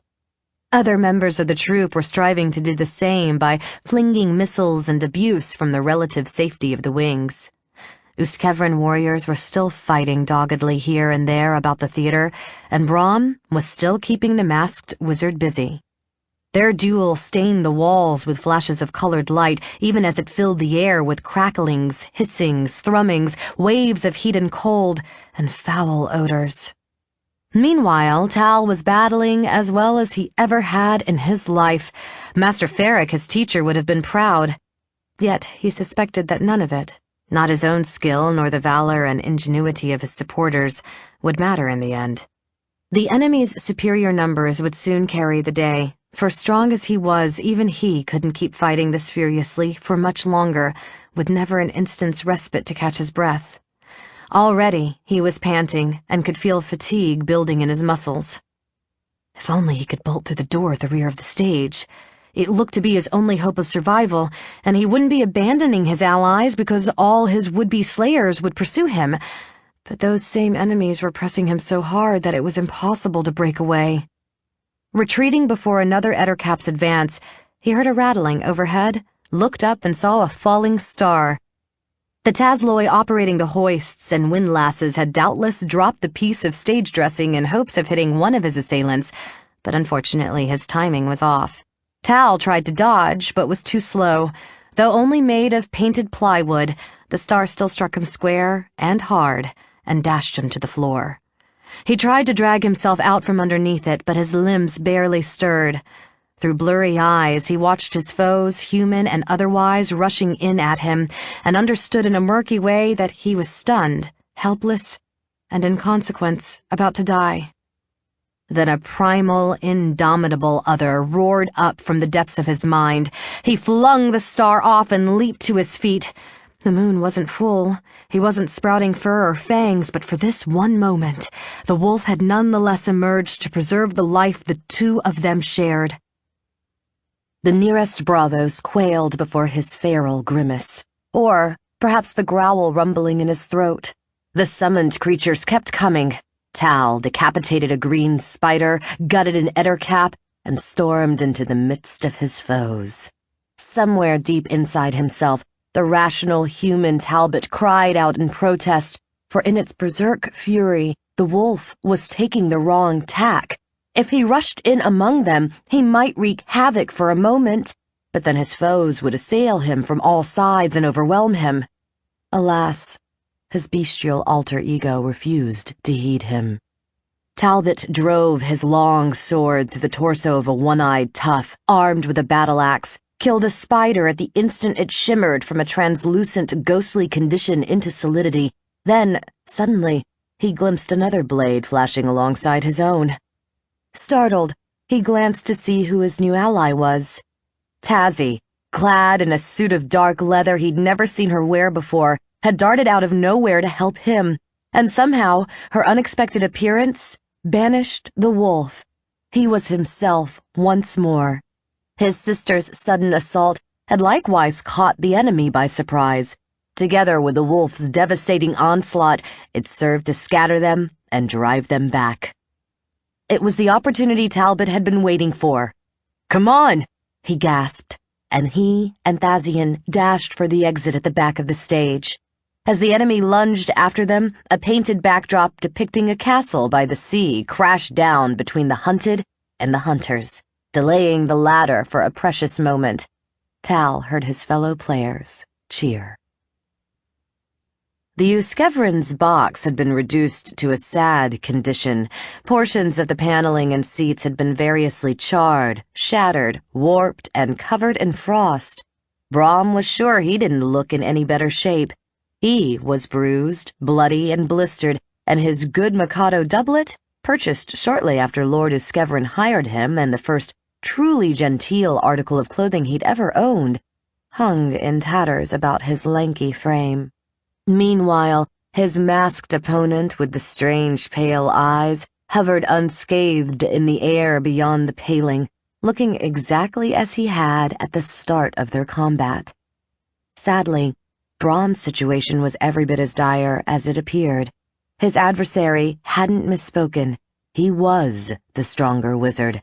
Until now, Brom had managed to hold his own, but he knew he'd been lucky, and at this point, he'd expended most of his genuinely potent spells already. His rival's next assault was likely to finish him off. Brom supposed he wouldn't have been human if he hadn't been tempted to turn tail. He imagined that if he fled the box, he'd probably survive, for after all, he wasn't the victim the other wizard actually wanted to kill. The masked man, dead man if what he'd said before was true, had only engaged him for tactical reasons, to pin him down and keep him from magically preventing Master Talbot's murder. But Brom vowed he wouldn't run. Lord Euskevrin had trusted him to serve and defend his house, and he intended to do his duty. He extracted a grubby cotton glove from his mantle, and then, although he hadn't dared to pay much attention to the fracas on stage since he started fighting himself, something about the situation below snagged his attention. Mistress Thazian had appeared to support her brother, and together they flung his assailants back, turned, and fled for an exit. A backdrop smashed down behind them. If only the masked wizard didn't realize they were escaping. But no, perhaps he'd noticed where Brom was peering, or maybe it was simply the prompting of instinct. But in any case, he turned his head and looked, also. "Well," he said to his fellow spellcaster, "it would appear that we don't need to continue our contest." He floated upward, seemingly intending to soar over the tiring house and intercept the Euskevrin when they came out the other side. Brom would have liked nothing better than to let the other mage depart, but he knew Talbot and Thazian needed a longer lead on their most formidable enemy to have any real hope of survival. And so he chanted and snapped the glove as if he were cracking a whip. A huge, white, ghostly hand appeared in front of the masked wizard, hurtled at him, and shoved him backward through the air. For a moment, the spellcaster floundered helplessly against its luminous palm, then used his power of flight to distance himself from it. That gave him the space and freedom of movement to shout a word of power and swing his staff in an arc. The knob at the end slammed into the product of Brom's magic, and the hand vanished in an explosion of magenta fire. The masked man turned toward Brom. That was pointless.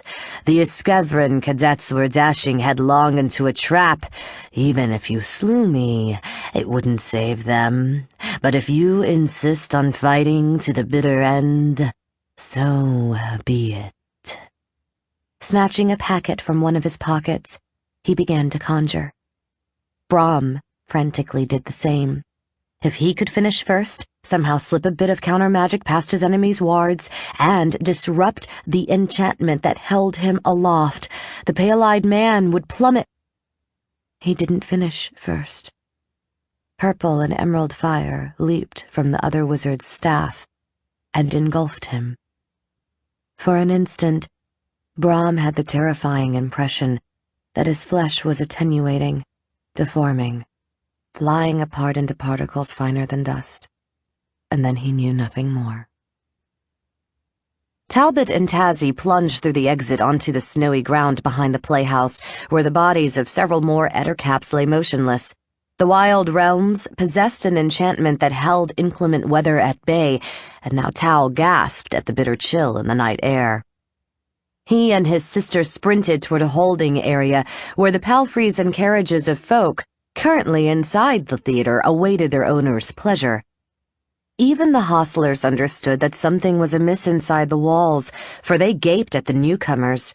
Or perhaps they were actually gawking in horror at the spiders, ettercaps, and ruffians charging over the open ground behind them. For though Tal hadn't looked back to check, he was confident his pursuers had yet to abandon the chase. "Run!" he shouted to the hostlers, coachmen, footmen, and other servants loitering about. True, the bravos and conjured creatures weren't actually hunting these innocents, but that was no guarantee that the hostile force wouldn't attack them if they were still lingering when it arrived. The attendants scattered.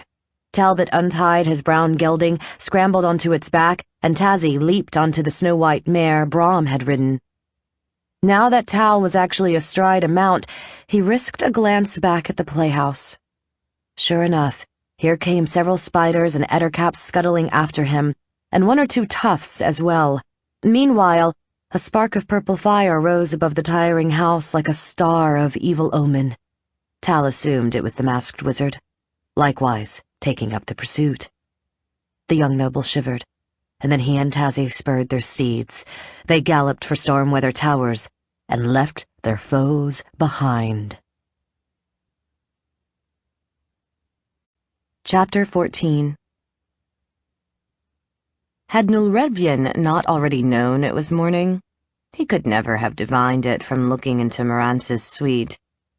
With the heavy, musty-smelling draperies still covering the windows, the hearth cold, and only a pair of candles burning, the parlor was as gloomy and chilly as ever. The Tollander patriarch supposed he should have been glad of that, for he'd wanted his resurrected brother to dwell here discreetly, without doing anything to reveal his presence. Now he wished the chamber seemed a bit more like the abode of a living man, and rather less like a tomb. Morantz himself sat before a chess table, the edges of the board set with the dusty, colorless crystals that adorned so many articles in the room. Fingering one of the ebony rooks, he was evidently playing a game against himself, albeit with the distracted air of a man who was devoting most of his thought to weightier matters.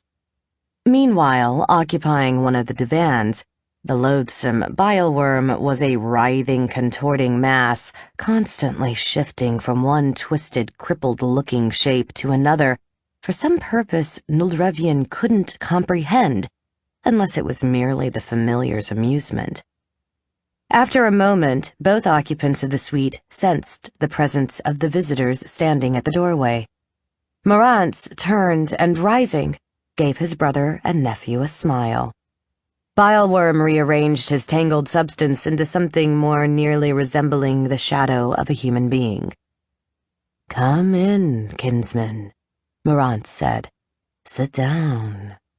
Nulredvian kept a wary eye on Bileworm as he settled onto his chair, making sure the spirit wouldn't attempt another prank.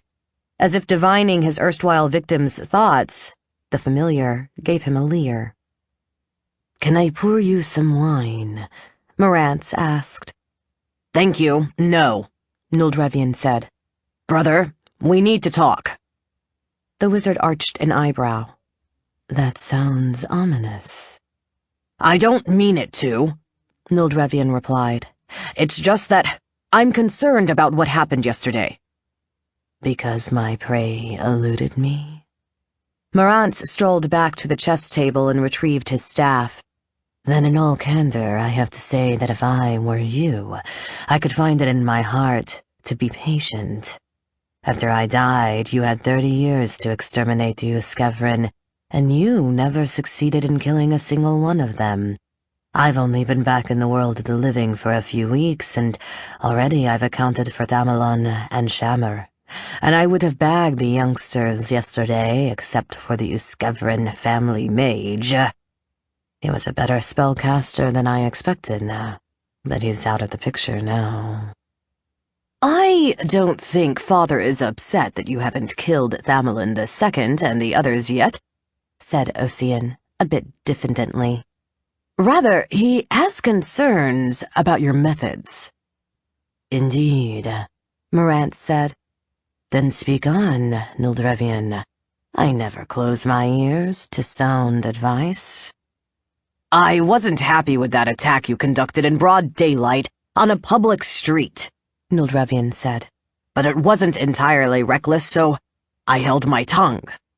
Bileworm opened his mouth, stuck out a waggling length of shadow stuff 3 feet long, and grabbed it with both hands. Stop that, Marantz rapped, and the spirit obeyed. As usual, brother, I apologize for my idiot servant's impudence. You were saying? I feel that the attack inside the theater was too reckless, Noldrevian continued doggedly. Your bravos and spiders hurt a number of innocent people. Marantz shrugged. Since no one knows to hold the House of Tolander accountable, what difference does it make? None, perhaps, Noldrevian said. But my concern is that if matters had fallen out just a little differently, someone could have linked our family to the assault. The mage frowned. I don't see how. One of your henchmen could have been captured and interrogated, Noldrevian said. It wouldn't have mattered, Marantz said. They didn't know who I was. They didn't even know who Ossian was, correct? He turned to the younger man for confirmation. That's true, Ossian admitted. Smiling his gentle little smile, Marantz pivoted back toward Noldrevian.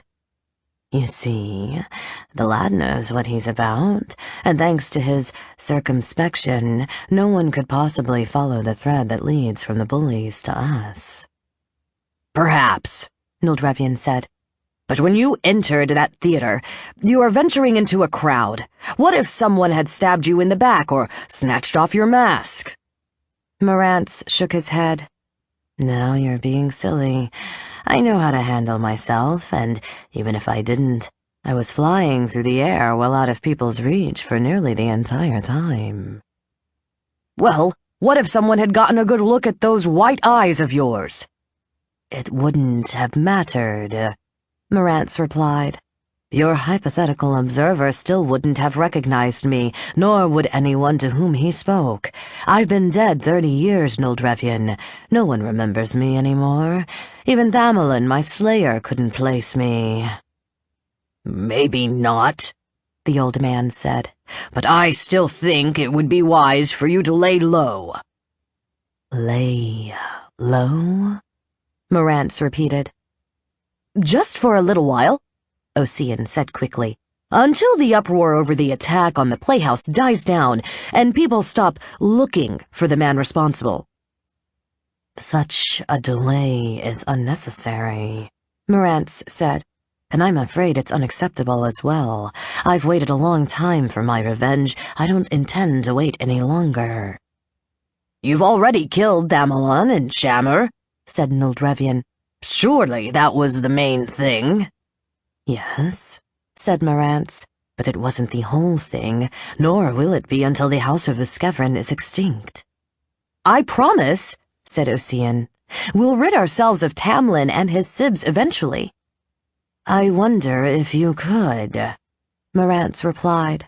So far, they haven't turned out to be the dim-witted weaklings I was led to expect, and in any case, lad, you aren't hearing me.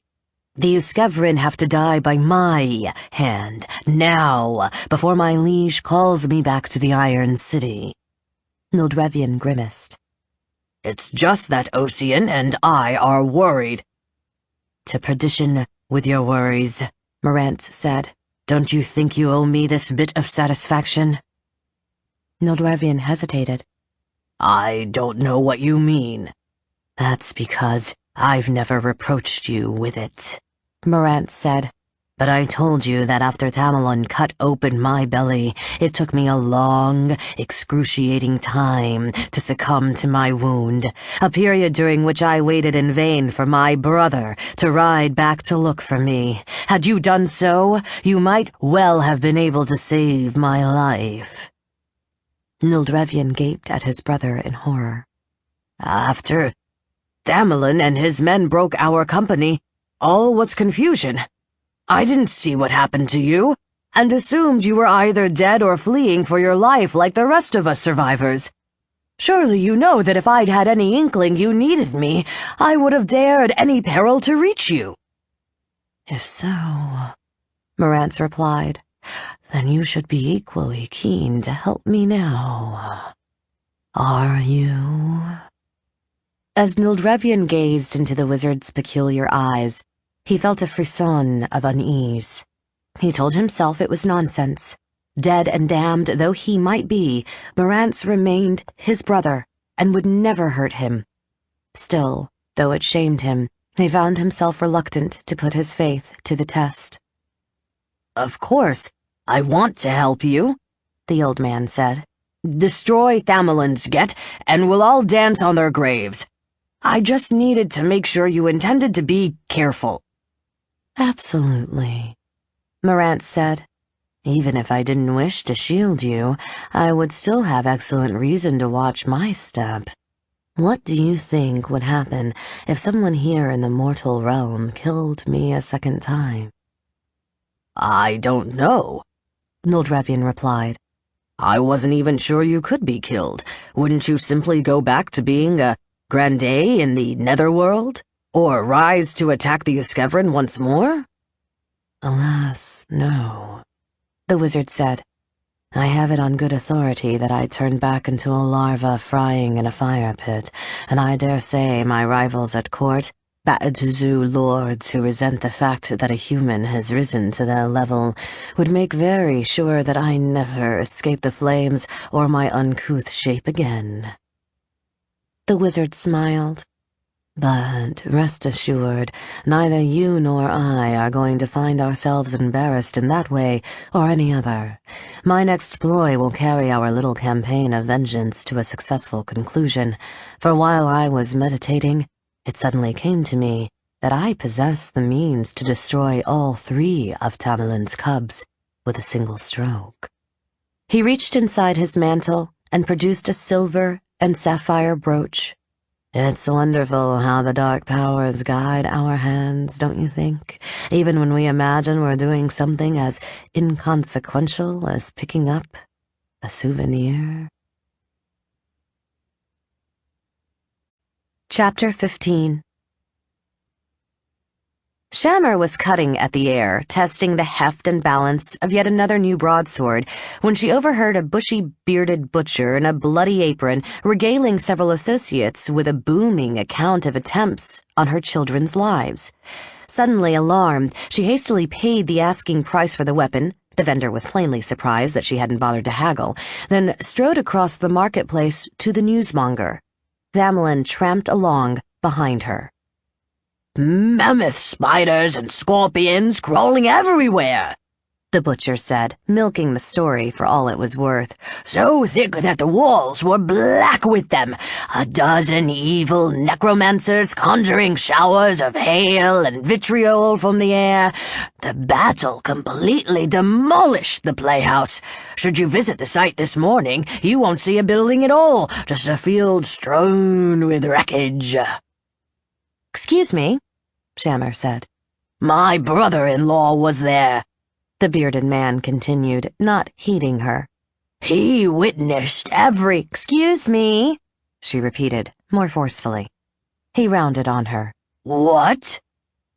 I realize you're trying to tell this tale in your own fashion, but I beg you to clarify one point straight away. Were any of the Uskevrin, Sibs, or their retainers killed? The butcher sneered. I understand they lost their wizard and the captain of their household god during the fight, but the Sprouts all got away. For an instant, Shammer felt lightheaded with relief. Isn't that always the way? Feuding nobles tear Selgaunt apart and endanger the lives of us commoners, but somehow the arrogant bastards themselves survive to plague us another day. And meanwhile, where's the Hullorn? Asked a good wife, with a wicker basket slung over her arm. Reciting poetry, swooning over a painting, not keeping the peace, that's for sure. We'd be better off without an aristocracy, said a tanner, his trade apparent from the stink that clung to him.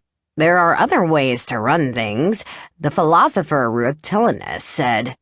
Shammer and Thamelin moved away. Torm's fist, the nobleman said. We knew the children were in a certain amount of danger, but I certainly didn't expect 2 attacks in less than 24 hours. Deadly serious attacks by the sound of it. Even allowing for the exaggeration that inflates any tale as it makes the rounds. Our side must have believed itself prepared for the second assault, she said. Yet poor Captain Orvist and Master Selwick were slain anyway. That's troubling. To say the least. Thamelin looked fretful and irresolute as she had seldom seen him, and for some reason, the sight tied a knot of complex emotion in her breast. You love the children, don't you? She said. He snorted. You sound surprised. You always seem so disappointed in them. I am. Each of them has a great deal of growing up to do before he or she would be fit to lead our house, or even support it in any meaningful way, and it's disgusting that they aren't even trying. But that doesn't mean I don't care about them or that I'm ready to give up on them. Shammer shook her head. I didn't realize. In recent years, after we Karns recouped our fortune and the children were nearly grown, that was one of the reasons I continued my masquerade. I don't follow. I was afraid to give you the opportunity to annul our marriage, illegitimize Tamlin, Thazian, and Talbot, remarry and sire an heir more to your liking. He scowled. It's clear why I was never able to understand you, woman, but it's becoming painfully obvious that you never understood me, either, and since I wasn't trying to conceal my true nature, that's a puzzle. But I suppose we have more immediate questions to ponder. We know now that the children are in graver peril than we supposed. Should we stop prowling the city incognito and go home, so we can look after them? Shammer frowned as she mulled it over. Finally, she said, They still have guards, Aravis, and the walls of fortified mansion to protect them. Moreover, judging from our friend the butcher's admittedly garbled account, they did a fair job of fighting on their own behalf. Thamelin snorted. That must have been a fluke. Shammer felt a reflexive surge of anger. They'd quarreled so often over Tamlin and Talbot, he belittling them, or so it had seemed to her, and she defending them. That's unkind and unfair. To her surprise, he hesitated, then said, Yes, I suppose it is. Whatever their flaws, Tazzy and Tal at least know how to swing a sword. Tamlin too, perhaps. But be that as it may, you were observing that even with Yander and Brom gone, the children still enjoy a fair amount of protection.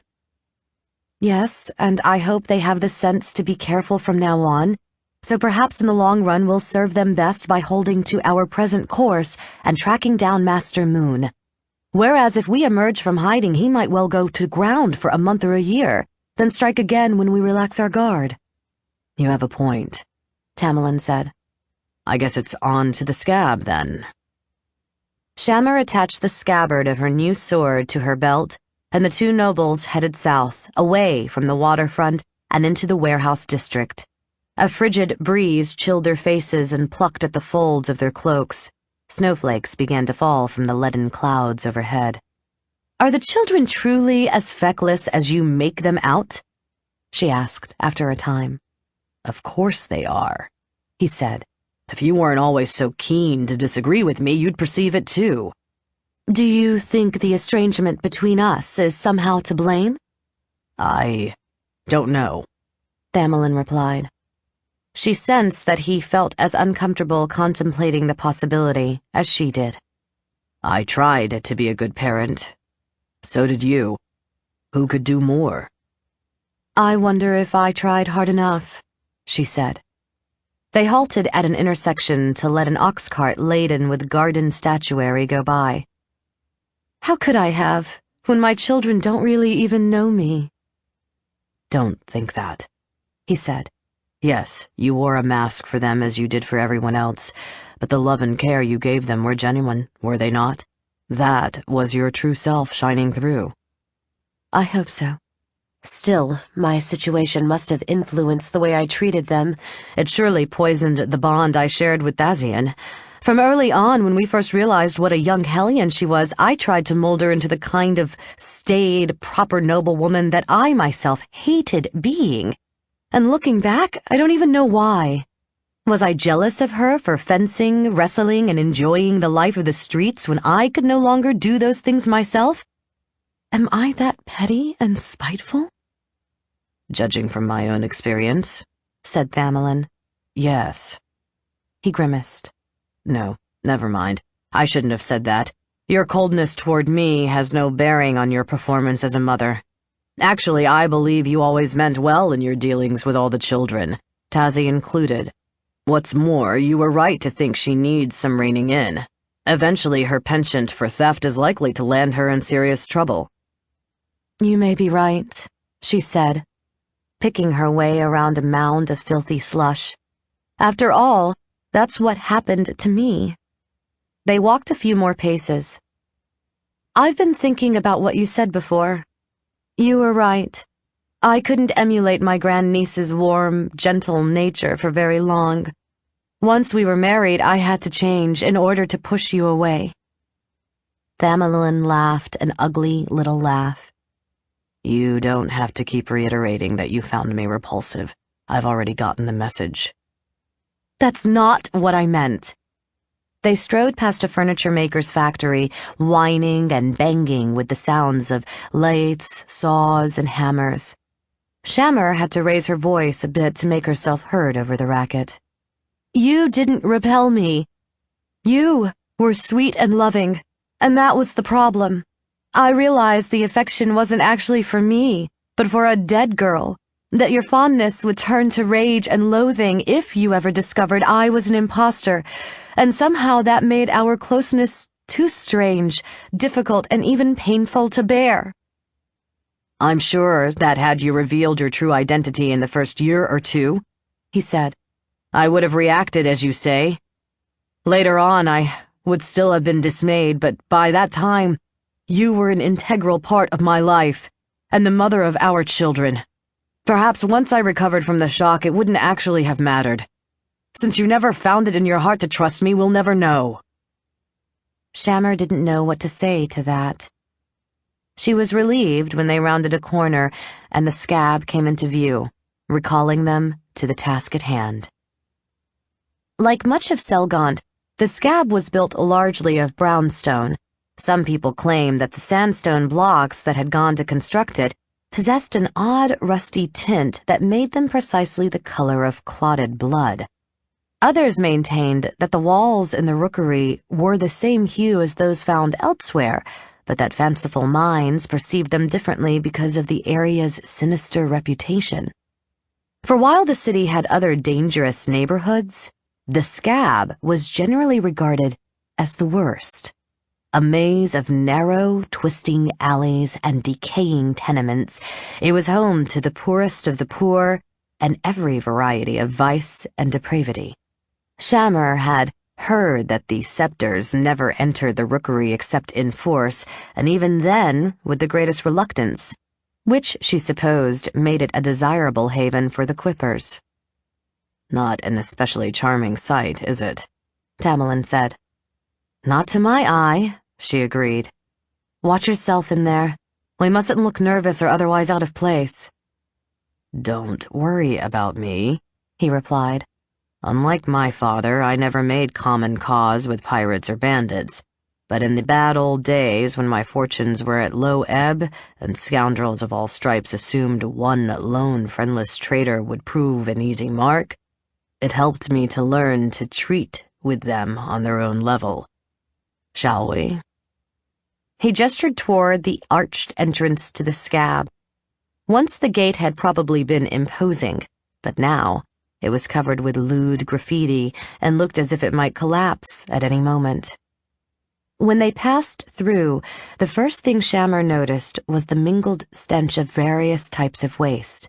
Like the residents of other precincts, the inhabitants of the Scab tossed their refuse into the street, the difference being that no night carter dared enter the rookery to collect it. The smell was sickening, even with the muck half frozen. She hated to think how foul it was in the summer. She and Tamerlane began working their way from one tavern to the next, for despite the evidence of poverty abundant on every side, the Scab had more than its share of such establishments, squalid little ordinaries operating in dank, low cellars, cramped rooms devoid of seating, or even out in the open wherever some entrepreneur chose to set a keg on a pair of trestles. The nobles eavesdropped on the conversations of the rough men, swilling stale beer and raw spirit, and joined in when it seemed feasible. Shammer was relieved to see that, as he'd promised, her husband's impersonation of a blackguard was reasonably convincing. She enjoyed the game of fishing for information, knowing that if they misspoke, they'd likely face a room full of naked blades. But when they were simply traversing the streets, the sordid life of the Scab depressed her. Primarily, it was the children. She saw infants gaunt with starvation, toddlers scavenging through the mounds of trash, gangs of ragged, hard-eyed youths ranging the streets in search of the weak and unwary, not robbing for sport as she once had, but simply to survive. Little girls selling their bodies, even a filthy drunken surgeon of sorts who mutilated youngsters to prepare them for a life of begging. At this last spectacle, Tamerlane gave a wordless growl of disgust.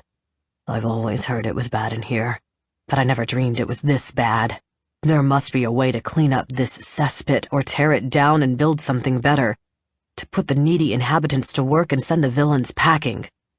"The thought does you credit," she replied. "Someday soon, you can explore the subject with the city council, assuming, of course, that we make it out of here alive." "Yes," he said, "assuming that."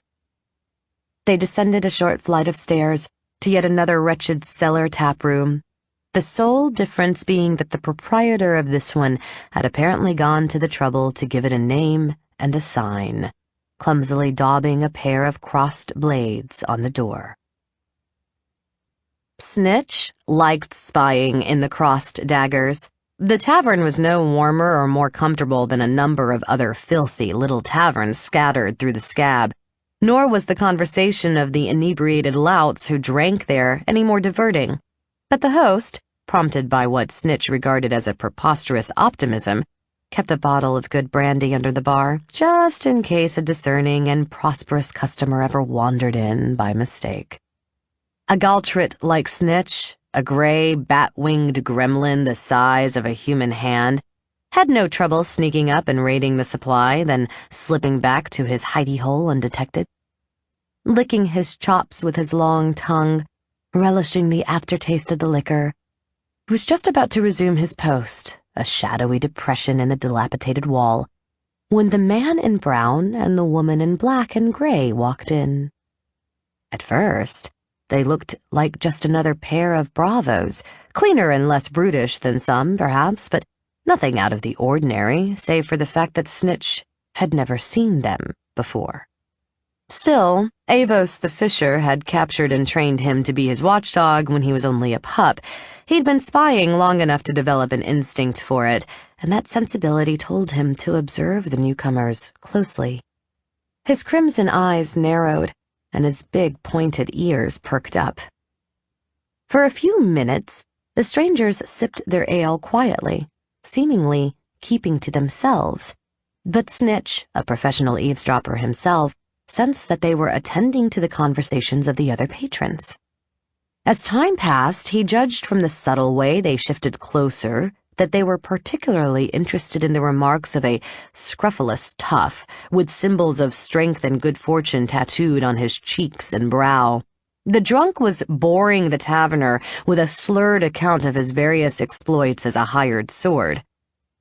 The willowy woman sauntered up beside him, rested her hand lightly on his, and when he lurched around to face her, gave him a smile. "Moon above," she purred. "I've been through a scrape or two in my time, but nothing as dicey as you describe. You just might be the toughest warrior I've ever met, and I insist that you do me the honor of letting me buy you a drink." Snitch noticed the woman's companion looking on, with a hint of ironic amusement in his green eyes, but the drunk took her flattery at face value. "Sure, darlin'," he said, leering. "You bet."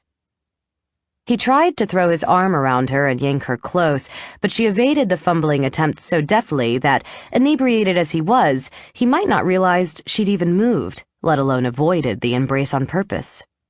"I imagine you get hired for all the serious fighting that goes on around here," the woman said. "Did the Quippers use you on that crew they put together a day or two ago?" Snitch bared his needle-like fangs. Since no one outside the gang was supposed to know about that particular job, his master would be more than interested to know that strangers were asking questions about it. The Galtrit waited until none of the humans was looking in his direction, then spread his membranous wings, sprang from his perch, and flew out the door. Shammer and Thamelon trudged down yet another twisted alley in search of the next tavern. The cold wind whistled down the narrow passage. The snow began to fall a little harder. "Another miss," Tamerlane grumbled. "And I dare say the oaf with the tattoos would have confided in you if he'd known anything. Your imitation of a licorice trollop was quite convincing." "You'd know, wouldn't you?" she snapped. "Ah," he said. "I see we're back to decrying my venery." She felt a pang of guilt. "I'm sorry, I don't know why I do that either. Plainly, you don't deserve it. Everyone in our circle takes lovers, and no one regards it as shameful or indeed anything but natural. Even the cuckolds and forsaken wives don't care. Why should they when they're dallying with paramours of their own?" "You never did," he said. "At least as far as I know." "No." "Another way of spiting yourself, belike." "I don't know," she said. "Perhaps I simply realized that if my masquerade made it awkward to be intimate with you, I'd likely have the same problem with any other man." "I'll tell you a secret," he said. "When we were first married, I didn't want the same kind of half-hearted union as our peers. I intended to forsake all other women and devote myself to you alone. But later, when you rebuffed me—" He shrugged. "Of course," she said glumly. "Why shouldn't you seek the beds of other women when I appeared so averse to having you in my own?" She sighed. "Tazzy asked me that very question once. Of course, I refused to discuss the matter like a human being. I went all cold and haughty, the way I usually do with her." He grunted. "I can't say I'm sorry. I see no reason to burden the children with every sad detail of our travesty of a marriage, although I suppose they must realize—" He stopped abruptly to stare down the alleyway. Shammer did the same. Bullies armed with slings, cudgels, and blades were slinking out of doorways and up cellar steps. "Well," she said, It would appear that once again some busybody has seen fit to alert someone else that two outsiders are poking their noses in where they don't belong. I'd rather not fight if we can avoid it, Thamelin said. They have us outnumbered, and with those slings they could bring us down before we ever came into sword range. I agree, she said. Let's try to get out of here. They turned and strolled back in the direction from which they'd come, resisting the urge to look behind them or run headlong, lest they provoke the bravos into charging. Meanwhile, Shammer listened intently, trying to judge whether the toughs were quickening their pace to close the distance. Suddenly, she heard a thrumming, and a split second later a sling bullet whizzed past her ear. She and Thamelin broke into a sprint, zigzagging to throw off the aim of the slingers, and the bullies shouted and pounded after them. A lead pellet cracked down into the frozen earth behind her. Her foot skidded on a patch of ice, but her arms flailing, she managed to stay on her feet. Then another contingent of sneering bravos stepped into view ahead of her and Thamelin. Now trapped between two groups of enemies, the Uskevran peered wildly about. Finally, Shammer spotted a gap between two tenements. The crumbling brownstones had slumped toward one another, bringing their upper stories into contact, but a space remained at ground level. "This way!" she shouted, and she and Thamelin scrambled toward the murky tunnel. Sling bullets hurtled all around them, but miraculously, none found its mark. She darted into the gap, and he followed.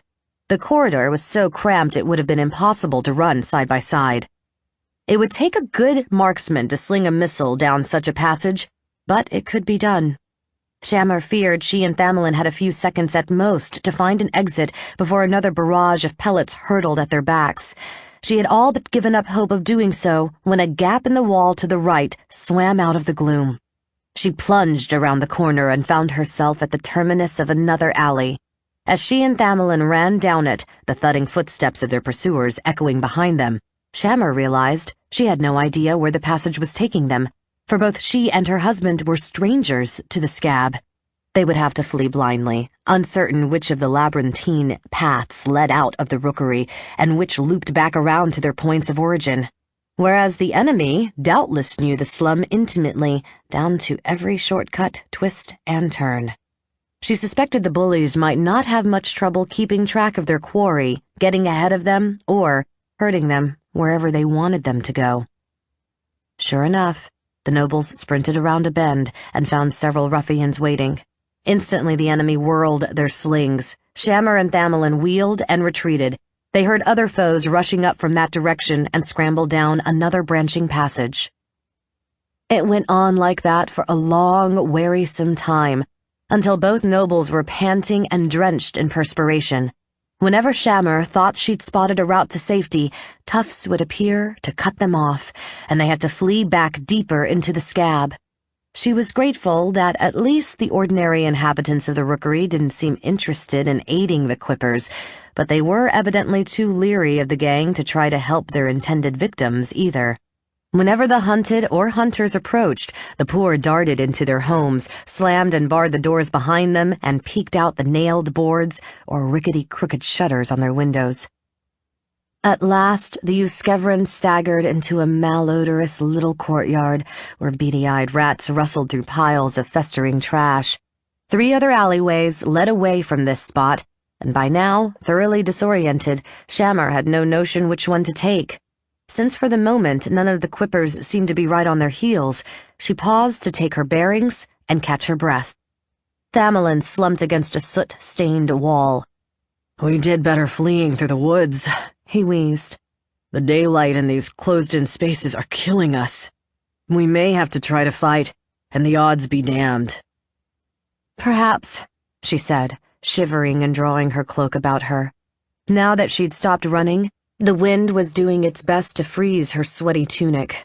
"If we have to make a stand, let's do it somewhere they can only come at us from one direction and only 1 or 2 at a time. But I consider that the option of last resort."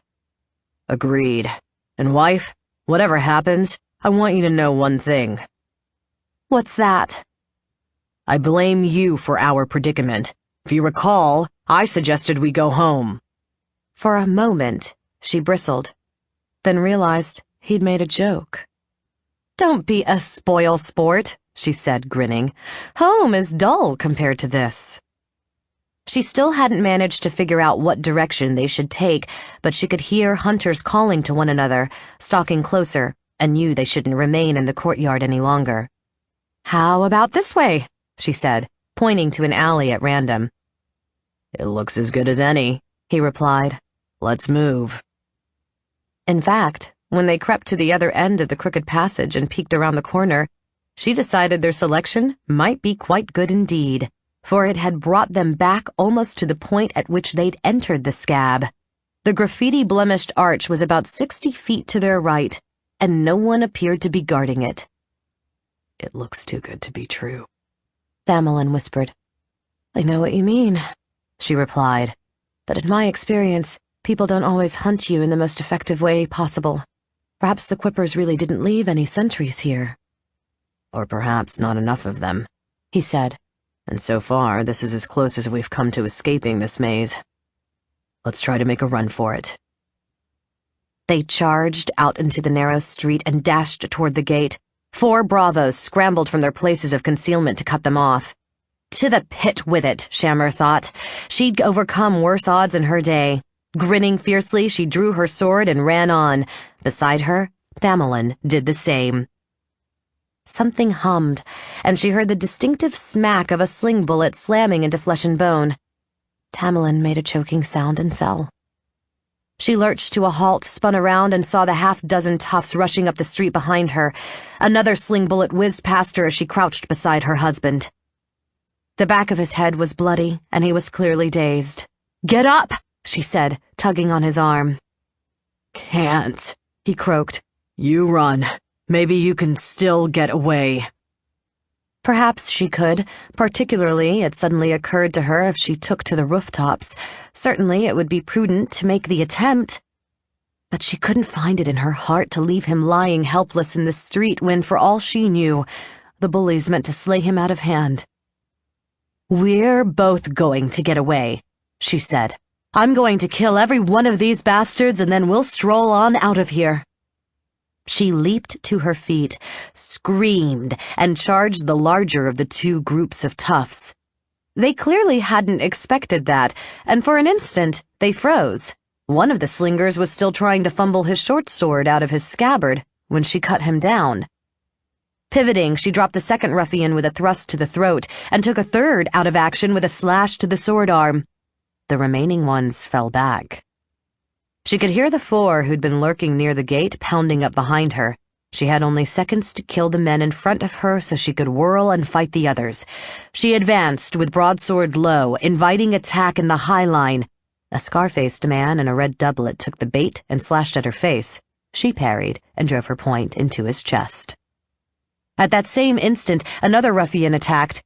Since she was still yanking her weapon from his comrade's body, she had to slap his dagger out of line with her unweaponed hand.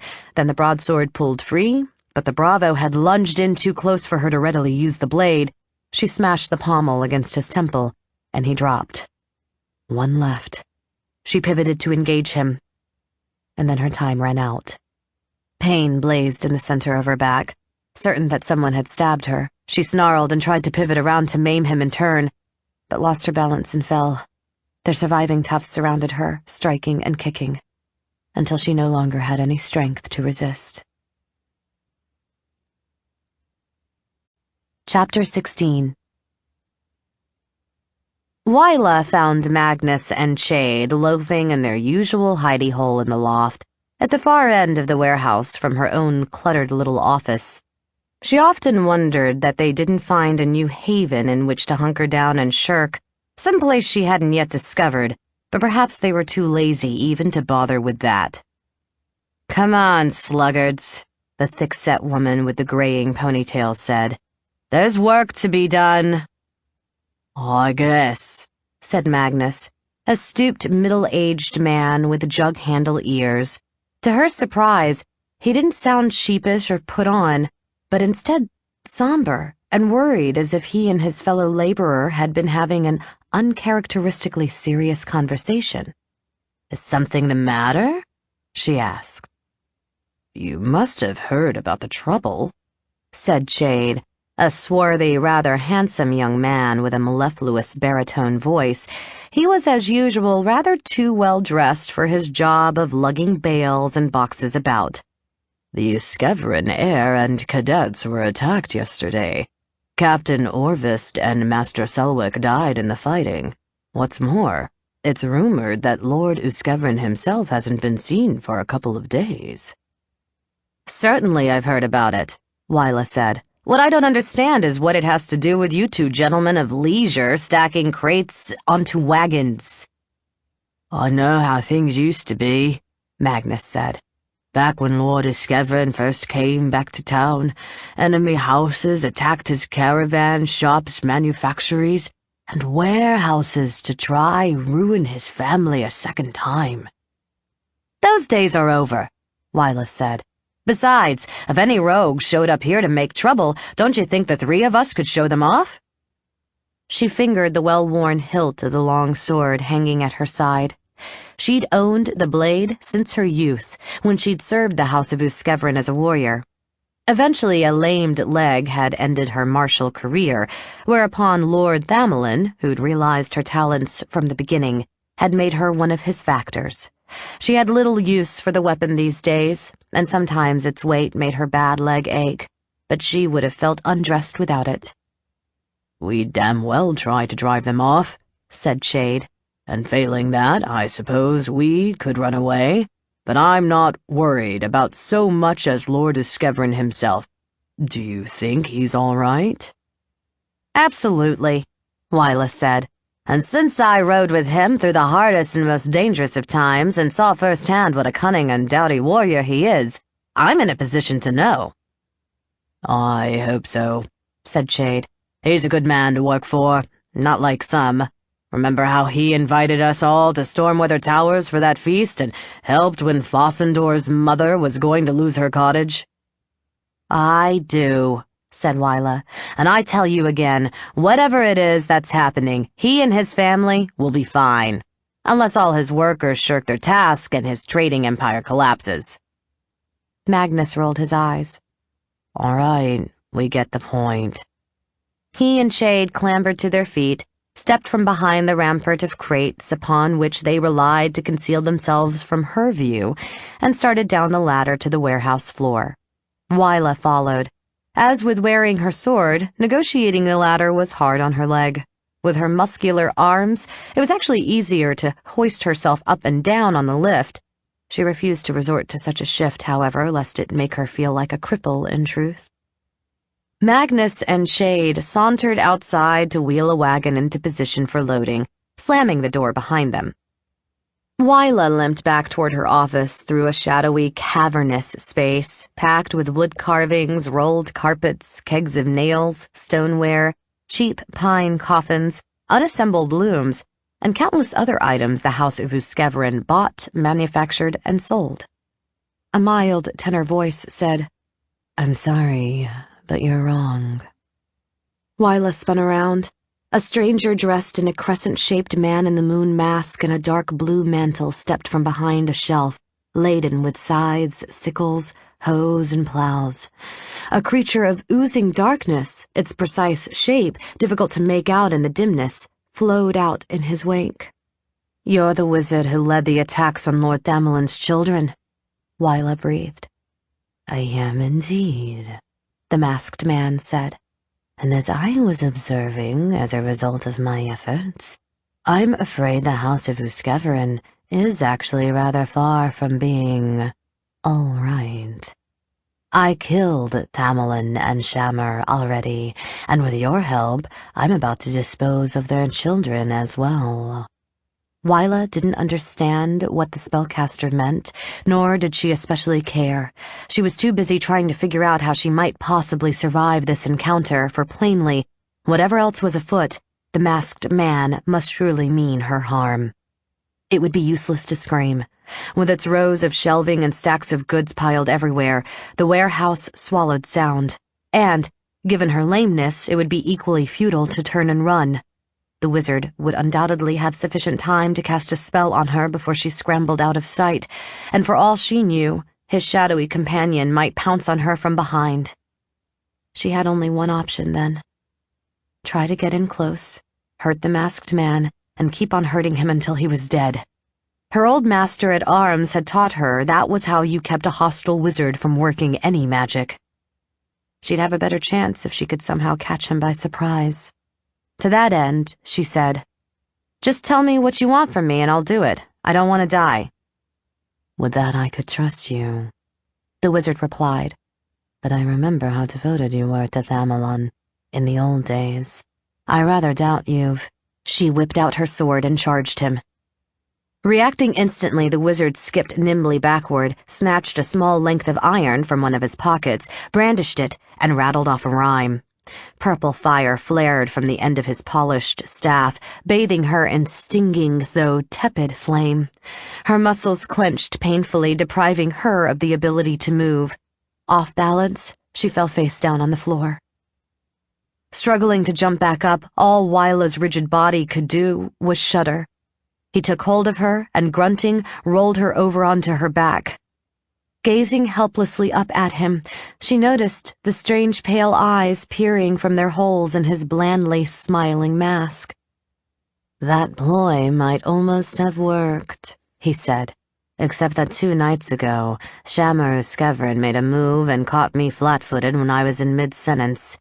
I've been more careful since. Goodbye, Wyla." He took hold of a portion of his mantle, folded it to make a double thickness, then pressed it down on her face. Bileworm watched avidly as Master smothered the woman.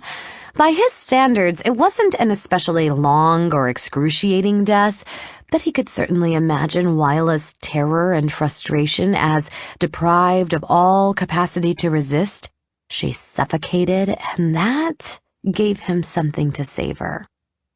After a minute, Master took the folds of cloth away and held his hand above her mouth, making sure her breathing had ceased. "Well, thank goodness that's done," he said. "I thought those 2 loafers in the loft were never going to leave." "Shall I?" Bileworm asked. "Of course." The spirit spiraled upward, stretching his substance thin, then swooped down and slid through the tiny space between Wyla's upper and lower teeth.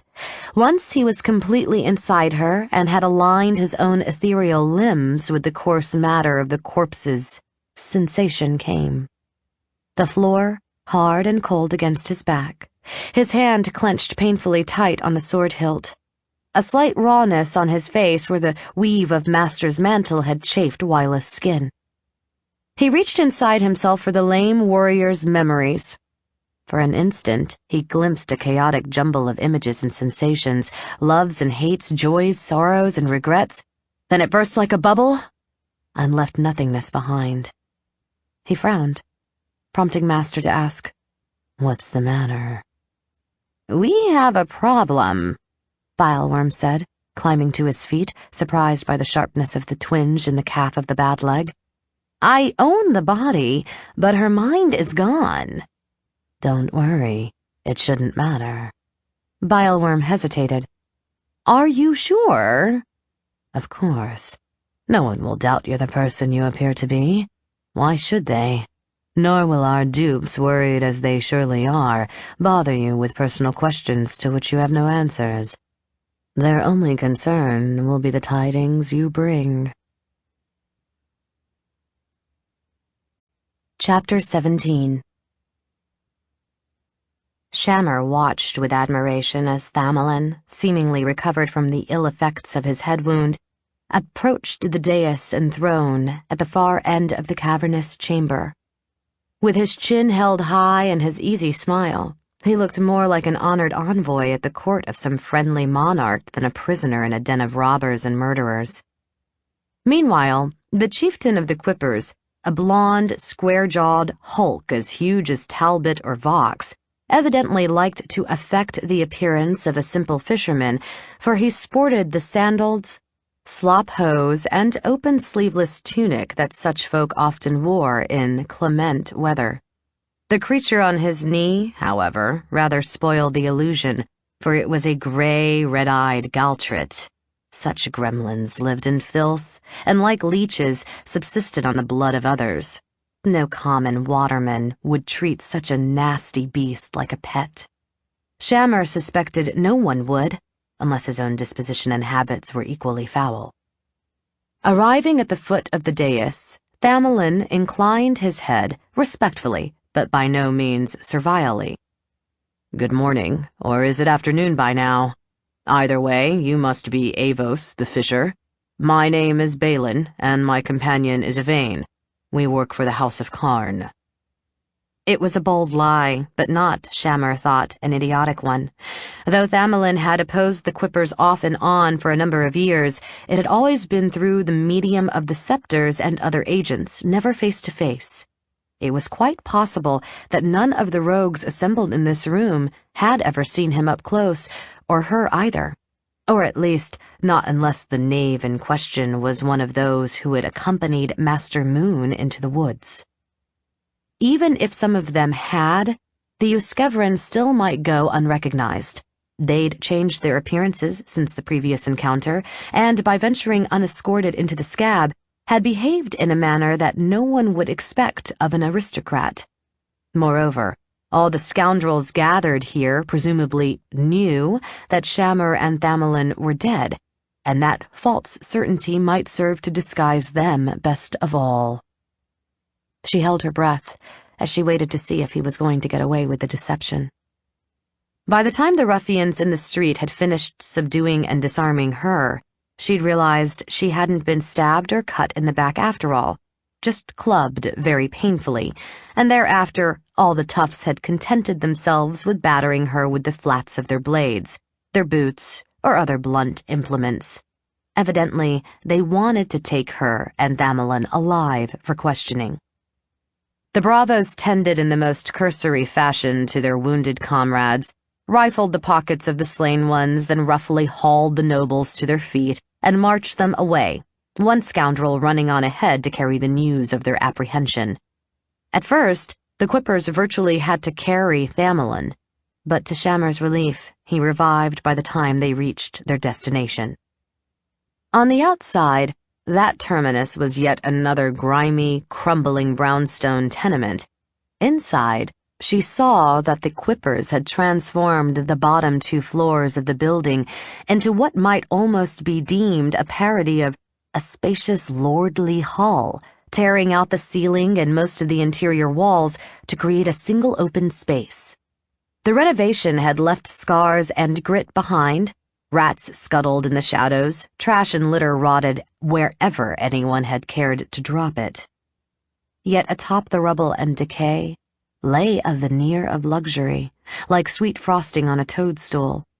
Costly furniture, disintegrating rapidly from the hard and careless use it was receiving, stood haphazardly about the floor, along with kegs of ale and racks of wine.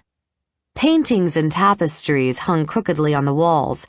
Some had been used for target practice, and the hilts of throwing knives jutted from their surfaces.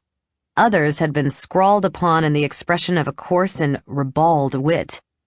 Shammer surmised that all these once fine articles constituted booty stolen from the docks. A miscellany of nautical implements, including oars, harpoons, nets, and a collection of painted figureheads, added yet another note of bizarreness to the decor. The hall was likewise full of surly-looking toughs and their hard-eyed doxies, many of whom had peered curiously as the Uskevren's captors shoved them toward Avos, the fisher's seat. Now the huge rogue sneered down at Thamelin. "What did you think you were playing at?" he rumbled, in a voice as deep as Shammer had ever heard issue from a human throat. "Poking around in my domain." Shammer felt a frisson of excitement. Avos hadn't challenged Thamelin's assertion that the two of them were mere agents of the House of Karn. Evidently he believed it. The nobles were still in deadly peril, of course, but perhaps not quite as much as if the Quippers had known who they really were. It was just conceivable that they might be able to talk their way out of this predicament. Thamelin smiled up at Avos. In retrospect, it doesn't seem like such a good idea, but our master commanded us to come to the scab and ferret out information. We hoped we could obtain it and depart without attracting unwanted attention.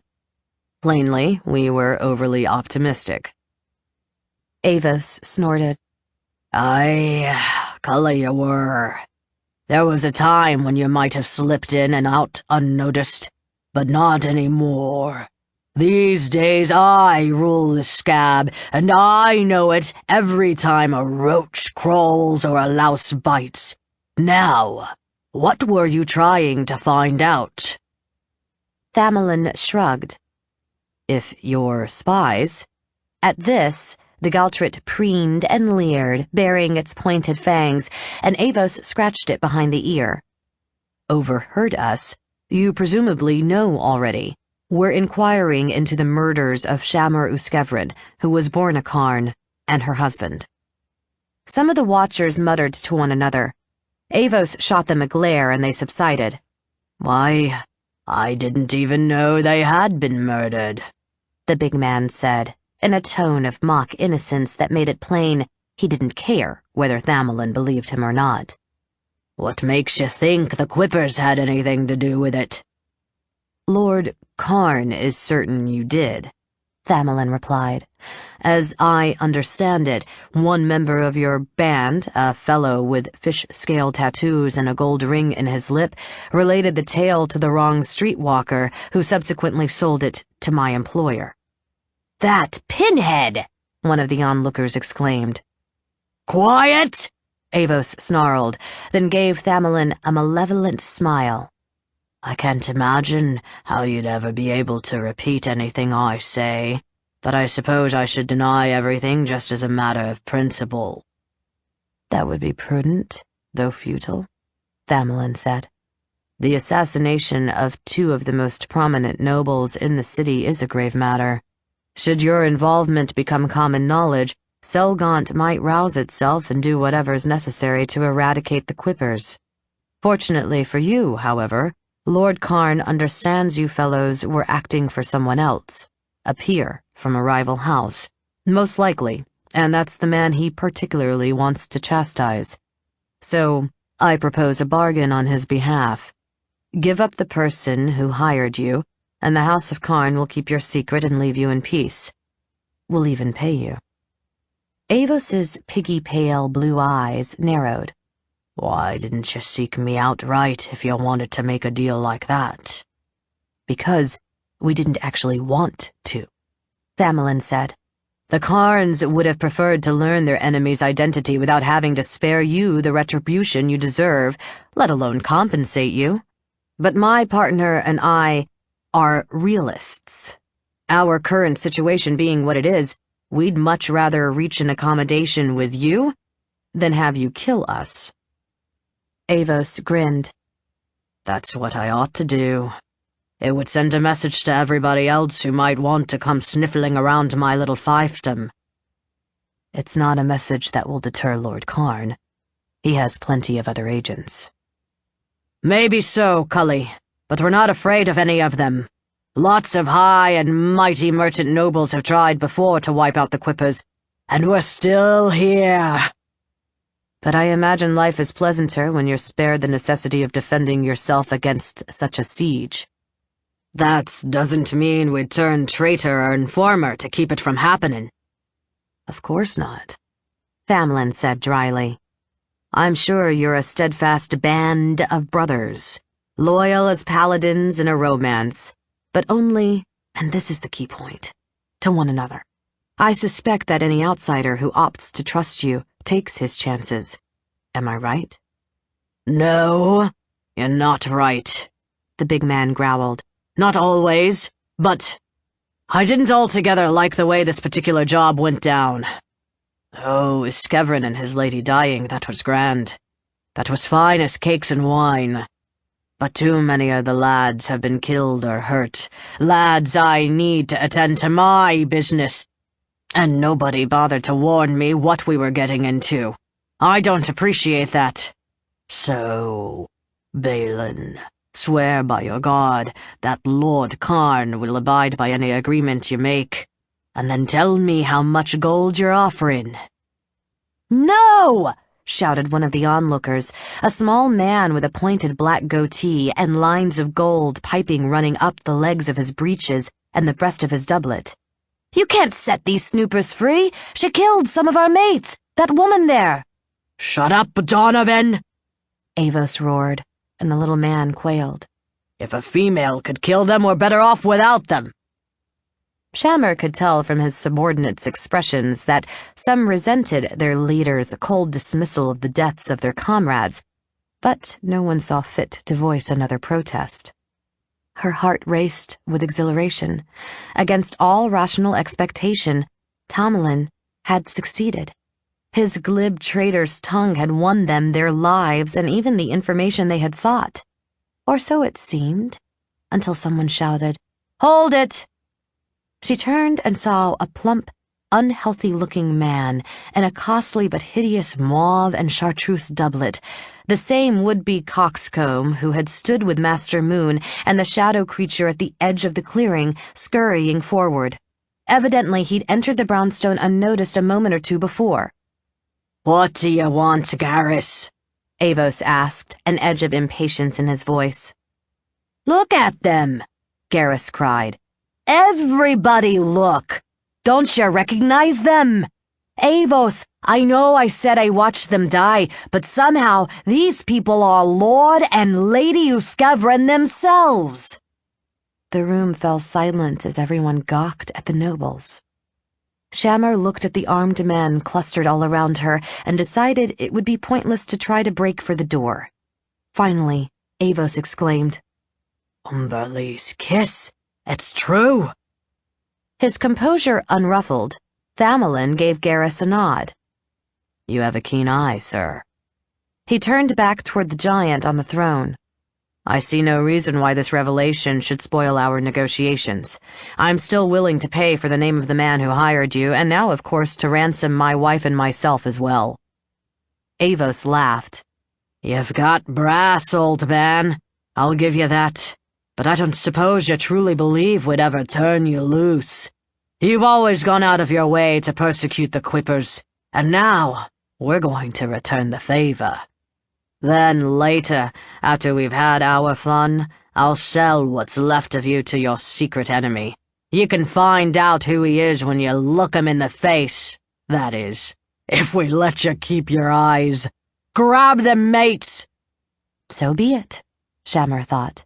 Tamerlane's gambit had failed, and now she must try the ploy she had conceived on the walk to the outlaw's lair. One of the toughs who were moving in to seize her was half a step in advance of the others. Rounding on him, her bruised limbs protesting, she shouted, "Bring a waist, cove!" Then she kicked him in the groin. Someone tried to grab her from behind. "Shammer knows that cog!" she growled.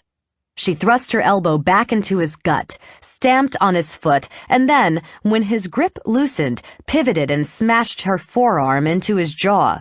His front teeth broke, and he reeled backward. She spun back around to face the rogues rushing up behind her. "Come on!" she screamed. "You Capones, you cousins, Shammer will bash out your crashing cheats, she'll curb out your glaziers and eat them like grapes." Since she knew she had no chance of fighting her way free, her resistance was in one sense a sham. But she had to buy herself sufficient time to let them hear her rant. For all she knew, they might have intended to stuff a gag in her mouth before commencing whatever torture they had in mind. Now, plainly, they had heard her. They were hanging back and staring, some with more comprehension than others. "She speaks cant," Donovan said. Cant was the secret patois of the most professional of thieves, useful both for confounding eavesdroppers and as a means of mutual recognition. Shammer had mastered it in her youth, and still remembered most of it, though she hadn't had occasion to use it since her displacement in time. "You're damn right, Cope's mate," she said. "Of course, Shammer talks cant. She pledged to mask when she was only a rumple-scuttle lass, before any of you flicks and ferrets were ever born.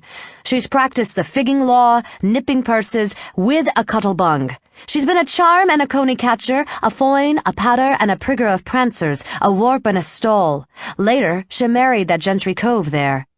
She jerked her chin at Bamelin, currently standing battered and helpless in the grip of two of his captors. But slipping on his fambling cheat didn't change what Shammer was inside. "You've led a colorful life," Avos drawled. "But so what? Do you think we'd spare you just because you were once a fellow rogue? Not likely." "I was more than a rogue," Shammer replied. "I was a quipper." The Bravos and Doxies babbled to one another. Avos said, "Nonsense." "It was more than 30 years ago," she replied, "before your time or that of anyone in this hole." And since she was lying, thank the gods for that. "But I can still give the sign. Sharp eyes, sharp blade, still tread, still tongue."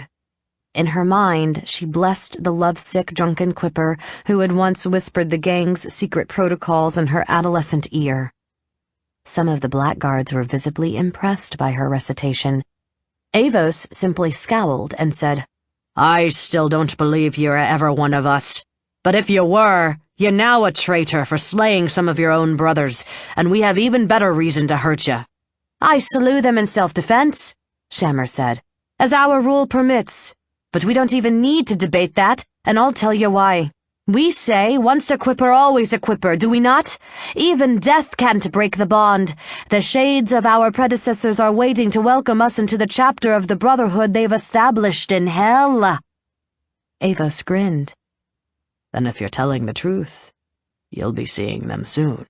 "Not necessarily," Shammer replied, "because it is likewise our tradition that any of our members accused of wrongdoing has the right to demand a trial by combat against the chieftain of the gang and go free if he prevails." The big man laughed. "You want to fight me?" "Yes," she said. "Do it, Captain," someone shouted. "We haven't watched you scrap in a while." Shammer could see enthusiasm for the idea running through the crowd like a fever. In all likelihood, a number of the rogues simply craved the spectacle of a bloody duel. Some seemed to think it a splendid joke that the slender captive would think to challenge their enormous and no doubt formidable leader, while others, perhaps, wanted to see Avos annoyed and inconvenienced because they still resented his indifference to the slaying of their fellows or disliked his bullying ways in general. "Don't be stupid," Avos said to his followers. "The wench is lying. How many female quippers have there ever been? Damn for you." "She knows cant and the quipper signs," said Garrus, and then flinched when Avos scowled at him. "Who cares if she was a quipper or not?" cried another ruffian. "Let's have a little sport." "Yes," Donovan said ironically. "Why not? After all, Avos, if you can't defeat a female, we're better off without you." The blonde hulk snorted.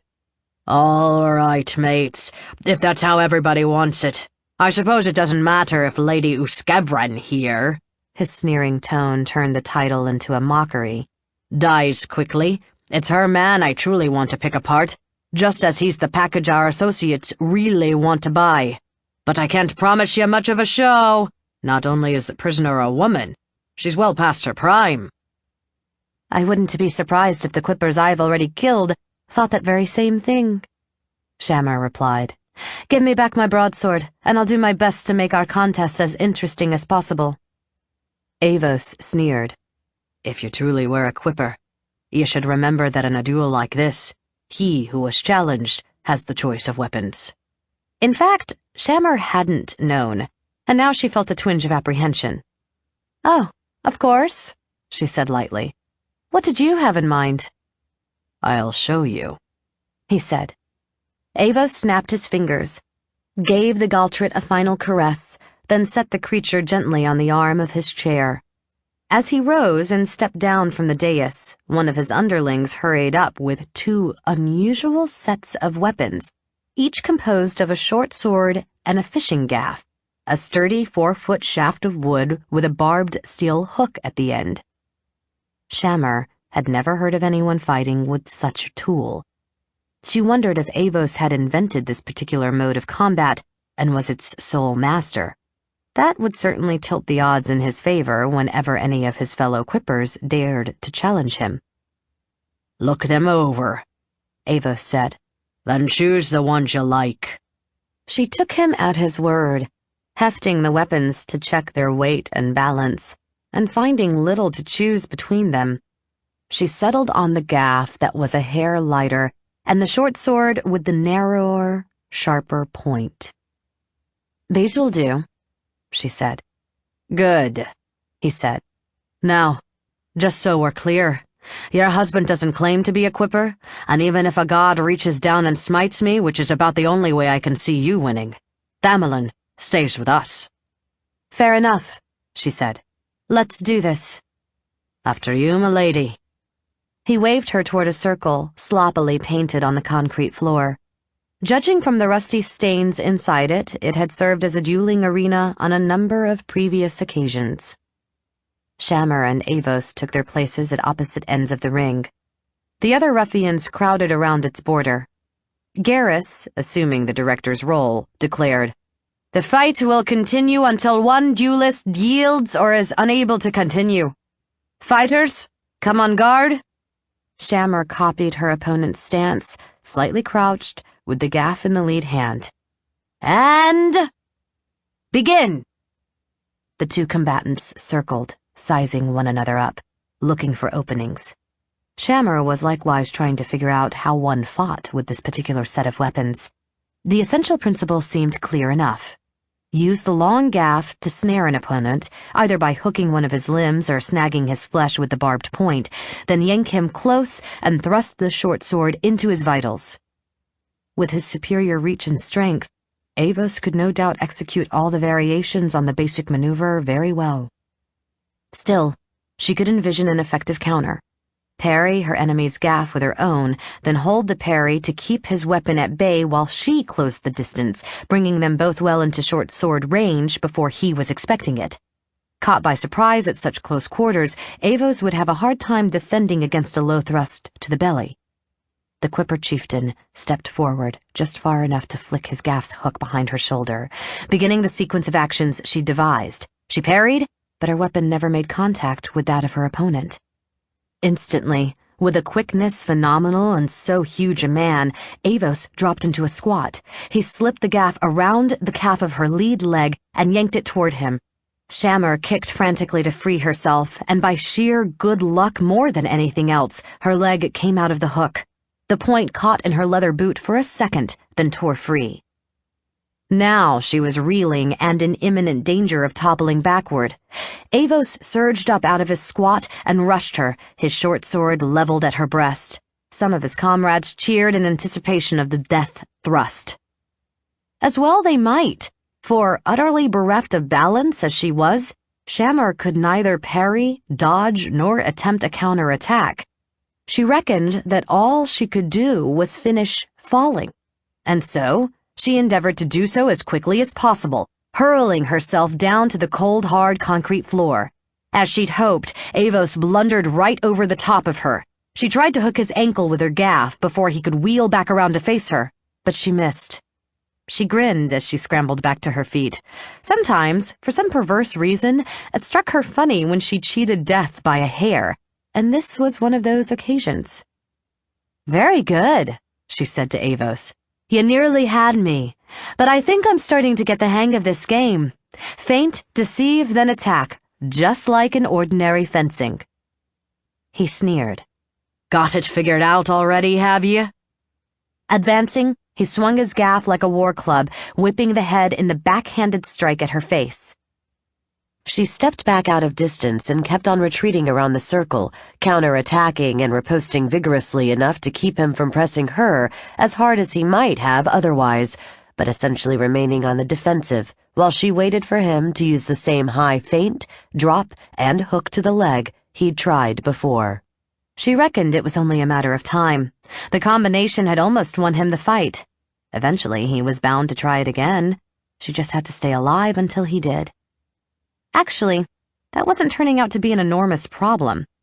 He was discovering the same thing she had learned while chasing Thamelin about the clearing.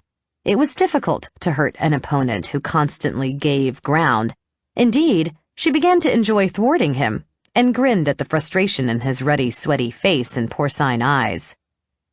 At last, he threatened her shoulder, and her instincts told her he was attempting the compound attack she wanted him to make.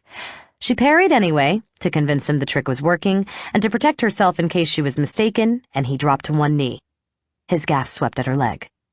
Having anticipated the attack, she hopped to one side and easily avoided it. Before he could come back to any sort of guard, she lashed her own gaff at his head. She meant to set the barb in his flesh, but perhaps because of her unfamiliarity with this peculiar weapon, that didn't happen. Still, clanking against his skull, the steel hook split open his scalp. The spectators roared. Shammer aimed her short sword and lunged. Avos blindly swept his gaff up in a blow that, though it failed to connect solidly, brushed her back and gave him time to lurch to his feet. Blood streamed from the scalp wound, trickling down the ruffian's face. Shammer relished the sight of it, and his shock expression even more so. "I told you I was getting the hang of it," she said. Avos shouted and rushed her. She retreated, waiting for the right opportunity, and 30 seconds later, bashed him again. Thamelin supposed he should have been too concerned about the fundamental question of their survival to dwell on lesser matters. But once again, as at other moments during the past 2 days, he found himself marveling at Shammer's deportment in the face of danger. The Uskevran lord had done plenty of fighting during his long and turbulent life. He liked to think he had seen it through with reasonable fortitude. But while he had certainly savored his victories and taken pleasure in fencing and jousting for sport, he had never enjoyed the actual experience of mortal combat. That chilling awareness that if his opponent proved the better warrior or perchance merely the luckier one, his life was quite possibly going to end. Shammer, on the other hand, clearly did delight in it. Though she must be sore from the beating she'd taken, her pleasure was manifest in her smile, and the gleam in her eyes a show of vivacity such as he had seldom seen from her in over a quarter-century of marriage. Ill-mater's tears. Now and again she even laughed, generally immediately after a close call that would have left many people white and sick with shock.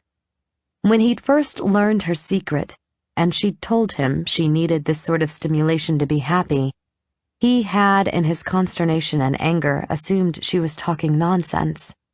Now, however, he could see that her assertion might well be true, and sensed just how profoundly she had denied her own nature when she assumed her grandniece's identity.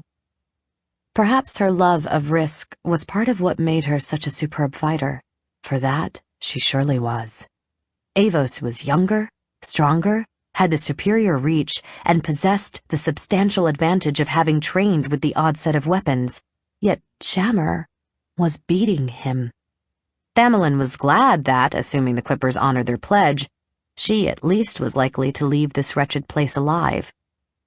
Or so he thought, until he chanced to glimpse a flicker of motion from the corner of his eye. He turned his head to spy the Galtrit flying upward toward the high ceiling. The stealthy little creature carried what appeared to be a toy crossbow in its diminutive hands. Thamelin suspected the quarrel was poisoned. In all likelihood, no spectator would notice the tiny missile striking its target, yet the venom would be potent enough to hamper Shammer and allow the hard-pressed Avos to overcome her, win the duel by a cheat, and still maintain the respect of his underlings. Thamelin would have liked to point out the gremlin's obvious intent to the other Quippers, but there was no time. The rogues were focused on the duel, and by the time he managed to divert one's attention, the Galtrit would already have taken its shot and fluttered away. Nor would it be efficacious to shout and warn Shammer. The way the crowd was yelling, she likely wouldn't hear him, and even if she did, the distraction might provide Avos with just the chance he needed to land a telling blow. Fortunately, Thamelin's guards were as interested in the duel as everyone else, too interested to watch him especially closely. Exploding into motion, he shoved one away, snatched the poniard from the other's sheath, pushed him away as well, turned and hurled the dagger. The poniard wasn't well balanced for throwing, but it flew true anyway and pierced the Galtrit's breast. The bat-winged imp gave a thin, quavering cry and fell, thudding down in the combat circle. By that time, several ruffians were moving in on Thamelin with blades in their hands and murder in their eyes. Suspecting they had at best only a murky idea of what had just occurred, the noble pointed frantically at the gray, diminutive corpse. "Look at the gremlin!" he roared in his most imperious tone. "Look at that little crossbow! The cursed thing was going to cheat on behalf of its master, and if I'm to be harmed for killing it to keep the fight fair, then by Tyr Grimjaws, you stinking quippers have no honor at all!" The ruffians hesitated. Then black-bearded Donovan said, "His lordship's got a point. And besides, we want to sell him, not kill him. Put up your weapons and watch the rest of the show." The Galtrit's body thumped down inside the dueling circle. As soon as Shammer caught sight of the little crossbow in the creature's hand, she understood what it had been up to. She grinned at Avos.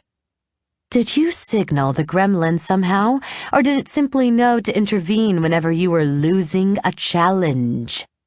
An ugly muttering started through the crowd. Some of the quippers had no doubt watched Avos slaughter their friends inside this ring. Now they had reason to doubt that he'd beaten them fairly. For a moment, Avos looked stricken, aghast. Then his square, ruddy face grew redder still, and pure rage blazed in his pale blue eyes. He bellowed and charged, swinging the gaff at Shammer's face. She parried, and the force of his blow sent a shock down her arm. Instantly, contemptuous of any attempt she might have made to riposte, he stepped through with his back foot and drove his short sword at her chest. She parried with her blade and attempted a thrust of her own. But he was still surging forward, spoiling her aim, and instead of piercing his bowels, her point simply grazed along his ribs. Seemingly unfazed by this new wound, Avos slammed into her and sent her staggering. He tried to hook her leg, and she barely managed to bat his gaff away with her own. Instantly, he sprang forward and lashed the weapon at her head. Recovering her balance, she swayed back, and the gaff missed her nose by half an inch. Whirling the weapon over his head, he rushed her yet again. She smiled, for she understood what he was doing. Since his tricks hadn't worked, he was playing the big man's game, trying to overwhelm her with sheer might and relentless aggression. It was a strategy that had won many a fight for many a strapping fellow like himself, but it was incompatible with a strong defense.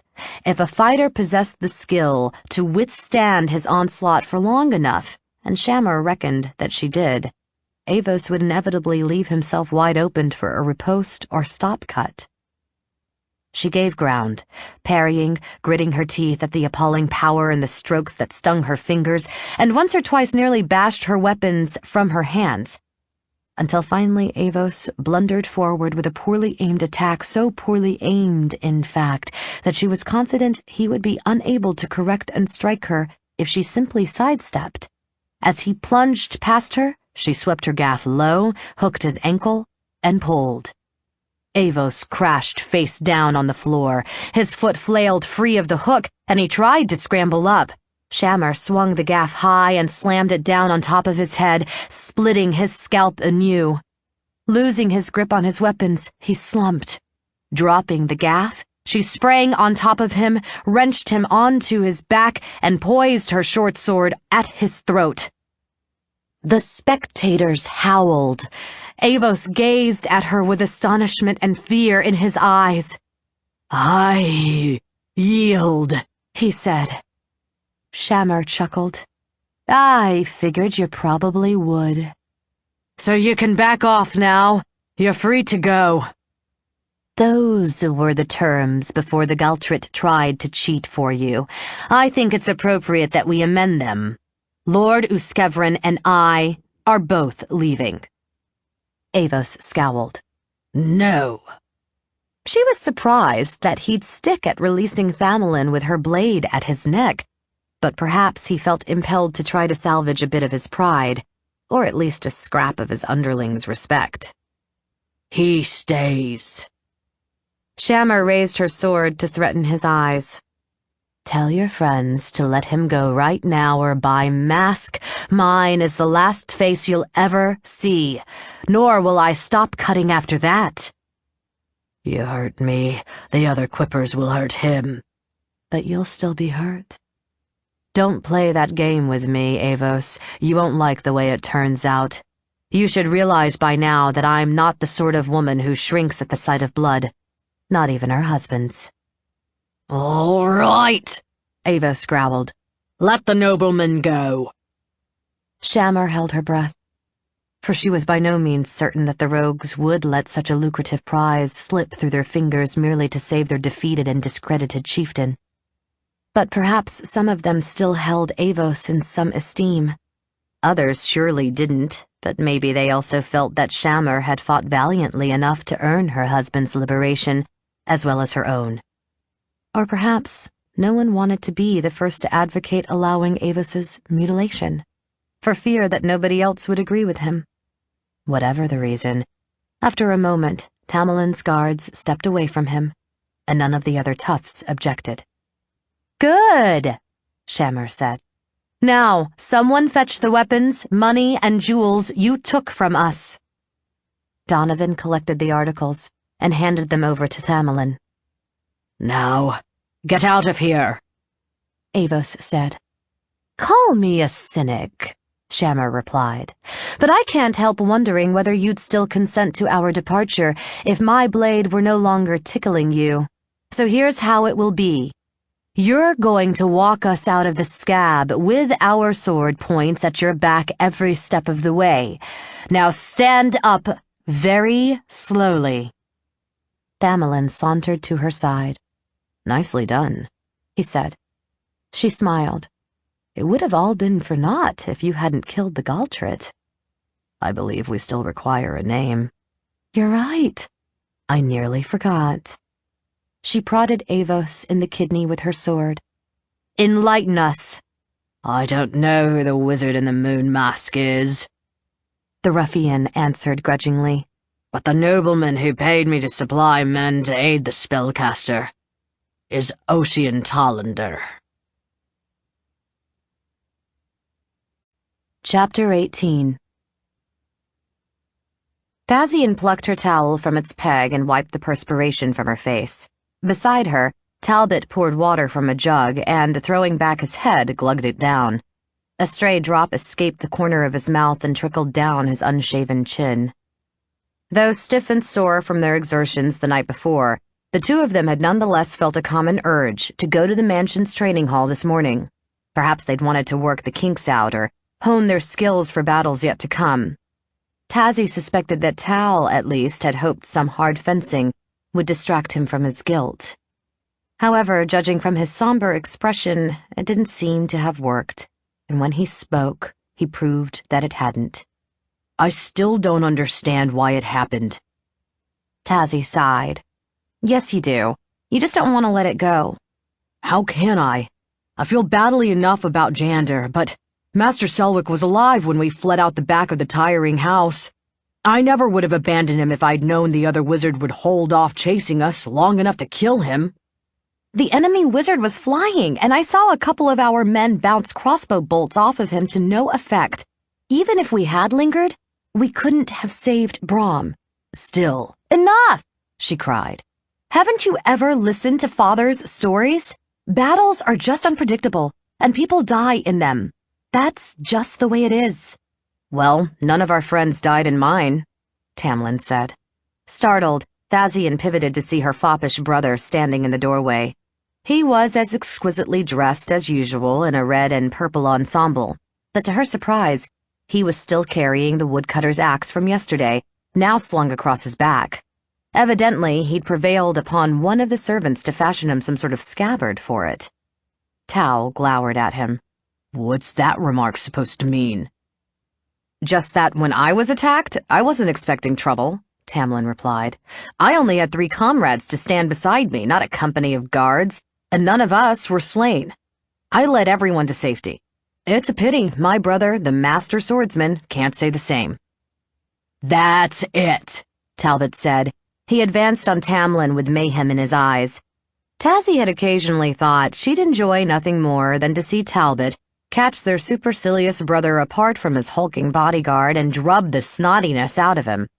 Now, however, the prospect simply made her feel impatient. "Stop it!" she shouted. The two males turned to look at her. "Remember what Master Selwick said. It doesn't help to fight among ourselves." Tamlin grimaced. "You're right. Brother, I apologize. I know you're not to blame for Brom's death. It's just that I feel badly about it. If he hadn't conjured away the barrier of ice, I'd most likely be dead myself, and Sever and Vox with me. I suppose that by keeping the masked mage off our backs, he saved Tazzy and me as well," Talbot said. "Now the only way to repay him is to avenge him." "And the same quite possibly holds true for Mother and Father," Tazzy said. For a moment, they all stood silent, and then Talbot made a visible effort to throw off the somber mood that had overtaken them all. "What are you doing here?" he said to Tamlin. "Don't tell me you want to train." "The gods forbid," said Tamlin. "Actually, I was searching for the two of you. Kale says someone is demanding to speak to us, a factor from one of the warehouses." "If it's some business thing," Tazzy said, "surely you can handle it by yourself." "For that matter, Aravis ought to be able to attend to it by himself," Tamlin replied. "But he says the woman wants us, all three of us, and such being the case, I see no reason why I should go endure the boredom by myself. It's time you two idlers understood the sort of misery I've been subjected to since Father disappeared." "Oh, all right," Talbot groaned. "Let's get it over with." As they tramped through the great house, Tazzy said, "Dare I ask why you're still dragging around the axe?" "It brought me luck once," Tamlin replied. "I intend to keep it by me until this affair is over." Tazzy sighed. "Say no more." Her older brother's superstitious streak was yet another one of his irritating foibles. Tamlin led his sibs to the great hall, where Aravis stood tall and stiff, and a stocky woman with her graying hair pulled back in a long ponytail paced restlessly about. It was Wyla, not merely one of Father's workers, but a valued retainer who had served him since his youth, often been a guest at Stormweather Towers, and given Tazzy and Tal some of their earliest fencing lessons. Surely Aravis had told Tamlin, who was calling, that the younger man hadn't relayed the name to his siblings because he had never noticed or didn't recall who Wyla was.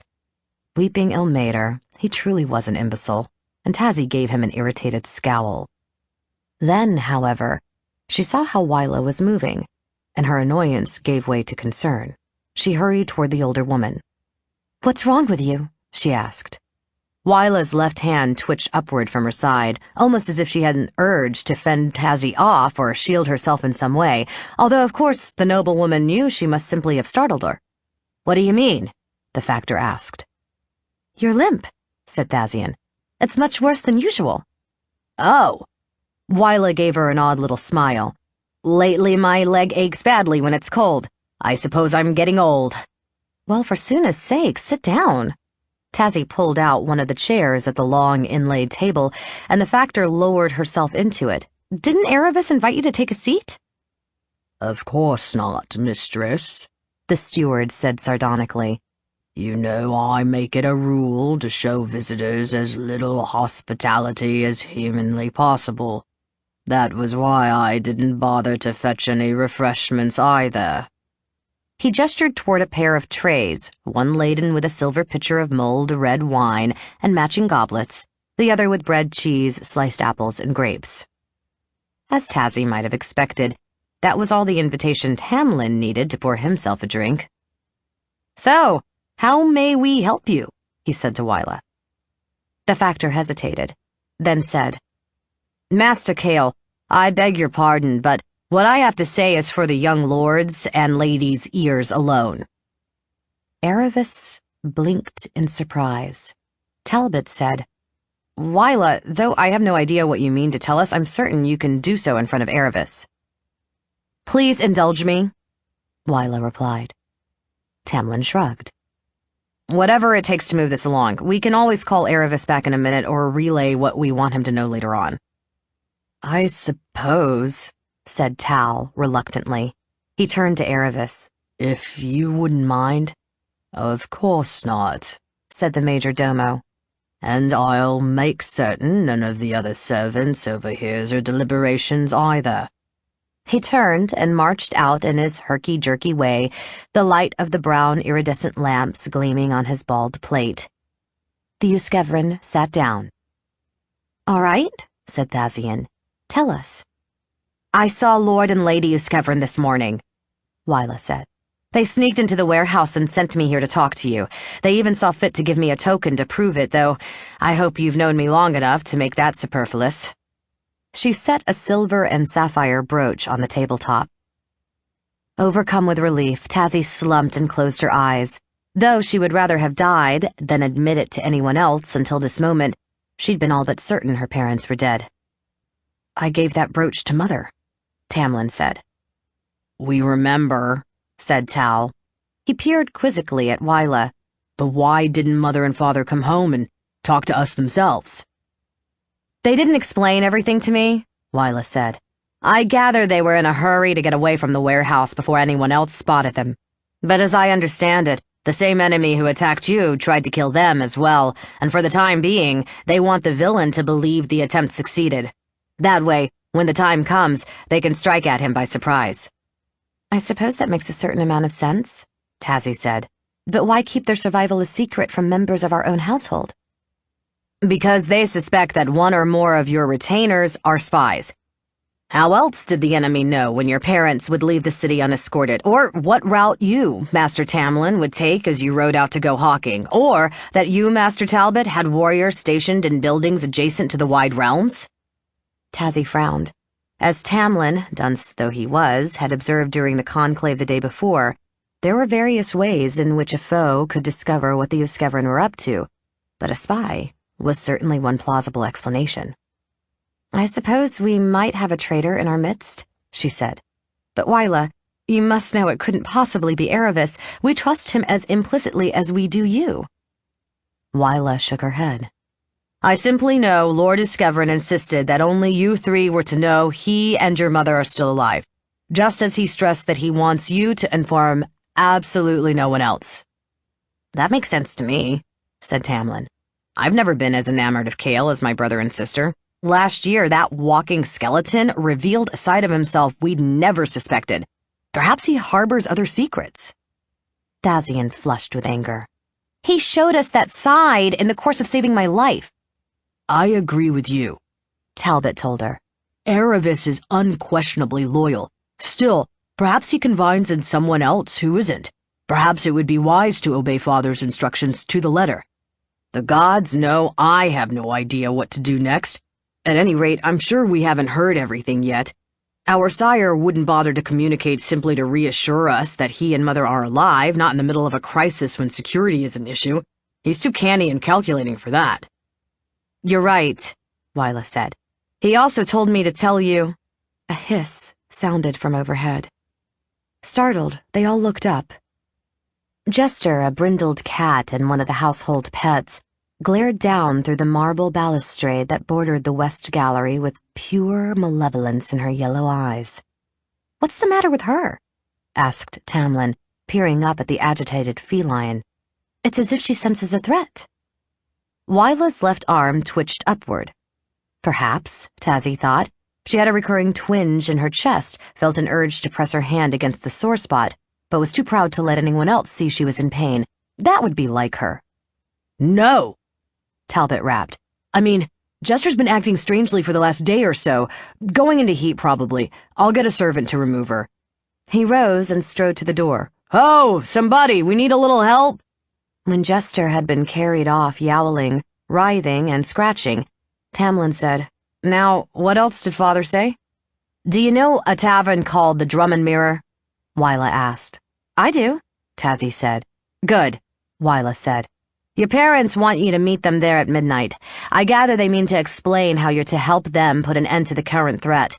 As you've no doubt surmised, they want you to come alone and without telling anyone your destination." Tamlin frowned. "I don't much like the thought of going anywhere without Vox and Essever." If you insist on keeping Erevis in the dark, Tazzy snapped, then you can damn well dispense with your little retinue as well. I suppose, her elder brother grumbled. Good, said Talbot. But I must say, this seems odd. I never would have expected Father to summon us out into the night unescorted when he knows someone wants to kill us. He smiled crookedly. After all, he thinks we're a trio of helpless idiots. Speak for yourself, Tazzy said. I only know what he told me, Wyla said. I'm sure he reasoned that if no one knows we're going, said Tamlin, no one can ambush us, and he's right, so we'll go. Anything to put an end to this unpleasantness and get things back to normal. All right, I agree, said Talbot. He grinned. Of course, if she still wants to be contrary, our sister may insist on staying home this time around. Tazzy threw a slice of bread at him. As there was little of consequence left to say, Tamlin and Tal took their leave of Wyla shortly thereafter. The Factor started to struggle up from her chair, and Tazzy put her hand on the other woman's arm. You're more than welcome to stay and rest for a while, she said. You seem tired. No, said Wyla, lurching upright. I must go. I have matters I must attend to. Thazian smiled. Are you worried about what Magnus and Shade might be doing or not doing during your absence? For a split second, Wyla looked blank, then said, Magnus and Shade, yes, exactly. Excuse me, mistress, please. She turned and hurried away as quickly as her uneven gait would allow. Tazzy shook her head. Talbot was right. Things did seem strange. Father's summons, Jester throwing a fit, and Wyla's manner as well. Why was she so ill at ease, and why, when the two of them were alone, had she called the noblewoman mistress, instead of Tazzy as she normally would? Abruptly feeling impatient with herself, Thazian snorted her misgivings away. Father desired secrecy, the cat craved a mate, Wyla was ill as well as upset over the troubles that had overtaken her employer's house, and none of it was anything to fret over. The important thing was that Father and Mother were alive and well and evidently had conceived a strategy to unmask and defeat the unknown enemy. Tazzy stuffed a piece of apple in her mouth and filled a cup with warm, spiced wine. Chapter 19. When Noldrevian and Ocean reached Morance's shadowy suite, the wizard was lounging on a velvet-cushioned farthingale chair. Bileworm was limping about the room in a fantastic frenetic manner, lengthening, shortening, and altering the form of one leg from moment to moment. Noldrevian viewed the wizard and his familiar with the usual mix of hope and anxiety. Ocean says you want to see me? The old man said. I trust it's important. You've called me away from a conference with the fellow who runs our most profitable marble quarry. Then I apologize, said Morantz, rising, staff in hand, from his chair. But I also promise you won't be sorry you came. From that, said Noldrevian, I take it you're finally ready to share the details of your new scheme? I am indeed, said Morantz, his white eyes shining in the gloom. Please, sit down and be comfortable. He waved his kinsman to the cluster of chairs where they had sat and palavered before. Noldrevian kept an eye on Bileworm as he seated himself, making sure the spirit couldn't pop out and surprise him. The familiar leered at the nobleman, and just for an instant stretched and twisted himself into a sinusoidal form, suggestive of a snake. Noldrevian went rigid, but managed to avoid flinching outright. The old man scowled and returned his attention to Morantz. All right, he said. Tell us. Of course, the wizard said. I hit on this plan by pondering what went amiss with the previous ones. How did the Uskevran cubs escape? By outfighting me? No, by running away. So, this time I intend to deny them the opportunity. Didn't you already try to do that? Noldrevian asked. By placing a barrier of ice behind the air and stationing some of your conjured creatures at the door at the rear of the Wild Realms? Morantz's lips quirked upward. In point of fact, yes. But in the former case, I didn't reckon on Master Selwick being such an accomplished wizard, and in the latter, I didn't anticipate Thamelin's allegedly invalid daughter turning up and fighting like a lioness. This time, nothing will go wrong.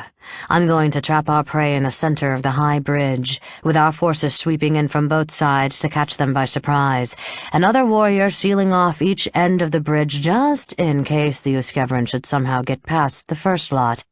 It's inconceivable that the youngsters will survive. Nildrevian nodded, envisioning the snare. It is an interesting idea, he conceded. Once in a while you hear of someone diving off the high bridge and surviving, but never in winter with the river so icy cold. However, the scheme only works if you have a way of luring the Uskevrin to the killing ground at the right time. That's already taken care of, said Marantz. I deserve most of the credit, said Bileworm, in a husky contralto voice. His body shortened and thickened until it became the silhouette of a stocky woman with a long ponytail, except that his wide, gray-fanged grin split the inky shadow stuff of the face. Master said it would be easy, but it wasn't. Since I failed to catch Wyla's memories, I didn't get the limp right, and my presence drove a cat wild. But still, I convinced everyone. I should be acting in the wild realms myself. What Bileworm is trying to explain, Marantz said dryly, is that cloaked in the flesh of a trusted family friend, he persuaded the Uskevrin to come alone to a tavern at the center of the bridge for what they believe will be a secret meeting with their missing parents at midnight. Not bad, Nildrevian said. But what about the guardhouses on the bridge? There are some, you know. Only a couple, the wizard said. I wish I still had some sleep dust left, but I fancy that even without it, I can quietly eliminate the sentries in advance. It's a good plan, said Ocean hesitantly. But you alluded to warriors. I hope you didn't mean the bravos I obtained for you, because most of them are wounded, slain, or have decided your service is too dangerous and decamped. I doubt I could find you another such group by tonight. You needn't bother trying, said Marantz. I don't want you to think I'm unappreciative of your efforts, nephew, because I'm not, but I am tired of trying to work with the scrapings of Selgaunt's gutters. If any of those clods had known how to aim a crossbow, or had possessed the modicum of nerve necessary to fight alongside conjured creatures that I had explained were magically constrained from harming them, our campaign would be farther advanced than it is. So, you're simply going to rely on your summoned beasts? Nildrevian asked. No, said Marantz. If you recall, I explained why that isn't a sound idea. Actually, I'll require a number of your household guards, and I'd like to enlist the aid of one of your wizards as well. A nice brace of destructive spells blazing unexpectedly out of the dark from either side may well slay the Uskevrin before they even have a chance to reach for their swords. Nildrevian's throat abrupt felt thick with anxiety, but he realized this time he had to stand up to his brother.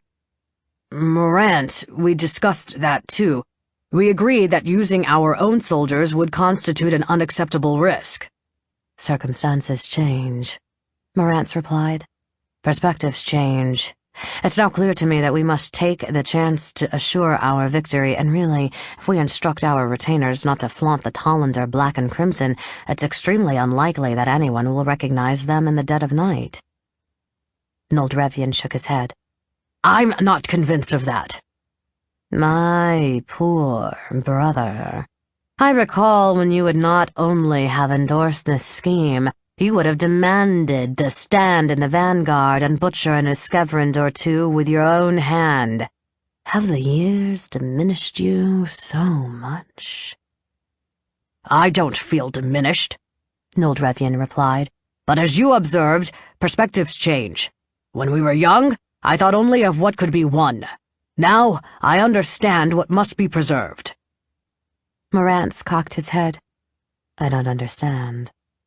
If we exterminate the Uskevrin, Nildrevian replied, it will give us satisfaction. In the long run, it may also enrich our house. Yet suppose we fail or even succeed but are unmasked in the process. What happens if everyone discovers that it's the Talander who attempted to assassinate Tamerlane's children, creating mayhem and terror in public places and trafficking with, forgive me, the powers of darkness? Then you brazen it out, Marantz said, and spread a few bribes around as needed. That might work, Nildrevian said. And it might not. We have other enemies besides the Uskevran foes, who, confident that under the circumstances the Hulorn and the Scepters will look the other way, might seize on the incident as an excuse to make war on us.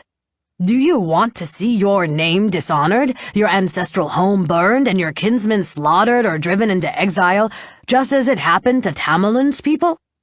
Brother, you are waxing hysterical. It's inconceivable that such a calamity will befall us. No, it isn't, Nildrevian said, and we have to take cognizance of all the possibilities. And let them paralyze us? The spellcaster asked. I just ask you to remember that there's more to life than vengeance, Nildrevian said. There's the pride we feel in the honor, power, and wealth of our house, the joys and luxuries our position affords us. We have a new generation just coming up, Ossian and all the others like him, and I feel an obligation to pass the Talander way of life on intact to them. Marantz shook his head. Brother, I'll be candid with you. I don't know if it was the simple fact of death that changed me or if my years in the underworld are responsible, but the truth is that I don't entirely remember what it is to take pride in the house of Talander, or to fret about its future. Oh, I know in the abstract that I once cared about such matters, but only a cold ash of those feelings remained. In contrast, I still retain a considerable yen for revenge, and you must pardon me if I satisfy it without a second of unnecessary delay. But you already have, Ossian said. The man who killed you is dead, as is his wife. I promise I won't rest until his offspring perish also. So, can't you be satisfied for just a little while, until we devise another plan? I understand that thanks to Tamerlane Uskevran you passed through pain and horror, but you came out all right, didn't you? You still exist. You're a grandee in your iron city. The highest lord in hell is still in hell, Marantz snapped. Kindly refrain from commenting on what you can't understand. Nildrevian, I've heard your objections and answered them as best I could. Beyond that, I can only pledge to be careful. Now, for the sake of the love we bear one another, and the hatred we both hold for the house of Uskevran, I beg you to consent to my plan. Nildrevian swallowed. I'm sorry, but I cannot. A trace of sadness came into Marantz's face. I'm sorry, too, he said.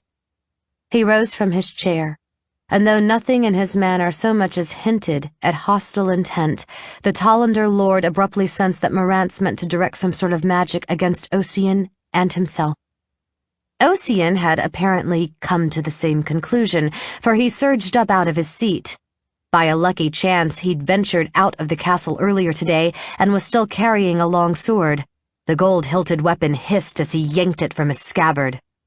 For his part, Nildrevian lacked a sword, but since boyhood had never been without a dagger ready to hand, he rose as hastily as his stiff joints would allow and silently drew the knife from its well-oiled sheath. Ossian lunged at Marantz fast and hard, trying to dispatch him before he could cast a spell. The wizard parried the chest cut with his staff. Gray steel rang on black wood, and purple sparks crackled at the point of contact. The ginger-haired youth reeled backward, and Marantz reached into his mantle to fish out the necessary ingredient for a spell. That, Nildrevian thought, was all right, because to deal with the son, Marantz had turned his back on the father. Perhaps the wizard thought the patriarch of the house of Talander was too ancient and infirm to pose any sort of threat. If so, Nildrevian would show him just how wrong he was.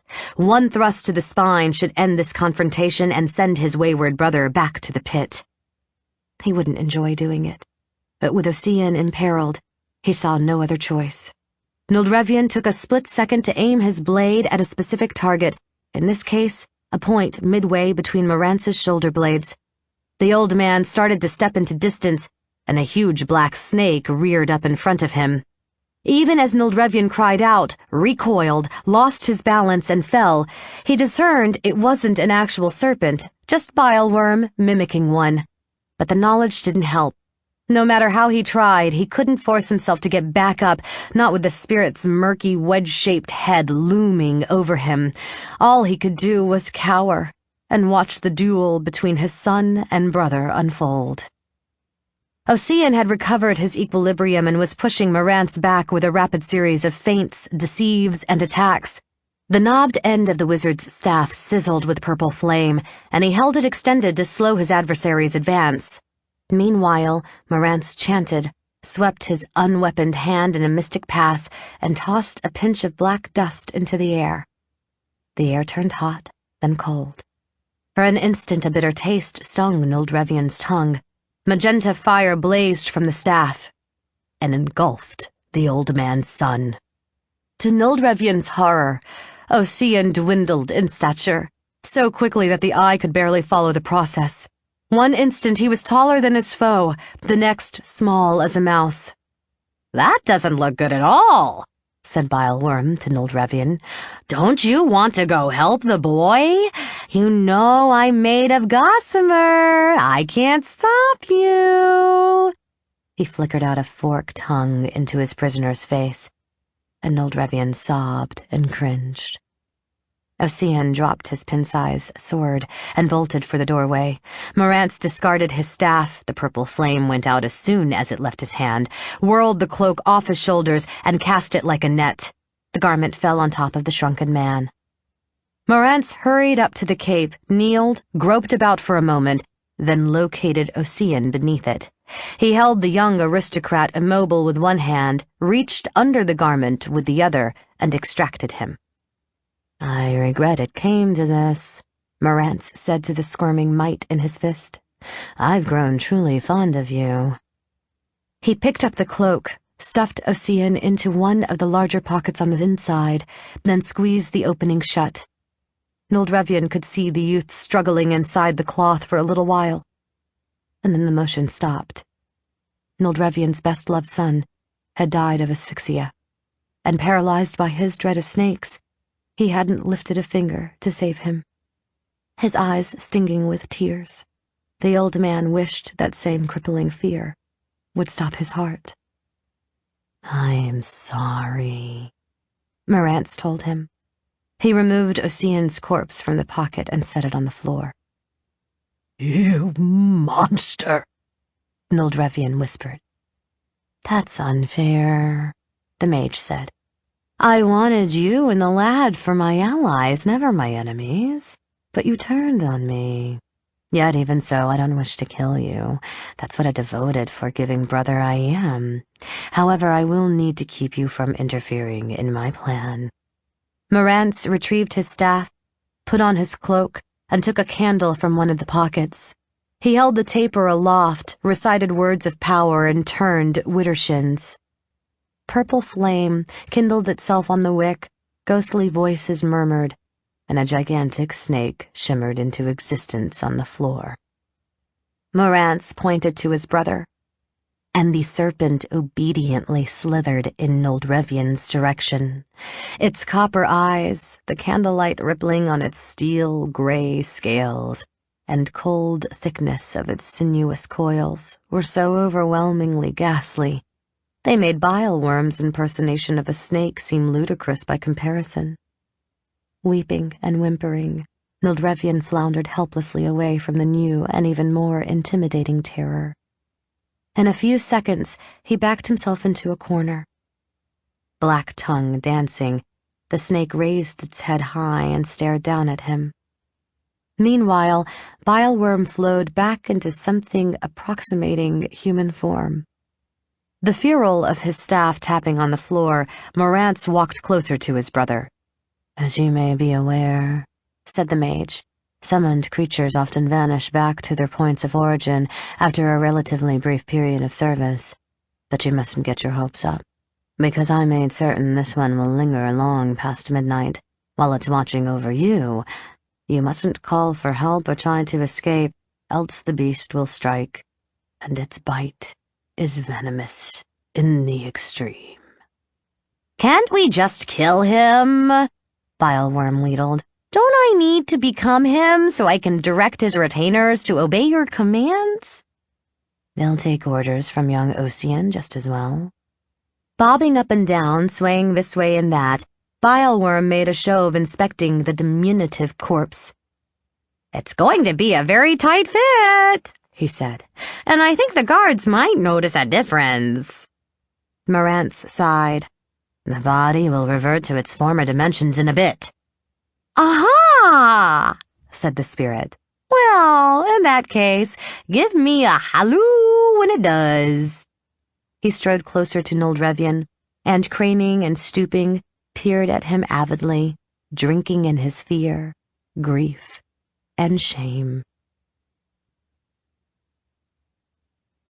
Chapter 20.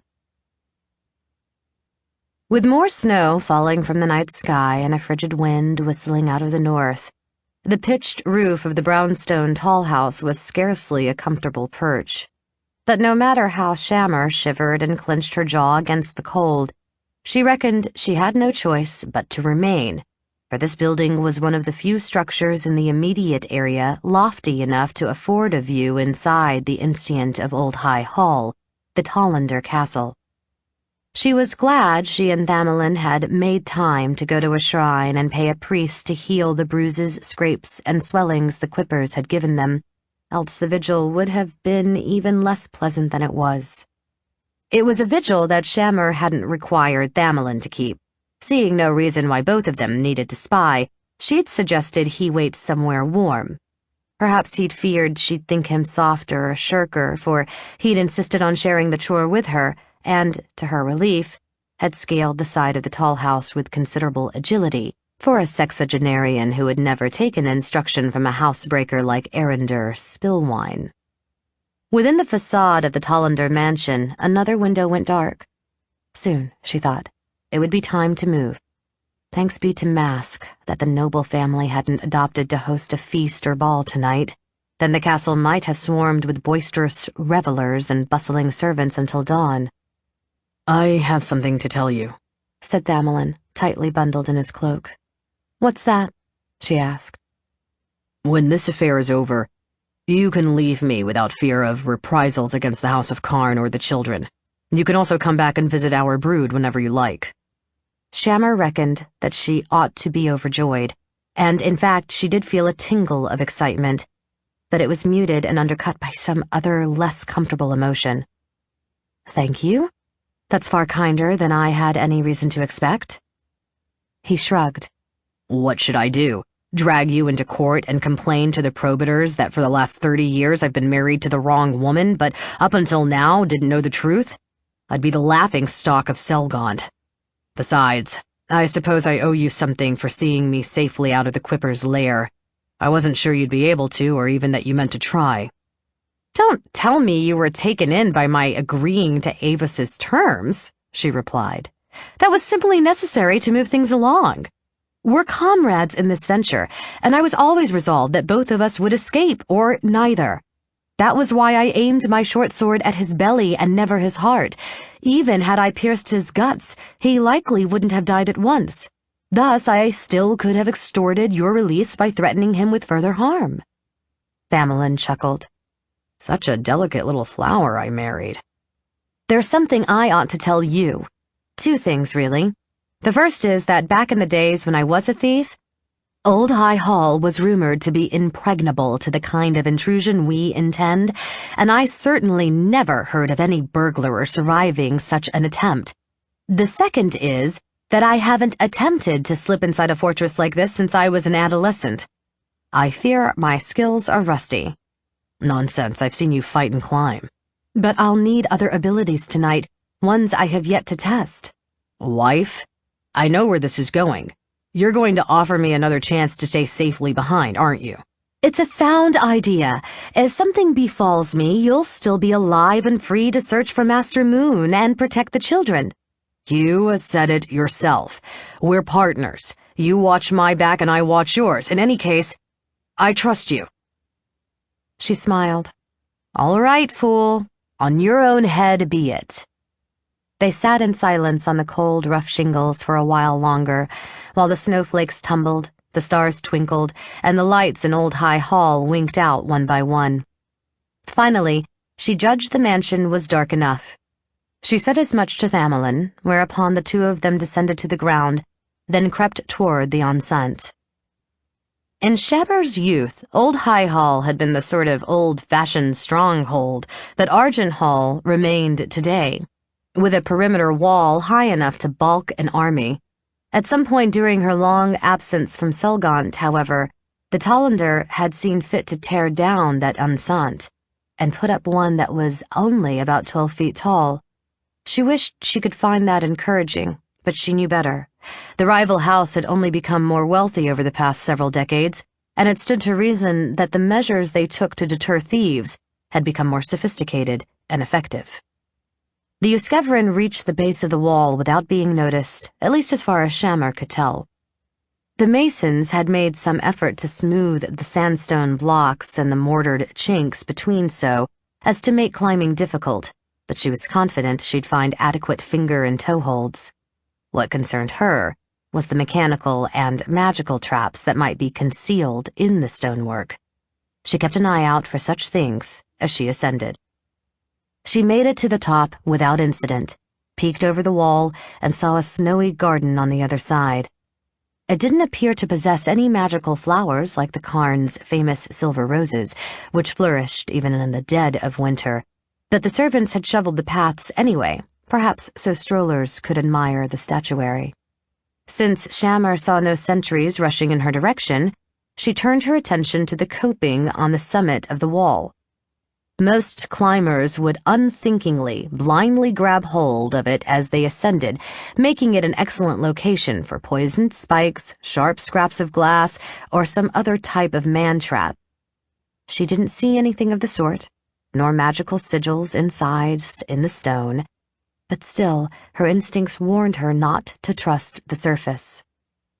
Clinging to the facade of the wall one-handed, she extracted a slender steel probe from her kit and pressed it against the top. In the twinkling of an eye, the patch of sandstone immediately beneath the metal rod reshaped itself into a pair of jagged jaws which shot up, clashed together, and bit the probe in half. Startled, Shammer jerked backward and nearly lost her grip. She recovered her balance, peered over the coping again, making sure no one had heard the magical trap activate and come to investigate. She studied the stone jaws. They hadn't tried to bite her a second time. In fact, they seemed to be softening and slumping ever so slightly, as if, having failed to seize a victim, the projections were melting back into the block from which they had erupted. Shammer warily prodded them with the stub of the probe, and even that failed to provoke another attack. She grinned. If the jaws could strike only once, that made it easy. She discarded the remaining piece of the probe, which was a bit too short for the task she had in mind, drew her dagger, and used it to trigger several traps on either side of the first one, enjoying the game of snatching the blade back before the jaws could catch it. "What are you doing?" Thamelin whispered from below. "Making a point of entry." She lay on her belly atop the hard, irregular bumps of the unsuccessful man-traps, anchored herself with one hand, and stretched down the other. "Come on, I'll help you up. Just don't let any part of your anatomy swing up over a section of the coping that's still level, or a trap's liable to snip it off." "I understand." He gripped her hand, she heaved, and he clambered up. They dropped inside the enclosure. At once, they hunkered down motionless, while Shammer peered and listened for signs that someone else was in their immediate vicinity. It seemed that nobody was. She gave Thamelin a nod to indicate that so far they were all right. "It's a miracle nobody heard the traps going off," he whispered. "It's a ways to the house," she replied, "and I doubt anyone wanders the grounds on a chilly night like tonight if he can avoid it. Still, There are guards somewhere, so let's be careful." He inclined his head. She motioned for him to follow her, then skulked to the right. Shammer used all her old tricks to approach the mansion. She instructed Thamelin to stay low, take advantage of every bit of cover, and look before he moved. She kept an eye out for tripwires and odd depressions or humps in the earth that might mark the site of a man-trap, for all that the snowdrifts made them difficult to spot. She stalked behind rather than in front of any light source, such as the glowing magical lamps which the Tollander had mounted here and there on posts, lest she reveal herself in silhouette or cast a shadow, and she crept to the leeward so no watchdog could catch her scent. For a while, she was on edge, but by the time she and Thamelin slipped by the first patrolling spearmen, she had relaxed and begun to enjoy the challenge. Win or lose, live or die, the incursion was a grand sport. Never had she felt more alive, more keenly aware of her surroundings or of her own body. She savored the beauty of the fat, almost luminous snowflakes and the bracing kiss of the cold breeze, even as she eased along with a sure grace that made silence all but effortless. But she supposed that Thamelin, who had never been a burglar, might well be finding their venture nerve-wracking. She glanced back over her shoulder and was pleased when he gave her a nod that suggested that if he wasn't having fun, he was at least bearing up well under the strain. She glided forward. Then the world twisted itself into a nightmare. One moment she was calmly leading Thamelin past a marble statue of a lamassu, a winged lion with a human head, the flower beds encircling its plinth, and the ring of stone benches surrounding those. The next, everything shifted. Though Shammer didn't actually see them move, she was virtually certain that all the objects in view had changed position, and though she couldn't make out exactly how their appearances had altered, they now seemed ugly and vile. On the night of Guerin Bloodquill's opera, Shammer had seen her surroundings abruptly alter in far more overt and astonishing ways. Statues had come to life and space had folded, opening gateways to the far reaches of the world. But none of those transformations had affected her as this one did. She shuddered, and her stomach churned. Behind her, Thamelin let out a moan. She struggled in vain to compose herself, and then a skeletal creature in a ragged shroud swooped out of the darkness, its fleshless fingers poised to snatch and claw. At that moment, it seemed the most terrifying threat she'd ever encountered, and sobbing, she whipped out her broadsword and hacked at it. From the corner of her eye, she saw Thamelin pivot to confront a skull-headed assailant of his own. Panic robbed her sword arm of much of its accustomed skill, and her first blow missed. The Revenant whirled around her, scratching and gibbering, exuding a foul stink of decay, and when she turned to keep the dead thing in front of her, her own motion seemed to cause the landscape to shift even more violently, albeit undefinably than before. A surge of vertigo made her reel. The phantom picked that moment to pounce at her, and despite her dizziness, she did her best to cut at it. Her stroke swept into the undead creature's black, rotting cerements, and it vanished. The blow also spun Shammer off her feet. As she peered frantically about, she found that her disorientation was all but complete. Spatial relationships made little sense. From moment to moment, she had difficulty determining which objects were adjacent to one another, which were near and which were far. Though she could have sworn she had blundered about in a complete circle, she never so much as glimpsed Thamelin or his attacker. She could hear him grunt and his boots creak, but couldn't figure out from which direction the sounds were originating. Another spectral assailant floated toward her. She clambered to her feet and staggered to meet it. The Revenant seemed to disappear. Then she discerned that the stone lamassu, which a moment ago had appeared to be on her right, now loomed on her left. Assuming she could trust that perception in the course of just a few steps, she'd managed to spin herself completely around, which in turn meant that the phantom was even now rushing at her back. She whirled, cutting blindly. The broadsword struck the phantom's yellow skull and swept it into non-existence. Shammer noticed she was panting. She struggled to control her breathing and thus her overwhelming terror. She had to figure a way out of this trap now, this second, before yet another dead thing hurtled at her. It didn't make sense that she was so profoundly afraid, gasping, shaking, her heart pounding. She'd encountered apparent distortions of space and time before, and though the revenants were foul and unsettling, she'd faced far more formidable adversaries in her time. She suspected that she and Thamelin had triggered some sort of magical field of disorientation, dizziness, and terror. It was possible that the phantoms weren't even real. Just one illusory aspect of a trap intended to immobilize its victims until one of the patrolling warriors happened by. She clung to that notion for a heartbeat or two, until another keening wraith dived at her.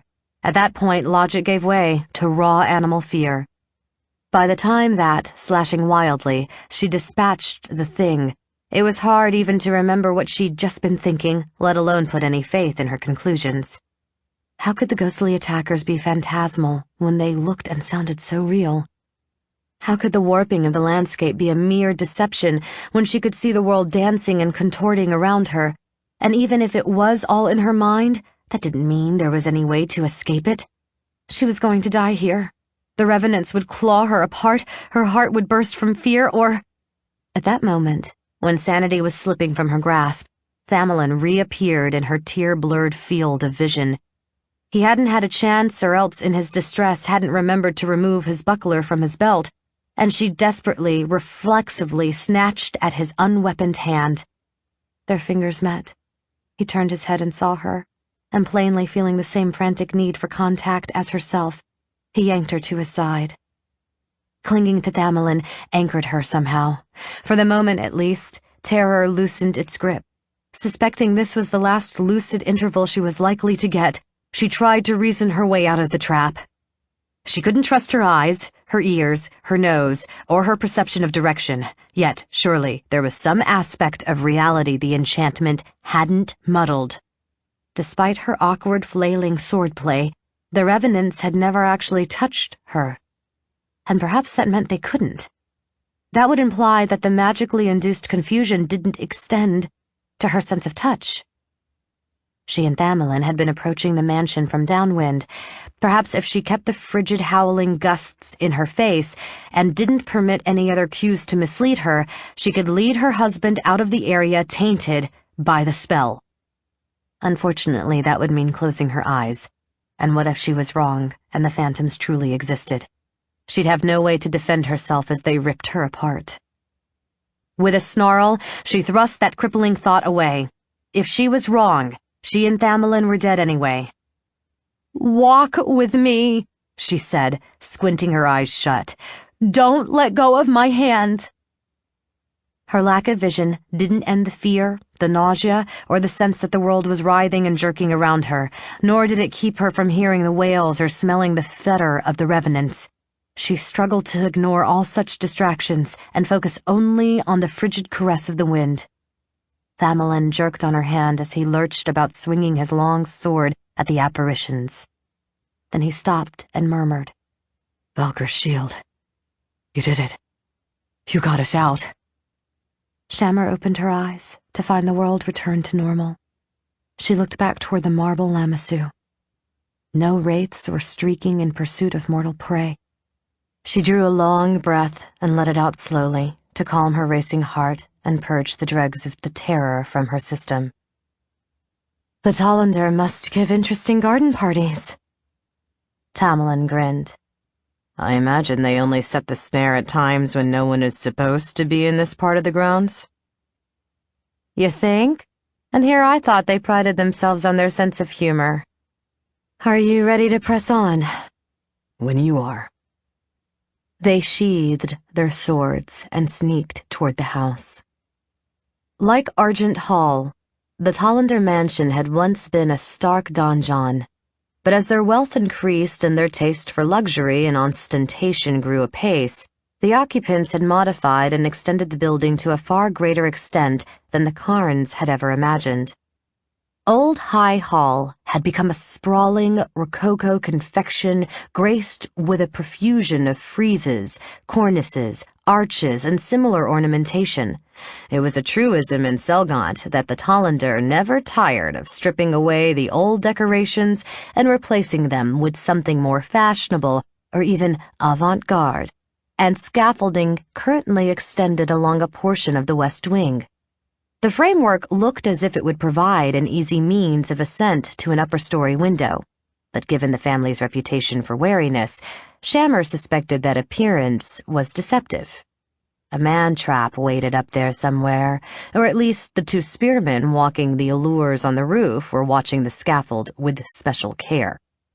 Crouching at the edge of the open space surrounding the keep, she looked for a safer means of access.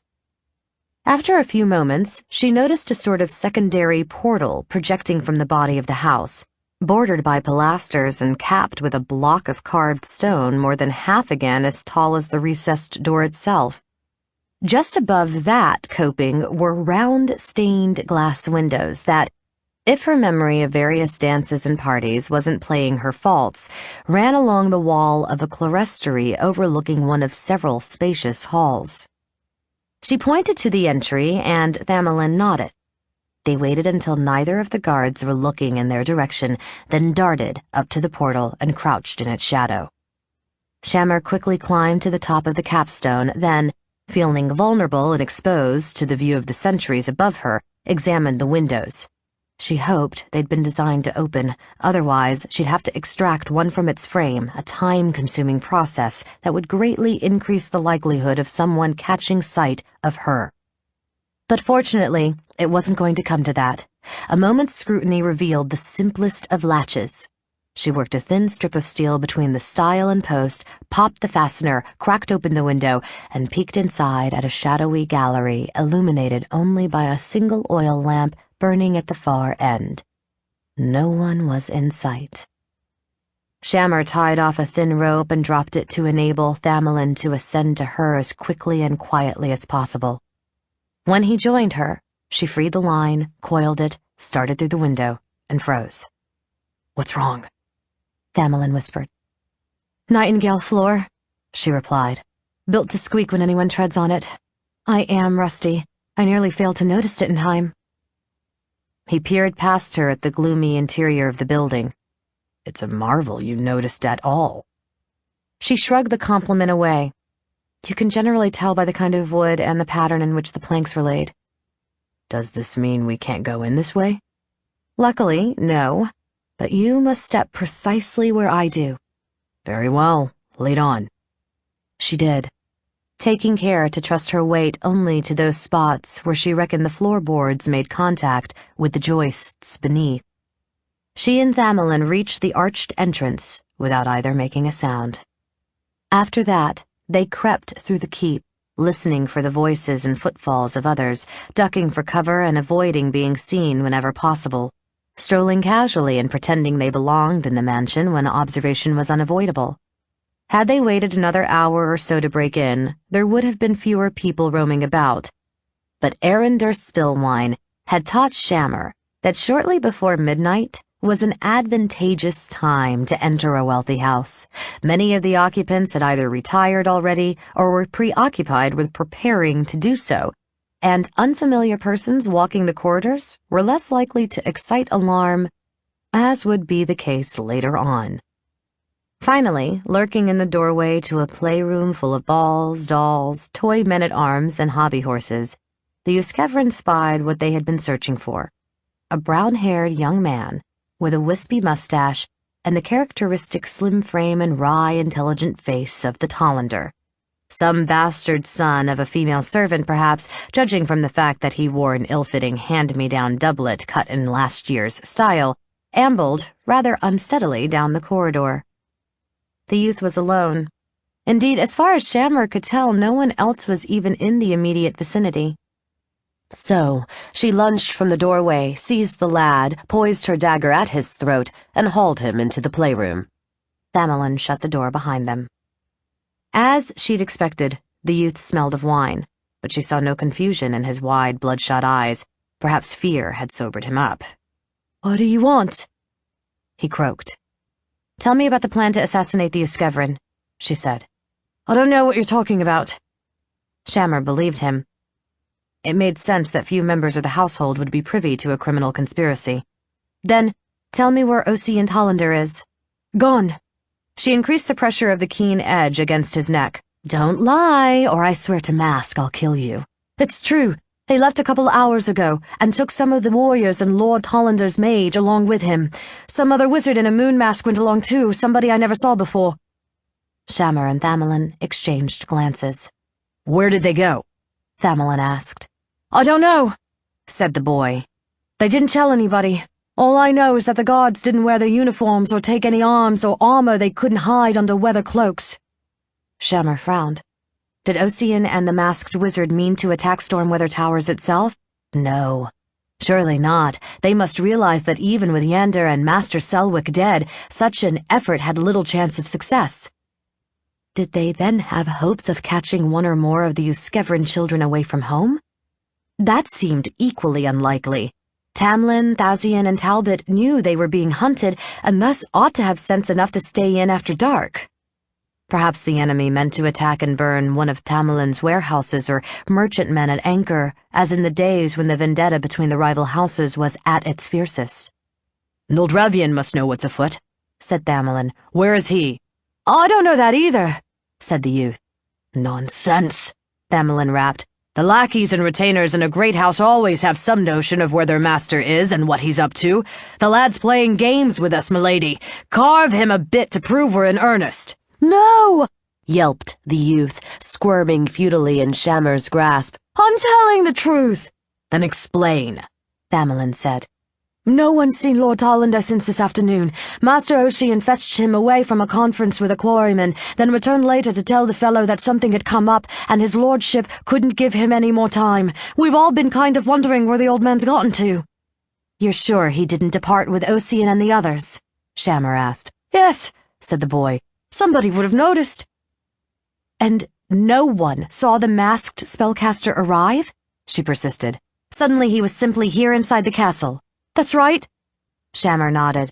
Is there a part of the mansion where people don't generally go, where Lord Hollander and Master Ocean could confer with a third party without anybody else knowing, where perhaps a guest could even take up residence without the rank-and-file members of the household getting wind of it? I suppose. I mean, there's a section nobody's used for at least a generation. Shammer looked at Thamelin. Perhaps we'll find Nuldrevian there, or failing that, some clue to Master Moon's identity or his current intentions. I admit it's by no means a certainty, but I don't have any other ideas. Nor do I, Thamelin said. Tell us how to get there, boy. The youth obeyed, whereupon the intruders gagged him with a long gown commandeered from a marionette, trussed him to a chair with a pair of jump ropes, and left him in the playroom. The Uskevrin reached the disused portion of the house without incident. Once they entered its precincts and no longer had to worry about appearing suspicious, they drew their swords, and Thamelin readied his buckler. Ere long, Shammer grinned with excitement, for she could tell from the broken cobwebs and the scuff marks on the dusty floor that someone else had recently walked these frigid, gloomy corridors. Then she glimpsed dim light spilling from one of the doorways ahead. She and Thamelin crept up to it and peered beyond the threshold. On the other side was the parlor of a suite, luxurious and stylish, once with clear, faceted crystals decorating many of the articles inside. Now it was musty and dark. The only illumination shone from the stub of a single white candle in the latten holder on the marble mantelpiece. It looked as if someone might have initially have lit 2 or 3, but the others had already burned out. That wan, wavering glow barely sufficed to reveal the enormous coiled shape in the corner and the motionless human figure behind it that might be either a prisoner or a corpse. Shammer gave Thamelin an inquiring look. He flicked his long sword in the suggestion of a cut, indicating they should attack the snake, and she nodded in agreement. Though she had no way of knowing precisely what was transpiring here, it seemed likely that Master Moon had conjured up the reptile to guard or kill the man on the floor. Therefore, the Uskevrin needed to kill the beast so they could interrogate the fellow if he was still alive, or search his body and the apartment if he wasn't. Hoping to take the serpent by surprise, the Uskevrin stepped forward. Meanwhile, Shammer wondered if their efforts to catfoot into striking distance were unnecessary, for a learned comrade of hers had once told her that snakes were deaf. Then, the huge steel-gray creature demonstrated that, however deficient its hearing, it had some way of sensing enemies at its back, for it swiveled its wedge-shaped head and regarded them with malevolent coppery eyes. The Uskevrin charged, and the serpent struck, its head streaking forward like a bolt from a crossbow. Thamelin caught the attack on his buckler, the metal rang, and the force of the impact sent him reeling backward. Shammer drove her point at the snake's flank. The broadsword glanced off the creature's scales as if they were fine plate armor. She had succeeded in attracting the serpent's attention, however. It twisted around, gave a screeching hiss, and struck. Lacking a shield and dubious of her ability to parry such an attack with her blade, she sprang backward out of range. Its long body uncoiling, the serpent slithered after her, striking repeatedly. She kept on dodging, riposting, when possible, always failing to penetrate the scales, and did her inadequate best to keep the beast from backing her up against a wall. Every time she started to dart to the side, the reptile whipped its head around on that long, sinuous neck and cut her off. The snake had almost succeeded in trapping her when Thamelin, his buckler pocked where the creature's fang had struck it and corroded where venom had splattered from the point of impact, cut at its spine from behind. He, too, failed to penetrate the scales, but he distracted the serpent, and Shammer lunged out into the center of the room. The snake struck at Thamelin, who sidestepped, brushed the attack away with the buckler, and attempted to counter. Before he could complete the action, the serpent, employing a new tactic, lashed its tail around at his ankles and tumbled him off his feet. The reptile's enormous gray head plunged at the stunned and supine man. Shammer frantically leaped forward and swung her broadsword with all her strength. The edge failed to gash the creature's snout, but it did bash it aside, and so prevent its long, curved ivory fangs from piercing Thamelin's body. She had assumed the snake would now turn its attention to her, but it persisted in trying to strike at the human on the floor, and so she hacked at it again. This time, her stroke landed, but failed to deflect the enormous head. Her eyes widened in horror, and then Thamelin, who had evidently recovered his wits, rolled out from under the plummeting fangs. Shammer managed to keep the snake occupied while her husband scrambled to his feet. Once more they assailed the reptile together, narrowly dodging its strikes and thrashing tail, and again failing to do any discernible harm. She knew it would be only a matter of time before the beast had a bit of luck and plunged its poisonous sword-like teeth into one of them. She also knew how to fight a foe with impervious armor. Strike at the parts the armor didn't cover. Unfortunately, in the snake's case, they were all on its head, which the creature carried so high it nearly brushed the ceiling. It was effectively out of reach, except for those instants when the serpent struck. And then the reptile withdrew it so quickly that by the time its human foes completed a parry or evasive maneuver and were ready to riposte, the opportunity was gone. If Shammer wanted to attack the head, she needed to abandon any attempt to fight defensively and meet it with a stop thrust as it hurtled down. She twirled her blade in a gesture she hoped would draw the snake's attention. It did. The head plunged at her, and she lunged at it.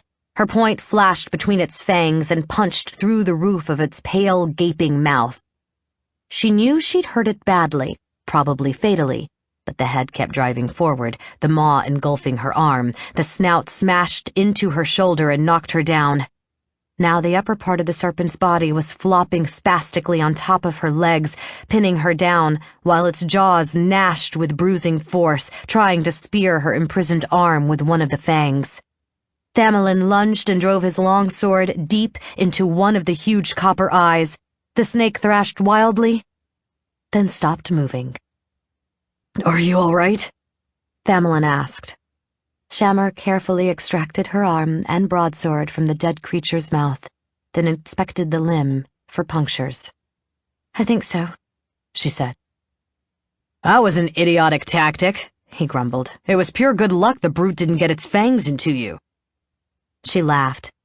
You offer to Timora. You ought to know that fortune smiles on the bold. She extricated herself from the scaly mass on top of her, then sprang to her feet. Let's take a look at our friend in the corner. When they moved close enough for a good look, she was surprised to see the man on the floor was Noldrevian Tollander himself.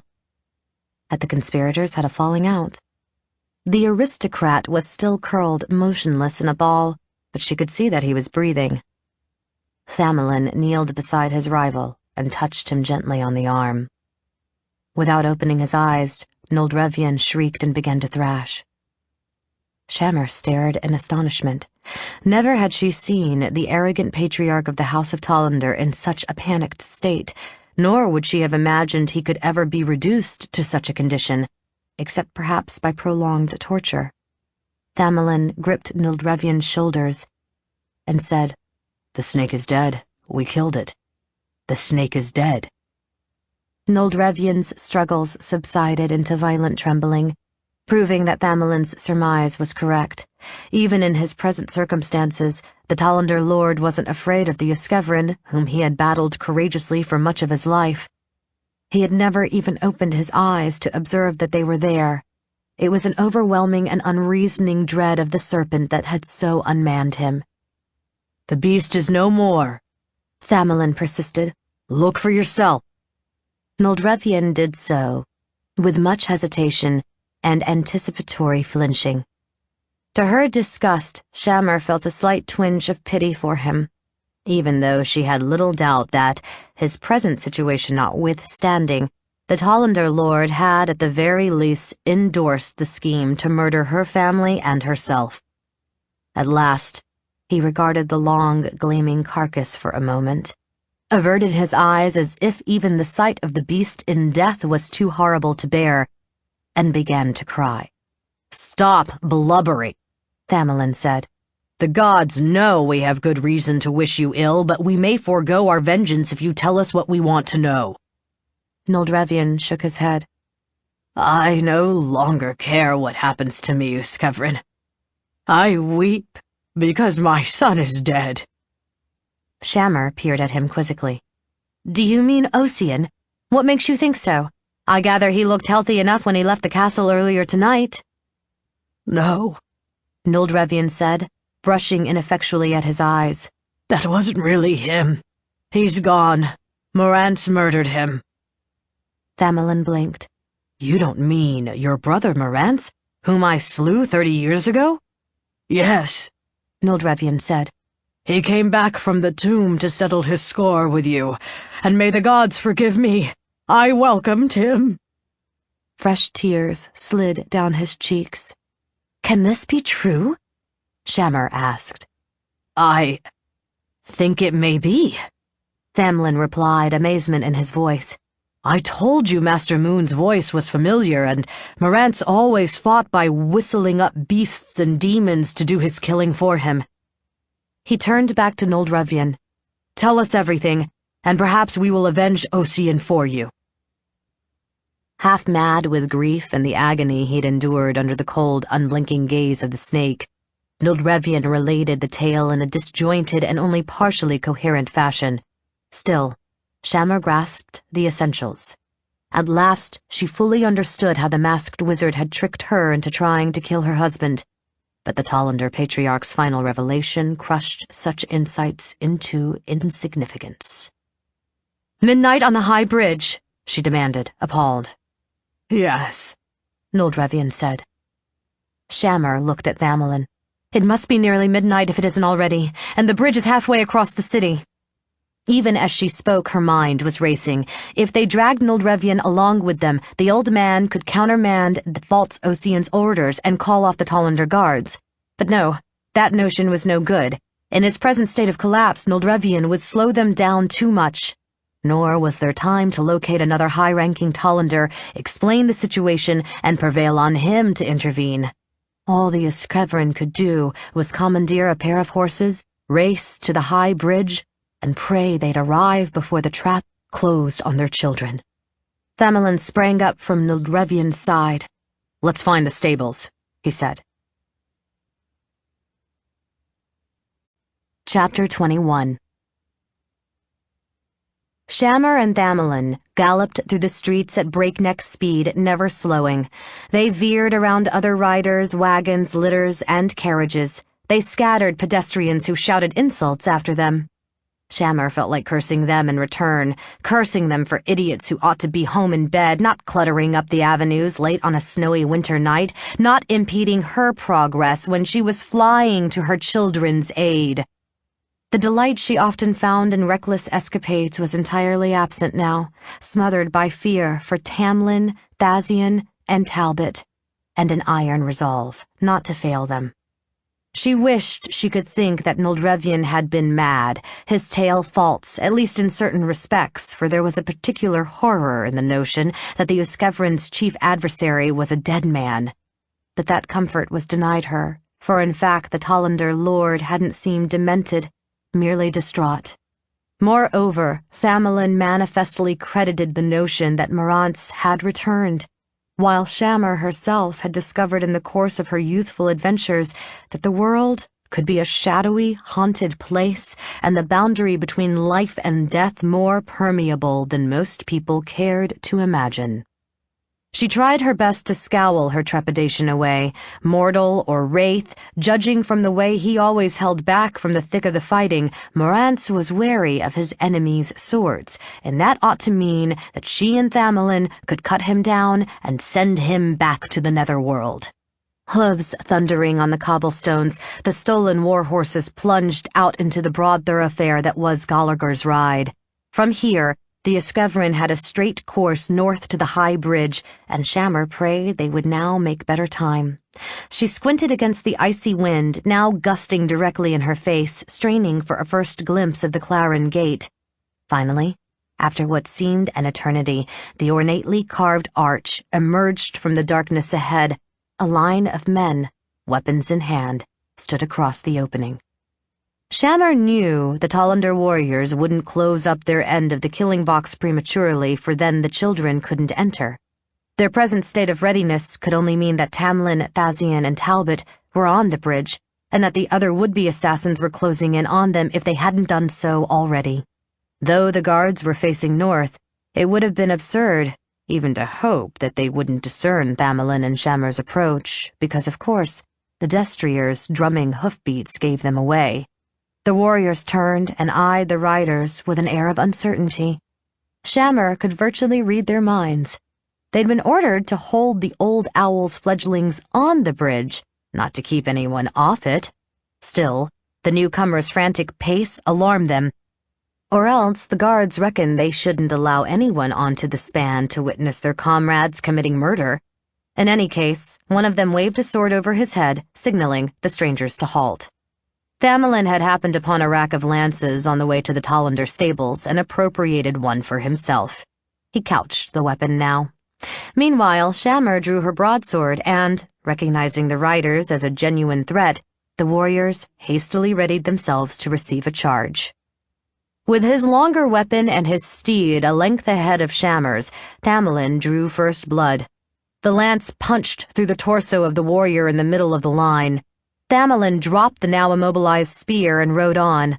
Other warriors lunged from either side, and he caught a sword cut on his battered buckler. Shammer lost track of him after that, because her mount crashed into the line, and she had her own fighting to think about. She split the skull of the foe on her right, and then cut at the man on her left.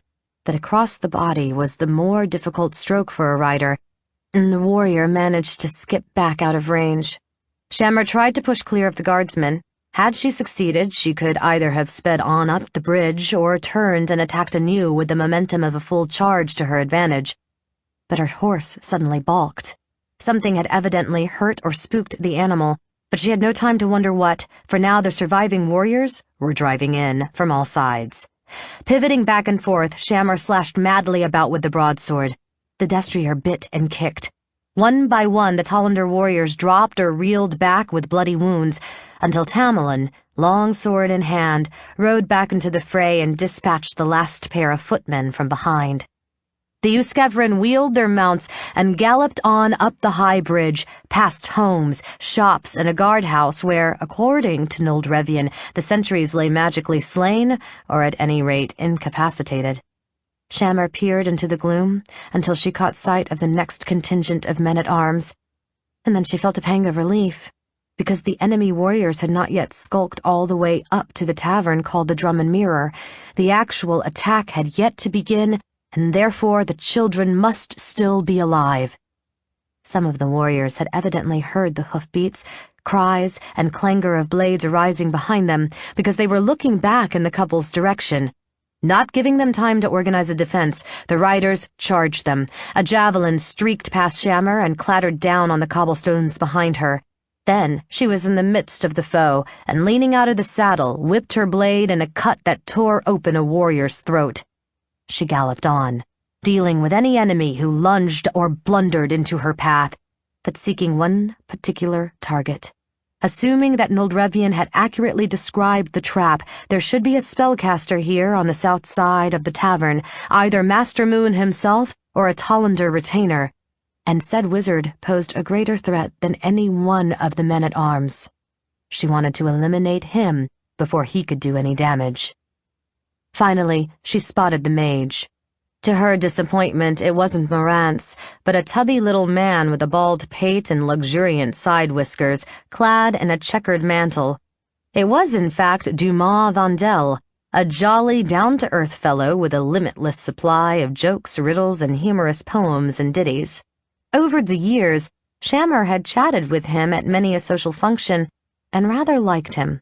Now, in the heat of battle, she couldn't afford to regard him as anything but an enemy, and judging by the alacrity with which, upon catching sight of her, he began to weave a spell, he was indeed resolved to kill her if he could. She wrenched her destrier's head around and charged, hoping to reach the wizard before he completed his incantation. She didn't make it. A shadowy bolt of force so indistinct against the night that she would never have noticed if not for the sparkling motes and whining sound leaped from Master Vandel's fingertips. She swayed to the side, and the magic crackled harmlessly past her. An instant later, she closed with the wizard. He threw up his plump white hands to fend off her sword, but her cut smashed through his defense and gashed his hairless scalp. He collapsed, and perched on her stamping, chuffing warhorse, she watched him until she was convinced he was unconscious, then rode on. For a second, she rather hoped she hadn't killed him, and then, when another guardsman tossed a javelin at her, she forgot all about him. She had to cut down 2 more warriors before she reached the entrance to the Drum and Mirror, and by that time her children were wandering out the door to see what all the commotion was about. Tamlin, exquisitely dressed as ever, although for some reason he had an ordinary axe, a tool, not a proper weapon, slung across his back, as well as a pewter goblet of wine in his hand. Talbot looked unkempt, as usual. Thazian, eyes bright with curiosity and excitement, was clad in a suit of dark, close-fitting leather. Shammer had rarely been so glad to see anyone, and judging from the way the children's faces lit up when she careened out of the gloom, they felt much the same. Now, however, was scarcely the time for sentiment. As Thamelin galloped up behind her, she shouted, "Mount up! Hurry! You're in a trap!" Feeling eager and slightly melancholy at the same time, Morantz strode through the fish market, an open space equipped with tables and stalls. With him marched a band of Tollander men-at-arms and Bileworm, cloaked in the flesh of Ocean. In another minute or so, Thamelin's get would be dead, and then, the wizard supposed, his soul could at last enjoy a measure of peace. But what a shame that he'd had to kill his own nephew to accomplish his purpose, and in so doing, forfeit his brother's good opinion. Perhaps one day, after the Uskevrin were extinct and, in consequence, the House of Tollander had grown more wealthy than ever before, Noldrevian would understand and forgive. In any case, Morantz resolved that he wouldn't dwell on the matter, lest he cheat himself of his enjoyment of the slaughter to come. Shouts, hoofbeats, and the ringing of blades sounded from the darkness ahead, jarring him from his reverie. He and his companions faltered in their advance. "Those idiots attacked before us," Bileworm said.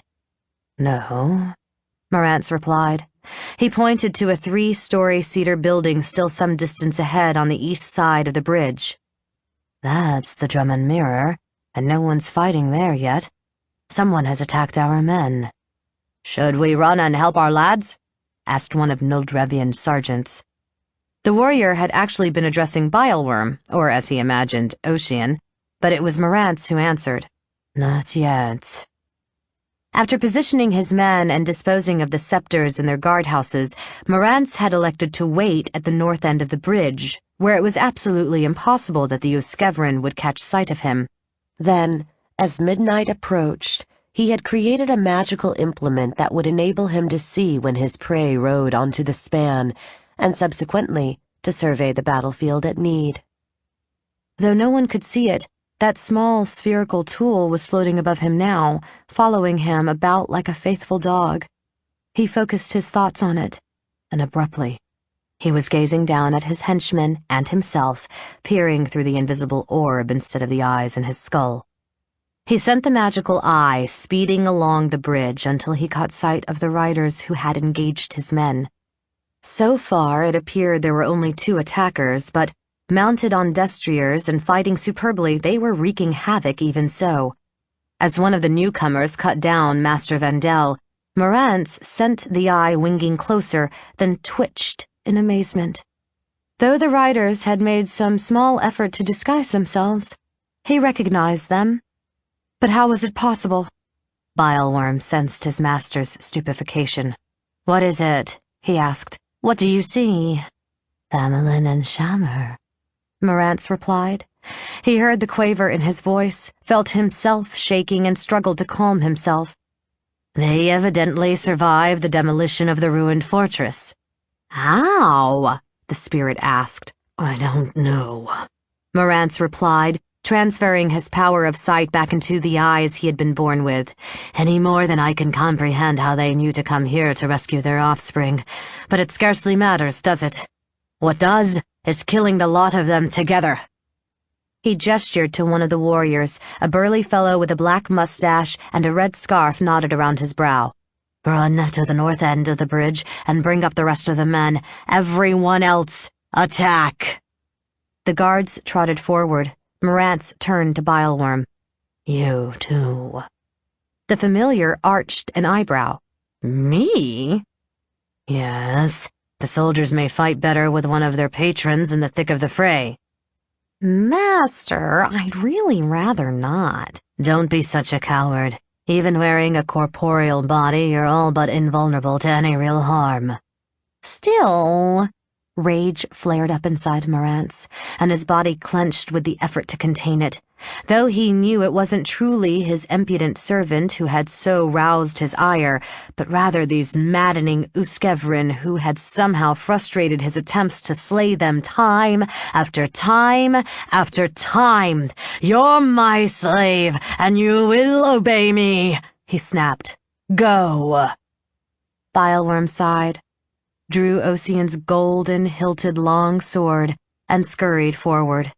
He glanced back once or twice in the hope that his master would relent, but by that time, Marantz was already weaving magic, a candle held high in one hand and his staff in the other. Magenta sparks danced on the black polished wood, and the cold air reeked of myrrh.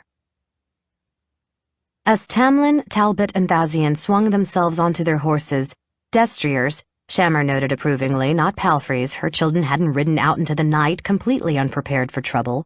Warriors and mufti came trotting down from the north, more of Marantz's henchmen joining the battle as expected. Drawing her long sword, Tazi grinned at the approaching force. Let's charge them, she said. The wild, reckless part of Shammer's nature cried out in assent, but the portion that had loved and protected these children since their births demurred. Not a wise idea, she said. The guards will be receiving conjured reinforcements any second. All the more reason to punch through them now, Tazi said. Get within sword range of the masked wizard and— Your mother's right, Thamelin rapped. We're getting the 3 of you out of here. Ride for home. Thazian sneered, but when he turned his mount south, she, like her brothers and Shammer, did the same. For a moment, as Shammer urged her war horse into motion, she dared to hope they might escape without further difficulty, for the warriors behind them wouldn't be able to keep up with their mounts, and except for 1 or 2 survivors of the skirmish just concluded, the southern half of the bridge lay open before them. Then patches of soft violet light shimmered and swelled on the cobblestones ahead, and she realized that she and her family had run out of time. "I suppose now we have to charge?" Tamlin drawled. Even with enemies hurrying to engage him, he'd clung to his wine cup as he climbed into the saddle, and now he took a final sip, tossed the goblet away to clink on the pavement, and readied his sword. "Insightful as usual," mocked Talbot. "No wonder you're the heir." Ahead, the purple lights died, leaving in their place a number of long, low, crouching shapes. "Enough chatter," Thamlin said. "Concentrate on the task at hand. Charge on my word. And... go!" The Uskevrin hurtled forward. One of the conjured creatures, Ophidian but for the several short legs on either side of its scaly body, pointed its snout at Shammer. She judged that she was still out of the beast's striking distance, but instinct warned her that it was about to attack her somehow, and she yanked on the reins and swerved her destrier to the side. A dazzling, crackling thunderbolt leapt from the reptile's head. Shammer would have sworn that the flare of power missed her cleanly, but for an instant, her muscles clenched in agony. Evidently, similarly afflicted, the warhorse stumbled, then balked. She kicked the steed, forcing it on at the Behir, whose species she had belatedly recognized once the creature employed its extraordinary means of offense. White radiance flickered and rattled on either side as other Behirs assailed the rest of Shammer's family. The air reeked of ozone. The noblewoman's mount carried her into striking distance, and, unable to discharge a second lightning bolt just yet, the reptile that had attacked her reared up, its neck craning to place its head on a level with her own. Its crocodilian jaws gaped wide enough to snatch her from the saddle and swallow her whole. She thrust the point of her broadsword into the Behir's neck, and blood spurting from the wound, it fell. A second Behir scuttled into her path, running amazingly fast on its stunted legs. She disposed of that one with a cut to the skull and then a pair of gnolls, hyena-faced warriors a head taller than a tall man, stalked out of the darkness, their poleaxes at the ready. Her eyes widened in surprise, for she'd been so intent on killing the Behirs that she hadn't even noticed a second wave of Morance's agents materializing. She rode toward the closer of the gnolls. When it thrust its weapon at her horse, she knocked the spiked head of the poleaxe out of line with her broadsword, then dispatched the shaggy warrior with a rib-shattering chest cut. Even as the gnoll fell, its compatriot rushed in and swung its poleaxe in a chop at Shammer's head. She barely managed to lift her sword in time for a high parry, and the impact jolted her entire body. The problem with a weapon as long and heavy as a poleaxe, however, was that even a fighter as big and strong as a gnoll needed a moment to heave it back into position for a second attack when an initial effort failed, and Shammer intended to exploit that. She grabbed hold of the poleaxe just beneath the wickedly curved blade. Snarling, the gnoll yanked on the shaft of the weapon. Brawny as it was, it doubtless thought it could free the poleaxe from her grip with little trouble, and, in fact, she shared its confidence. But she hadn't intended to immobilize the implement for long, just long enough to flummox the gnoll while she leaned out of the saddle and drove her point into its breast. The brute's pooling actually facilitated the action. The gnoll dropped, and Shammer looked about. For the first time since the conjured creatures had begun appearing, she wasn't facing an immediate threat. She could spare a moment to look and see how her companions were faring. For one ghastly moment, she felt a pang of fear, for she only saw 3 horses besides her own plunging and wheeling about the bridge. Then she discerned that although one steed had been lost, its rider had not. Tazzy now sat behind Talbot on the latter's huge paint destrier, wielding her long sword to lethal effect despite the impediment of the broad-shouldered youth immediately in front of her. So far, except for superficial cuts and bruises, everyone in the family appeared to be all right. Grinning, Shammer turned her horse toward the next foe blocking the path to safety. Peering through the invisible eye, Marantz watched the battle with growing incredulity. His summoned creatures scurried among the corpses, human and otherwise, littering the cobbles. Noldrevyan's troops, a pack of ill-trained dolts no braver than Avos the Fisher's hooligans, advanced warily from the north. Bileworm's leadership notwithstanding, they had yet to charge in among the wizard's more exotic agents. The astonished residents of the houses on either side of the roadway, roused from their beds by the clamor of combat, gawked from doorways and windows. At the center of the tumult, the Uskevrin cut their way toward the south bank of the Elzimmer. A fair-minded man, even with regard to his estimation of his most hated enemies, Marantz would have freely conceded that each of the Uskevrin was a formidable combatant in his or her own right. Now he saw that the 5 of them fighting in concert were little short of awe-inspiring. One foe after another fell beneath their bloody swords until the wizard recognized that, impossible as it seemed, if he didn't undertake measures to hinder them, Thamelin and his family were likely to get away. Marantz had better decide on his tactics forthwith. He would cast the rest of his ordinary summoning spells, of course, but he couldn't assume that additional conjured servants would fare any better than those already sprawled and lifeless in the Uskevrin family's wake. The same long, relatively narrow structure of the bridge that had made it seem a fine site for a trap likewise made it impossible for too many opponents to come at the riders simultaneously, and thus he couldn't count on overwhelming them with sheer numbers. Something extra was required. Should Marantz dive into the thick of the fray himself, throwing blasts of fire and the like?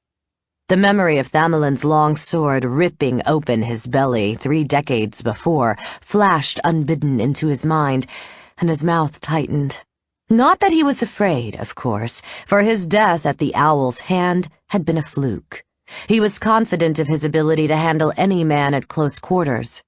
Still, it was foolish to fight in that manner unnecessarily. A spellcaster gave up much of his natural advantage when he allowed his foes into striking range or, to some degree, even permitted them to lay eyes on him.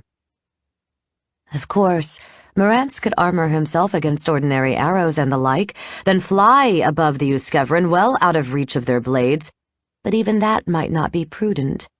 He had no idea what Thamelin and Shammer had been up to since he'd seen them last.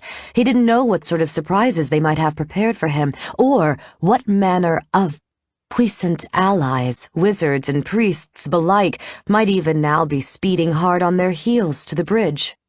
No. All in all, it seemed best to destroy the Uskevrin from a genuinely safe distance. Marantz would do it with one of the great spells he carried in his memory, and never mind the drain on his vitality. After this encounter, he shouldn't need it any longer. Should he then conjure the corrupt earth elemental? Perhaps not. Perched so high over empty air and running water, he might find it difficult to evoke and control the giant. Besides, somehow, Thamelin and Shammer had foiled the creature once already. Smiling slightly, Marantz decided another option was superior. Unless the Uskevrin got off the high bridge quickly, an improbability with the wizard's minions attacking them, the magic would inevitably kill them, yet the true beauty of the scheme was that if he knew Thamelin, his old enemy might well stop even trying to depart. Swinging his staff in intricate passes, the wizard turned Windershins and chanted in a rasping, grinding tongue never devised for a human throat. A knowledgeable observer might have recognized certain similarities to a spell employed by mortal wizards to invest themselves with the capacity to move objects by thought alone. But Marantz's version, a secret he'd wrested from an ancient Baatzu adept in Maladomini, the Circle of Ruins, was vastly more powerful. It could shift masses, unthinkable for any earthly wizard. The sky flickered red for a moment, and voices wailed and groaned from the empty air. Marantz's body burned with purple flame as the power flowered inside him, and he stumbled with the glorious agony of the sensation. The fire faded, or rather withdrew inside him. In control of himself once more, he poised his hand above one of the fishmonger's cleaver-scarred tables. A toy-sized simulacrum of the high bridge, made of violet phosphorescence, wavered into being between his fingers and the butcher block beneath. After a second, he sensed that his creation had become palpable enough to touch, whereupon he took hold of it and began to shake it back and forth. The bridge lurched, and Shammer's destrier staggered. Tamlin's mount lost its balance altogether, and the elegant young man, rather less elegant now that his lovely clothes were torn and soiled with the blood of his enemies, frantically kicked his feet out of the stirrups and flung himself clear to keep his leg from being smashed between the horse's flank and the roadway. A second jolt followed hard upon the first. Shammer's terrified mount stumbled again. Realizing the impossibility of riding under these conditions, she scrambled out of the saddle and released the animal to look after itself. Talbot and Thasian did the same. Thamelin, however, had to slay one of the remaining gnolls, magically compelled to attack even when it could hardly keep its feet, before he could dismount. Somehow he managed to control his panicky, staggering horse and wield his long sword at the same time, parrying a thrust of the gnoll's spear, then dispatching it with a chest cut. That accomplished, he jumped down onto the pavement. Keeping a wary eye out for their foes, the five Uskevrin blundered toward one another to confer. The shaking bridge rumbled beneath their feet. Houses on either side of the roadway swayed, their timbers moaning and falling objects crashing inside them. A roof tore loose from its moorings, pitched backward and plummeted toward the river far below. "Quake!" declared Tamlin, raising his voice to make himself heard above the din. "No," Shammer replied. "Our enemy's sorcery is shaking the bridge. Evidently he's willing to destroy the whole thing to kill us. I assume that either he's stepped off the north end already, or he has a magical way of getting off at the moment of collapse." She looked at the road before her, where cobblestones jarred loose from their bed and jutted like rotten teeth, and saw that she and her family had covered a good portion of the distance to the Claren Gate. "I think that if we keep moving, we have a fighting chance of getting off ourselves. However—" Two more gnolls lumbered forward. Conversation ceased for a moment while the Uskevrin cut the creatures down. "You were about to observe," Thamelin panted, "that if we simply run away, everyone who lives on the bridge will die?" "Yes," Shammer said. Frightened and unaware of what was truly happening, most of the residents wouldn't even try to get off the span. Thinking to wait the strange rumbling out, they'd simply cower in their homes. "Then we need to kill the masked wizard and hope that ends the shaking," said Thasian impatiently. "Fine. That's what I wanted to do in the first place, but does anyone listen to me?"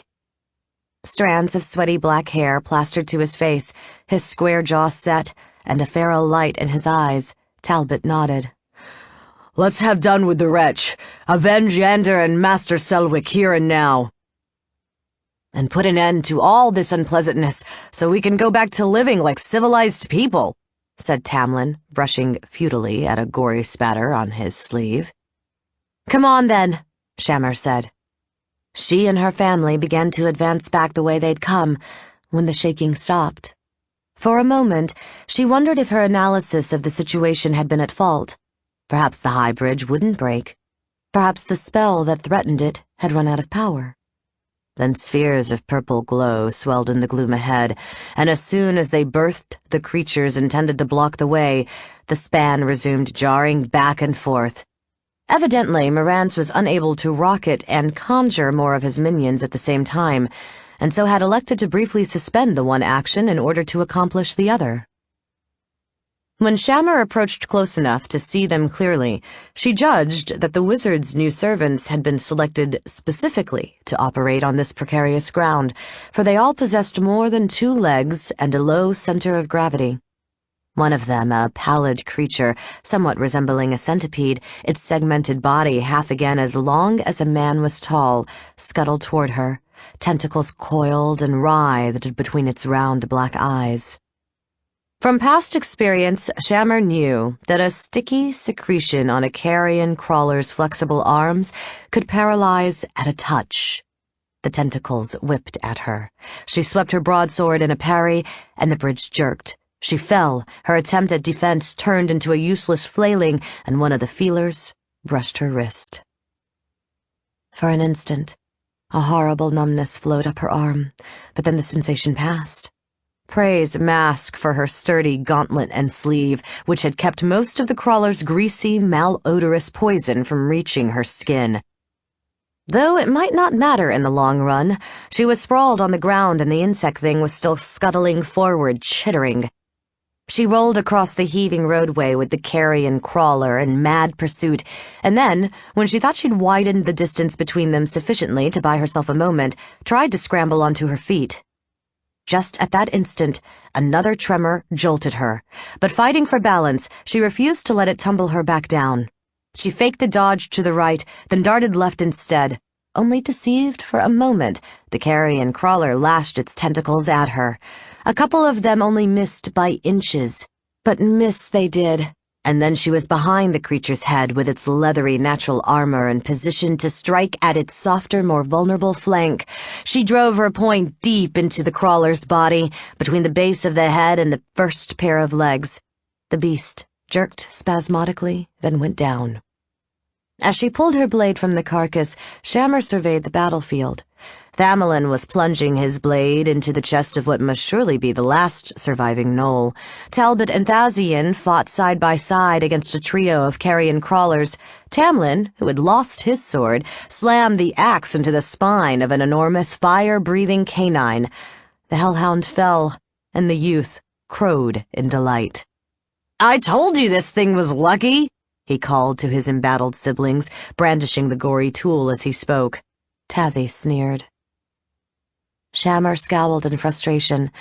There were plenty of carrion crawlers and hellhounds still remaining, and the bubbles of violet and magenta light swelling on the roadway ahead promised even more adversaries. Meanwhile, the Uskevrin had only succeeded in making their way a short distance north. They were never going to cut through all of Morance's defenders in time to prevent the destruction of the bridge. They needed another solution, and perhaps, Shammer thought, smiling at the audacity of the notion that suddenly occurred to her, that meant it was time to stop behaving as if she were a mere earthbound warrior and start acting like the thief in the red-striped mask. If she meant to try her idea, it had to be now, before she attracted the attention of another opponent, leaving Thamelin and the children to keep Morance's minions occupied, praying they'd manage all right without her. She dashed to the facade of one of the swaying houses. Then, struggling to cling to hand and footholds that constantly threatened to judder free of her grip, she climbed. For a man as orderly and intelligent as Morance, it was child's play to juggle the various elements of a complex task. He shook the bridge for a while, glanced through the magical eye to see how the Uskevrin were faring, summoned some new opponents for them if it seemed necessary, and then repeated the sequence. Now seated on the table beside his magical simulacrum, he didn't even have to worry about the tremors knocking him down. Nor need he fret over what would happen when the bridge collapsed beneath him. A single magic word would cause him to drift downward toward the surface of the river as slowly as a bit of silkweed fluff. Then, while his leisurely descent was in progress, he could either invest himself with the power of flight, or, if as he expected to be, he was absolutely certain that all 5 Uskevrin were dead, he could simply click his iron thumb rings together and return to the netherworld. Perhaps the latter option was preferable, given that he'd pretty much worn out his welcome at Old High Hall. If Bileworm was in the immediate vicinity, the magic of the rings would whisk him to the pit as well, but Morance doubted the familiar would make his way back to the fish market in time. He supposed he might actually miss the scamp, his companion and confidant for nearly 30 years, but one must accept casualties in war, and, happily, the 9 hells possessed an abundance of slaves. A shout roused Morance from his musings. Turning his head, he saw that the strapping warrior with the red kerchief on his head had finally returned with the men on arms Morance had dispatched him to fetch. 3 of them, anyway. The others had no doubt been too prudent to set foot on the quaking bridge. "What are you doing?" the big man demanded, swaying as the vibrations rattled him. "Nothing," said Morance, deeming the lie worth trying. Go forward and help Master Ocean." "Do you think we're stupid?" the guardsman replied. "We see that thing under your hand. You're shaking the bridge, and I know damn well that Lord Tolander wouldn't want you to do that. Stop it right now, or we'll stop you." He brandished his long sword. "If you insist," Morant said. He took his hand away from the simulacrum. But naturally, the tremors in the actual bridge continued. It would take time for them to subside, if indeed that was still possible, if he hadn't already damaged the structure sufficiently that a collapse was inevitable. "I told you to stop it," the warrior barked. "I understand," Morant said. "Evidently it's going to take a bit of counter-magic." He removed a scrap of fur, a piece of amber, and a paper of silver pins from one of his pockets, and then, manipulating the spell components, he began to chant. When he was halfway through the incantation, the men-at-arms somehow guessed what he was really up to and frantically staggered toward him, but they failed to close the distance in time. A flare of lightning crackled from Morance's hand to the warrior with the scarf and blasted him dead. Immediately the magic leaped from the importunate fellow's withered, blackened corpse to the guard behind him, then leaped twice more, slaying each man in his turn. Surveying the smoking, reeking husks, Morance sighed. "I regret that was necessary," he told them, then took hold of the bridge simulacrum once more. Shammer waited for the present shock to subside, then leaped across the narrow gap between rooftops. Had she not chosen her moment properly, a fresh tremor might have staggered her and spoiled the jump. Even though the bridge wasn't shaking too badly, the houses still were. The vibration made her lead foot slip as it landed, and she fell and slid down the pitch. Grabbing for some semblance of a handhold, she managed to arrest her descent before it could fling her off the eaves into space. As she proceeded on her way, she reflected that if the shaking had made walking the roadway difficult, traveling the thief's path above verged on the impossible, even for a pupil of Arender Spillwine. Nor could she proceed cautiously, unless she scrambled as rapidly as possible, risking a fall with every move she made. She stood no chance of finding Morance in time to prevent the destruction of the bridge. At least her scheme was sound. The wizard hadn't thought to station any of his creatures up here, which meant that if she didn't plummet to her death, she could get at him without having to hack her way through dozens of defenders. Off to the east, where the Black River met the bay, she spied the myriad lights of the floating city. Had it only been last night that she'd bounded from vessel to vessel in pursuit of the tattooed ruffian? So much had happened since that it felt like a lifetime. She wondered fleetingly if the watermen could hear the tortured bridge grinding and rumbling, if they all were peering up at it, and then the section of shuddering roof she was currently climbing shed its shingles all at once. The slates streamed down the pitch like an avalanche. She had nothing at all to cling to, and as the skidding, disintegrating shingles carried her relentlessly down toward the drop-off, she could only scramble frantically, striving to reach something solid to grab onto before she plunged into space. She seized hold of a piece of sturdy eaves just outside the slippage, even as the loose shingles swept her lower body off the edge. She grunted at the jolt as her arms took her weight. The bridge lurched, and she gripped with all her strength to keep the shock from jarring her loose from her handholds. Then she hauled herself back up onto the roof. Afterward, she would have liked nothing better than to lie still and catch her breath, but knew she had no time for such an indulgence. She forced herself to continue onward. In a few more seconds, she peered down at the roadway. For the most part, Morance's minions were behind her now, but she still saw no sign of the wizard himself. She wondered grimly just how much farther she had to go. Bileworm skulked through the shadows on Ocean's feet, the dead youth's beautiful sword in his hand, or at least he tried. It was difficult to move stealthily when he could barely maintain his balance. He was on his own now. As soon as the mock earthquake, perhaps he should call it a bridgequake, had begun, the Tolander troops under his nominal command lost all interest in combat. They only wanted to hunker down and wait out the tremors. trust Master to initiate one strategy, then abruptly switch to another that entirely undermined the first one, and left the lieutenant charged with making the Alpha plan work stuck in a precarious position.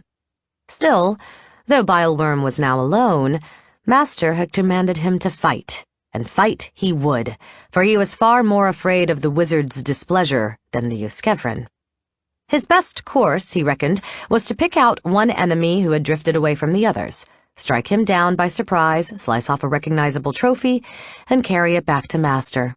Surely, then, the spellcaster would concede that his servant had done his duty, and allow him to spend the rest of the battle idling safely at his side.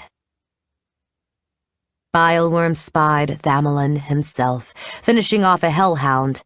The nobleman was at least 10 paces from Talbot, his nearest ally, who was busy with adversaries of his own. Placing his left hand over his breast, Bileworm glided forward. Ironically, it was one of the tremors that saved the owl, for by staggering him, it turned him around sufficiently to see the would-be assassin slinking toward him. He and Bileworm both came on guard, the familiar making sure to stand in extreme profile, angling the left side of his body well away from the human's blade.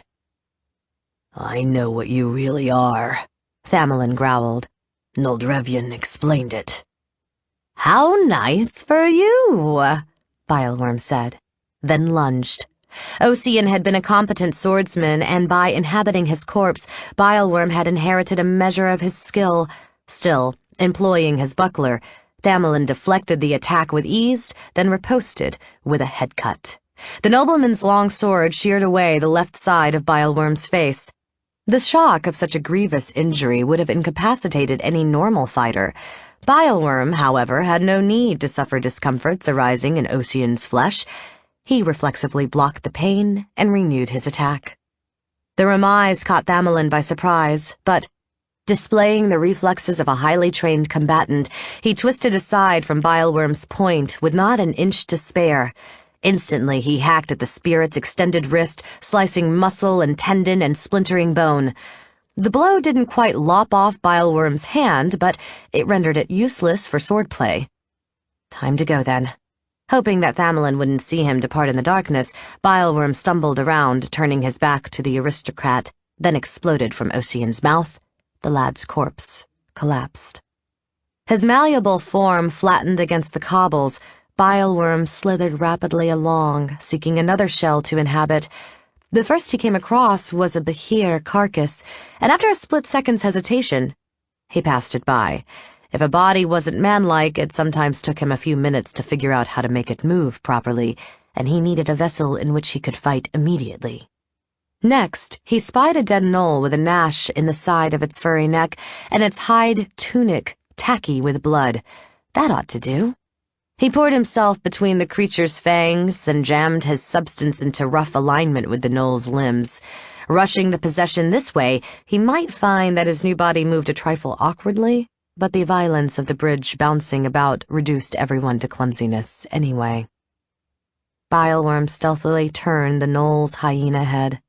Thamelin was still poised over Ossian's mangled form, as if suspicious that it was about to jump up and resume the battle.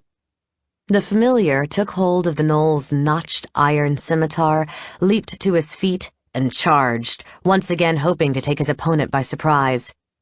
Alas, Thamelin sensed him rushing in on his flank, spun in his direction and ducked low, and extended his point at the gnoll's chest. Staggering as another tremor jolted him, Bileworm only barely managed to halt in time to avoid impaling himself, an injury that, though it might not have affected him at all, might also have inconvenienced him severely. Snarling, he hastily reverted to the fighting stance he'd employed before. Struggling for balance as the bridge shuddered, the two combatants circled, until Bileworm discerned an apparent weakness in Thamelin's guard. He swept the scimitar in a brutal arc toward the outside of the human's sword arm. Thamelin's blade instantly shifted back to the right, closing the line. Metal rang as the scimitar struck the long sword and rebounded. The nobleman cut at the gnoll's already damaged neck and severed its head. Since the head couldn't fight, Bileworm elected to remain with the body. He plunged forward, slashing madly, hoping that sheer ferocity would compensate for the fact that he was now fighting blind. His curved blade touched only air, and his leg gave way. Thamelin must have cut it out from under him. As the knoll fell, Bileworm streamed up from the stump between its shoulders. This time, Thamelin saw him leave and thrust his point harmlessly through the familiar's shadowy form. Bileworm gave him a mocking leer, then darted away, shrinking himself so his foe would lose track of him. Tottering, Thamelin pivoted this way and that, peering to see which of the corpses on the cobblestones would rear up and attack him next. Meanwhile, Bileworm circled, trying to decide the same thing. Which carcass would best serve his purpose? After a few seconds, he noticed the dead Tollander guard slumped in a shadowy, recessed doorway at Thamelin's back. It was in the one direction that Thamelin hadn't glanced. Evidently, he hadn't noticed it was there. Swinging wide to keep the owl from spotting him, Bileworm slithered up to the warrior's body and writhed his way inside. When the dead man's eyes began to serve him, he discerned that everything was proceeding according to plan. Thamelin still had his back to him. Bileworm gripped the warrior's long sword and carefully climbed to his feet. He was resolved that this time he would keep silent and succeed in attacking by surprise. He assumed his fighting stance, crept forward, and aimed his sword to pierce Thamelin's spine. Then, just as he was about to thrust, his enemy spun around, lunged, and drove his point through the guard's heart and deep into Bileworm's form beneath. Racked by a shock and weakness he couldn't block out, Bileworm dropped his blade. Swaying, he told himself that this couldn't be happening. He, who had survived for millennia by dint of his cunning, couldn't perish at the hands of a dull-witted mortal man. Yet even as he denied it, he knew it was true. "You aren't quite as clever as you think," Thamelin told him, almost gently. "I pretended to ignore one of the corpses, to induce you to occupy it, so I'd know from what quarter you'd attack next. And by taking such pains to protect your heart, you simply revealed where you were vulnerable." The human sounded so smug that Bileworm felt some sort of mocking retort was in order, but with his mind crumbling, he couldn't think of one. His knees buckled, and darkness swallowed him. Across the roadway, a 4-story post and beam house rumbled, swayed, and collapsed. Shammer winced to think of the unfortunate family crushed or trapped inside, and then, at last, she caught sight of her quarry. As she'd hoped, Marantz was alone, in the center of the fish market. She realized that she'd unconsciously expected to find the masked wizard standing straight and tall to work his magic, his hands upraised and his dark mantle flapping around him. Instead, he'd seated himself atop one of the fishmonger's tables where he was rocking a glowing violet miniature replica of the bridge back and forth. The burnt black remains of 4 men who had apparently tried to interfere with Marantz lay within a few paces of the butcher block. A few pale, horrified faces gawked from the windows of houses adjacent to the market, but evidently none of these spectators could muster the courage to try to stop the spellcaster, even though they must realize that if he kept on as he was, his efforts were likely to kill them. Shammer, of course, did intend to stop him, and this once, despite her natural inclinations, she had no intention of allowing her adversary a sporting chance, the better to challenge and revel in her own prowess. Marantz was too formidable, and there was too much at stake to opt for a fair fight as long as she had an alternative. If possible, she meant to slip up on him from behind and dispatch him before he even realized he was in danger. Unfortunately, the fish market was one of the few sections of the bridge that didn't have buildings along the sides. It would have been easier to sneak around behind Marantz if she didn't have to descend to ground level, but she reckoned that a skilled thief still should have a chance. It was night, after all, and she was wearing dark clothing, including a hooded cloak to distort her silhouette. She started to clamber down the brownstone wall of the last house south of the open space. When she was halfway to ground, a tremor hit, and her poor abused fingers, battered, wrenched, and rubbed raw by all the difficult climbing she'd already done, finally failed her. She lost her grip and fell. She thought fleetingly that Marantz was going to get his chance after all, for he would surely notice her slamming down on the cobbles. Then she did precisely that. She tumbled into a forward roll to cushion the shock, but it was a hard landing even so, and knocked the wind out of her. Though half stunned, she felt a pressure in the air around her, and when she looked up at Marantz, she observed that the glowing simulacrum of the bridge was reshaping itself into a doll-sized image of herself. Knowing a magic that could shake tons of stone could surely crush her to jelly in an instant, she hastily scrambled several feet to her left. The feeling of pressure vanished, and her replica dissolved into a shapeless, shifting blob of purple light, from which she inferred that this particular spell couldn't seize hold of her as long as she kept moving. Good to know. Though it still left her with all of Marantz's other tricks to worry about. She drew her broadsword and stalked toward him, noticing as she did that even though he'd stopped tampering with it, the bridge kept on shaking. That probably meant it wouldn't take much more abuse to make it fall. She only prayed it wasn't doomed to collapse regardless. Staff in hand, Marantz rose and glided backward from the writhing ball of purple phosphorescence, maintaining the distance between himself and his adversary, interposing butcher blocks between them. "This is rather a pity," the wizard said. "If I have to fight one of you Uskevrin face to face, by rights, it ought to be my principal enemy, Thamelin." "I disagree," Shammer said. "You murdered my grandniece and made me into your pawn, so I deserve the satisfaction of killing you. I've been hoping for a chance to confront you when you weren't surrounded with a horde of protectors." "Then you're in luck," he replied. "For I've pretty much expended all my summoning spells already, but I really don't think I'll need them to dispose of you." He reached inside his voluminous mantle. She sprang up onto a heaving table and charged him, bounding from one butcher block to the next. He couldn't use them to impede her advance if she was running on top of them. Still retreating, he brought out a feather, an article which she, who had known her share of wizards, recognized as one element of a spell of flight. She had to prevent him from casting it, or he'd soar up beyond her reach and magically smite her at his leisure. Reciting a rhyme, he twirled the quill through a complex mystical pass, and magenta sparks danced at its length. Meanwhile, still running, she transferred the broadsword to her left hand, drew her dagger with her right, and threw it. She was grimly certain the quaking would hamper her aim, and, in fact, the cast missed. But the knife flew close enough to his man-in-the-moon mask to make him flinch, and the feather slipped from his grasp, disrupting the spell in progress. Not allowing him time to attempt any other magic, she plunged into the distance and cut at his head, a hard, direct attack which, given that most spellcasters she'd known were not exceptionally skilled at hand-to-hand combat, she fully expected to land. But with the facility of a master, Marantz slapped the broadsword aside with his staff. The two weapons were only in contact for an instant, but purple fire sizzled from the wooden one in Shammer's blade. Racked with pain, shuddering uncontrollably, she saw her opponent spin the staff to deliver another blow.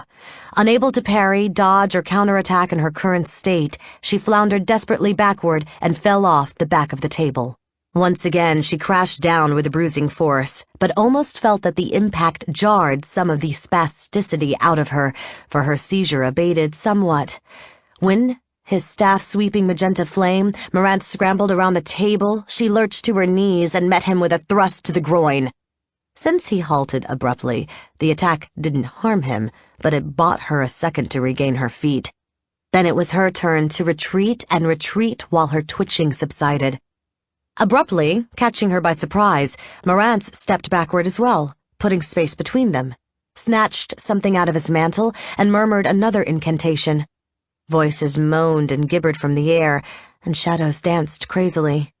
With terrible suddenness, bands of shimmering violet light appeared all around Shammer, thickening, meshing rapidly, combining to form a closed sphere.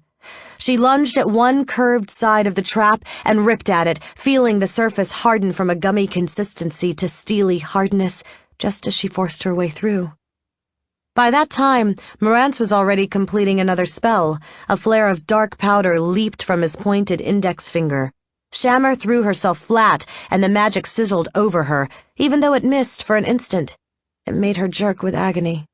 She decided she couldn't allow him any more free shots at her while she was out of distance. Sooner or later, she wouldn't be able to dodge. She scuttled behind a butcher block, then darted in his approximate direction from one such piece of cover to the next, scrambling on all fours, never presenting a target for more than an instant. As she advanced, she heard him chanting in some bizarre tongue that was all grunts and consonants, but as far as she could tell, the spell had no effect. No destructive power blazed in her direction, nor did her surroundings alter. Finally, she was close enough to rush in and attack him. Somehow divining her location, he pivoted in her direction, settled into a fighting stance, and lifted the sparking, smoldering staff into a strong guard. She nearly hesitated, for she was sure that the last spell had achieved something, had set some sort of snare for her, but she couldn't very well retreat and permit him to strike her down from behind, then resume demolishing the bridge. She had no choice but to fight him, and so she bellowed and charged, trusting to her skills and aggression to see her through whatever surprise he had devised. When she was nearly close enough to attack, her eyes met the strange pale ones shining inside the sockets of the sickle-shaped mask, and Marantz spoke a word of power.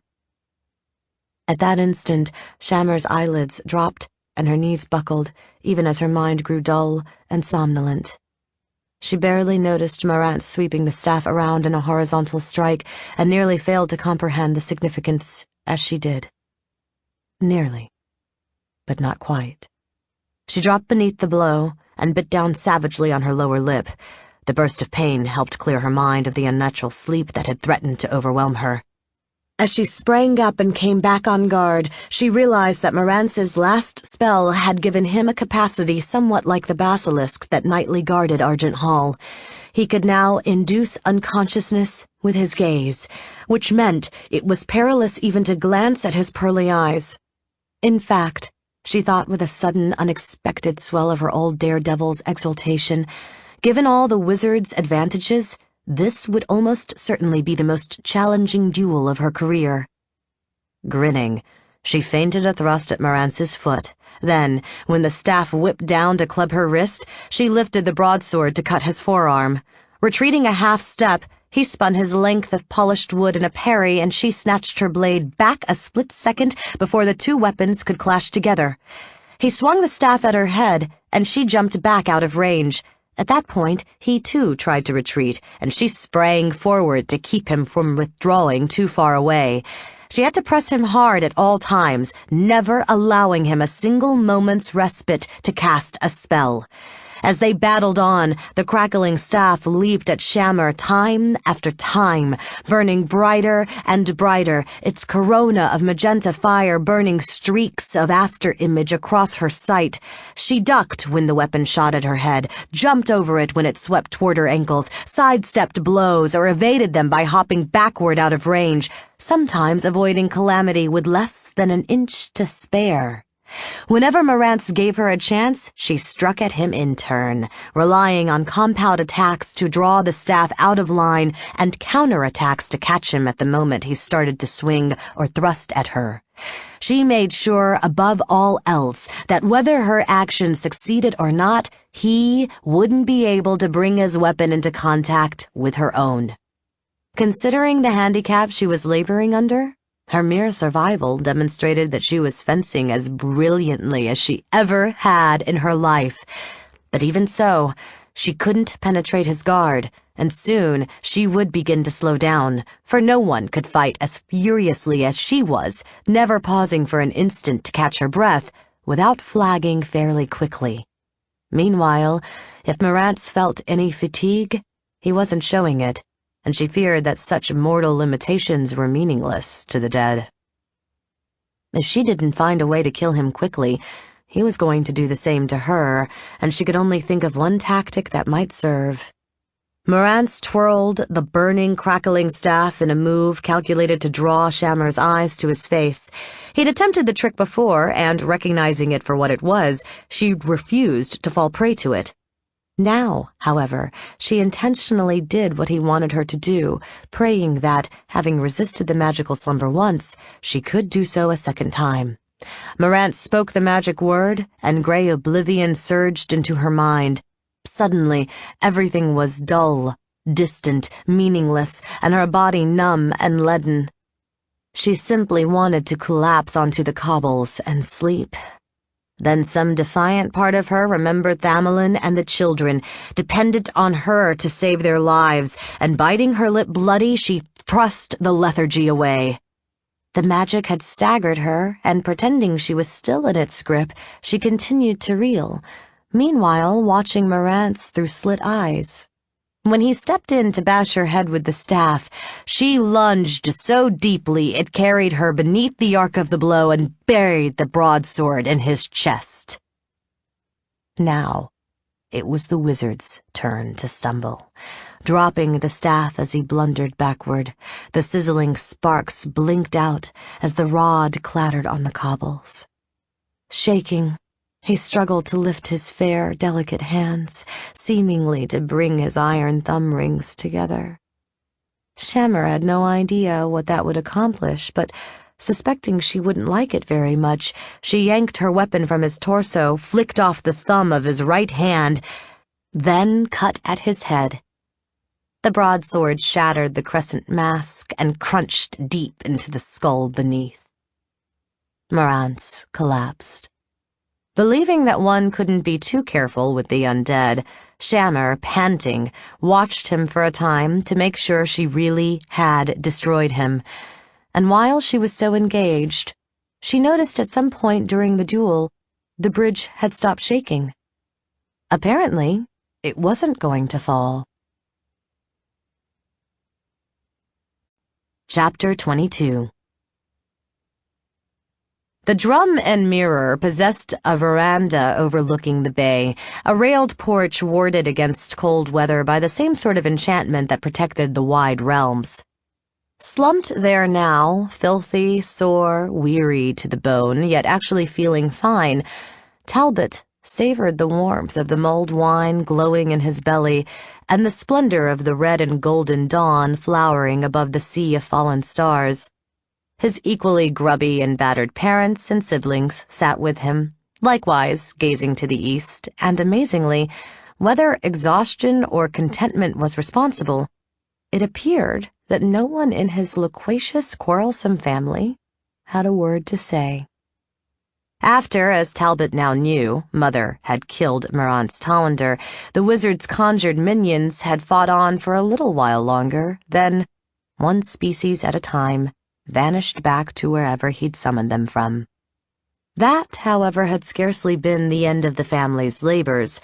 Father had immediately gotten them started digging through the rubble of the several collapsed houses to rescue whomever might be trapped inside. In time, other residents of the bridge and a troop of scepters had joined the effort, but the task had taken several hours even so. It was finished now. And here the Uskevren were, all 5 of them, basking in a rare moment of family amity. Then Tamlin straightened up a little, opened his mouth to speak, and Talbot winced, somehow knowing that his brother was about to spoil the mood. "I did well tonight, didn't I, Father?" asked Tamlin, fatuously, in Talbot's jaundiced opinion. Father smiled. "Yes, son. All 3 of you did." "Then maybe this is a good time for me to tell you something," Tamlin said. "You know those dreary men from Raven's Bluff and wherever else it was?" Father frowned. "The emissaries? Of course. What about them?" "Well," the younger man said, "to tell you the truth, I sent them packing. You what? Well, they just babbled on, and I didn't understand a word of it. I thought it would make life easier if I simply got rid of them. The better to focus on the effort to find you and Mother and catch the rogue who was trying to assassinate us. So I broke off the talks, trying to be nice about it, though I must confess the Outlanders seemed rather peeved. Even so, they said they would sail for home forthwith. You imbecile! Father roared, his face ruddy with anger. Do you know how much money that alliance would bring in?